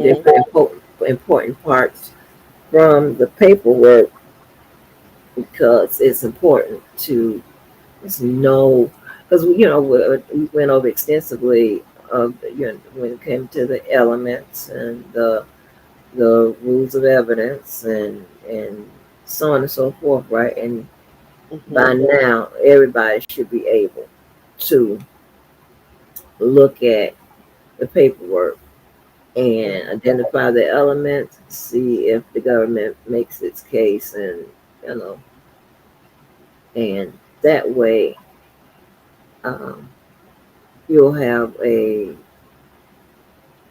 better understanding as you hear the case unfold. Like, say for instance, right? I really like, doing when we was doing I was on YSL online. I was able to stop when I wasn't asleep, able to stop and on explain or upon, on some of what was going on uh, in the courtroom because with each side, it's all about a strategy. At the Hmm. end of the day, it's all about the strategy. And um, with Lori, I got a chance to do it a little bit. Lori, but Lori was so funny. With the case with Lori, it was so funny because that state wasn't giving her. I mean, it, Mm-mm. if everybody paid attention, how the state treated Lori is Yeah, much different of how the state treated Daryl Brooks. yeah, yeah, I mean, Lori got jammed up on her subpoenas, and yeah, you remember Daryl Brooks, the state was sending out his subpoenas for him. yeah. Well, I think that they treated Lori closer to the closest I've seen of any pro se. Is that the right word? Pro se? Yeah, Yeah, and any pro se defended, uh, like a real attorney would. Like they almost like, okay, you want to do this? Bam, bam, bam, bam, bam. yeah. She was just Like they weren't cutting her no slack. I mean, usually they feel like that most people that I've seen in the past that go pro se, like I feel like there's a level of, even though they say yeah it's the same, like there's this level of leniency and all right, let's try to make sure we can show that we gave you the same shot, that and let's not, even though some things, for instance, they could object on, they might not, just because it's like we're going to let it slide, or sometimes the judge will let stuff in. All of that, it did not feel like they were having that prosecution team was not having any of it. mm-mm, mm-mm, mm-mm. They She didn't for cut. her little poor thing talking about, I don't have a laptop, I don't have, and I need, and they were sitting there like, okay, well, Oh well. up to you, Any more questions? I mean, it was right? crazy. She And tried though. What I will say, she yeah, tried. she tried. And She what's so funny, like when even with in Daryl Brooks' case, the judge, she like walked like right up to the line Yep, when it came to giving him advice. She yep, gave him, paperwork that he could study to yep, help him, yep, understand. She did like with Lori, they seemed like they wanted a punch on her face. You yes, understand what I'm saying? They couldn't stand her. yeah, They hated her. yeah. And they don't, and like, and even with Daryl, because Daryl is going to defend himself yet again here, Yeah.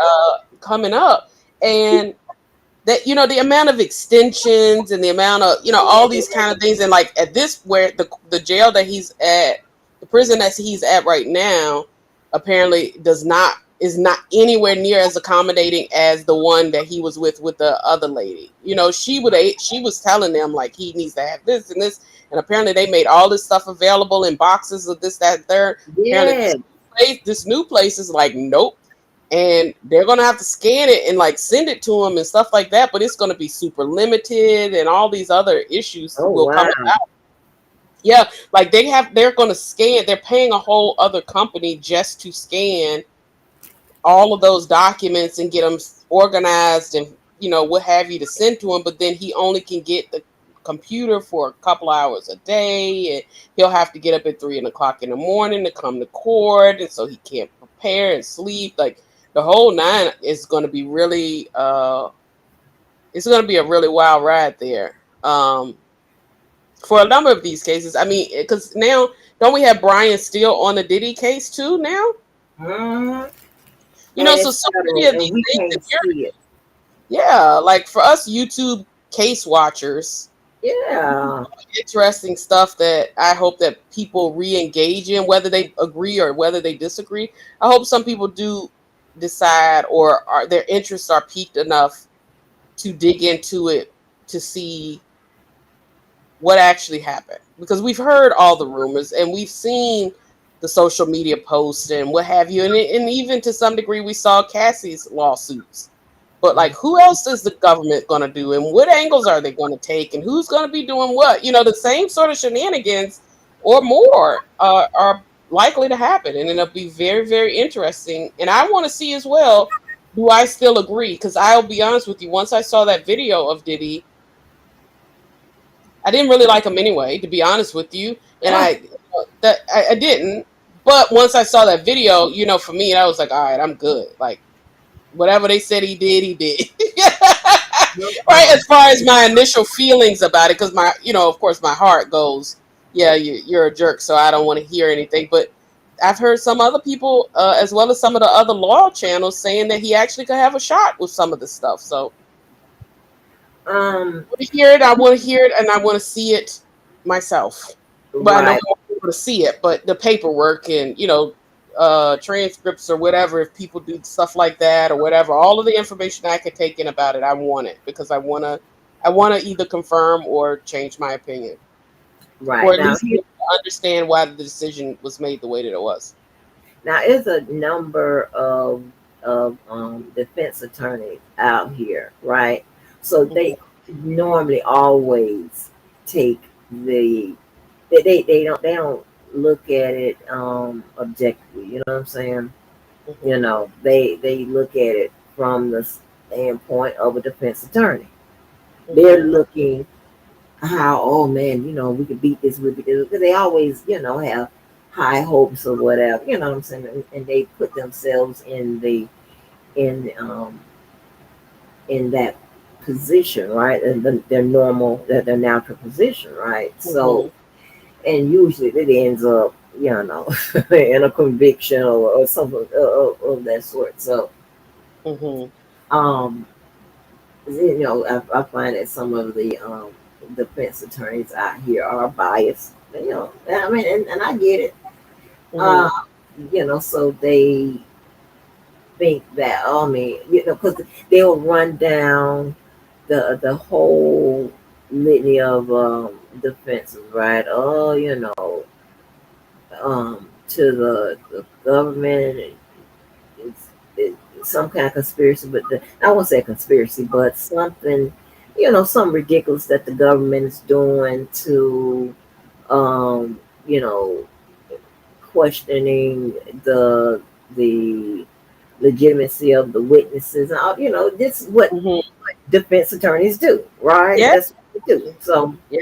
and I get that or whatever, but that's why I'm always, that's why I like to have the paperwork when especially Yeah. when I'm listening to other lawyers. Because when I listen, I can tell, right? And I'm so, oh, okay, this person probably was a defense attorney, you Mhm. know, Mhm. at some point, or for or they, it's crazy, right? And no shade to them or Yeah. what have you, but they're going to look at it different, just like people, just like attorneys that are that spent most of their time on the prosecution's side, Mhm. or plaintiff Mhm. is, they're going to sound the same, but pro prosecution, Yeah. right? Yeah. So, but yeah, of course you're not going to see, not unless they're retired or sitting up here like me or whatever. You're not going to see normally a current prosecutor speaking on a current case or whatever. Mhm. It's not that they can't do it. It's just sometimes it it bump heads with professionalism. Mhm. So, but Mhm. you know, And I guess you probably wouldn't want to give, especially the closer you get to trial, yeah. and it got a lot of media attention like that. I'm sure they don't want to give too much more away. Right, right, yeah. So, and but what I'm saying is, you don't like since that's a federal case, you don't see a state level prosecutor out here saying anything about speaking on cases and stuff like that. You don't really see that, you I know. thought it was quite because Diddy doesn't have any state cases, correct? He Right, has civil and he has criminal, but everything's at the federal level. everything's at the federal level. Yeah, And but so I found it very interesting, and maybe it's because we know that they ended up dropping even some of the state cases in the R. Kelly situation. But I feel like R. Kelly, they wanted to make sure they got it from every which way they could potentially do it to make sure that somewhere along the line, if one of them fell through, that he was held accountable. It feels like, now whether you agree with that or not, I can understand, people who think that that was overkill or whatever the case may be. But I still am a little bit surprised because I thought at one point we were told that there were some charges that were pending, or that there was some sort of investigation, grand jury, something like that, out of the state. New York State is what I had heard at one point, and that just kind of went away, or could that still be on the table? For who? Did he? Did state charges?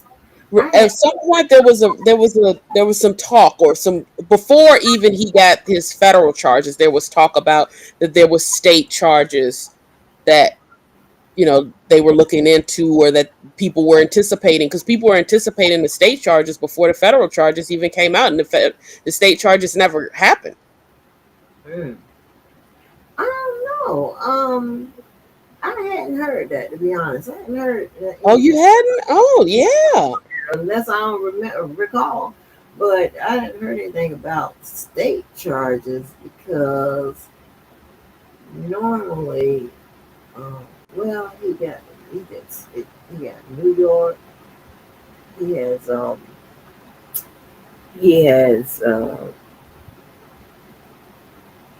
he has alleged crimes in New York, Miami, right? Yeah. And I Um, think it was when the Cassie stuff came out that something in there, at least one of the incidents or some of the stuff had referenced New York or whatever. And I guess it was like, I don't know if it was the attorney general, someone in that, some sort of prosecutor figure in New York pretty much did like one of those, not an interview, but where they were questioned about, what do you think about this? This happened in New York. Are you going to do anything about it? And they pretty much said that they were look into it, and expect this and expect that, and then it just never, nothing ever. Carolina. When they sometimes, how they sometimes do that with prosecutors, when a big thing, Yeah. like almost like what they did with who was the lady for R. Kelly, the black lady with the long hair. I know you're Yeah, talking about. yeah. Yeah, yeah, yeah. You know what I'm talking about? Like Kim Fox.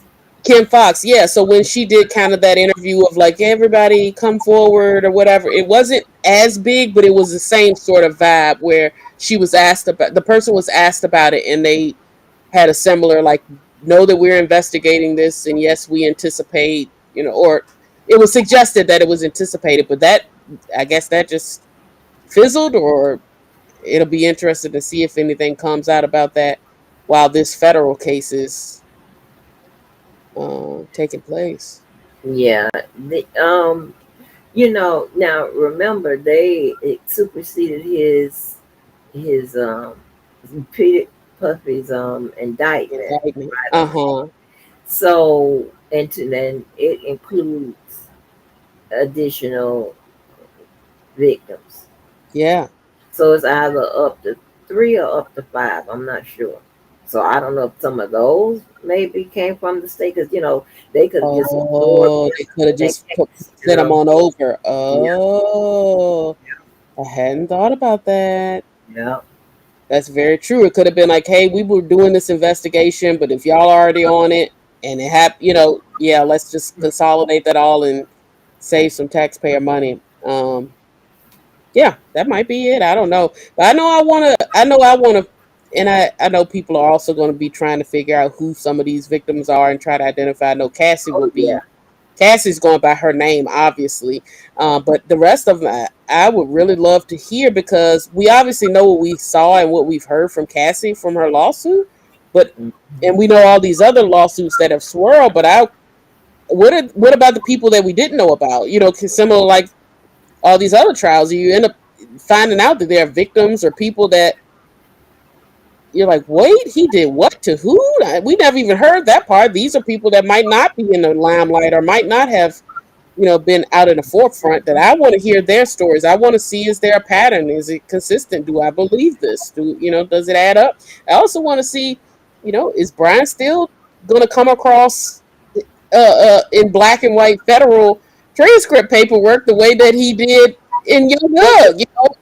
that kind of stuff. So Yeah, right. Yeah, I was like, they say he has a pretty good success rate as far as getting people off. So maybe that's how he ended up there. I'm like, Diddy don't care. Diddy want out of this mess. Diddy don't care who he like who if the he let's went and found a roach, didn't he? he yes. went and found his roach. Yeah, he done came all the way down south, honey. He ain't playing. Hmm. He's not playing, and you know that another set of officers killed a black man in like right across the street from where they killed Robert Brooks. That the What? correctional officers. Yeah, I got that indictment too. I got that paperwork too. Yes, ma'am. And The they same, did indict the officers, right? The huh? first set of officers, the officers that were involved. So what? These are the same. This is the same Mm-mm. place. It said it's right across the street. They either from where Robert Brooks was held or where he died, but it's the same So what's DA. going on over there? You know the DOJ is not going to go and investigate as it once would have. That's strange to me. Hmm. That is right. 10, 10. I don't know if they're all correctional officers or what have you, but yep, I was like, you got to be kidding me. Wow. Cute little old fella. Wow. Cute little old fella. I was like, this is ridiculous. Like, what is This is going sad. on? I blame it on Trump. But Well, this is, there's a yeah, whole lot of things like it. I think this happened in either January or February of this year. Hmm. Oh no, no, no! I did see that. I thought it was another. I thought it was a. I thought you were saying it was another one on top of that. Oh, no, no, no, no, Oh no, no, yeah, that's another case that I no. definitely am following. 100%. Yes, I yes, want to see how that because turns out. those two, I know the first. I don't know if they're right in the right case of Robert Brooks. I don't know if they took the plea agreements or not. But both of these are state cases, so we'll be able to see. We'll You be know, able to see. Yeah, yeah. yeah, that's what I'm I talking hate that. I always will hate that we can't see in about. federal Right, court. And that's this, the thing. yeah, it's and to me, I feel like if it's allowed in state court, it should Be alive absolutely. with I feel federal. like it should be. Yeah, it should be even more transparent in the at the federal level. You know. Now, Um. a judge can allow it, but nine Damn. and a half out of 10, he's not going to allow it. A judge can allow it, but he's not going to do it. Yeah. That's Yeah. crazy, right? That's crazy, though. Yeah. Oh, But as we know, I mean, it doesn't stop the facts from laying themselves bare if you follow up and keep up with what actually is transpiring in the courtroom, and also find some good reporters. And I wonder mm. will Megan Cundiff. I wonder will she take on the case? Do you know if she's going plan on tracking it? Um, and did he? Yeah, I would imagine she feels like the most prominent person I would think of that makes Is sense. she in New York?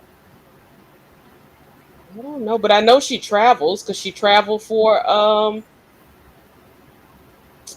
Tory Lanez, I think it was. I know she wasn't home for like months. She talked about how she was Oh, missing wow. home and stuff.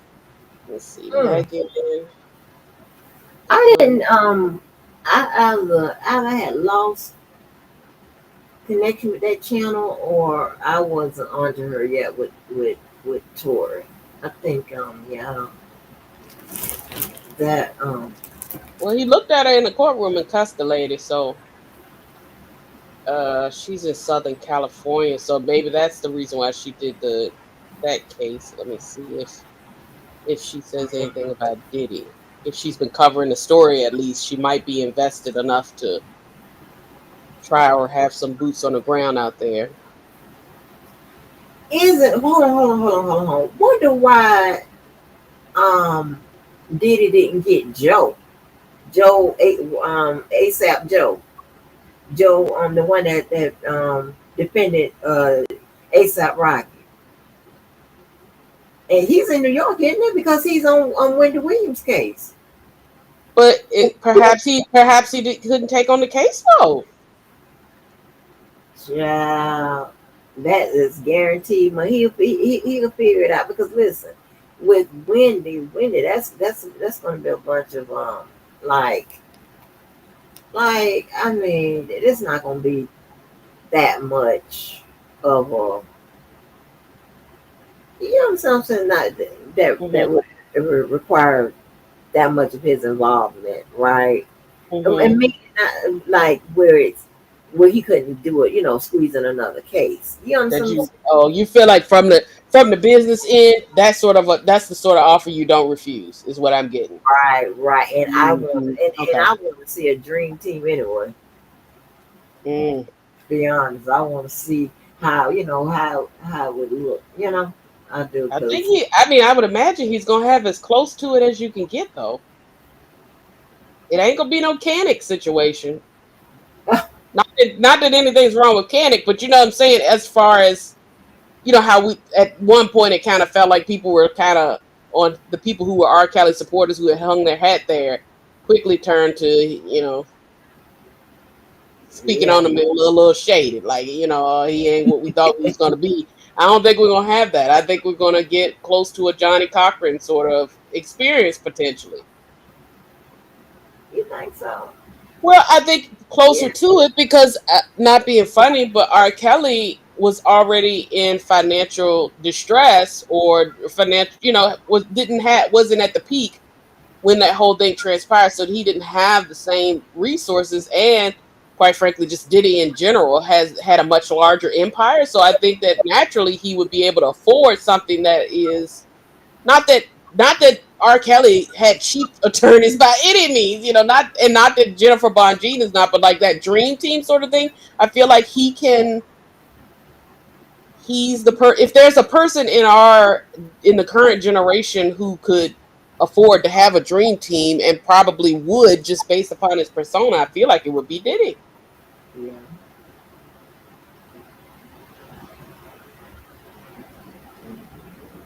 Mm-hmm. I would I would just love to see that go down, child. Oh, I would love to see that go down. Uh, Cause just to be a fly on the wall. yes, ma'am, baby, I want to see those updates. And if I'm not mistaken, at the last hearing, I think it got a little heated. I think so. Like, cause Yeah, you it's had felt like it's been contentious at times. yeah, Yeah. yeah, And because remember when he was asking for the last, I heard he was asking for pretty much trying to see if he could delay it again, and then they were going back and forth, and the judge was pretty much like, "No, I'm sick of you," like kind of thing. And it felt like, at least from what I was reading between the lines. yeah, like, I don't want to see that. I want to Mm, see, but hear about it. 'Cause, yeah, I mean, and when I tell you the paperwork, they putting in something every day. It seems like I'm like, oh my gosh, mm. I would like forget to check it for a couple of days, Come back, baby. come back to a boatload, huh? Exactly. I'm like, what is going on? It's a lot. It's a lot. He is he's getting his money's worth. You know, I don't Hmm. know how when game time comes, but he getting his money's worth. I wouldn't have mind seeing how Lori would have survived if she would have had an attorney. I Say think what? I wanted to see how Lori would have survived if she would have had an attorney. Like Who what would actually defended her? Yeah, yeah, yeah, yeah, I yeah. want to know what would be your strategy, sir? What It's would an your uphill battle, and I think that the sigh of relief from every attorney that ended up being dropped from the case was exact clear. Because again, you had such an uphill battle, and then at least the things that we did know about that situation, I would have liked to know how they worked around it. But it did seem like at least that last attorney that she got rid of towards the end did seem to suggest that he had some potential things that did at least make me go, okay, well maybe. something, and apparently she was like, no. It now, mind you, it was more of a loophole-ish technicality, sort of stuff. But yeah, I wish she would have given somebody the chance as well, at least so she could definitively know that the best legal arguments were put forward. But of course, she thinks that they're all existing in her head. So Yeah. Yeah, she. 'Cause I mean, it'd have been interesting. How would you defend all that evidence?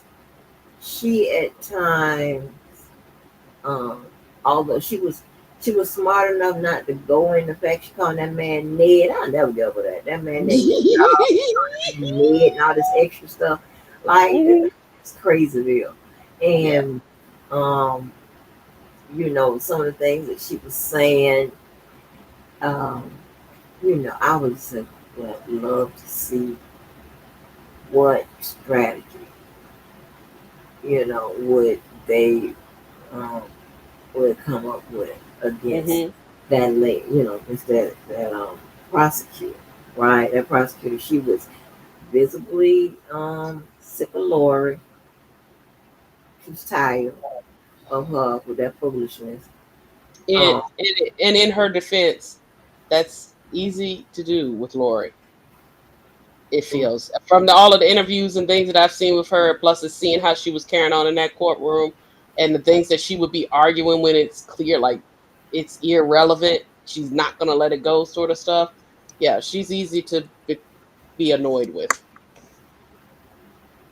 in a yeah, circumstance like that. I'll say in a circumstance like that. yeah, that's crazy. Oh, I mean, and my thing is, I don't know how long she's going to do, but girl, you already like you already had one case. Yeah, Yeah, like girl, yeah, this is not this is not going well for you, honey. it really is not. Now, is she going to end up moving back to a different prison after this because of now that the trial is over, or was that already her permanent location? Move to another. You said go to another prison, Yeah, because this trial was in a different place than the initial trial that she was convicted, sentenced to life for. right? So will she have to go back to whatever the first prison was, or the first court jurisdiction, or whatever, to go to her to do that, or did they agree that she can stay where she is now? Well, she has the new trial coming up, and that's going to be there with the same. I think with the same judge, Oh, same place. Okay, okay, okay. and then she'll go back to her the first place she was sentenced. And Hmm. time, I don't know if it's going to run consecutively or concurrently. Either way, she'll do. It should be in for life anyway. Yeah. Yeah, so wherever she'll go will probably be her final. Huh? I said wherever she'll go, she'll be there indefinitely. Yeah. Either way it shakes out. Hmm. Okay. Yes, Well, ma'am. I am very tired. Yes, ma'am. I get it. Well, I'm So getting it's up been to. always a pleasure to talk to you. Yes, ma'am. Likewise, likewise. Well, we You probably canceled by now, so yeah. who canceled me? I don't know that I was Well, about what me, I'm I'm doing sorry. there. I'm probably canceled again, and again, and again. I was good. Oh Well, my goodness, honey, I don't laugh. if Child. anyone has canceled me, so be it. Just know that I'm cool with it. Whatever you feel like is the best thing for you, by all means. Oh no. I'm not bothering anybody, isn't it? But if somebody does feel like that they're bothered, I don't blame them. Move on, leave me in the background. I'm not significant enough to be worried about, because I'm certainly not worried about none of y'all. I know that's right. That's easily said. After a while, you been like, "Oh my gosh!" I said, "I don't care about you," and you been a full blown argument. Like, Yeah, oh. Yeah, well, I think it's easier for me because you are a significant figure, at least in this No, I'm sector. not. No, I'm not. I be Well, you trying. were. If not, you were. You were. No, ma'am, I never was. Listen, I just got pulled. Oh, girl. I'm like, I wish I would have stayed in the chat. No, I mean, I think if nothing else, you were a significant voice of the sector at a time, and you were doing something that nobody else was really doing, or I didn't notice a lot of other people doing anything like that. And so I think because of that, you were more immersed in the culture, the back end, just all these different things that come along with that. And unfortunately, heavy is the head of she who wears the crown. So Uh, I I think, ain't- but I think as you continue to move forward and do your thing and continue to show who you are and just share your perspective on stuff, either people will get with it or they'll be good, just like they were before. No, I don't care. I don't care, right? Yeah, let I it be. have, baby, I have way bigger fish to fry, child. One that's along the line of something that, you know.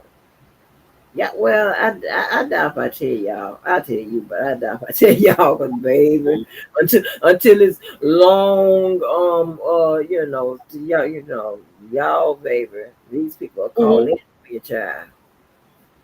These people, honey, they will call in on you, try to destroy your. I mean, no, nobody can't do that, unless Hmm. But I have, I got a lot of stuff going on. I'm so shy though. I got a lot of stuff going on.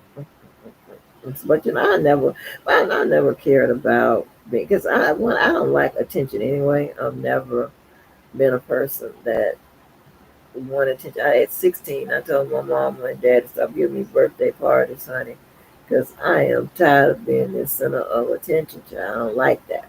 Hmm. And of course, my mom just, oh, you crazy? You just get on my nerves. I'm like, oh my gosh, how long you gonna give me a birthday party, child? Hmm. Like, girl. But Hmm. yeah, I just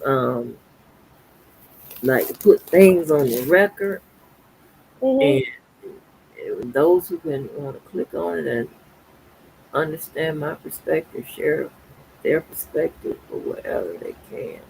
If not, I don't even care. Child.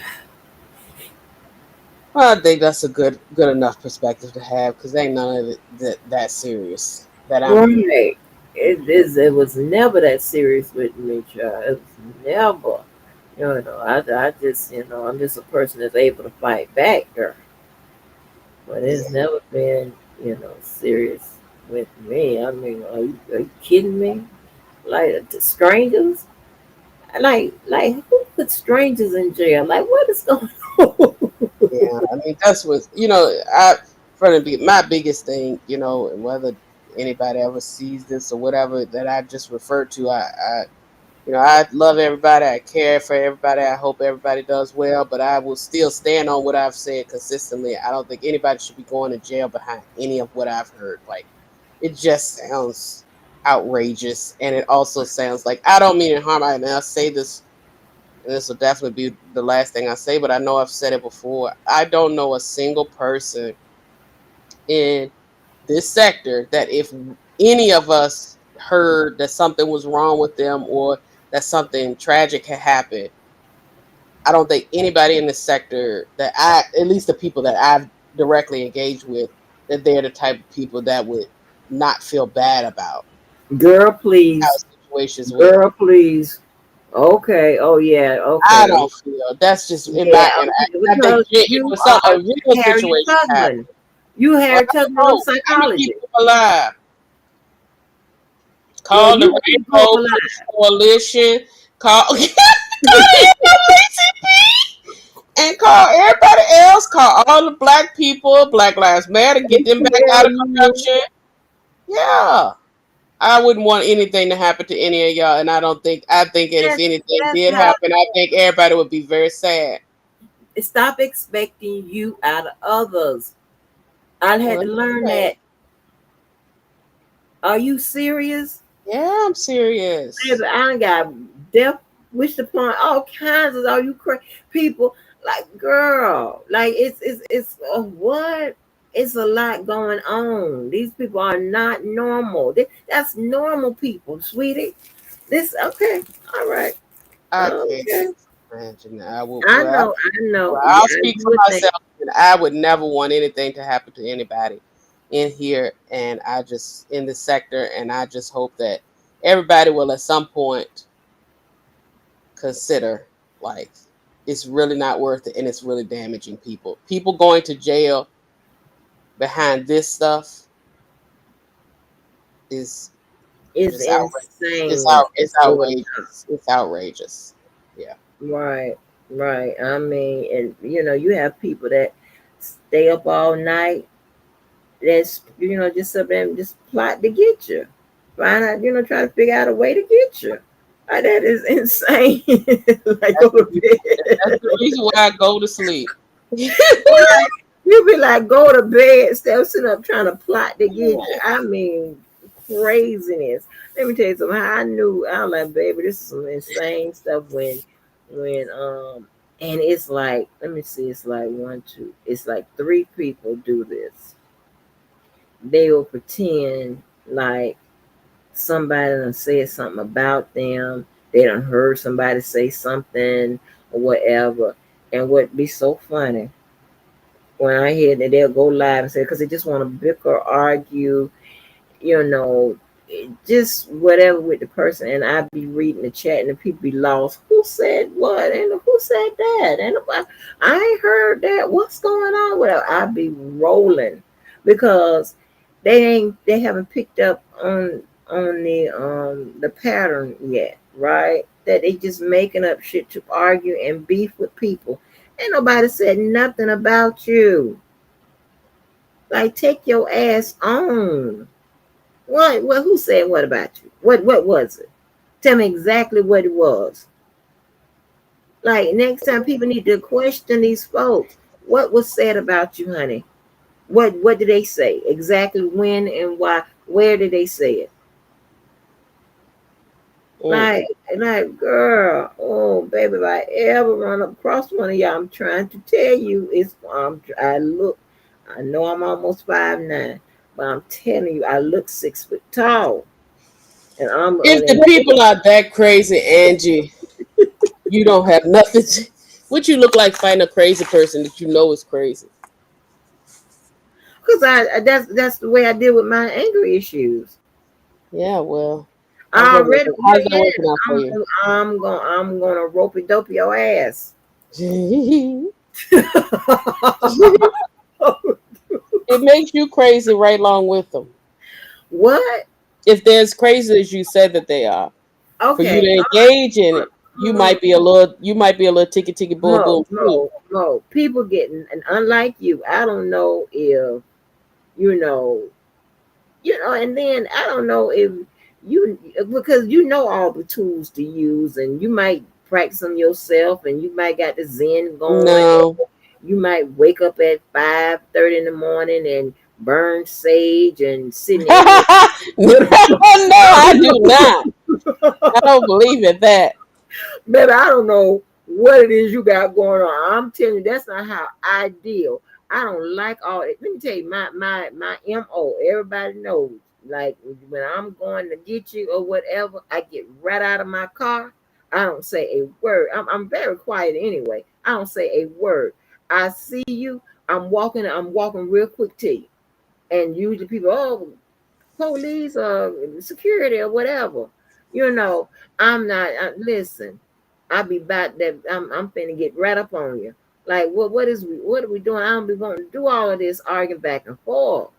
Mm, Like, I don't like doing all of that online and stuff like that. That's what I'm saying. These people, I can't take this serious. I can't take it serious. yeah, that's Oh, really what it is. but if I ever run across you, but I'm not gonna take you serious. You can argue with yourself.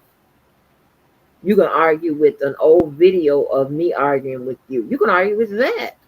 I'm not responding until I respond. If I respond. And I'm definitely not responding to nobody slow. Okay, well, we're going that back downhill right now Yeah, because we not. Yeah, we go ahead on because I'm listen. I don't have those tools. well, I just hope one day everybody can get the therapy that they need. I'm gone. Goodness. Good night, honey. Oh Lord, she said get the therapy. They okay. Cause I got PTSD and I ain't had it before I got here. How I get the PTSD? How did I get it? I can pinpoint when I got it. I got the PTSD, and on that, people, oh, y'all got a whole earful, baby. Y'all got a earful, baby. Anyway, y'all, check this out. Hey, make sure y'all do some good for yourself and someone else. Make today a good day and tomorrow even better day. And